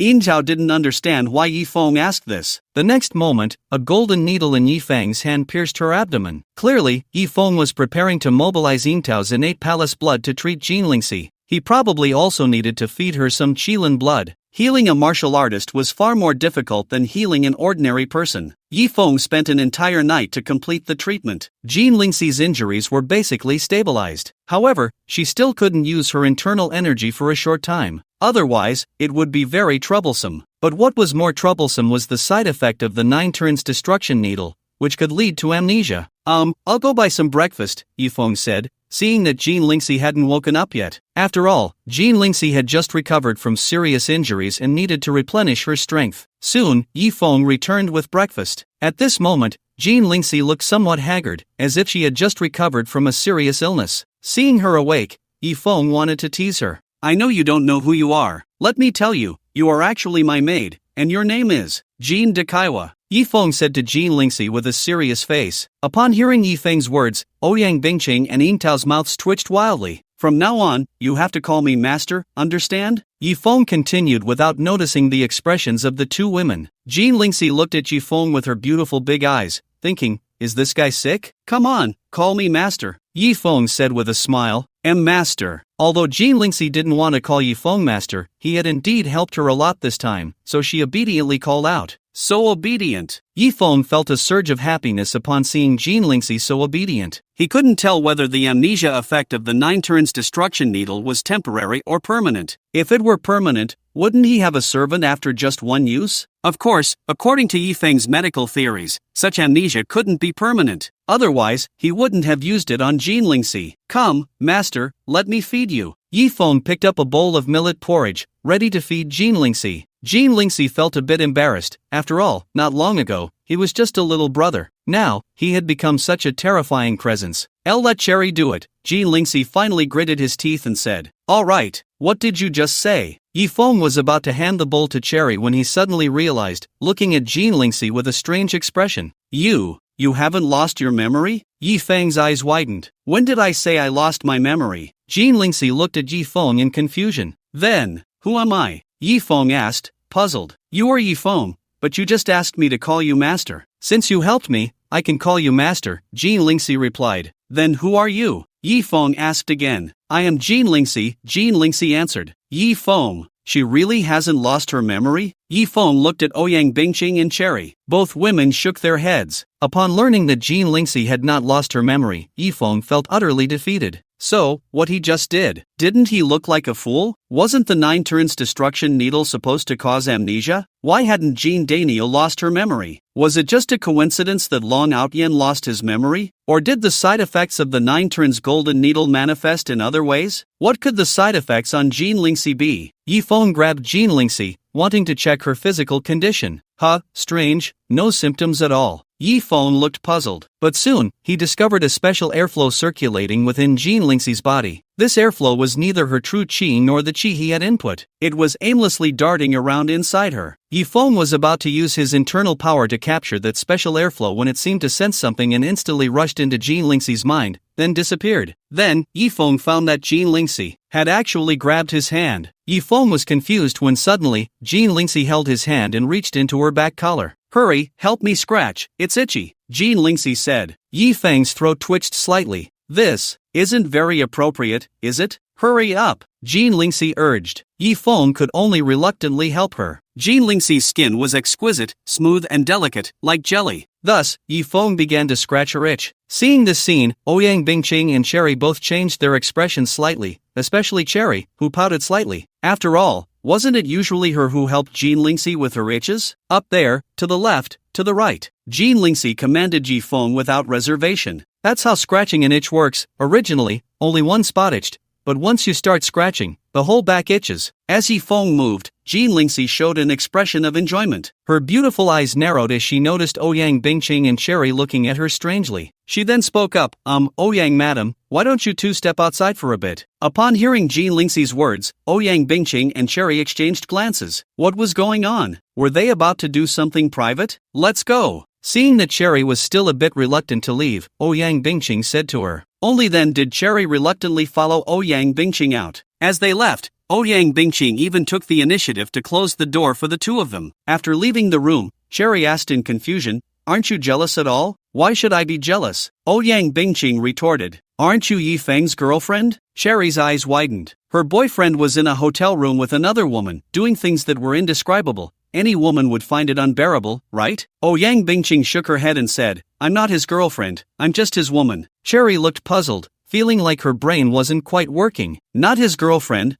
just his woman, was there a difference? Ouyang Bingqing didn't elaborate further. She smiled lightly and then left. In the room, Jean Lingxi, having enjoyed Yifeng's scratching, suddenly said to him, let's take a shower. Shower? Together? Yifeng's eyes widened. Could it be that this girl had suddenly lost her memory? Who are you? Yifeng immediately asked. What, You don't even know who I am. Is it because the governor hasn't punished you in a long time? Jean Lingxi's face turned serious at his words. Yifeng scratched his head. This wasn't amnesia, was it? Hurry up, Jean Lingxi said, getting out of bed without giving him a chance to respond. Then, right in front of Yifeng, she began to take off her clothes. Yifeng was stunned. He thought to himself, could this girl possibly have some thoughts about him? He immediately turned away. Then he heard the sound of clothes rustling. That sound stirred Yifeng's emotions. He really wanted to turn around and look. But in the end, his integrity won over his instincts. Come here, help me. Suddenly, Jean Lingxi's voice rang out. Yifeng's throat moved slightly at her words. He thought, you asked me to come over. I have no intention of taking advantage of you. Yifeng turned around and was instantly met with a perfectly proportioned body. Indeed, Jean Lingxi had an amazing figure, especially those legs. They were the longest Yifeng had ever seen. After all, she was nearly 2 meters tall. Her legs must be around 1.2 meters long. Yifeng looked at Jean Lingxi, who was left with only 2 pieces of initial gear, and thought, how am I supposed to help with this? Hurry up! What are you dawdling for? Jean Lingxi turned her head back and urged him. Yifeng walked over, his hand slowly reaching for Jean Lingxi's back. At that moment, Yifeng was extremely excited. Not just Yifeng, any man would probably be thrilled. Finally, Yifeng untied Jean Lingxi's bindings. Unfortunately, she was facing away from him. Otherwise, Yifeng might have been blinded by her incredibly large headlights. Jean Lingxi let the 2 pieces of gear fall to the ground and walked straight into the bathtub, turning on the hot water. So comfortable. Jean Lingxi began to wash herself. Yifeng just watched. He thought, has this girl already stopped seeing him as an outsider? Or does she consider him a sister? Just as Yifeng was puzzled, Jean Lingxi's voice rang out again. Come here, help me scrub my back. Scrub her back? Yifeng swallowed hard. What was going on?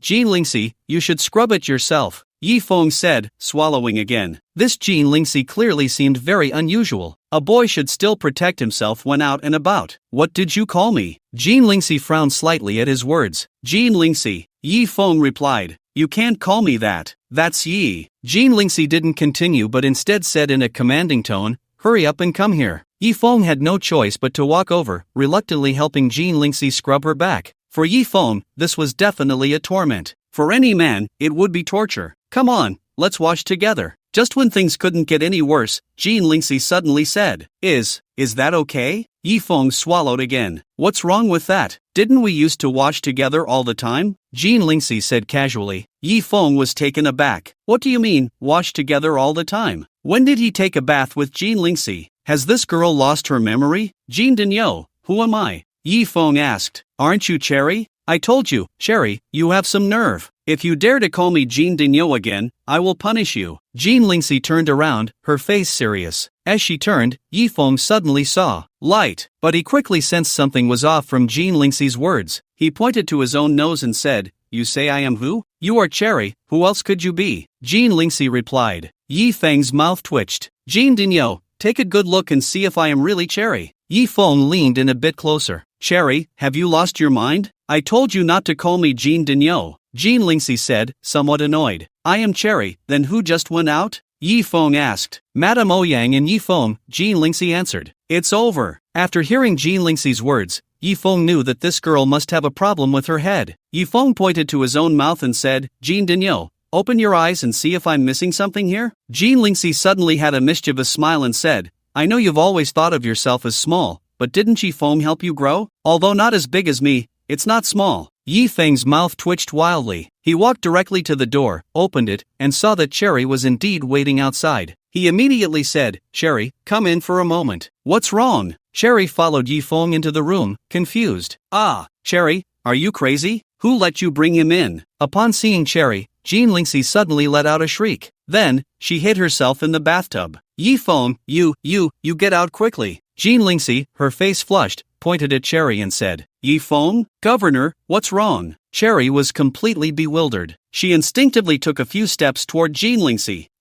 Don't come over, Jean Lingxi shouted. Cherry stopped in her tracks, looking at Yifeng with a puzzled expression. She had no idea what was happening. Yifeng was also confused. He pointed at Cherry and then asked Jean Lingxi, who is she? She is Yifeng, Jean Lingxi said. Cherry, you quickly let Yifeng out. Yifeng then called Ouyang Bingqing in. Who is she? Yifeng pointed at Ouyang Bingqing and asked Jean Lingxi. Madame Ouyang, Jean Lingxi replied. Yi Feng, then what about me? Jean Lingxi, Cherry. Yi Feng finally understood. At that moment, Jean Lingxi saw him as Cherry, and Cherry saw him as himself. In other words, the 9 turns destruction needle had indeed caused side effects, leading to problems with Jean Lingxi's vision and hearing. No wonder this girl kept asking him to scratch her and help her take off her gear. In the end, she even wanted him to bathe with her. It turned out she mistook him for Cherry. This side effect. Yi Feng was speechless. It's like this, Jean Daniel. Yi Feng explained the truth. Jean Lingxi looked completely unconvinced. After all, who could believe such a ridiculous thing? Seeing that Jean Lingxi still didn't believe him, he walked directly in front of her, took her hand, and placed it on his mouth. If her vision and hearing were off, her sense of touch should be fine, right? Cherry, where's your mouth? When Jean Lingxi's hand touched Yi Feng's body, she immediately asked with a puzzled expression. I told you, I am Yi Feng, not Cherry. Yi Feng said, his mouth twitching. Then, Yi Feng called Cherry over again. Come, touch her again. Jean Lingxi felt a bit embarrassed. After all, in her eyes, seeing Cherry was like seeing Yi Feng. Touching Cherry was fine, but touching Yi Feng. Ultimately, under Yi Feng's urging, Jean Lingxi finally reached out to Cherry. Then, her beautiful eyes widened. Sure enough, Yi Feng's chest muscles were exceptionally developed. Jean Lingxi finally believed Yi Feng's words. Her vision, hearing, and even memory had started to show some issues, making it difficult for her to distinguish between Cherry and Yi Feng. Jean Lingxi looked at Cherry, but at that moment,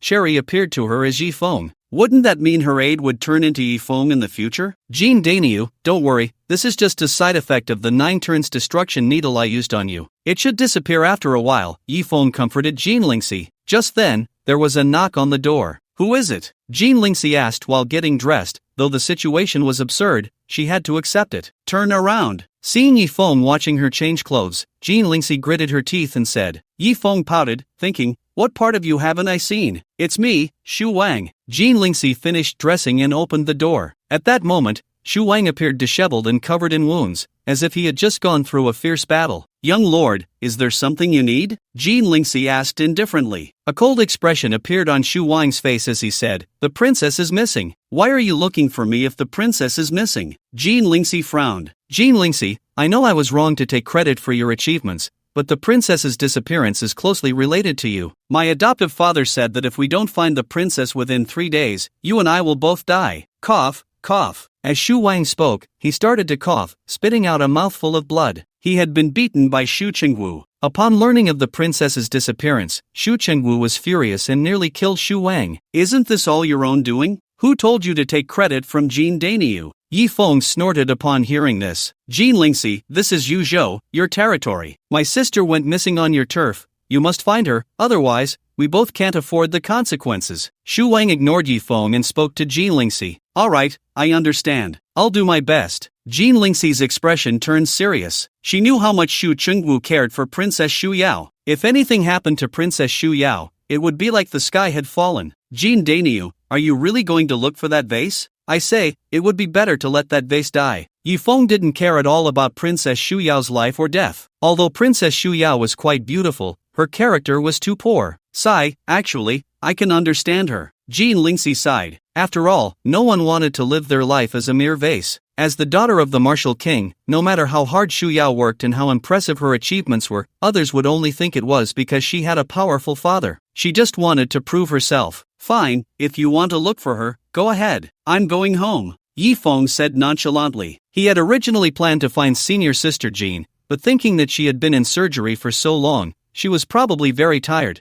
so he decided not to disturb her. After all, she was in Jiangdu, and there would be plenty of time. Jean Lingxi immediately mobilized all her resources to search for the princess. Even Ouyang Bingqing used the Ouyang family's influence to help find Princess Xu Yao. In Jiangdu, at a half-finished building, Princess Xu Yao sat on a stone stump nearby, crying like a rain-soaked pear blossom. She had never suffered such humiliation in her life. Already being called a vase, and now this happened. How could she ever face anyone again? It was all that bad guy's fault. He actually exposed her in public. How infuriating. Just then, a hunched figure slowly approached her. It was a man wearing a bamboo hat, clogs on his feet, and carrying a samurai sword on his back. Upon seeing the man's attire, Xu Yao instantly recognized his identity. A Dongyin person. Xu Yao quickly wiped her tears. She didn't want the Dongyin person to see her crying. A hint of joy appeared in her eyes. From the Danin person's demeanor, it was clear that he was definitely not a good person. If she kills this Danin man, will no one say she's just a vase anymore? First, let's see how strong he is. If he's too weak, it's not worth this princess's effort. With that thought, Shuyao placed her hands on her hips, tilted her head back to look at the Danin man, and asked, "Are you from Danin?" "That's right," the Danin man replied. "Are you strong?" Shuyao continued to ask. The corner of the Danin man's mouth lifted slightly, and he said, "I should be quite strong. Can you compare to a war god?" Shuyao pressed on. The Danin man laughed and said, "Of course." "Great! This princess wants to kill you." A look of eager anticipation appeared on Shuyao's face. She thought to herself, this princess can kill the Danin war god by herself. "Kill me?" The Danin man, who was less than 1 meter 60 tall, seemed to have heard the biggest joke. He laughed and said,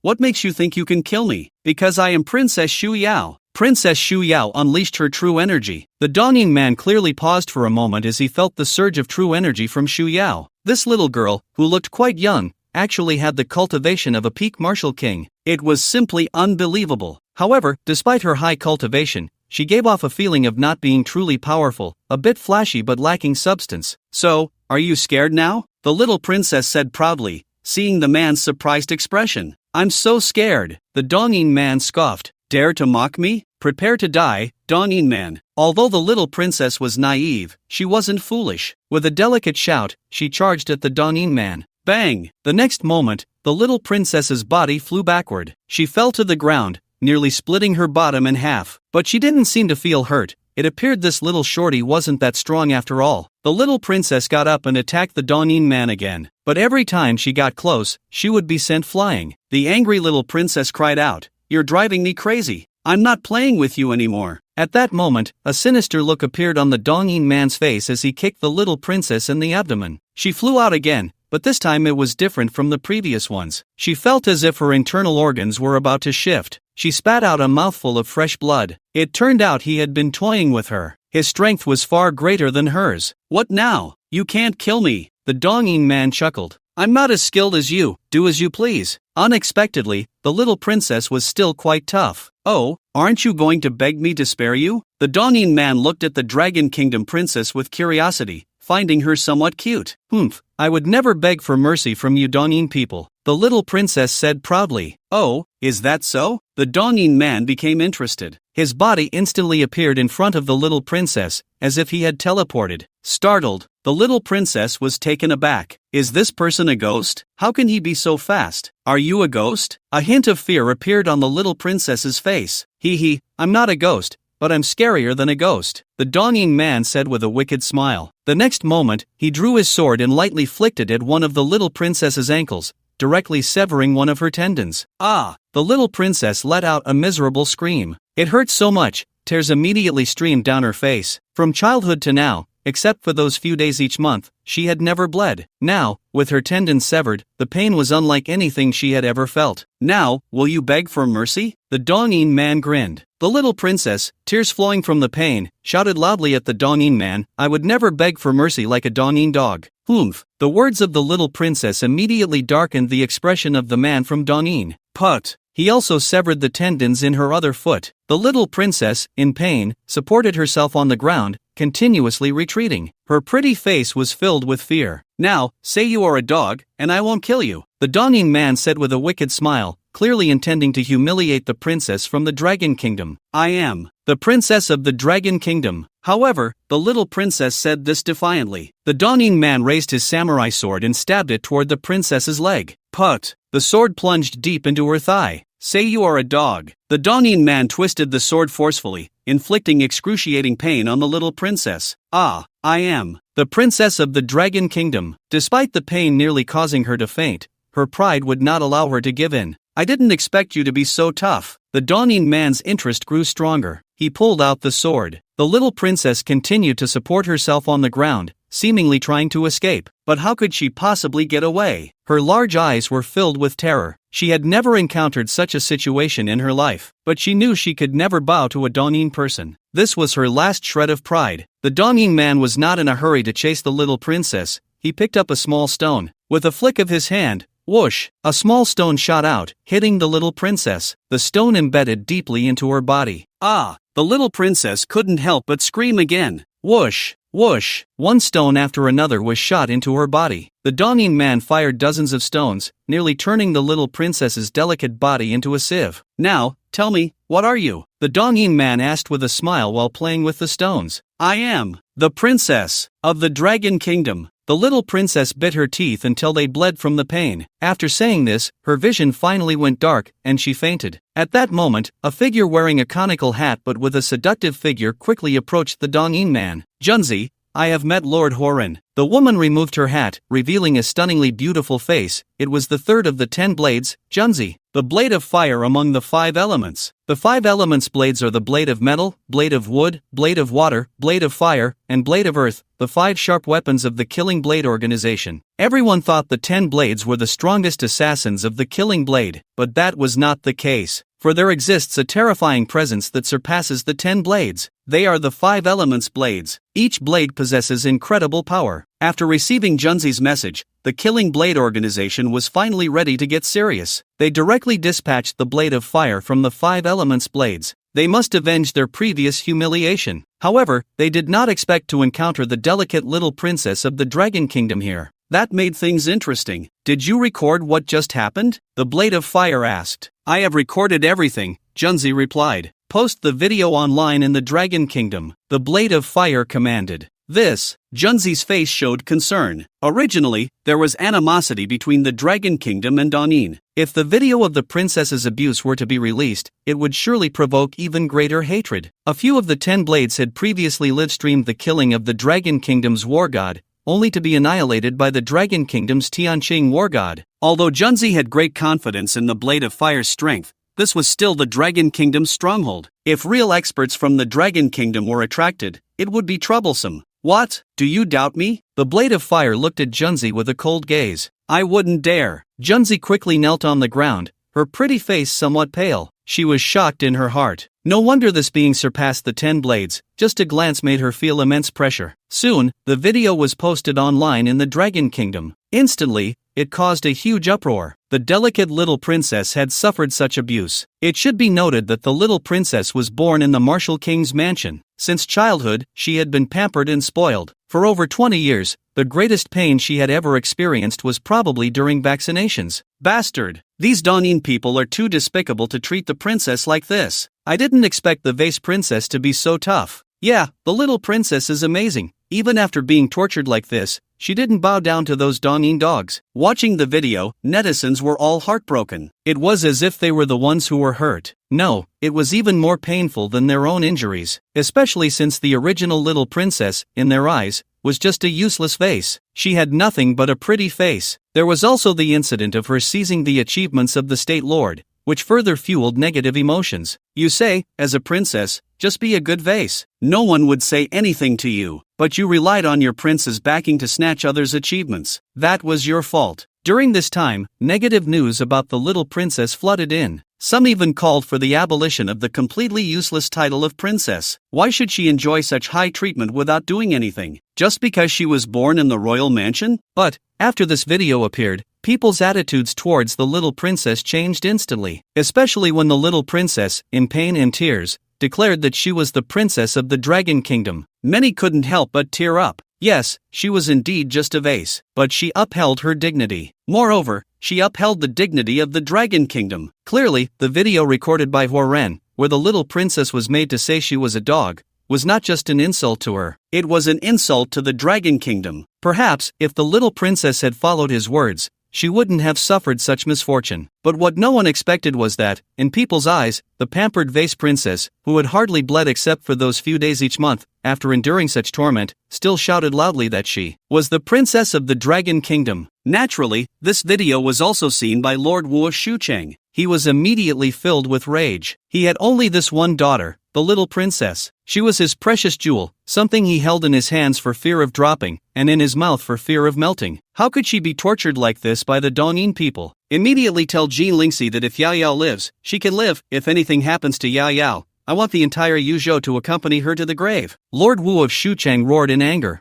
he wasn't just talking, he absolutely had the power to do so. Of course, saying he would bury the entire Yuzhou was a bit exaggerated, but wiping out the high-ranking officials of Yuzhou was completely within his capability. Once the news broke, the entire Yuzhou was thrown into turmoil, especially among the high-ranking officials of Yuzhou. Each one was terrified. The wrath of a prince was not something ordinary people could bear. Quick, go find the princess. But the Dongyin people were very cunning. They knew that the Dragon Kingdom could analyze their location through environmental factors. So, when they released the video, they had already moved. In a villa, the little princess was suspended in midair by a wire. Although she had suffered horrific torture, she was, after all, at the level of a martial king, and it wasn't so easy for her to die. Horan sat on the sofa, sipping red wine while sizing up this beautiful princess from the Dragon Kingdom. It must be said that to deserve the title of Vase, Princess Shuyao surpassed the vast majority of women in both looks and figure. Especially at this moment, her pitiful appearance evoked a strong desire to protect her. Under the gaze of the man before her, who was not tall and even had a bit of a hunchback, Shuyao was extremely frightened. The pain in her body and the fear in her heart made her delicate body tremble violently. From childhood to adulthood, she had been the jewel of the martial king's mansion. She had never endured such suffering, especially since these Dongyin people were extremely cruel. They were simply devils. The little princess personally witnessed how these little devils slaughtered everyone inside the villa, leaving no one alive. During the massacre of the male host, they also violated the female host, and it was done right in front of the male host. She swore that even if she died, she would never let them touch her body. You say there's a man in his early 20s from the Dragon Kingdom, and you can't even withstand one of his moves? Huoren shifted his gaze to Junzi. To be fair, Junzi was actually more attractive to him than this Dragon Kingdom princess. However, any romantic relationships were strictly prohibited within the Killing Blade organization. Otherwise, he would have already taken Junzi for himself. Now, he could only steal a few glances. Fortunately, today he had captured a princess from the Dragon Kingdom, so he could enjoy himself. Yes, Lord Huoren, Junzi nodded. If he can injure you with one move, his strength must be at least mid-level in the heavenly realm, or even at the high-level martial king level. Huoren squinted his eyes. I can't discern his ultimate strength, Junzi said. No matter, he is probably a prodigy from some hidden clan. Anyone who dares to attack my Killing Blade organization, even if they are from a hidden clan, will have to pay with blood. Huoren sneered. Of course, if it really came to confronting a hidden clan, Huoren wouldn't have the guts, but assassinating a prodigy from a hidden clan was still within his capabilities. Come on, record today's video. Huoren's lips curled into a smirk. Little beauty, how do you want to play today? Huoren walked up to the little princess. Pa! The little princess spat a mouthful of blood onto Huoren's face. Huoren wiped the blood from his face, revealing a sinister expression, and the next moment, bang! Huoren punched the little princess in the abdomen, causing her body to twist in pain. Huoren tortured the little princess for a full half-hour before stopping. Once I kill that girl named Jean, I'll come to enjoy you. He looked at the little princess, who had already fainted, a cold smile appearing on his lips. Huoren's first target was none other than Jean Lingxi. As the Lord of a State, if he killed Jean Lingxi, it would be a tremendous blow to the Dragon Kingdom. Torturing the little princess was merely an appetizer. As for the mysterious expert Junzi mentioned, he wouldn't let that go either. This time he entered the Dragon Kingdom, he would definitely turn it upside down. At this moment, Jean Lingxi was already in a state of panic. She had used all her strength to search for the little princess but found nothing. The martial king had issued a death order. If anything happened to the princess, she would have to pay with her life as well. If she had known, she wouldn't have sought this credit. She never expected to stir up such a huge disaster. But that Easternine expert was extremely cunning, leaving no trace behind, leaving her with a belly full of anger and nowhere to vent it. Lord, how about letting Yifeng help? Yingtao couldn't help but say, seeing Jean Lingxi's worried expression. What can he help with? I don't know, but I just feel that guy can definitely be of help. Yingtao said. Alright, then let's go find him. With no other leads, Jean Lingxi had no choice but to seek Yifeng's assistance. Soon, Jean Lingxi brought Yingtao to the imperial residence. Looking at Yingtao beside her, but seeing Yifeng's appearance, she felt a bit overwhelmed. Inside the imperial residence, Yifeng had no idea what was happening. He had no time to pay attention to the princess's affairs. However, Suyu had gone to school, Yi Qi was at work, and Hong Yi was also absent. Only a few servants and Shimen Wushuang remained in the house. Yi Feng felt a bit bored and started wandering around the courtyard. Before long, he found himself in front of the pond. At that moment, Shimen Wuxuan was sitting on a wooden chair by the pond, staring blankly at the fish in the water. Long Out Yin, have you remembered who killed your loved ones? Yi Feng approached Shimen Wuxuan and asked. He remembered that some time ago, Shimen Wuxuan had said she seemed to recall someone killing her family,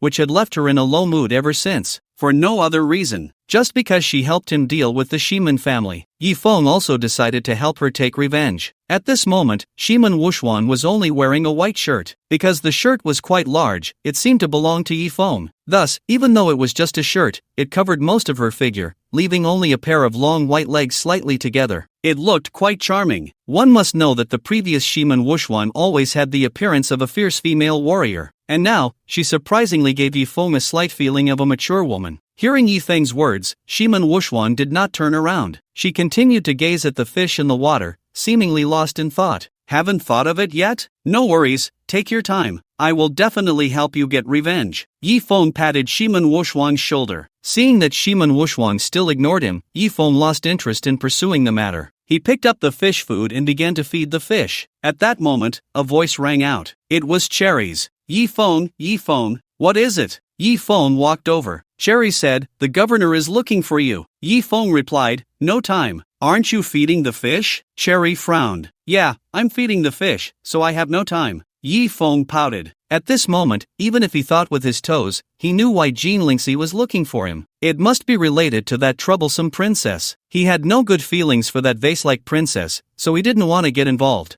I'll help you feed the fish, you go see the governor, Cherry said, taking the fish food from Yi Feng's hands without giving him a chance to refuse. Seeing that Yi Feng was still unwilling to go, Cherry gritted her teeth and said, Yi Feng, the martial king said that if anything happens to the little princess, the governor will accompany her in death. Hearing Cherry's words, Yi Feng's heart softened. He shook his head, this Jean girl just knows how to meddle. Fine, where is she? I'll go take a look. She went to find you. I'm not familiar with the imperial residence, you find her yourself. Cherry shrugged and then started feeding the fish. Yi Feng had no choice but to find Jean Lingxi himself. Soon, Yi Feng found Jean Lingxi. This girl actually ran to the outside of his bedroom. She seemed hesitant to knock on the door. What are you doing? Yi Feng walked over. Jean Lingxi glanced back at Yi Feng and then turned away again. Cherry, what if he doesn't help me? Jean Lingxi said, frowning her delicate brows as she spoke to Yi Feng. Cherry? Yi Feng was taken aback. What was going on? Did this Jean girl have another problem? Or had her side effects disappeared? Didn't Jean Lingxi know that her thoughts had become chaotic? She should know that he was Yi Feng. Governor? Yi Feng instinctively called out. What is it, Cherry? Jean Lingxi looked at Yi Feng in confusion. Yi Feng suddenly understood. It turned out that the side effects of this Jean girl had disappeared. In her eyes, the person she saw was Cherry, no longer him. But she didn't know that, so she thought Yi Feng was still Cherry. The duration of her side effects was indeed quite short. Perhaps, one reason was that her cultivation was stronger than Shimen Wuxuan's,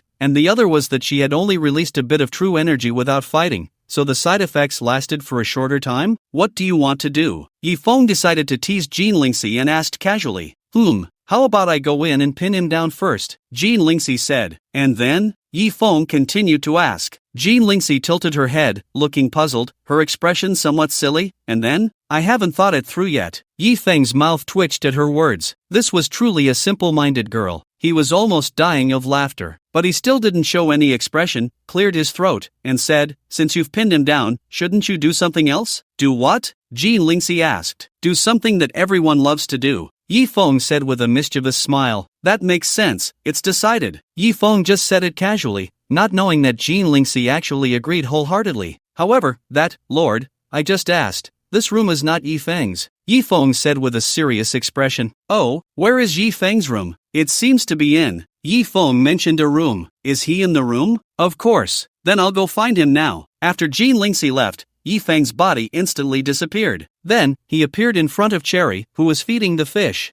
Cherry, the Lord is looking for you and wants you to go over. Yi Feng said to Cherry. Where? I'll take you there. Yi Feng directly brought Cherry to the room. You just wait in the room. The Lord will be here soon. Yi Feng said. Okay. Cherry, without suspicion, walked in. Yi Feng closed the door behind her and then hid to the side. The door is marked with the door god's room. Every room has a door god, right? Forget it. I'll check them one by one. Yi Feng told Jean Lingxi, saying that Yi Feng was in a room marked with the door god. But after searching, every room had a door god on the door, so she could only check them one by one. Finally, when she opened a room, Jean Lingxi saw Cherry's figure. However, at that moment, Jean Lingxi thought it was not Cherry, but Yi Feng. Then, this silly girl really went over and pinned Cherry down. Lord, what are you doing? Cherry was suddenly pinned down by Jean Lingxi, looking confused. However, Jean Lingxi did not give Cherry a chance to speak. She directly covered Cherry's mouth with her own. Cherry's beautiful eyes widened in shock. What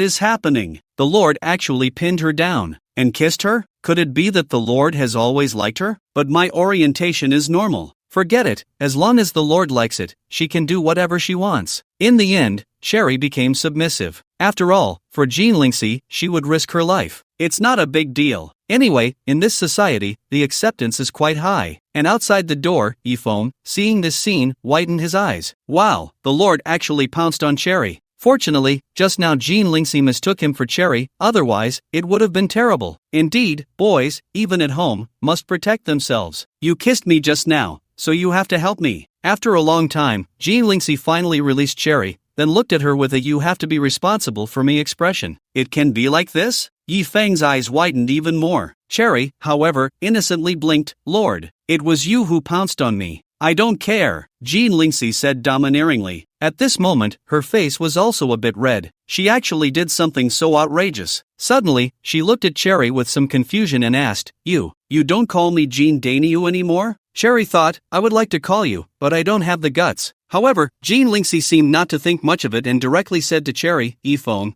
now you go help me find the county lord. Jean Dainyu, why did you pin Cherry down? At this moment, Yi Feng walked in from outside with a mischievous smile. Jean Lingxi looked at Yi Feng, then at Cherry, her expression somewhat puzzled. Suddenly, she seemed to understand. She looked at Cherry, who was still pinned down, and said, You are not Yi Feng. Lord, I am Cherry. Cherry said innocently. Cherry. Jean Lingxi's eyes widened. So, the side effects on her had passed? She had pounced on her military officer, and Jean Lingxi looked at Yi Feng's mischievous expression and suddenly understood. Yi Feng, did you know I was already fine? Cough. Jean Dainyu, are you okay now? Yi Feng deliberately showed a how would I know expression. From Yi Feng's reaction, Jean Lingxi knew. She must have been played by this guy. This is so embarrassing. To ease the awkwardness. So, Jean Lingxi pounced on Yi Feng as well. After all, if you pounce on one, it's still a pounce. Pouncing on two is also a pounce. Yi Feng didn't expect that this girl would actually launch a sneak attack. Jean, big girl, you don't follow the rules, launching a sneak attack. Just as Yi Feng finished speaking, he found his mouth was blocked. The little cherry lips had opened wide. The state lord actually pounced on Yi Feng. In fact, it wasn't surprising that Jean Lingxi would do this. Anyway, she had already done it, and soon Cherry would know. She was actually pouncing on Yi Feng, not herself, so she simply pounced on Yi Feng too. Alright, now you've kissed me. Jean Lingxi released Yi Feng and huffed. In the end, under Jean Big Girl's coercion and temptation, Yi Feng agreed to help her find the county lord. Jean Lingxi also showed him the video released by the Fireblade. The little county lord was tortured by the Fireblade, still shouting that she was the county lord of the Dragon Kingdom in the video. And there was also a video of her being tortured in the villa. Seeing the little county lord's performance, Yi Feng was quite surprised. He didn't expect the pampered little county lord to have such backbone. This changed his impression of her drastically. In fact, Jean Lingxi didn't have high hopes that Yi Feng could find the county lord. She just really didn't know what to do anymore. Everyone she could send out had been sent, and there was no clue to be found. Those 10 blades seemed to have disappeared. Angel Yen, Angel Longxin, Yi Feng called out. Soon, 2 stunning angels appeared before him. Seeing this scene, Jean Lingxi's eyes widened, because she realized that the strength of these 2 angels was actually not inferior to hers. They were actually Yi Feng's servants. As a state lord, Jean Lingxi naturally knew that they were angels under the angel king Yesha. Yi Feng could actually take them as servants. This was too exaggerated, right? You 2 go out and look for the county lord. Report to me immediately if you see anything unusual, Yi Feng ordered the 2 angel beauties. Yes, the 2 beautiful angels responded and then flew away. Next, Yi Feng dialed Xu Xuanwang's phone. Xuanwang. Thus, the largest underground force in Jiangdu began to take action. But this was not Yi Feng's final means. Now, follow me, Yi Feng said to Jean Lingxi and Cherry. Soon, the 2 women were brought by Yi Feng to the place where the county lord first encountered the Fireblade. Yi Feng, why did you bring us here? Cherry asked. puzzled, because the fire blade had already moved several times. Yifeng, however, did not answer Cherry. He observed the surroundings, the bloodstains on the ground and the traces of the fight. Suddenly, scenes appeared in his mind. It was as if he had been standing here watching the county lord being tortured before. After a while, Yifeng opened his eyes and walked in a certain direction. This direction was unmistakably towards that villa. What is he doing? Cherry asked, confused. Jean Lingxi shook her head. She knew it was strange. Soon, the three arrived at the villa where the incident occurred. At this time, the constables had also arrived, but the scene was sealed off by the dragon group. Nothing inside had been touched. When they walked into the villa, Cherry immediately vomited. Beast! Jean Lingxi couldn't help but curse. Her pretty face looked very ugly. Inside the villa, there were corpses everywhere. Moreover, they were incomplete corpses. Not to mention Cherry, many constables present also vomited after seeing the horrific scene inside. Only the dragon group members, with their stronger mental fortitude, could endure it, but their faces were all pale. It was tragic, too tragic. Especially, there was a girl among them who was pregnant. The child in her belly had actually been cut out. These Easternine dogs are simply inhuman. Although everyone had heard of the cruelty of the Easternine people, today, they finally saw it with their own eyes. Each one wished they could tear them to pieces. If you find out the whereabouts of that Easternine dog, you must tell me. Count me in. In the end, even Jean Lingxi couldn't help but feel nauseous. Killing is just a matter of a nod. But the other party not only kills but also tortures in extremely cruel ways before they act. Only Yifeng seemed completely unaffected. He followed the bloodstains in the room step by step, checking every corner. Scenes flashed in his mind. He even picked up a watermelon knife over a foot long and swung it around. Yifeng, how is it? Cherry suppressed her urge to vomit and patted Yifeng's shoulder. Cherry, don't touch him. Jean Lingxi tried to stop her, but it was too late. Bang! Cherry's body was sent flying by Yifeng. Blood trickled from the corner of her mouth. However, at that moment, Yifeng seemed completely oblivious. He remained immersed in his thoughts. At this point, he had fully entered the perspective of that Easternine demon. It was as if these people were all killed by him. Seeing this scene, many couldn't hold back any longer. Lord Jean, forgive me for speaking bluntly,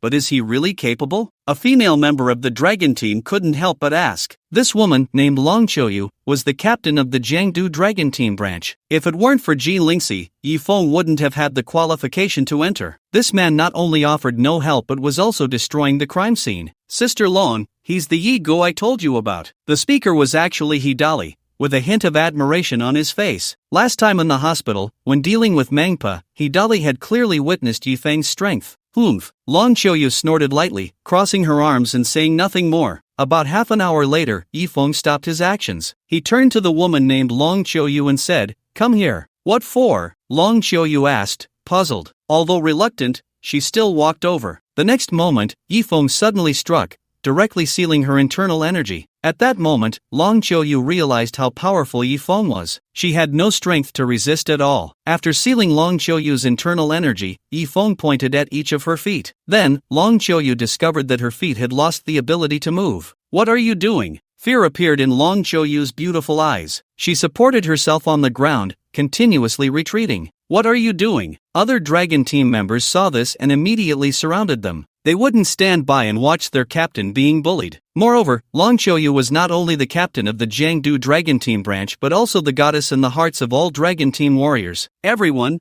back off." At that moment, Jean Lingxi let out a cold shout. "Lord Jean, everyone, back off." Jean Lingxi released an overwhelming aura. Unexpectedly, at that moment, Jean Lingxi had reached the heavenly stage Martial King. That's right, under the stimulation of the 9 turns destruction needle, her cultivation had temporarily reached the high-level heavenly stage Martial King. Although it only lasted a short time, after experiencing that realm, she suddenly gained insight and broke through the shackles that had bound her for 3 years. She advanced from the peak of the Earth Realm Martial King to the initial stage of the Heavenly Realm Martial King. Jean Lingxi's powerful aura instantly suppressed everyone in the Dragon Team. All along, Jean Lingxi had been seen as a superwoman in the eyes of the Yuzhou people. Today, they finally witnessed what true female strength was. However, such a powerful lord of Yuzhou was surprisingly polite to Yifeng, almost obedient to his commands. What kind of ability does this man possess? Yifeng still ignored everyone. He walked up to the flustered captain of the dragon team, Long Qiuyu, and directly lifted her up. Then, he walked out of the villa. "Follow him." Jean Lingxi finally gave the order. Meanwhile, the live broadcast started again. This time, it was in a basement.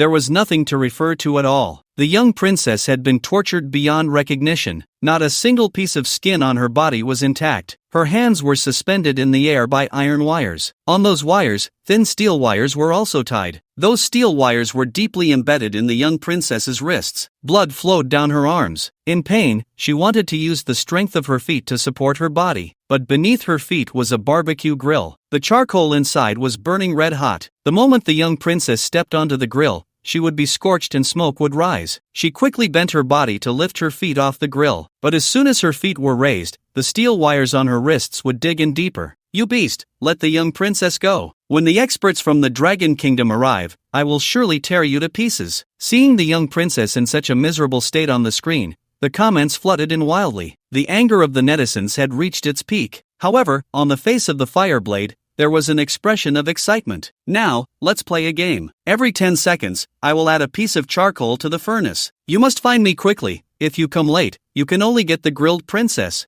Fireblade said, adding a piece of charcoal to the furnace. The fire of the charcoal blazed even hotter. As a result, even if the young princess did not step on the grill, her feet would still be scorched. Moreover, the young princess could not hold on for long. Every few seconds, her body would give in, and she would have no choice but to let her feet step onto the grill. Then, she would be burned and smoke would rise. She arched her body again. At that moment, Shu Yao truly hated herself for being the martial king. If she were just an ordinary girl, she might have died long ago. It was precisely because she was the martial king, with a powerful vitality, that after enduring so much torture, she was still alive. But the most terrifying part was that Fireblade was live-streaming the entire process. Thousands of netizens saw her in such a wretched state. "Dragon Kingdom princess, I'll say it again, as long as you say you are a dog, I will let you down," Fireblade said with a wicked smile. "I am the princess." But the young princess still did not yield. At this moment, netizens even hoped that the young princess would stop holding on. Just give up. Once dignity is lost, it is lost. But once life is lost, it is truly gone.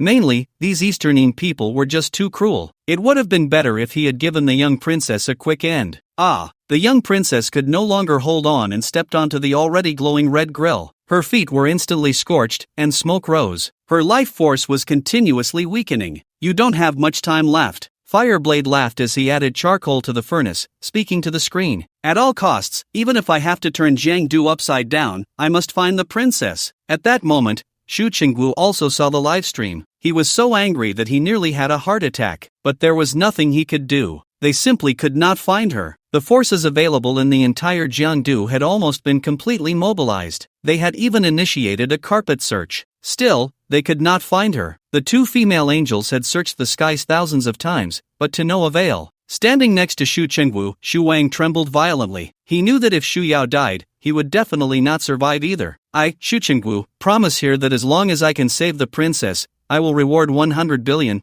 or help you become a member of the Hidden Clan." In order to save his daughter, Shu Qingwu offered an astronomical bounty. 100 billion was a huge sum even for martial artists, and the qualification to enter the Hidden Clan was even more terrifying. Even royal nobles would fight to the death to become a member of the Hidden Clan. Unfortunately, even the weakest Hidden Clan would not easily allow outsiders to join. To join them, there was only one possibility: to participate in the genius exchange competition held by the Hidden Clan. If your talent was high enough, you would be selected by them. Of course, when joining the Hidden Clan, you had to give up your surname. Yet, even so, countless strong individuals were eager to join the Hidden Clan, because once you became a member, you could enjoy the accumulation of hundreds, even thousands of years of the Hidden Clan's heritage. The speed of cultivation would be more than 10 times faster than that of ordinary martial artists. A spot to enter the Hidden Clan was incredibly precious. Ordinary royal power could not obtain it. However, as a prince, Shu Qingwu could have one guaranteed spot for the Hidden Clan each year. This year, Shu Qingwu originally intended to give the spot to his daughter, Shu Yao. But now,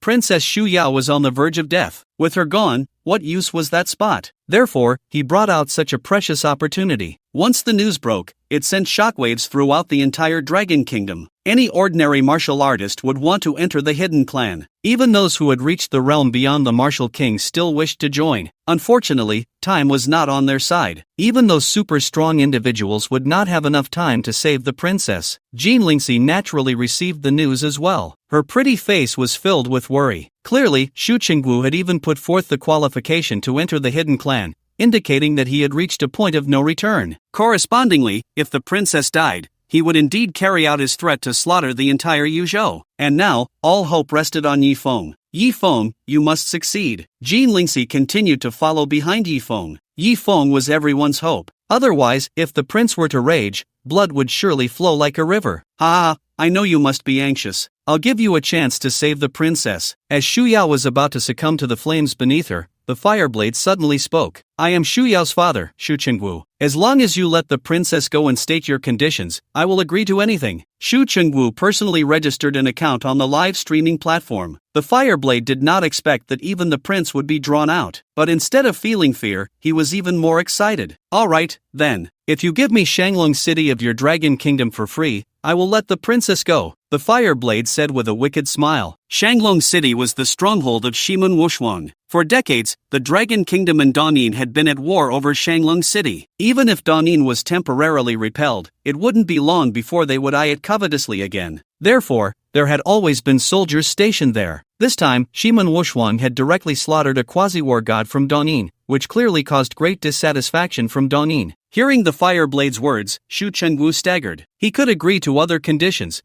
but this one was absolutely impossible. Even if Shu Yao were truly turned into barbecue, Shu Chengwu would never agree. That was his bottom line. Moreover, as a prince, he had no right to give up a city. Only the Empress of the Dragon Kingdom had that authority. I know your Dragon Kingdom would never give up a city. Then how about this? I want Jean Lingxi's life. As long as Jean Lingxi dies, I will let the princess go. The Fireblade revealed his true condition. His real goal was to kill Jean Lingxi. A vase-like princess would have no impact on the Dragon Kingdom, but the death of a state lord would have a tremendous influence. This would be a huge blow to the Dragon Kingdom. Impossible, Shu Chengwu said directly. Jean Lingxi was, after all, a state lord. No matter how selfish he was, he could not use Jean Lingxi to exchange for his daughter. Moreover, in front of so many people, if he did that, he would bear the infamy for eternity. The Fireblade sneered coldly and added a few more pieces of charcoal to the fire. Seeing this scene, Shu Chengwu could no longer hold back. With tears in her eyes, she said,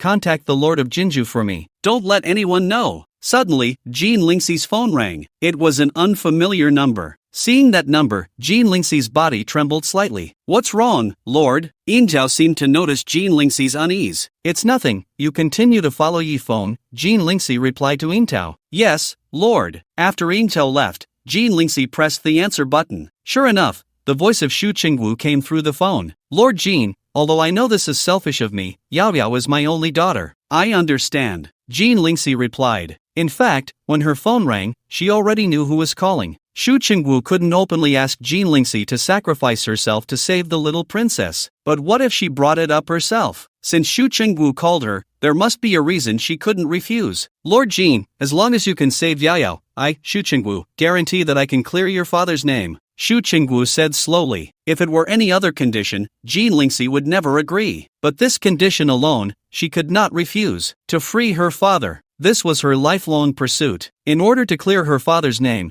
she had grown from the eldest daughter of the Jean family to the lord of a state. She had thought that once she became the lord, she would have the ability to do so. But she was wrong. Being a lord was not enough. However, as a prince, if Shu Chengwu was willing to pay the price, it was possible. If it were before, Jean Lingxi might have agreed without hesitation. But her gaze turned to the figure leading everyone forward. She felt a slight wavering. But in the end, Jean Lingxi gritted her teeth and said, I agree. Good, Lord Jean. Thank you. Consider it a huge favor I owe you, Shu Chengwu. I will do my utmost to clear your father's name. Seeing that Jean Lingxi had indeed agreed, Shu Chengwu was extremely excited. After all, asking someone to use their life to exchange for another's, even if it were their own family, was very difficult to do. Shu Chengwu knew about Jean Lingxi's situation, but he was just trying his luck. He never expected Jean Lingxi to really agree. I am Jean Lingxi, please connect me. Jean Lingxi also registered for the platform. Lord Jean, what are you going to do? She can't really be planning to use her life to exchange for the little princess's life, right? Although we also like the little princess, we don't want anything to happen to you, Lord Jean. People seemed to guess what Jean Lingxi was there to do. Unfortunately, when Shu Chengwu was speaking, everyone's comment function was blocked.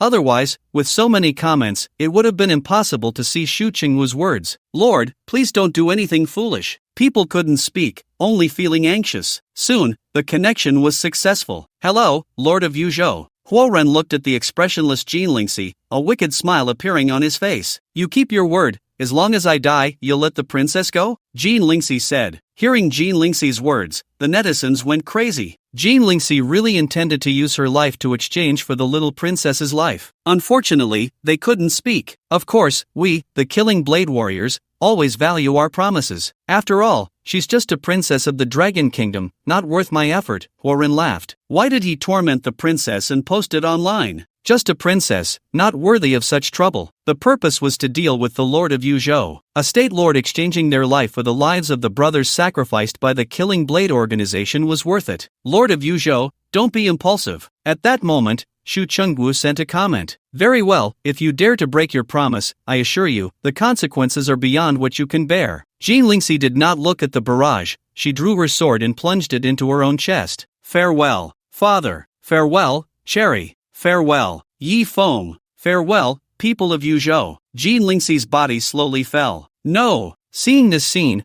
all the viewers of the livestream were in tears, especially the people of Yuzhou. Their most beloved governor had actually taken her own life for a princess. The governor is too great, sacrificing herself to save a vase princess. Heh, you are too naive. Do you think the governor would willingly sacrifice herself for a vase? So you mean someone forced her to do this? Some guessed the truth, but it was of no use. At this moment, all the barrages were banned. Only Shu Chengwu could send messages. No, Yozhou's lord. This was the message sent by Shu Chengwu. Found it. At that moment, Yifeng finally stopped. In a dilapidated factory. At this time, the little princess was on the verge of death. She could no longer feel the pain in her body. Am I going to die? I'm sorry, Shu Yao has disappointed everyone. I am unworthy of being the princess of Longhua. Shu Yao slowly closed her eyes. No! Seeing this scene, Shu Chengwu went almost mad. Just then, a figure rushed over. The next moment, the body of Princess Shu Yao disappeared, cradled in a man's arms. Yi Feng had arrived just in time. He immediately began to channel his internal energy into the princess to stabilize her condition. Fortunately, he was timely. If he had been any later, the princess would have been cooked. At that point, even if Yi Feng were a deity, he could not turn a roast back into a living person. Yi Feng had his back to the live stream. After all, he did not want to become a celebrity. But Princess Shu Yao saw his face. It was that detestable man who had publicly exposed her.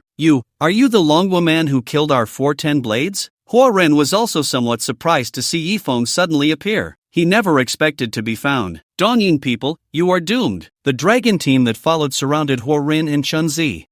With just a few of you, do you think you can take us down? Huoren sneered. With a casual wave, all the members of the dragon team were sent flying, spitting blood. So strong. This was an existence beyond the 10 blades. With one move, he wiped out the dragon team. Kid, facing me, you still dare to expend internal energy to save someone? You really underestimate me. Huoren's face darkened as he saw Yi Feng continuously channeling energy into the little princess. Chunzi, make a move. Huoren wanted Chunzi to test Yi Feng first. Chunzi swallowed hard. She knew she could not be Yi Feng's opponent, but she could not disobey Huoren's orders. Immediately, she took out a dagger and charged at Yi Feng. But as soon as her body moved, she felt a large hand grasp her face. Bang! Chunzi's body slammed hard against the wall of the basement, creating a dent. So strong. Chunzi looked at the man before her with almost desperate eyes. I'll give you 3 seconds to say your last words. Yi Feng held Chunzi's face with one hand and cradled the princess with the other, his voice cold as if it came from the depths of the underworld. I am sorry. Feeling the terrifying killing intent emanating from Yi Feng,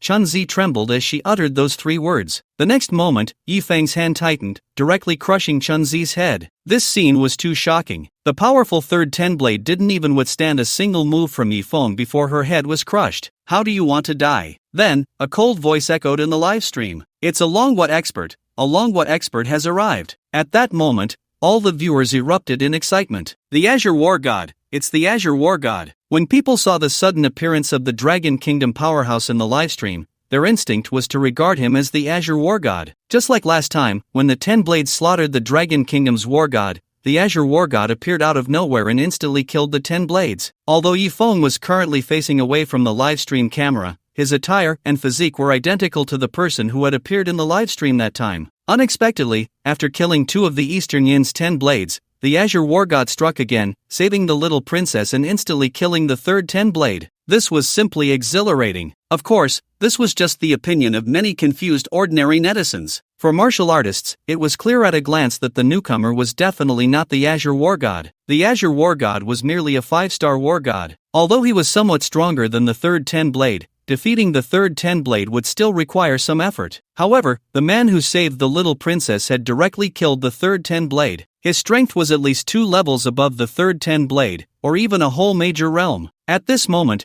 only the little princess recognized Yifeng's face. Originally, she had been tortured to the brink of death, but with Yifeng's internal energy flowing into her, she suddenly felt alive again. She gazed at this man with her beautiful eyes. He was very young, but his gaze was extremely sharp, especially the words he had just said to the Fireblade, "How do you want to die?" It was simply stunning. Although this man had once hurt her and made her embarrassed in public, now he was the one who saved her. Just moments ago, Shu Yao had been thinking that if someone could save her, she would be willing to marry him. She never expected that a man would actually appear and rescue her. Flame Blade. At this moment, the Fireblade finally launched his attack. He gripped his katana with both hands. The katana instantly turned bright red and eventually ignited into a blazing flame. Whoosh! He swung the katana in his hand, and a crescent-shaped flame sword energy shot out towards Yifeng. At this time, Yifeng still had his back to the Fireblade. Facing the Fireblade's attack, he did not turn around. He simply reached back with his palm and caught the flame sword energy in his hand. My god, is this real or fake? He caught a martial technique with his bare hands. The netizens were stunned. As the saying goes,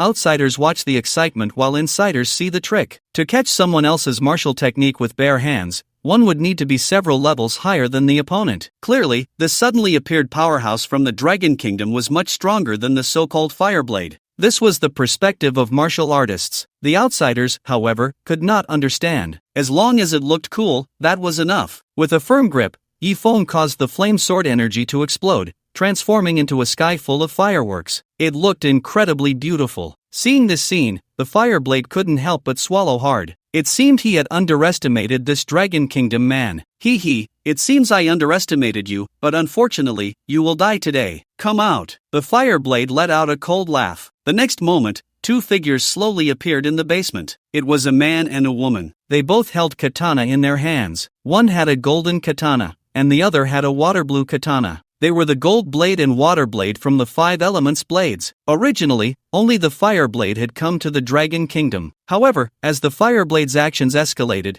the Killing Blade organization sent the Gold Blade and Water Blade for support, just in case they encountered a true powerhouse from the Dragon Kingdom. The Gold Blade's katana was clearly larger than the other two's katana. Just the blade itself was nearly 2 meters long. The blade was also very wide, shimmering with a golden light, clearly not an ordinary item. The Water Blade did not possess such strong aggression, but her abilities should not be underestimated. Damn, there's even an ambush. These Easternine people are truly shameless. I wonder if the Azure War God can handle 3 Easternine people at once. If he can't win, just run. There's no shame in that. With the appearance of the other 2 blades, the netizens began to feel a bit worried. Cloud Rise. Waterblade was a typical woman from the Easternine, her face covered by a mask, but her figure was incredibly enchanting. With a light shout, a circular water wall appeared out of thin air, enveloping Yifeng and the little princess within. The ability of Waterblade was to restrict. Although her attack power was not strong, when combined with the other 5 elemental blades in battle, especially the extremely powerful Gold Blade and Fireblade, they were practically invincible. Die, Dragon Kingdom person, Radiant Sun Sword Chi, Golden Edge Slash. Fireblade and Gold Blade simultaneously unleashed their martial skills. The 3 elemental blades attacking together could easily threaten a strong opponent at the next major realm. For instance, if the strength of the 3 blades was at the level of a high-tier martial king, then their attacks could annihilate a beginner martial emperor. They did not believe that the Dragon Kingdom could summon a martial emperor in such a short time. A dazzling orb of light, like a scorching sun, and a golden beam shot towards Yifeng simultaneously. At this moment, Yifeng was restricted in his movements by Waterblade's water wall. Even if he could break through the water wall, he would definitely not be able to withstand the simultaneous attacks from Fireblade and Gold Blade in time. Yifeng was instantly engulfed by various beams of light. To die at the hands of the 3 elemental blades is your honor. The 3 elemental blades sheathed their swords. In their eyes, Yifeng was undoubtedly doomed. However, when the various beams of light disappeared, Yifeng's body reappeared, completely unharmed. At that moment, the little princess saw so many attacks coming towards her and felt her heart leap to her throat. She thought she was surely going to die. But unexpectedly, she felt not a single bit of harm. Yifeng had effortlessly blocked the opponent's attacks. When the attacks from Gold Blade and Fire Blade hit Yifeng, a circular shield appeared around his body. Under the protection of the shield, the little princess didn't even feel a tremor. This was too strong. The little princess was so scared that she covered her mouth. Could it be that this big bad guy was a martial emperor? The little princess had seen martial emperors before, but there were very few of such powerful beings in the entire Dragon Kingdom. Of course, this referred to worldly martial artists. The hidden clans did not count. Worldly martial artists who could cultivate to the level of martial emperor were mostly in their 70s or 80s. But this man in front of her was clearly about the same age as her. Hold on tight to me. At this moment, Yifeng's voice rang out. Oh! The little princess very cooperatively wrapped her arms around Yifeng's neck. The next moment, she felt her body teleport. Whoosh, whoosh, whoosh. The little princess only felt a blur before she was back in her original position, as if Yifeng hadn't moved at all. But just 1 second later, there were two dull thuds. Gold Blade and Water Blade fell to the ground with a crash, their heads already gone. This scene caused the live stream's netizens to explode. They thought that facing 3 elemental blades at once,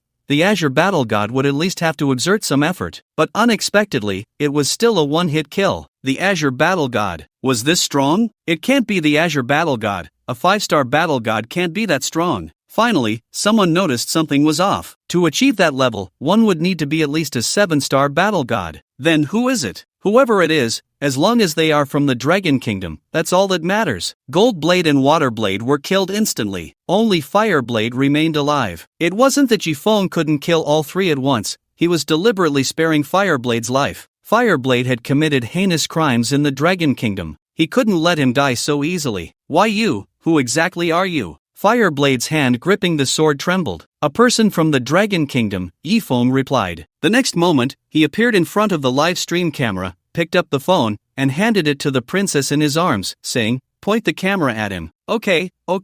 Princess Shu Yao quickly aimed her phone's camera at Huorun. You think you can torture me? Impossible. Huorun certainly knew why Yifeng was keeping him alive. Without any hesitation, he raised his katana, intending to cut his own throat. However, just as he was about to make a move, Yifeng grabbed his katana with his hand. Then, he squeezed hard. Crack! The katana shattered into dozens of pieces. Seeing this, Huorun was shocked beyond measure. This katana was made of special materials. Unless one was a martial emperor, it was impossible to destroy it. Yifeng truly was a martial emperor. At that moment, he finally saw Yifeng's face clearly. It was a young man barely in his 20s, a martial emperor in his 20s. What a joke! There were hardly a few such terrifying existences in the entire Danin Kingdom. Perhaps only some powerful ancient families could produce such extraordinary geniuses. If Yifeng were an old man in his 70s or 80s, Huorun wouldn't be so afraid. What was terrifying was that Yifeng was too young, achieving the martial emperor realm in his 20s. It was hard to imagine how strong he would be at 30, 40, or 50. If, on some future day, Yifeng reached the pinnacle of martial arts, he might single-handedly annihilate Danin.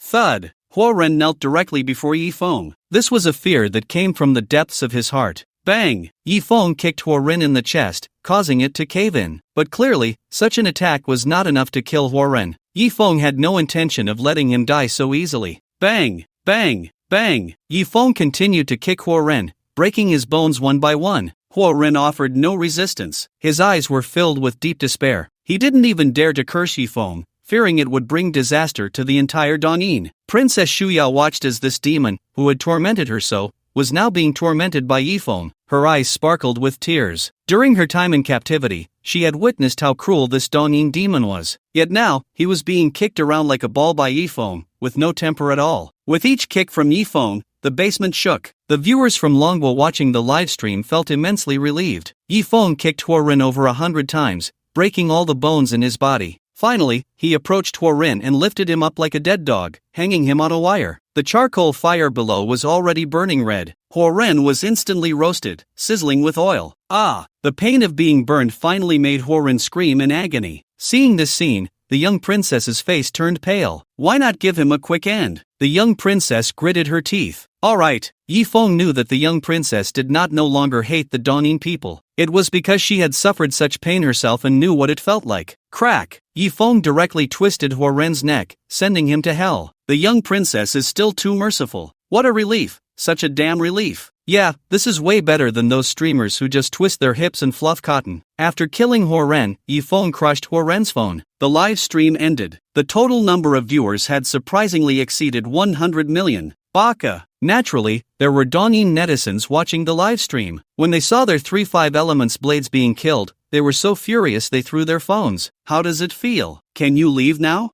Yifeng asked the young princess, who was still tightly clinging to him. The young princess finally realized. Throughout the entire process, Yifeng had been continuously channeling his internal energy to her, healing her injuries. My foot! The young princess wanted to say that her foot tendons were broken, but she was astonished to find that her foot was already healed. She finally loosened her grip around Yifeng's neck, her pretty face slightly flushed. In fact, she could have come down long ago, but she kept holding on to Yifeng, unwilling to let go, as if she didn't want to leave this embrace. Thank you, Shu Yao whispered to Yifeng. Although Yifeng had once hurt her, she no longer hated him at all. In fact, she even liked him a little. This man was too powerful, too handsome. You're welcome, Yifeng replied, then turned to check on the members of the dragon team. Seeing that Yifeng didn't even glance at her, the little princess couldn't help but feel a bit disappointed. Was it because she wasn't pretty enough? But she was among the top 3 most beautiful princesses in the Dragon Kingdom. Although she couldn't compare to those 2 enchanting women,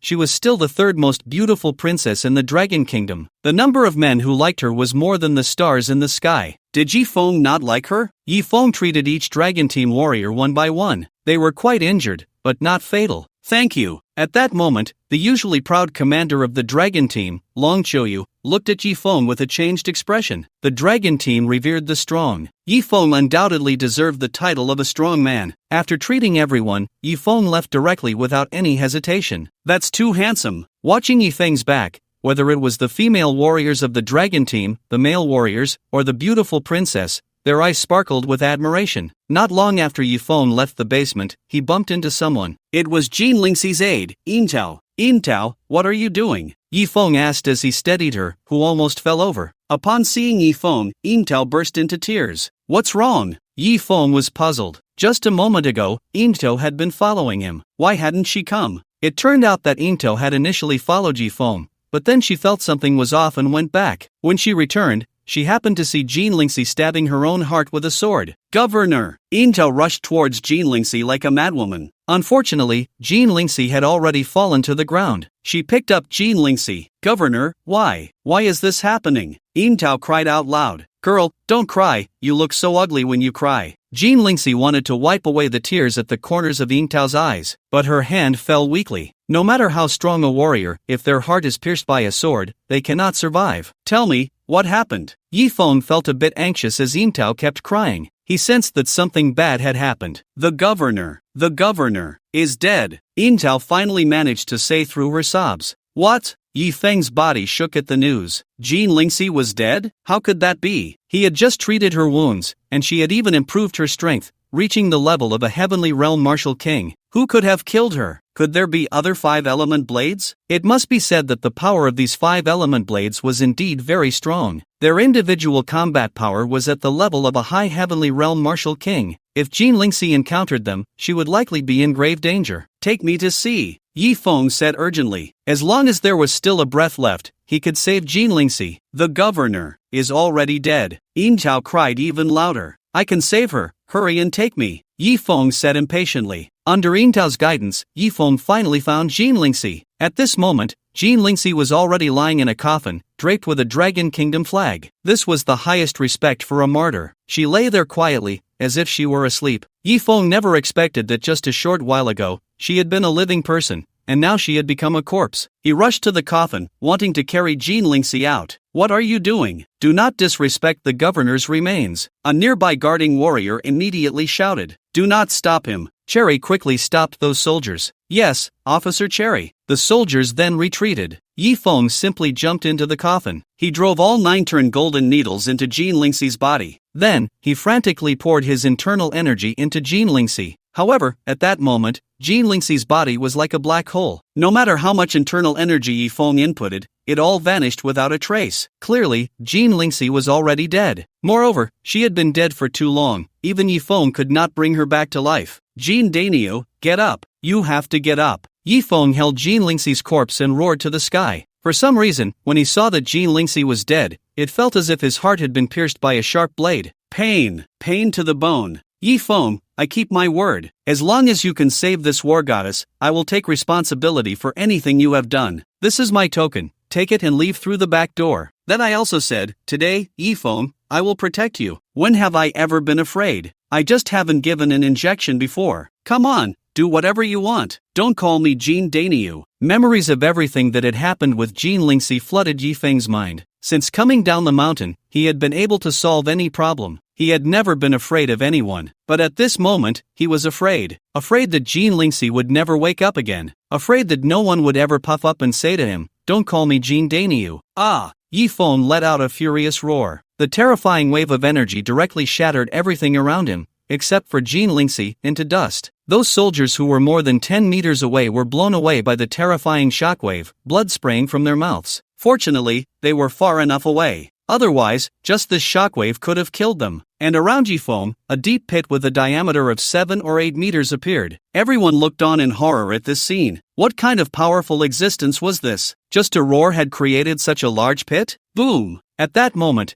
the already crumbling factory building collapsed with a loud crash. Clearly, it was affected by the shockwave just now. This was too shocking. No, Jean Dainio, I won't let you die. You can't die. Yifeng cut open his wrist and fed his blood to Jean Lingxi. His body contained the blood of the ancient divine beast Qilin. His master, the Killing Emperor, had once said that his blood possessed incredible power. Even the Killing Emperor had not fully researched it. In the past, Yifeng had used Qilin blood for healing, but it was only a drop or two that could cure ailments. But at this moment, his blood flowed into Jean Lingxi's mouth as if it were free. After a short while, the blood stopped flowing because the wound on his wrist had already healed. He cut it open again. In this way, Yifeng had fed Jean Lingxi at least half a bowl of blood. Seeing this scene, Cherry was wiping her tears frantically. On the other side, Shu Chengwu arrived at the scene by helicopter. Yao Yao, you're okay. That's great. Shu Chengwu looked at the now fully recovered Princess Shu Yao, a look of wild joy appearing on his face. Dad! Upon seeing Shu Chengwu, Shu Yao's tears immediately flowed out. All the grievances she had suffered during the time she was captured erupted. Shu Chengwu gently patted her back. After crying for a while, Shu Chengwu asked with a puzzled expression, Yao Yao, where is the person who saved you? And what about your injuries? The person who saved me has left, and the injuries on me were healed by him. Remembering Yifeng, a look of happiness appeared on Princess Shu Yao's face. Dad, you must thank him properly. Don't worry, Dad will definitely thank him properly. You come back with me first, and let's check if you have any other injuries, Shu Chengwu said indulgently. Thus, Princess Shu Yao boarded the helicopter and left with Shu Chengwu. Cherry, what on earth happened? Why did Jean Dainio die? Yifeng fed blood to Jean Lingxi, who still showed no signs of improvement. He looked coldly at Cherry. Since he couldn't save Jean Lingxi, he would seek revenge for her. No matter who killed Jean Lingxi, they had to die. Cherry quickly recounted the events. She had already learned from her colleagues what had happened. Shu, Shang, Wu. Upon discovering the truth, Yifeng suddenly stood up. Yifeng, don't be impulsive. Cherry seemed to understand what Yifeng intended to do and hurriedly grabbed him. She knew Yifeng's temperament well. He was someone who feared nothing, but that was a prince. Even Jean Lingxi, the ruler of a state, willingly faced death. Even if Yifeng wiped out the Ouyang family and the Shiman clan, it might not matter. But offending a prince could lead to unimaginable consequences. Although Cherry also wanted to avenge Jean Lingxi, she knew it was impossible. Moreover, Yifeng had saved the princess in time, which meant Jean Lingxi might have died in vain. Whether Shu Chengwu would keep his promise depended on his character. Let go. At that moment, Yifeng's expression was extremely cold. He didn't care whether the other party was a prince. Whoever dared to harm Jean Dainio had to die, even if it was the King of Heaven himself. Yifeng, listen to me, don't go looking for trouble with Prince Shu, just think of it for the sake of the State Lord. Cherry was in tears. The reason Jean Lingxi agreed to trade her life for the little princesses was that Shu Chengwu promised her he would clear her father's name. If Yifeng saw trouble with Shu Chengwu and won, then Jean Lingxi's father would never be vindicated. Although Cherry didn't believe Shu Chengwu would keep his promise,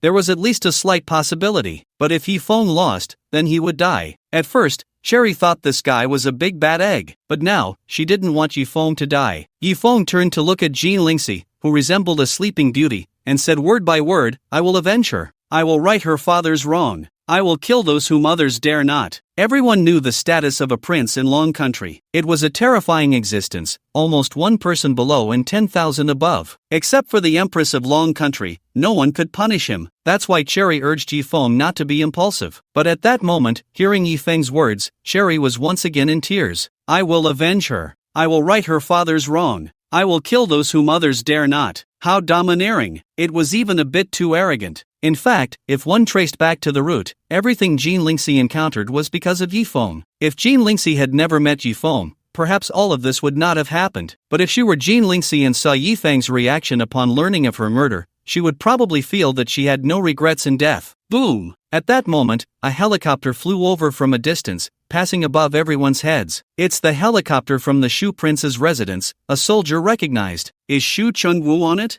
Yifeng asked coldly. I don't know, the soldier replied, his face somewhat pale. At that moment, Yifeng's gaze was like that of a ferocious beast. Just a glance made one feel a chill run down their spine. Cherry, help me ask if Shu Chengwu is on the plane, Yifeng said to Cherry. Yifeng. Cherry wanted to persuade him again. Hurry! Yifeng's voice left no room for doubt. Cherry had no choice but to take out her phone and call Long Qiuyu, the commander of the dragon team. That plane was definitely there to pick up the little princess. Asking Long Qiuyu would surely reveal whether Shu Chengwu was on the plane. Hello, Captain Long, I am the military officer of Jin State, Cherry. I want to ask if Prince Shu has come to pick up the little princess? Here it comes, it's the Prince Shu himself coming to pick up the little county princess, Cherry the military officer. May I ask what the matter is? Long Qiuyu said. Nothing. Cherry hung up the phone directly. With a confirmed answer, Yifeng looked gloomily at the helicopter that had already flown far away. Yifeng, let it go, the plane has already flown far. Cherry sighed. Even if Shu Chengwu was really on the plane, so what? The plane was a couple of thousand meters above the ground. Even with heavy weapons, Yifeng couldn't possibly shoot it down. However, Yifeng remained silent. He picked up a stone from the ground. What is he going to do? He can't be thinking of throwing a stone at the plane, right? At this distance, a sniper rifle would almost be impossible to hit, right?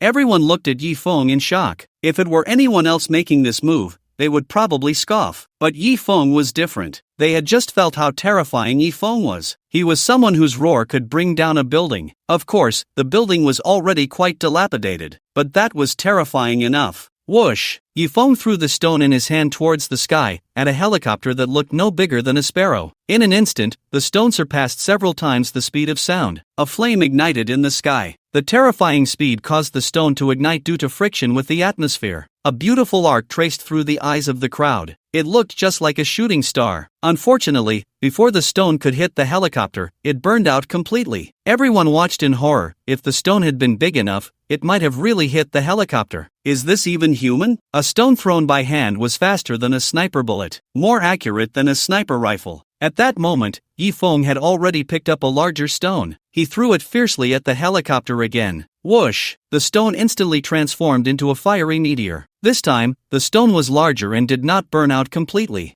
Bang! The stone hit the helicopter. It hit. It really hit. Everyone looked at this scene in utter shock, especially one person, who had a telescope in hand. He saw the stone thrown by Yifeng accurately hit the helicopter. Unfortunately, by the time the stone hit, it had already become very small, and due to the high heat, it exploded. It only left a dent on the helicopter. What happened? Shu Chengwu's expression changed. Maybe it hit a bird or something, the pilot quickly explained. Bang! However, just as the pilot finished speaking, the plane shook violently again. But they could never know what had happened. If someone had told them that it was Yifeng throwing stones at the helicopter, they would probably never believe it, even if it cost them their lives. Bang bang bang! The stones kept hitting the helicopter, making it sound like it was being pounded. But, whether it was the helicopter's defenses being too good or the stones being too fragile, they didn't cause much impact on the helicopter. Seeing the helicopter fly further and further away, even Yifeng found it hard to maintain such strength. Yifeng immediately walked up to a soldier holding a rifle. Give me the gun. The soldier hesitated a bit. But after all, he was a soldier under Jean Lingxi. After a moment of hesitation, he handed the gun to Yifeng. But he was filled with doubt. Did Yifeng really want to use the rifle to shoot the helicopter? At this point, the helicopter was already over 2,000 meters away. Even the best sniper rifle with the best sniper couldn't possibly hit it, right? However, Yifeng wasn't planning to use the rifle to shoot the helicopter at all. He quickly ejected the magazine and took out a bullet. Whoosh! This time, Yifeng threw the bullet.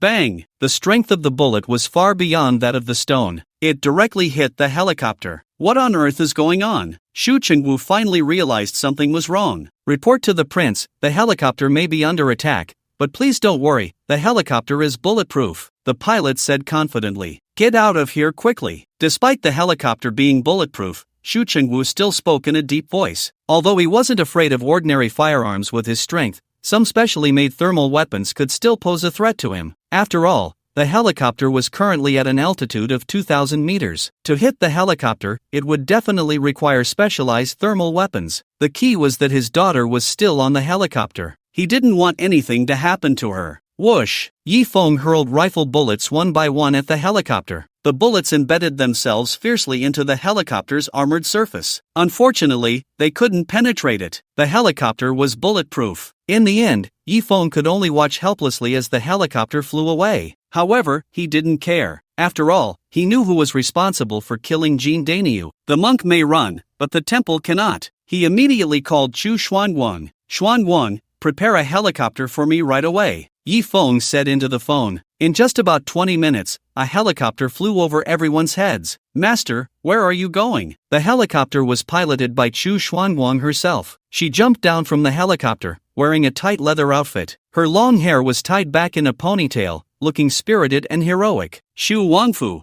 Yifeng said slowly, are you referring to the residence of Prince Xu Chengwu? Xu Xuanguang was taken aback. That's right, but it's a full 2,000 kilometers from here to Xu Wangfu. My helicopter can't fly that far, Xu Xuanguang said. I don't care what method you use, I want to go to Xu Wangfu. Yifeng said coldly. Master, please wait a moment. Xu Xuanguang took out her phone and made a call. Soon, she said to Yifeng, Master, the private jet is ready. You can come with me. Yifeng, are you really going? Yintao still wanted to persuade Yifeng. Take good care of Jin Dainyu's body. When I return, give her a grand burial, Yifeng said to Yintao, then boarded the helicopter. Watching Yifeng's departing figure, Yintao shed tears and said, Governor, did you see? He is actually going to challenge a prince for you. In a lifetime, if one could meet a man like that, what if it meant sacrificing oneself? The helicopter from Xu Wangfu certainly couldn't fly 2,000 kilometers either. Therefore, it soon landed at a private airport. Xu Chengwu followed Xu Yao onto a small passenger plane of Xu Wangfu. Sister! At this moment, Xu Wang was waiting there, and upon seeing Xu Yao safe and sound, a smile finally appeared on his face. If something had happened to Xu Yao, he would have to die too. Fortunately, she was saved by the mysterious man from the Dragon Kingdom. However, Xu Yao seemed to have something on her mind and completely ignored Xu Wang. Dad, how are you going to thank Yifeng?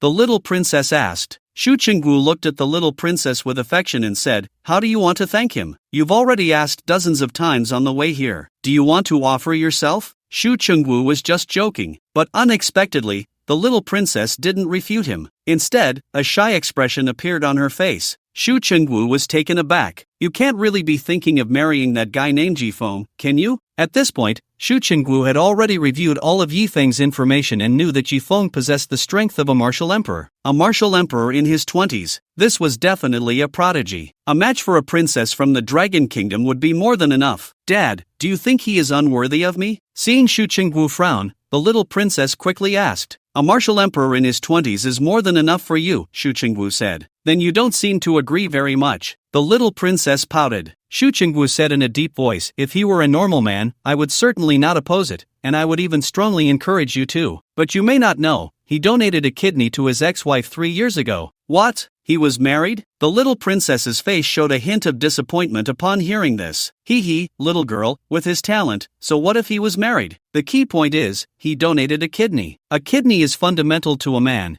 Think about it, with one kidney less, how can he bring you happiness in the future? Xu Chengwu sighed. It was a reasonable statement. He also liked a genius like Yifeng. If Yifeng were normal, even if the little princess had no such thoughts, he would find a way to bring the two together. But Yifeng was missing a kidney. No matter how high his martial arts skills, he wouldn't want his daughter to live a life of loneliness in her later years. Of course, it wasn't that missing a kidney meant one couldn't have a normal married life. it would just be somewhat lacking in strength. After hearing Shu Qingwu's words, the little princess bit her lip tightly. She thought to herself, facing her stunning beauty, Yifeng didn't even glance at her. Could it really be because he was missing a kidney? Shu Wang was initially quite worried. Seeing this scene, he finally felt a bit relieved. He had nurtured a tree for over a decade, and now that the fruit was about to ripen, if someone else picked it, he wouldn't even know where to cry. However, the little princess's next words made Shu Wang feel utterly pained. Even though he's missing a kidney, he can get a transplant, the little princess said, waving her small fist. It's not that simple. That kid's blood type is rarer than panda blood. His blood can be given to anyone, but he can't receive blood from others. In this world, among a million people, there isn't even one with that blood type, Shu Qingwu said solemnly. This was also why, despite the Shen family's wealth, they couldn't find a kidney source, because both Yifeng and Xiaoxue had that extremely rare blood type. But, Dad, with your ability, you can definitely find a kidney source for him, right? The little princess looked at Shu Qingwu with hopeful eyes. Shu Qingwu smiled gently and said, of course, in this dragon country, what is it that your father cannot do? Then Dad, you must help Yifeng find a kidney source. The little princess waved her small fist. Girl, you must tell me, do you really like him, or are you just grateful to him for saving you? Shu Qingwu asked. It's a bit of both. At first, it was gratitude, but when I was in his arms, watching him easily defeat those Easternine powerhouses, I knew he was the man destined for me. Shu Yao, the little princess said with sparkling eyes. At her age, it was the time to admire heroes the most, especially since Yifeng was so handsome, almost like a star. Of course, what attracted the little princess the most was Yifeng's personality. He was simply so cool. In the past, those men who saw her would almost lick the soles of her feet. Only Yifeng didn't even look at her. This made the little princess very unconvinced. In fact, it's not just men who have a desire to conquer. Women also have a desire to conquer. For someone like the little princess, who had lived in the royal palace since childhood, anything she wanted, she could get. Now, what she wanted was Yifeng. Alright, since you have your heart set on it, I will definitely help you bring them together. Don't say just one kidney, I can find you 10. Shu Qingwu laughed heartily. What's a 1 in a million chance? There are so many people in Dragon Country. Even if it's 1 in a million, the whole Dragon Country can find over 1,000 matching blood types with Yifeng. At worst, it would just take a bit of effort. As for the lack of donors, it doesn't matter, as long as we know who can match, whether they donate or not is the same. Yao, you're not joking, are you? You've only met him once. At this moment, Shu Wan was truly on the verge of tears. Originally wanting to take the opportunity to please Shu Yao, he didn't expect that in the end, it would benefit that guy Yifeng. Some people you see every day may not evoke any feelings, while others, even if you've only met once, you just know that he is the one you've been waiting for. The little princess said with a sweet smile. It was as if she had already envisioned a happy life with Yifeng in her mind. At that moment, Shu Wang felt a wave of despair wash over him, almost making him want to cry in the bathroom. Some people you see every day may not evoke any feelings. Wasn't that just talking about himself? Adoptive father, Yao doesn't understand. You must advise her that Yifeng is not a good person. Seeing that he couldn't sway Shu Yao, Shu Wang could only turn to Shu Qingwu. Are you implying that I don't understand? To his surprise, Shu Qingwu's face darkened as he spoke. No, that's not what I meant, adoptive father. I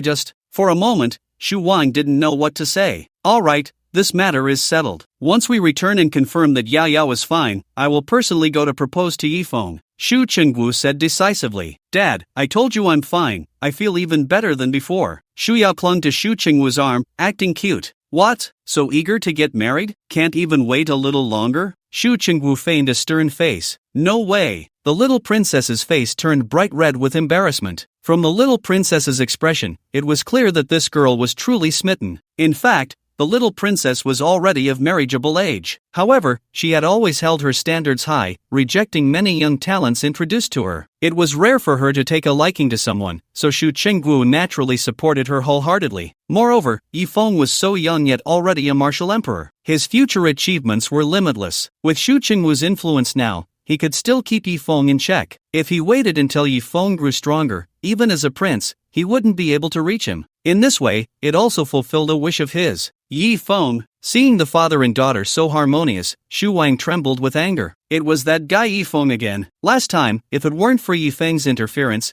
he might have already won the princess's favor and taken her home. This time, he had even taken away his beloved princess. Unforgivable. Moreover, if Yifeng really became the county horse, then the Shu royal mansion would have nothing to do with him in the future. But soon, Shu Wang felt a bit deflated. If Yifeng was truly a martial emperor, he might not be Yifeng's opponent at all. About 2 hours later, the plane landed at the Shu royal mansion's airfield. "Old M.O., I leave the princess in your hands," Shu Qingwu said to an old man. The old man, named Mou, was the royal physician. "Rest assured, Your Highness, I will certainly take good care of the princess's examination," Mou said, bowing. After Mou took the little princess away, Shu Qingwu's gaze fell on Shu Wang. "Do you know your crime?" Shu Wan was startled and immediately knelt on the ground with a thud. "Please punish me, adoptive father.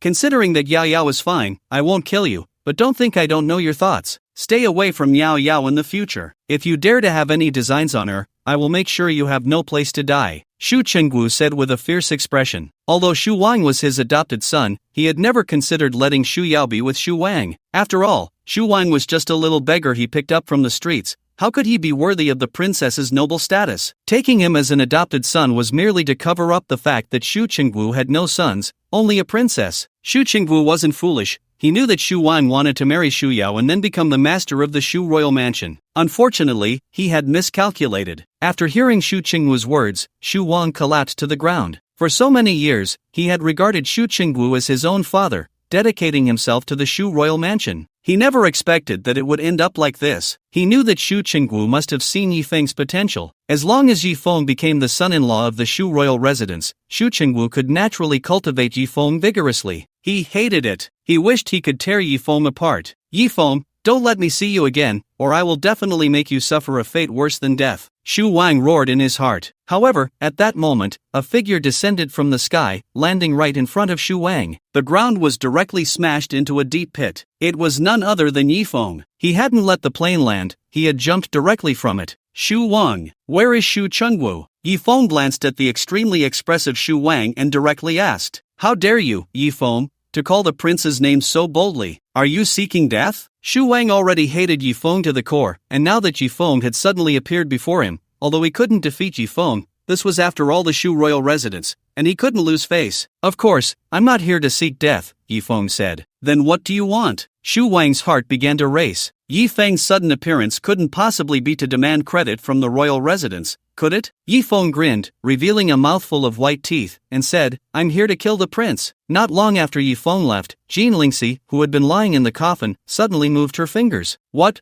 did you say?" Shu Wang thought he had misheard. "I said, let that old bastard Shu Qingwu come out and die." Yifeng enunciated each word clearly. Shu Wang gasped. Yifeng was actually not here to ask for a reward, but to kill Shu Qingwu? Is he joking? Who gave him the courage? Not to mention the prince's own strength, there were also 3 great guards in the Shu royal residence, each with 5,000 elite soldiers, totaling 15,000 men. And that was just the visible part. The hidden experts were even more numerous, especially since there were. Even if Yifeng was a martial emperor, who gave him the courage to challenge the Shu royal residence alone? "How dare you, Yifeng, to speak such treasonous words?" Upon learning that Yifeng was here to kill Shu Qingwu, Shu Wang's heart surged with joy. If Yifeng and the Shu royal residence fell out, wouldn't the matter between the little princess and Yifeng be over? However, before he could finish his words, Yifeng had already grabbed his neck. "I don't want to say it a second time. Let Shu Qingwu come out and die." Yifeng's tone was icy. At that moment,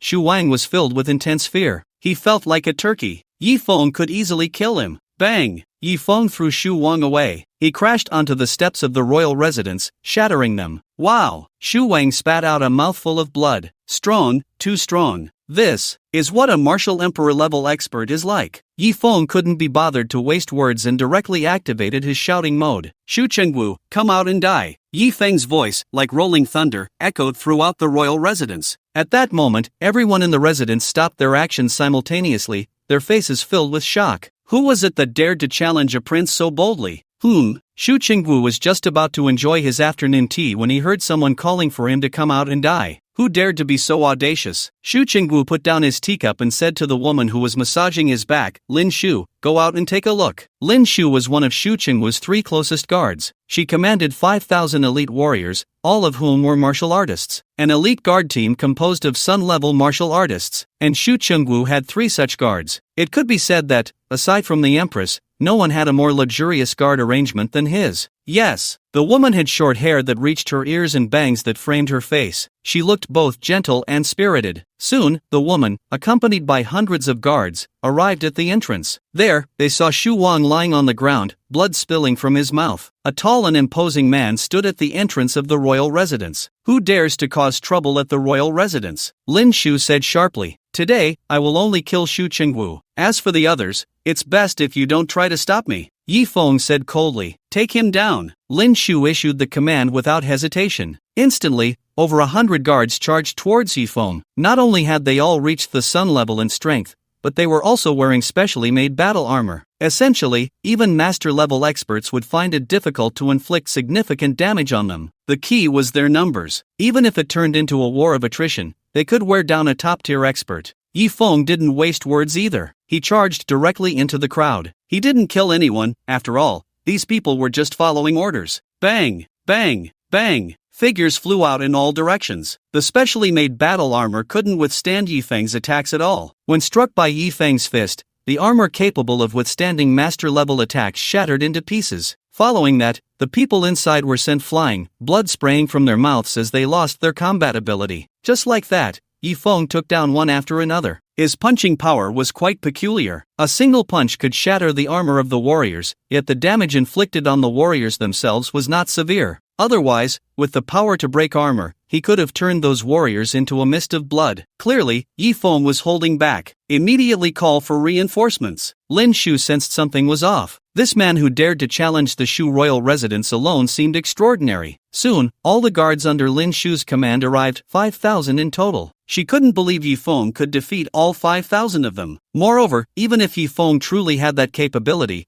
it would surely be a massive drain on his energy. Yi Feng was well aware that they wanted to exhaust him to death, but he didn't care at all. Want to wear him down? It was simply a dream. He was not just strong in martial prowess. After summoning the Qilin, his endurance was at its peak. Once, the Killing Emperor trained him by battling him for an entire month. In the end, even the Killing Emperor couldn't outlast him. Let alone 5,000, even 50,000 wouldn't be enough for him to fight. Thus, Yi Feng charged like a fierce tiger unleashed. Every punch landed with force. With each strike, a warrior's armor was shattered, and the warrior inside lost the ability to move. 5,000 elite warriors couldn't stop him. Quick, notify the other two commanders. Lin Shu's face changed slightly. Seeing that she had nearly taken down over 3,000 guards and Shu Chengwu still hadn't appeared, Yi Feng let out another furious roar. Shu Chengwu, if you don't come out today, I'll break through your royal residence. Shu Chengwu, basking in the sun, felt a tremor in his powerful frame. It had been years since anyone dared to cause trouble at his royal residence. This was quite interesting. At that moment, the little princess also rushed over. She had just finished her examination. Her body showed no issues, even better than ever. It seemed that after being treated by Yi Feng, even her old ailments had healed.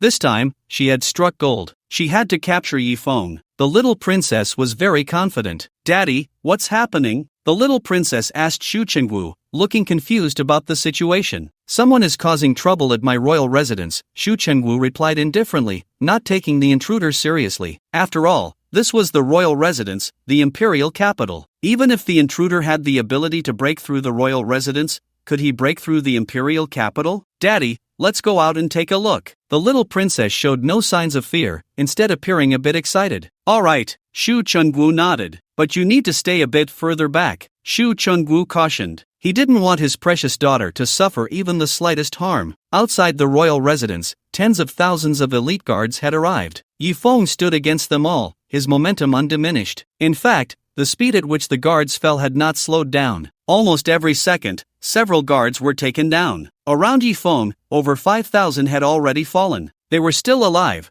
but they could no longer fight. Lin Shu also drew her sword and joined the battle, but soon, she retreated. After all, Yi Feng had thrown a punch at her as well. Lin Shu was one of the three main guards. The strength is still quite formidable. She wasn't beaten to the point of vomiting blood. However, the armor on her body was still shattered by a single punch from Yi Feng, leaving her with only a layer of undergarments. For a man, it wouldn't matter much, but she is a woman. If Yi Feng were to throw another punch and shatter her undergarments as well, she would have no face to meet anyone. The battle continued. Despite the fact that more than 5,000 of the guard army had been taken down by Yi Feng, nearly 10,000 were still fighting. At this moment, Xu Chengwu and the little princess finally arrived. When the little princess saw who was causing the commotion at the Shu royal residence, her eyes instantly widened. Her beautiful eyes sparkled, because she recognized that man. Isn't he the man she has been longing for day and night? Why would this man come to attack the royal residence? But he is just too handsome. The little princess watched Yifeng, who was swiftly taking down the guards of the royal residence, her beautiful big eyes filled with stars. This young man, at such a young age, is able to take down thousands of my royal guards.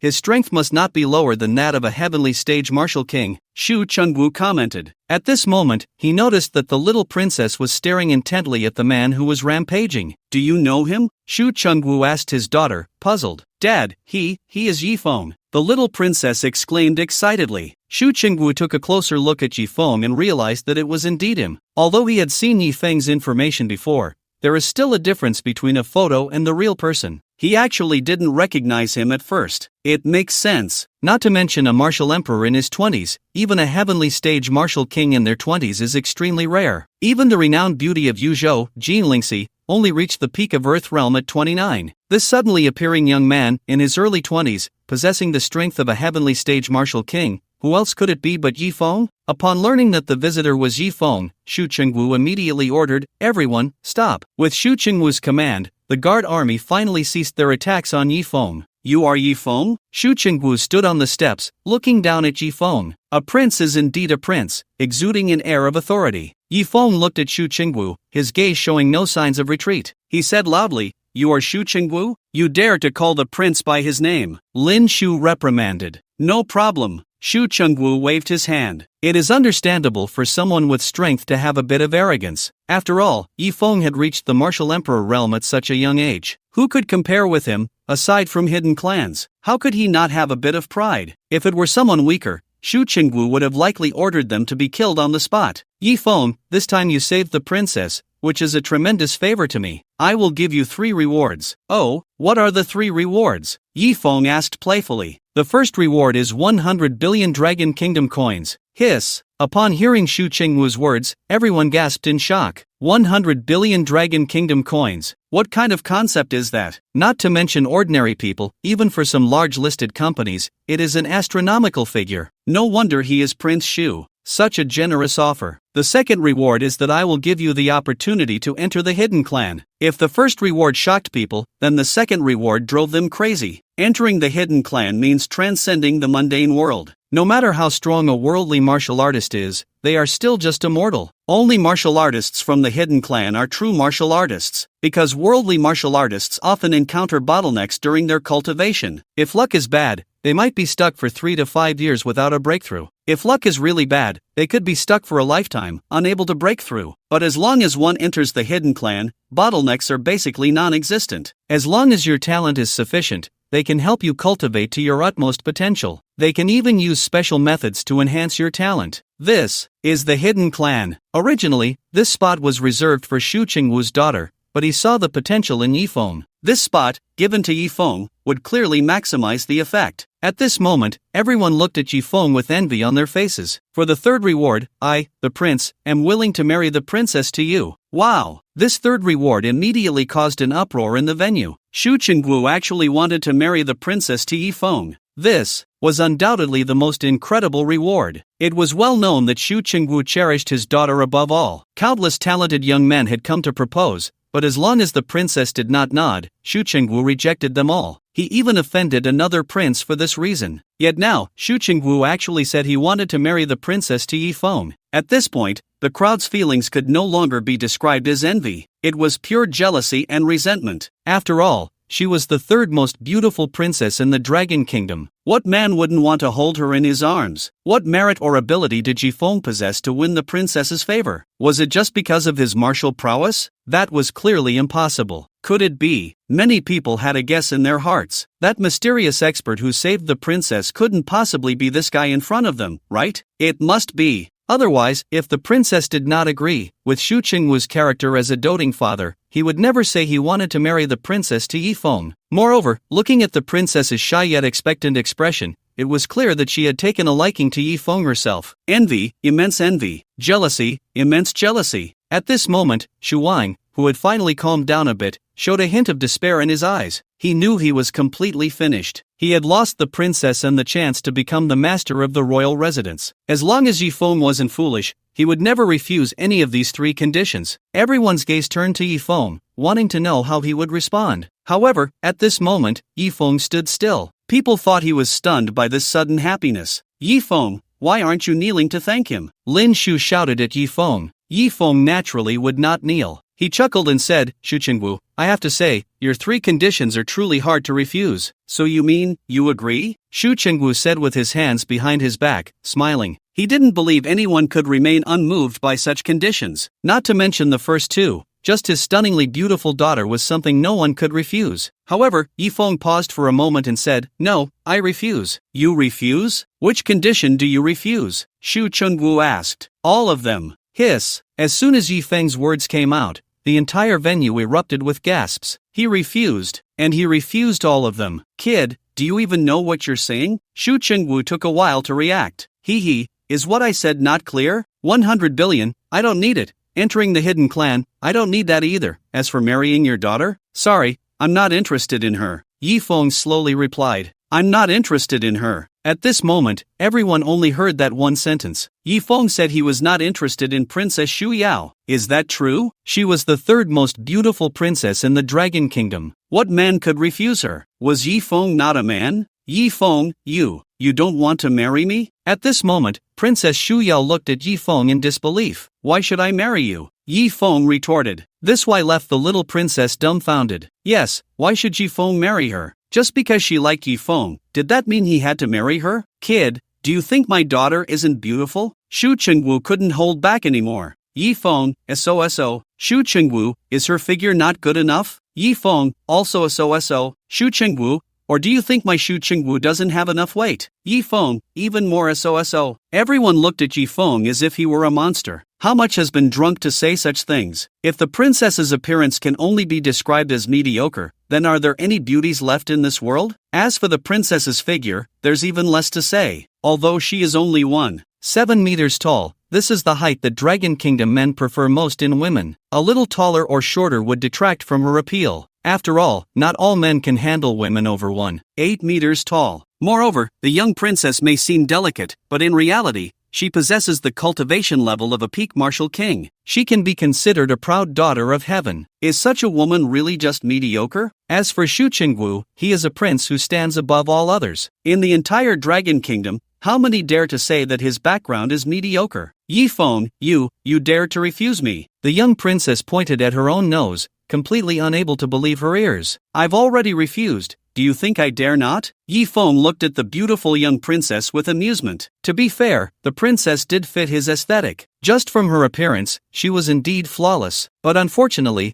a woman who only has looks finds it very hard to capture a man's heart. In the past, Yifeng, like any ordinary man, liked beautiful women. He even donated a kidney for Shinaoxue. But the experiences of the past 5 years had changed him completely. Beyond appearance, he now preferred a woman's inner qualities. For example, Ouyang Bingqing, the most beautiful matron in the Dragon Kingdom. Although she was much older than the young princess, her mature charm and understanding nature were incomparable to this spoiled princess. At this moment, all the pride of the young princess was shattered. She had always been proud, relying on her father being a prince, and had looked down on any man. But today, she was rejected by a man, and in front of so many people. It felt so painful, so torturous. She wanted to die. Indeed, he was a big bad guy. So despicable. Good, Yifeng, you have the guts to refuse the daughter of Shu Qingwu. Shu Qingwu angrily repeated the word good 3 times. Initially, he had high hopes for Yifeng, thinking he was a potential asset. He never expected Yifeng to be so ungrateful. Shu Qingwu, you also have the guts to use Jean Dania's life to exchange for your daughter's life. Yifeng's voice turned cold. Remembering Jean Lingxi turning into a cold corpse, an endless rage ignited in his heart once more. So what if he was a prince? Today, he would kill without hesitation. Who is Jean Daniu? Shu Chengwu momentarily failed to react. My lord, he should be referring to Jin Lingxi, the lord of Jinzhou, Lin Shu whispered to Shu Chengwu at that moment. Jin Lingxi. Shu Chengwu finally understood why Yi Feng had come to cause trouble in his residence. Yi Feng, I also mourn the sacrifice of the Jinzhou lord to save the princess. No need for hypocritical words, just die. Yi Feng was too lazy to listen to Shu Chengwu's nonsense and charged directly at him. Don't think that just because you're a martial emperor, you can run wild in my royal residence, Shu Chengwu said coldly. The next moment, 3 powerful presences appeared in front of Shu Chengwu. They wore ghostly masks and black clothing. Their sudden appearance made them look like ghosts. These were the martial artists serving the royal residence. Like those large enterprises, the Shu royal residence also employed martial artists. The difference was that the martial artists in the royal residence were 100 or even 1,000 times stronger than those hired by companies. Each of these 3 martial artists exuded a terrifying pressure, making everyone present feel unsteady. They were actually 3 martial emperors. This was the ultimate trump card of the Shu royal residence. With these 3 martial emperor level experts present, almost no one in the secular world could touch the Shu royal residence. As for the hidden clans, under normal circumstances, they would not interfere with secular royal power. After all, behind royal power, there also exists the presence of hidden clans. Otherwise, how could they represent the royal authority? Moreover, the hidden clans behind the royal power are often even more formidable. It can be said that within this dragon kingdom, there is only one person who can move Shuqingwu, and that is the Empress of the Dragon Kingdom. Gentlemen, if I, Xu Yao, cannot win his heart, I will still take his life. At this moment, the young princess suddenly spoke to the 3 martial emperor attendants. If I can't win his heart, I will still take his life. Hearing Xu Yao's words, Yi Feng's mouth twitched. To be fair, although this young princess seemed a bit willful and headstrong, at least she was straightforward. She was many times better than those who would stab you in the back. No problem, in a moment, we 3 old fellows will definitely leave him a limb. The 3 old men looked at the young princess with indulgence and then said, Kid, you brought this on yourself by refusing to drink the wine offered to you, so don't blame me for being ruthless. Shuqingwu, take action. Shuqingwu clasped his hands behind his back and sneered. Although Yi Feng was a powerful martial emperor, he was likely still new to the rank. His 3 attendants had long since broken through to the martial emperor realm. Although due to talent issues, they could not advance further and remained between the initial and intermediate levels of the yellow rank. Their practical experience was incredibly rich. Together, the 3 of them, even an ordinary initial level martial emperor of the Xian rank might not be able to gain an advantage against them.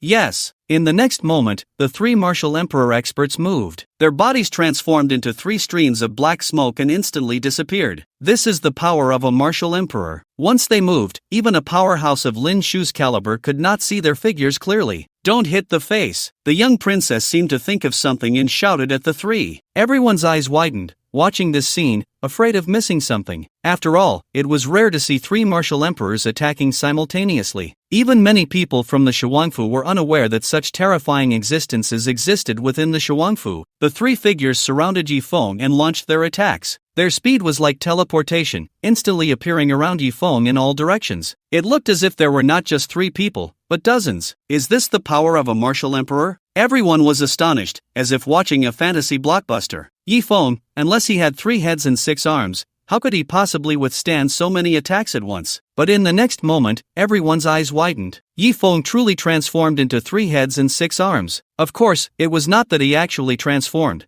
but his speed was so fast that it created afterimages. Bang bang bang, terrifying energy fluctuations spread out. Even a casual clash released energy that could affect dozens of meters away. Seeing this scene, Shuqingwu was once again shocked. Logically speaking, 3 martial emperors attacking 1 martial emperor should quickly determine the victor. But now it seemed that the 2 sides were evenly matched. Yi Feng alone was actually withstanding the attacks of the 3. Could it be that Yi Feng was not merely a low-level martial emperor of the yellow rank? Old fellows, let's get serious. Fighting with a little kid for so long would be quite embarrassing if it got out, one of the martial emperors said. Hearing this, Shuqingwu finally breathed a sigh of relief. It turned out that the 3 martial emperor attendants had not been serious. No wonder Yi Feng could hold on for a while. Once the 3 martial emperor attendants used their true abilities, unless Yi Feng was a martial emperor of the Xian rank, he would last at most a second. Kid, try my martial skill, the Skeleton King Seal. At this moment, one of the martial emperors suddenly unleashed his martial skill. It is known that martial skills and ordinary attacks differ vastly in power. An ordinary attack simply covers the palm with true energy,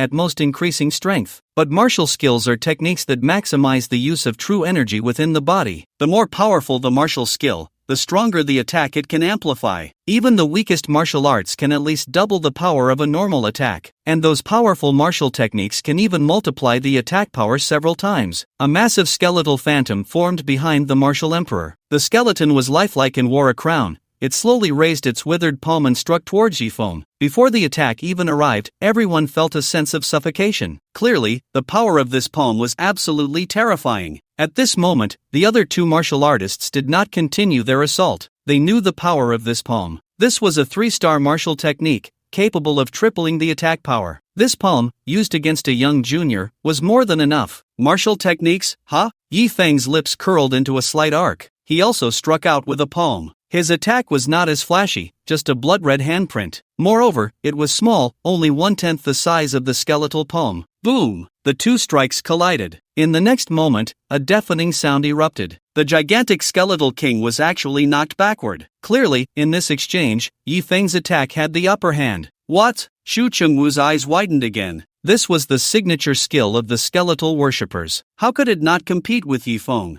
This must be a joke. At this moment, Ling Shu, who was left with only her undergarments, also trembled slightly. It seemed that when Yifeng attacked her just now, he had definitely held back. Otherwise, it wouldn't have been as simple as just shattering her armor. The martial emperor was a level she could only look up to. Whirlwind leg. Seeing the skeletal king's imprint being repelled, another martial artist worshipper also used a martial technique. A 3.5-star martial technique, whirlwind leg. It could increase the power by 3.5 times. His figure transformed into a tornado, sweeping towards Yifeng. Facing this 3.5-star martial technique, Yifeng stood his ground and kicked out. In the next moment, the tornado suddenly vanished. The body of the martial artist worshipper was sent flying. Fortunately, he was strong enough to stabilize himself in midair. However, after landing, his legs were actually trembling slightly. Clearly, in the clash with Yifeng, he was also at a disadvantage. The last martial artist worshipper squinted and said, "Little brat, it seems we underestimated you. My martial technique is called the Fierce Tiger Roaring at the Sky Fist, a 4-star martial technique. Roar!" With a punch, like a tiger roaring in the mountains, it was deafening. At this moment, his figure was no longer visible. Only a massive shadow of a tiger could be seen charging towards Yifeng. Everyone's eyes widened. Today was indeed an eye-opener. They never expected the attacks of a martial emperor-level expert to be so terrifying, easily transforming into strange beasts and tornadoes. This time, Yifeng also used his fist. Dragon Fist. A dragon's roar echoed. In the next moment, Yifeng's fist slammed hard onto the tiger's head. The giant tiger was sent flying. In the face of the 4-star martial technique from the tiger worshipper, Yifeng still held the upper hand. The 3 martial artist worshippers exchanged glances, and they could all see the shock in each other's eyes. This was too exaggerated. "Little brat, I have to say, your strength is simply astonishing. Could it be that you are from the Hidden Clan?" The 3 martial artist worshippers asked. Unless he was from the Hidden Clan, how could someone cultivate such a prodigy? If Yifeng was from the Hidden Clan, they would have to consider whether to continue their assault. After all, if Yifeng was from the Hidden Clan, injuring him could lead to endless troubles. "I am not from the Hidden Clan," Yifeng shook his head. "Since you are not from the Hidden Clan, then I'm sorry, old fellows. Let's unleash our ultimate moves together." Clearly, in a one-on-one fight, none of the 3 martial emperors were Yifeng's match. This had already been proven. Since that was the case, they could only join forces. In the next moment, the 3 martial artists simultaneously unleashed their martial techniques. Skeletal King Imprint, Whirlwind Leg, Fierce Tiger Roaring at the Sky Fist. Although this approach was somewhat undignified, losing to Yifeng would be even more humiliating. Therefore, the 3 martial emperors, disregarding their dignity, launched their strongest attacks on Yifeng simultaneously from 3 directions. They could not believe that Yifeng could block all 3 attacks at once. "Grandpas, please show mercy." Seeing this scene, the little princess couldn't help but shout at the 3 martial emperors. She could tell that the 3 guardians were using all their strength, and they had lost control of their power. Yifeng was very likely to be shattered. Upon hearing the little princess's words, the 3 martial emperors felt a bit bitter. They also wanted to show mercy, but the result of doing so could very well mean their defeat. They represented not just their own faces, but also the face of the Shu royal family. So, even if this move could kill Yifeng, they could not hold back. What a pity. Seeing this scene, Shu Qingwu shook his head and turned to leave. After all, no matter how strong Yifeng was, he could not possibly withstand the combined martial skills of 3 martial emperors. It was his own fault for being so ungrateful. He could have enjoyed wealth and honor and become the envy of all as a county lord, but in the end, he faced the result of dying on the spot. "Let's go," Shu Chengwu said to the little princess. The outcome was already determined. There was no need to watch any longer. However, the little princess did not follow him but instead opened her mouth in shock, because she saw three Yifengs. The three Yifengs simultaneously launched attacks on the three martial emperors. It was still fists against fists, palms against palms, legs against legs. Boom, boom, boom. Three loud explosions. The skeleton king disappeared. The fierce tiger vanished. The tornado also faded away. The three Yifengs merged into one, appearing in place as if they had never moved. And the three martial guardians all spat blood and flew backward. Shock, immense shock. This was the combined attack of three martial emperors, yet they were still defeated by Yifeng. So amazing, no wonder he's the man I, Shu Yao, have my eyes on. At that moment, the little princess's eyes sparkled even more. Not just the little princess, even Lin Shu looked at Yifeng differently. Throughout history, women have always favored the strong. Without a doubt, Yifeng was among the strongest. At this moment, he stood against the wind, like an unparalleled genius, looking down upon everyone with an invincible posture. "Shu Chengwu, are you ready to die?" Yifeng walked step by step toward Shu Chengwu. At this moment, Shu Chengwu finally felt fear. If even the three martial emperors could not stop Yifeng, who else could? Unless it was the Empress's personal guards. "Yifeng, you can't kill me. If you kill me, the Empress won't forgive you." Shu Chengwu swallowed hard. Whether the Empress will forgive me is something I need to consider. What you need to think about right now is how you dared to let Jean Dania sacrifice for your daughter. Yifeng's clothes fluttered without wind, his voice echoing throughout the royal residence. "Yifeng, I won't let you kill my dad." Seeing that Shu Chengwu was about to be killed by Yifeng, Shu Yao stood in front of him. The beautiful princess opened her arms, seemingly wanting to protect her father. "Get out of the way," Yifeng said indifferently. "I won't. If you have the ability, just hit me. I don't believe you would even hit a woman." The little princess tilted her head defiantly. The next moment, her body was sent flying several meters away, landing with a thud. "Wow!" The little princess spat out a mouthful of blood. She looked at Yifeng in disbelief. She could not accept that Yifeng had actually hit her. This guy was too much. He even hit a girl. Yao Yao. Shu Chengwu wanted to go help the little princess. However, Yifeng had already taken a step forward, appearing right in front of him. "You should worry about yourself." Yifeng grabbed Shu Chengwu by the neck and lifted him up. The next moment, he was about to snap Shu Chengwu's neck. "Isn't it just a state lord? Are you really going to kill me for a state lord?" Shu Chengwu swallowed again. "Heh, aren't you just a prince? If I kill you, so what?" Yifeng replied, "My life is over." A deep fear surfaced in Shu Chengwu's eyes. He could sense the overwhelming killing intent emanating from Yifeng. Clearly, Yifeng was truly going to kill him. What is your relationship with Jinling, the Lord of Jianzhou? By this point, Shu Chengwu had no idea what Yifeng's connection to Jinlingxi was, to the extent that he would dare to commit such a grave offense against him. After all, Yifeng's profile indicated that his relationship with Jinlingxi was not deep. Aside from the heavenly blue war god and a few others present at the time, no one else knew about Jinlingxi protecting Yifeng. Therefore, Shu Chengwu had not investigated further. "She is my friend. If you touch my friend, you die." Yifeng's voice was extremely cold. "Stop." At that moment, a delicate shout rang out. The next moment, a solemn and dignified figure slowly approached. Surrounding her were 18 guards. Don't be fooled by the fact that there were only 18 guards. Each of these guards was a top-tier expert, each possessing an incredibly powerful aura. It was the Empress of the Dragon Kingdom. The Dragon Empress had arrived. Saved. Upon seeing the Dragon Empress,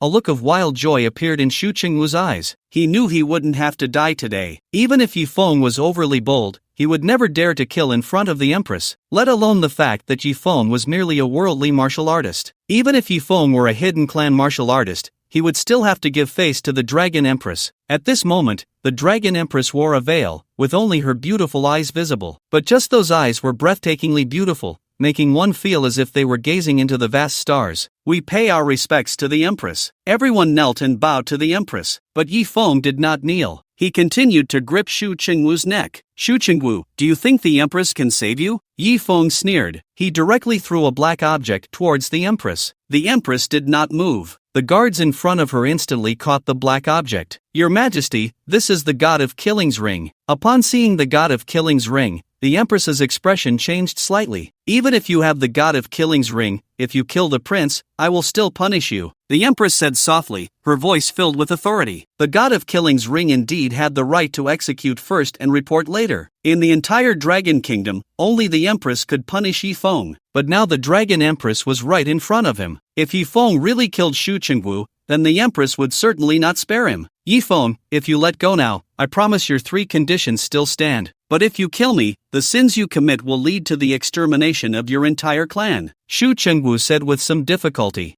So your royal life is precious, and if killed, it warrants the extermination of 9 clans, while the lives of us commoners are worthless? You can decide who lives and who dies, right? Yifeng laughed loudly upon hearing this. At this moment, he could empathize with Jean Lingxi's helplessness. When the ruler wants the minister dead, the minister has no choice but to die. Jean Lingxi must have felt very desperate at that time. Big girl Jean, I won't let you die in vain. Yifeng's gaze gradually turned cold. Although killing Xu Chengwu now was very unwise, Yifeng's killing intent was resolute. Today, not even the Dragon Empress or a deity can save you, Xu Chengwu. Yifeng's voice echoed throughout the royal residence. The next moment, Yifeng increased the strength in his grip. Although the Dragon Empress's guards were powerful, each far surpassing the martial emperor, unfortunately, they were too far away. They couldn't save Xu Chengwu. However, just as Xu Chengwu's neck was about to be broken, a familiar voice rang out. Yifeng, stop! I'm not dead. Hearing the voice, Yifeng turned around sharply. Then, he saw 2 familiar figures appear before him. It was none other than Jean Lingxi and her military officer, Yin Tao. Shortly after Yifeng left, Jean Lingxi had woken up. She wanted to call Yifeng but couldn't get through. Upon learning that Yifeng was causing trouble for Xu Chengwu, she immediately rushed over. Then, she saw this scene. Yifeng said, Jean Dainio, I won't let you die in vain. Yifeng continued, today, not even the Dragon Empress or a deity can save you, Xu Chengwu. Tears instantly blurred Jean Lingxi's vision. She had hardly cried in her life. After all, it was very difficult to make the female Xingtian shed tears, but this guy always made her unable to hold back her tears. Killing Xu Chengwu would mean exterminating his entire clan. Fortunately, she arrived in time. Yifeng did not commit a grave mistake. Tears also glistened in the cherry blossom-like eyes. This guy was indeed a tiger. He really stormed into the Shu royal residence alone. Seeing Jean Lingxi, Xu Chengwu was filled with confusion. At that time, Jean Lingxi had pierced her own heart with a sword in front of everyone in the livestream. How was she still alive? Could it be that she used some technological means? A spliced fake video? Yes, it must be that way. Otherwise, with Jean Lingxi's cultivation, it was impossible to survive with a pierced heart. Great! Jean Lingxi was alive, so Yifeng wouldn't kill him, right? At that moment, a look of wild joy appeared on Yifeng's face. Jean Dainio was still alive. Could it be that the blood of the Qilin saved her? Yifeng, the state lord is not dead. You must release the prince. Cherry shouted at Yifeng, seeing that he had not let go of Xu Chengwu. Fortunately, she and Jean Lingxi arrived in time. Otherwise, everything would have been irretrievable. The death of a prince was far more serious than that of a state lord. If possible, Jean Lingxi would rather not have come back to life than let Yifeng make such a huge mistake for her. Yifeng finally released Xu Chengwu. Everyone let out a sigh of relief. Xu Chengwu was also grateful to be alive. But before he could rejoice, he felt a tremendous force strike him. The next moment, his body flew out, landing dozens of meters away, creating a small pit in the ground. A sharp pain shot through his chest. Wow! Xu Chengwu couldn't help but spit out a mouthful of fresh blood. Clearly, Yifeng had attacked Xu Chengwu. Yifeng, what are you doing? Jean Lingxi exclaimed in confusion. She didn't expect that even after she arrived, Yifeng would still attack Xu Chengwu. However, Yifeng's attack did not take Xu Chengwu's life. Just venting for you, Yifeng said, reappearing in front of Xu Chengwu in an instant. With another kick, he sent him flying. Yifeng controlled his strength, ensuring he wouldn't kill Xu Chengwu. At that moment, the guards beside the Dragon Empress were about to intervene to stop Yifeng, but the Dragon Empress waved her hand to stop them. She already knew the course of events. Although Jean Lingxi had willingly chosen to die, as the Empress of the Dragon Kingdom, how could she not understand the causal relationship? If it weren't for Xu Chengwu's interference, how could Jean Lingxi have risked her life to save the county lord? Xu Chengwu deserved this beating. Hearing Yifeng's words, Jean Lingxi's tears flowed uncontrollably. Yifeng kicked Xu Chengwu repeatedly, the once high and mighty prince being kicked around like a ball. He was in a sorry state. He was also very angry and unwilling, but there was nothing he could do. Even the Empress did not stop him. Who else could stop Yi Feng? But taking a beating was better than dying. You made me sad for 358 minutes, so I kicked you 358 times. Yi Feng kicked Shu Chengwu a total of 358 times before finally stopping. At this point, Shu Chengwu was breathing more out than in. Of course, with his cultivation, he wouldn't die, but he would probably be bedridden for months. Seeing that Yi Feng finally stopped attacking, Jean Lingxi rushed over without hesitation. She directly tackled Yi Feng to the ground. The next moment, her red lips pressed against his. She could no longer hide the feelings in her heart. After waking up, she had heard about Yi Feng's reaction upon seeing her dead. A roar that shook a building, and he had single-handedly stormed the Shu royal residence. The guards of the Shuwang mansion were completely annihilated. Even the martial emperor worshipped by the Shuwang mansion was taken down. In the end, even the empress could not make him stop. Jean Lingxi had always been the one protecting others. She never thought that one day, a man would come to protect her. She never expected that, in a moment of affection, she would want to save Yi Feng from the hands of the heavenly blue war god. In the end, it was Yi Feng who protected her. Over the past decade, her heart held only one belief: to help her father clear his name. She had never considered matters of love. Some prominent figures had expressed their admiration for her, and she was not entirely dismissive. But the condition for her acceptance was to help her father regain his honor. However, Jean Lingxi's father was guilty of treason. If it weren't for the Jean family's significant contributions to the royal family, he would likely have faced execution instead of lifelong imprisonment. Few could help Jean Lingxi's father regain his honor in the entire Dragon Kingdom. Thus, at the age of 29, Jean Lingxi remained alone, accompanied only by a martial officer. At this moment, she had completely succumbed to this man. Although he was not taller than her, and she did not know if he liked her, she decided to take the initiative. After all, it was he who taught her. One must admit, Jean Lingxi's physique was something most men could hardly handle. Standing at nearly 6 feet 3 inches and weighing around 140 pounds, her martial arts training gave her a solid build. A typical man would be incapacitated by such an attack, and with those two ample assets in front of her, they could easily break ribs. Yet deep in a man's heart, who wouldn't want to conquer such a stunning and powerful woman? It was just that their strength did not allow it. Upon witnessing this scene, Ying Tao's eyes widened. She had also been tackled by Jean Lingxi once. She thought, didn't the Lord like her? Why did she tackle Yi Feng? Wasn't the Lord a lily? Oh, that startled me. Ying Tao patted her ample bosom and let out a sigh of relief. It turned out to be a false alarm. However, she seemed a bit jealous. At first, Yi Feng was also surprised. He did not expect Jean Lingxi to tackle him, but gradually, they fell into a rhythm. His hands began to roam naturally. They completely forgot that they were being watched by thousands. Everyone exchanged glances, thinking, this is too bold, right? Tackling in front of the Empress? The key point is, how dare you make a move? The two became increasingly lost in each other, even starting to remove each other's gear. Ahem! At that moment, the Dragon Empress coughed, interrupting them. Otherwise, it would have been a live broadcast. At this moment, Jean Lingxi suddenly realized. She quickly stood up, distancing herself from Yi Feng by several dozen meters. Feeling the gaze of thousands upon her, her pretty face turned as red as if it were about to drip with water. This was too embarrassing. Lord! Yin Tao quickly reminded Jean Lingxi. Only then did Jean Lingxi remember that the Empress was still there. I pay my respects to the Empress. Jean Lingxi half-knelt to salute the Empress. No need for formalities. The Dragon Empress waved her hand. Yi Feng, why are you still dazed? Quickly pay your respects to the Empress. Yin Tao urged Yi Feng. Yi Feng did not bow. He casually said to the Dragon Empress, I have seen the Dragon Empress. You dare to be disrespectful to the Empress. The guards scolded upon seeing this. It's fine. The Empress waved her hand and was about to leave. Empress, are you just going to let him go? Princess Shuyu called out to the Empress. Today, Yi Feng stormed the royal mansion and nearly killed her father, yet the Empress did not punish him. Shuyu was very confused. The Empress turned around, glanced at Shuyu, and said, Are you Shuyu? Yes, Your Majesty, Shuyu replied, kneeling before the Empress, hoping she would seek justice for her. The Empress said with a calm face, Shuyao, do you know why the Lord of Jinzhou chose to take his own life? Shuyao shook her head and replied, returning to the Empress, Shuyao does not know. At that time, the young princess had been tormented to the brink of death. She was unaware of many things. Go back and ask your father. The Empress did not wish to say more. After speaking, she left directly. Wait a moment, Empress. Jean Lingxi called out to her again. What is it, Lord of Jinzhou? The Empress replied indifferently. Empress, I would like to ask you to pardon my father. Jean Lingxi finally mustered the courage to say.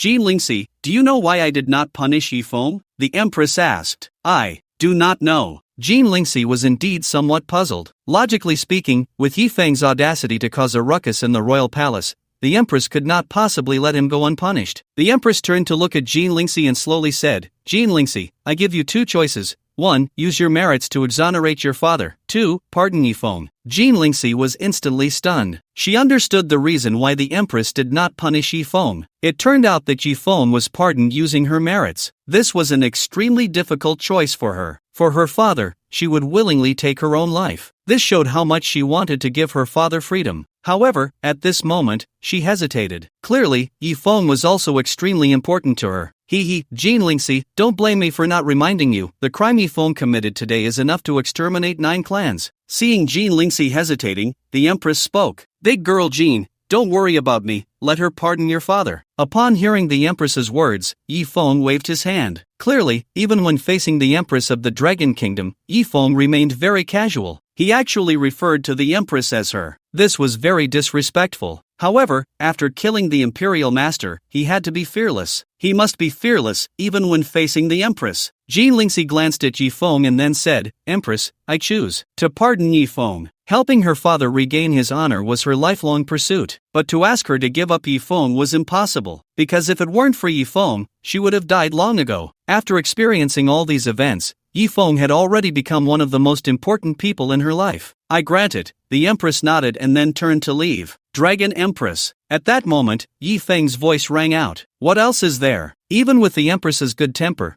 being called back like this repeatedly made her seem somewhat impatient. Please pardon the father of the Lord of Jinzhou, Yifeng said directly. Yifeng, do not be reckless. Yingtao was startled. She remembered that when Yifeng left Jiangdu, he had said 3 things. He would avenge Jin Lingxi's grievances. He would clear her father's name. He would kill those whom others dared not kill. Now, Yifeng had basically accomplished the second. Although Xu Chengwu was not dead, that was because Jin Lingxi had suddenly appeared. Otherwise, Xu Chang would have long since become a corpse. Now, did Yifeng want to do that third thing? To clear Jin Lingxi's father's name? How could that be possible? This guy truly feared nothing. The person standing in front of him was indeed a heavenly existence. What did you say? The Empress squinted her beautiful eyes and asked. I said, please pardon the father of the Lord of Jinzhou, Yifeng repeated. Have you seen Journey to the West? At that moment, the Empress said something that puzzled everyone. Of course I have. Yifeng was taken aback by the question. The Empress walked towards Yifeng, raised her delicate hand,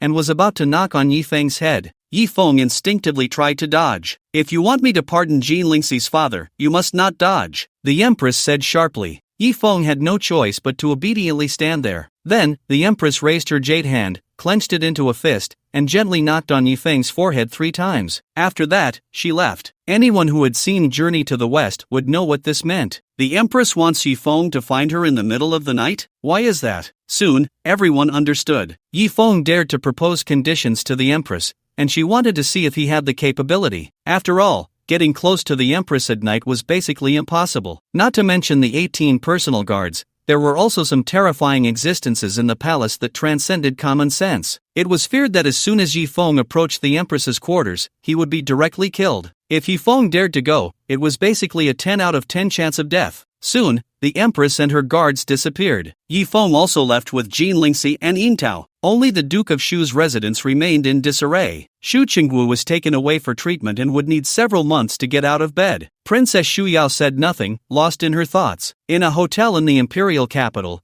the 3 found a place to eat. Yifeng, I forbid you from looking for the Empress, Jin Lingxi said seriously, her beautiful eyes fixed on him. Why? Don't you want to see your father? Yifeng asked suspiciously. Of course I want to. I dream of it, but the Empress's quarters, without her permission, no one can approach. If you go, you will undoubtedly die, Jin Lingxi said through clenched teeth. How will I know if I don't try? Yifeng replied nonchalantly. Yifeng, this time you really shouldn't be stubborn. Not to mention anything else, just the Empress's 18 guards are all heavenly stage martial emperors. Can you take on 18 heavenly stage martial emperors by yourself? Moreover, those 18 guards are not the most terrifying. The most terrifying are the ones you can't see. Do you know why the Forbidden City is called the Forbidden City? Because anyone is prohibited from entering or leaving at will. Once, there was a powerful being who surpassed the martial emperor and tried to force his way into the Forbidden City, and in the end, he met a fate of death. Yintao said earnestly. Oh, that's impressive? Hearing Yintao's words, Yifeng became interested. He liked challenging things. Of course, this time you absolutely cannot act recklessly. I will slowly resolve my father's matter, Jean Lingxi said through gritted teeth. Alright, I understand. Yifeng nodded, indicating that he wouldn't act recklessly. Seeing that Yifeng finally agreed not to take risks, both Jean Lingxi and Yintao breathed a sigh of relief. The three continued to eat. After all, they didn't often come to the imperial capital. Naturally, they wanted to experience the local cuisine. Although they still couldn't clear her father's name,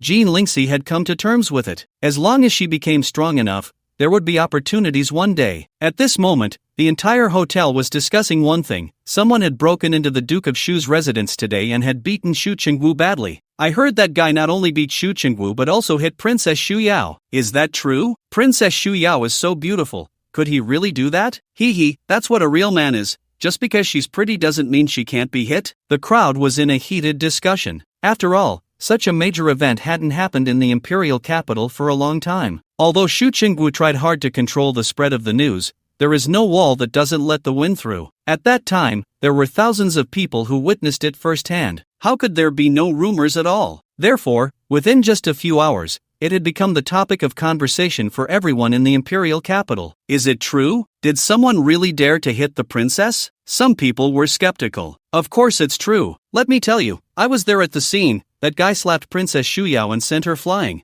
I wonder how her face felt. A man boasted that he had witnessed the entire process. But clearly, he was lying because he had just passed by Yifeng and didn't even recognize him. So awesome, simply a model for our generation. I would like to call him the first person to ruthlessly crush flowers. Yifeng, I didn't expect you to become a celebrity. Cherry covered her mouth and chuckled lightly. Eat.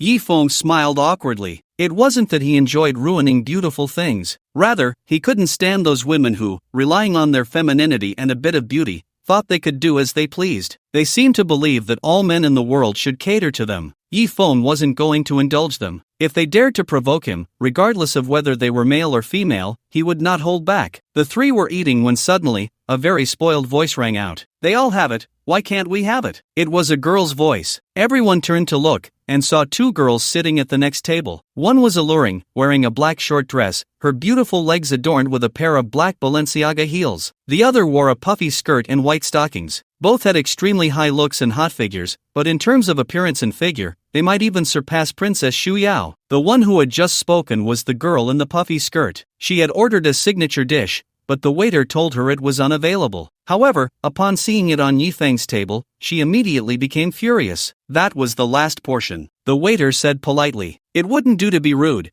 as there were clearly a dozen bodyguards standing around the two girls. They were obviously not to be trifled with. Yifeng, however, merely curled his lips. Was it really necessary to make such a fuss over a meal? Jean Lingxi, come try this. I heard from my master that the signature dish at Wangjiang Tower is exceptional, Yifeng said, reaching for the signature dish. Stop! At that moment, a delicate shout rang out, and it was the girl in the puffy skirt, her big eyes glaring at Yifeng. You are not allowed to eat that. Yifeng glanced at her and replied, I paid for it, why can't I eat it? Because I said so. The girl crossed her arms, looking haughty. Ha! Yifeng couldn't be bothered to respond and directly picked up a piece and placed it in Jean Lingxi's bowl. Thank you, Jean Lingxi said obediently. You have such audacity. The girl was furious to see Yifeng ignoring her. She rushed up to him, raising her hand to slap him. Yifeng didn't expect this girl to be so spoiled. He reacted quickly, striking first. A slap landed on the girl's face, knocking her to the ground, a red handprint appearing on her cheek. This was still with Yifeng using only a fraction of his strength. Otherwise, that slap could have ruined her face. Why you dare hit me? The girl seemed stunned by the slap, taking a long time to utter such a sentence. What? Are all of you from the imperial capital untouchable like a tiger's butt? Yifeng said coldly. Do you know who I am? The girl said angrily. I don't care who you are. If you disturb my meal again, I'll hit you. Yifeng huffed and prepared to continue eating. You eat what? Unexpectedly, the girl rushed to the table and pushed the plate of signature dish to the ground. The food scattered everywhere. Yifeng's expression darkened, and he was about to take action. Brother, show some mercy, this lady is Princess Xuanran. Only then did the waiter react and hurriedly speak up. Hua Xuanran, the second most beautiful princess of the Dragon Kingdom. She is Hua Xuanran? She's too beautiful, truly deserving of the title of the second most beautiful princess of the Dragon Kingdom. I heard that Hua Xuanran and the first most beautiful princess, Princess Qingcheng, are always together. Since she is Hua Xuanran, the one next to her must be the first most beautiful princess, Princess Qingcheng, Luo Qingcheng. That's right, it really is Princess Qingcheng and Princess Xuanran. I didn't expect to encounter them here. I've only seen them on TV before. I can't believe I'm seeing them in person. Quick, take a photo. Yes, I heard that Princess Huanran is not just a princess, but also a big star, having appeared in many hit dramas, truly playing herself. Upon learning the identities of the two women, the entire restaurant erupted once again. It was even more explosive than when they were discussing the first person to crush flowers. Kid, you have some nerve to hit Princess Huanran. At this moment, the bodyguards finally reacted, sternly reprimanding him. It wasn't that they were unprofessional, but these two princesses rarely walked the streets where anyone would dare provoke them. Moreover, with the stunning beauty of the two princesses, any man who saw them would likely drool on the spot. Who would have thought someone would dare to lay a hand on such exquisite beauties? You don't need to worry about it. Princess Huanran waved her small hand, directly dismissing the bodyguards. Then, with a proud expression, she said to Yifeng, "Kid, you didn't know my identity just now. I won't hold it against you. If you kneel down and lick my shoes now, I will forgive your rudeness." Slap. However, as soon as Princess Huanran finished speaking, she received a heavy slap across her face. Yifeng had actually slapped Princess Huanran again. This slap completely stunned her. She never expected that this man, knowing her identity, would still dare to hit her. After all, she was the second most beautiful princess of the Dragon Kingdom. Moreover, she was a big star. Asking Yifeng to lick her shoes was already a great favor to him. After all, those filthy men would want a lick but couldn't even get the chance. It was known that a pair of stockings worn by Princess Huanran could sell for hundreds of thousands, even millions. At this moment, the diners were also dumbfounded. Previously, Yifeng slapped Princess Huanran because he didn't know who she was. But now, knowing she was the second most beautiful princess of the Dragon Kingdom, he still continued to hit her. Damn! Could it be that this brother was influenced by the first person to crush flowers? You all, come and kill him for me. After regaining her composure, Princess Huanran was furious and directly shouted at her bodyguards. Among the 10 or so bodyguards, 5 or 6 immediately charged at Yifeng. It was clear that these bodyguards were quite strong, all possessing the strength of the heavenly sect. Unfortunately, they encountered Yifeng. Bang bang bang! Yifeng kicked several bodyguards to the ground. Then he walked up to Huanran, grabbed her by the collar, and coldly said, "Did your mother not teach you to be low-key? Let me teach you today." With that, he slapped Huanran across the face. "You dare hit me!" Huanran was furious. Slap! Yifeng slapped her beautiful face again, causing it to redden and swell. Damn it! The stunning princess cursed directly. Looks like the lesson isn't enough. Yifeng continued to slap Huanran. "I'll kill you." Slap! "You're dead meat." Slap! "I'll kill your whole family." Slap slap slap. The more Huanran cursed, the harder Yifeng hit her, turning her into a pig's head. This scene left everyone dumbfounded. Just today, they had heard that someone slapped Princess Shuyao, which had already made many people incredulous. But now, seeing this in front of them was even more jaw-dropping. "Stop hitting. I won't curse you anymore." Woo-woo. Finally, the tough Princess Huanran was beaten into submission by Yifeng and began to cry. Seeing Huanran cry, Yifeng finally stopped and threw her to the ground. At this moment,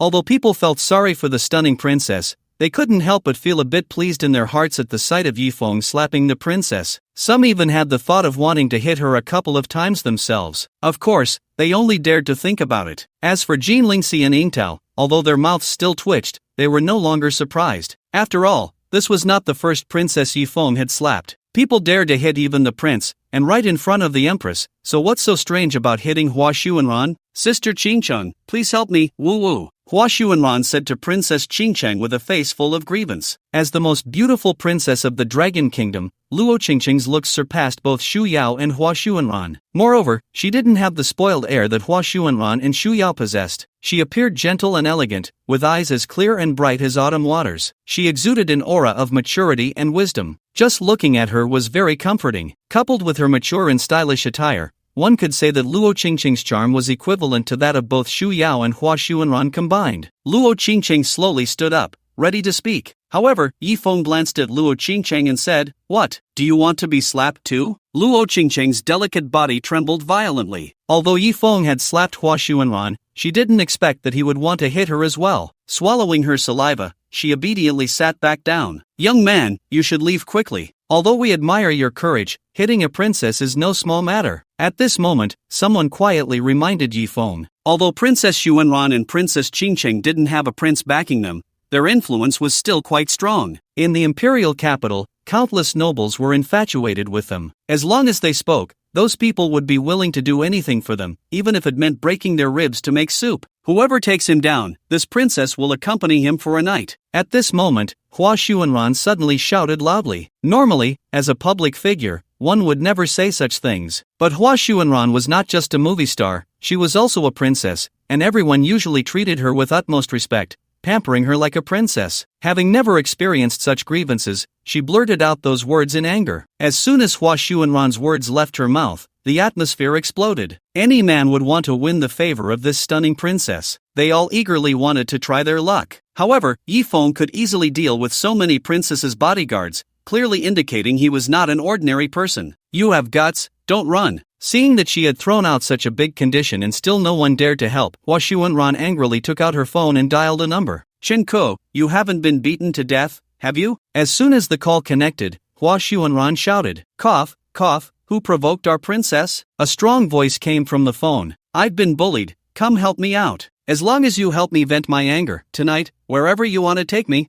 I'll go with you. Hua Xuanran said. Xuanran, are you serious? The voice on the phone clearly became excited. Of course I'm serious. Tell me the address. I'll come right away. Chen Ke was Hua Xuanran's suitor, who had pursued her for many years. Unfortunately, this proud princess had never even glanced at him. But unexpectedly, today, Hua Xuanran actually said that as long as he helped her vent her anger, she would go wherever he wanted tonight. Chen Ke was naturally overjoyed. He immediately put on his armor and called his brothers to come and help the little princess. After hanging up the phone, Hua Xuanran said with a cold smile, Kid, you better kneel down and apologize to this princess right now, otherwise, when Commander Chen Ke arrives, you won't have the chance. Commander Chen Ke. Upon hearing the little princess's words, everyone gasped. There were not many people in the entire imperial capital who could be called a commander. At the very least, they were of the royal guard level. Moreover, Chen Ke was even more famous, being a guard commander of the Shu Wangfu. Although the Shu Wangfu had been exposed today, it didn't mean that just anyone could provoke them. Chen Ke's strength, while not particularly strong, was still at the level of a heavenly stage martial king. Plus, he had 5,000 guards under his command. Is it that easy to vent for the princess you admire? This kid, does he not know who Chen Ke is? He still has the mood to eat. If I were him, I would have run away long ago. With the influence of Princess Xuanran in the capital, this kid probably won't be able to walk out of the capital alive. People were discussing animatedly. However, Yi Feng continued to eat with the two women as if nothing was happening, as if the events unfolding around him had nothing to do with him. Is someone daring to cause trouble in my place? At that moment, a voice filled with authority rang out. Then, a stunning woman appeared in front of everyone, wearing a mink coat on her upper body but with her long legs completely exposed. It was the owner of Wangjiang Tower, Lu Manue. The owner of Wangjiang Tower was quite a figure, a well-known single noblewoman in the capital. She was breathtakingly beautiful and exuded an unparalleled charm. Yet, she was indifferent to men. In the entire capital, there were many suitors, but none could capture her heart. However, even without a single man being able to share her bed, those men still pursued her in various ways. The most legendary aspect was that Wangjiang Tower had been established here for decades. For all these years, it had remained unchanged, as if time had left no mark on it. The owner of Wangjiang Tower was the same. It seemed that the years could not leave a trace on her. When Lu Manue appeared, all eyes were drawn to her, captivated by this legendary owner. It could be said that half of the patrons of Wangjiang Tower were attracted by its signature dishes, while the other half were drawn in by the unparalleled beauty of its owner. Although Lu Manue had no significant background, with just a word from her, she could summon a large number of formidable figures from the capital. Therefore, even some wealthy young men in the capital dared not cause trouble in Wangjiang Tower. Yi Feng's gaze also scrutinized this stunning owner. He couldn't help but marvel at the discerning eye of his master, the Killing Emperor. Indeed, he had seen this woman before. Not in person, but in a portrait collected by the Killing Emperor. The portrait depicted a woman in a cloak,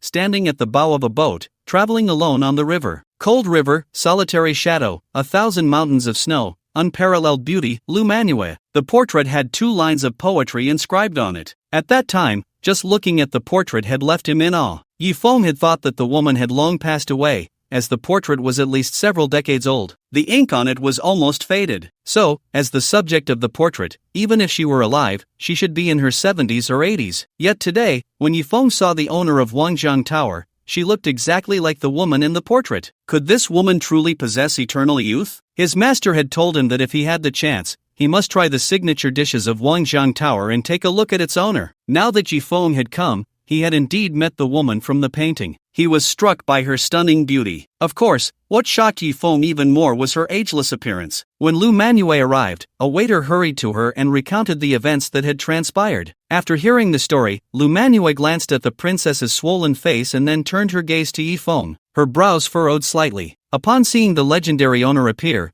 Princess Xuanran immediately began to cry and denounce Yifeng's crimes, urging the owner to stand up for her. Cold river, solitary shadow, 1,000 mountains of snow, unparalleled beauty, Lu Manue. Yifeng looked at Lu Manue, who was almost indistinguishable from the woman in the painting, and couldn't help but recite the 2 lines of poetry. Lu Manue truly deserved the title of unparalleled beauty. Just as she was about to speak, her delicate body trembled. She suddenly rushed in front of Yifeng, making him think she was going to attack him. However, he did not sense any aggression from this woman. In the end, she did not make a move. Lu Manue grabbed Yifeng's wrist, her beautiful eyes fixed intently on him, and then she trembled as she asked, What did you just recite? Can you say it again? I recited, the lonely shadow on the cold river, 1,000 mountains of snow, unparalleled beauty, Lu Manue, Yifeng replied. How do you know these 2 lines of poetry? Lu Manue looked extremely excited. I saw it on my master's portrait, Yifeng answered. Your master, is he well? In Lu Manue's stunning eyes, there were actually glimmers sparkling. Seeing her like this, Yifeng immediately understood that Lu Manue must have had a past with his master. Perhaps, Lu Manue was the mistress of the old man who had been killed. But what could have made the killing emperor willingly live alone on the mountain without returning to find such an extraordinary beauty? He's doing fine, Yifeng nodded. Did he ever mention me? Lu Manue asked with a face full of expectation. Well, not really, Yifeng thought for a moment and said. Upon hearing this, Lu Manue's face instantly turned pale, and she released her grip on Yifeng's hand. She actually turned to leave. Just as she turned,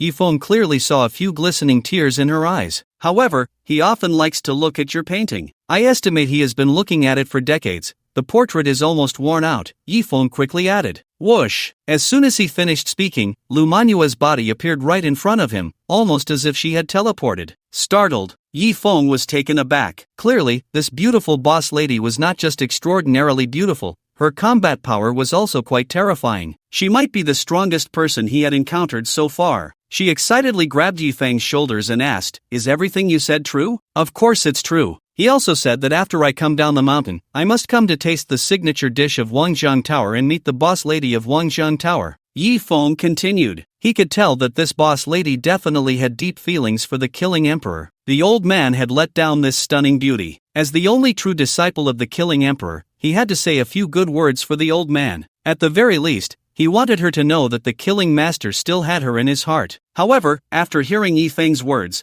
Lu Manue's expression instantly turned extremely ugly. The joy from before vanished in an instant. Yifeng looked at Lu Manue in confusion, wondering if he had said something wrong. But the master had indeed said so at that time. Or was it that Lu Manue did not want him to meet her? Good, you bastard killing heart. You've avoided me for decades, not coming to see me yourself but sending a young punk to meet me. What? Do you think I, Lu Manue, can't get married? Sending a kid to insult me? Lu Manue's beautiful face was filled with anger. This extraordinary boss lady, who was usually gentle as water and always wore a smile, was now showing a different side. The entire restaurant fell silent. Everyone looked at Lu Manue in shock, not knowing what had happened to make this exceptional boss lady lose her composure. Lu Manue, however, did not care at all about everyone's reaction. She grabbed Yifeng by the collar, leaning over him, pressing him firmly against the chair. She lifted one foot and placed it on the chair, then asked slowly, Kid, do you dare to marry me? As soon as Lu Manue's words came out, everyone's eyes widened. Lu Manue actually asked Yifeng if he dared to marry her? My god,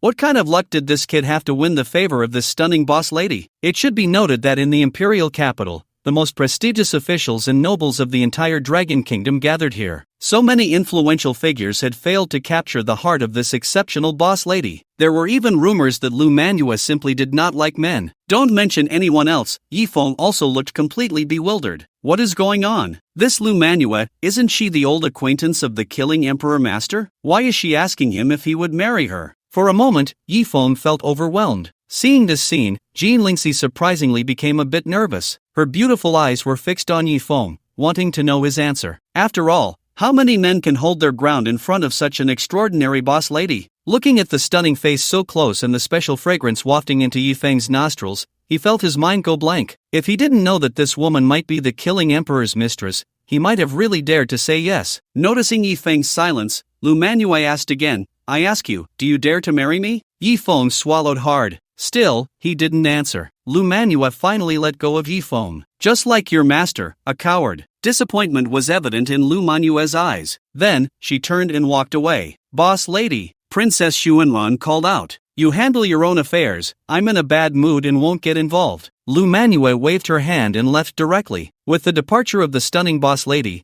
people began to speculate about Yifeng's identity again. This guy actually has a relationship with the boss lady? No. It should be that this guy's master has a relationship with the boss lady. It was clear that Lu Manua liked Yifeng's master. But just now, Lu Manua asked Yifeng if he dared to marry her. Damn, what a mess. It felt overwhelming. At that moment, a heavy voice rang out. Who dares to bully Xuanran? The leader of the royal guards, Chen Ke, finally arrived. Behind him followed 500 royal guards. At this moment, Chen Ke, clad in golden battle armor, wearing a floral crown, and with a sword at his waist, looked imposing. It's over, Chen Ke is here, now we can't even leave. People sighed and shook their heads. Seeing Chen Ke arrive, Princess Xuanran's swollen face instantly lit up with joy. Her momentum rose again. She walked up to Yifeng, hands on her hips, and said arrogantly, Kid, weren't you just very arrogant? You even dared to slap me. Come on, hit me again. Clearly, Princess Xuanran, relying on Chen Ke's backing, was no longer afraid of Yifeng. Since such a high price was paid to call Chen Ke over today, she had to make Yifeng pay a price. Slap! Hearing Princess Xuanran's words, Yifeng was not polite and directly slapped her. He had never seen such unreasonable demands. Naturally, Yifeng had to satisfy her. Princess Xuanran looked incredulous. She never expected Yifeng would dare to hit her in front of Chen Ke. After a brief moment of shock, Princess Xuanran shouted at the imposing Chen Ke, Chen Ke, what the hell are you waiting for? Hurry up and chop this bastard into meat paste. Princess Xuanran no longer cared about her image and directly cursed. Yifeng glanced at Chen Ke, and the next moment, he grabbed Princess Xuanran by the collar and said with a wicked smile, Today,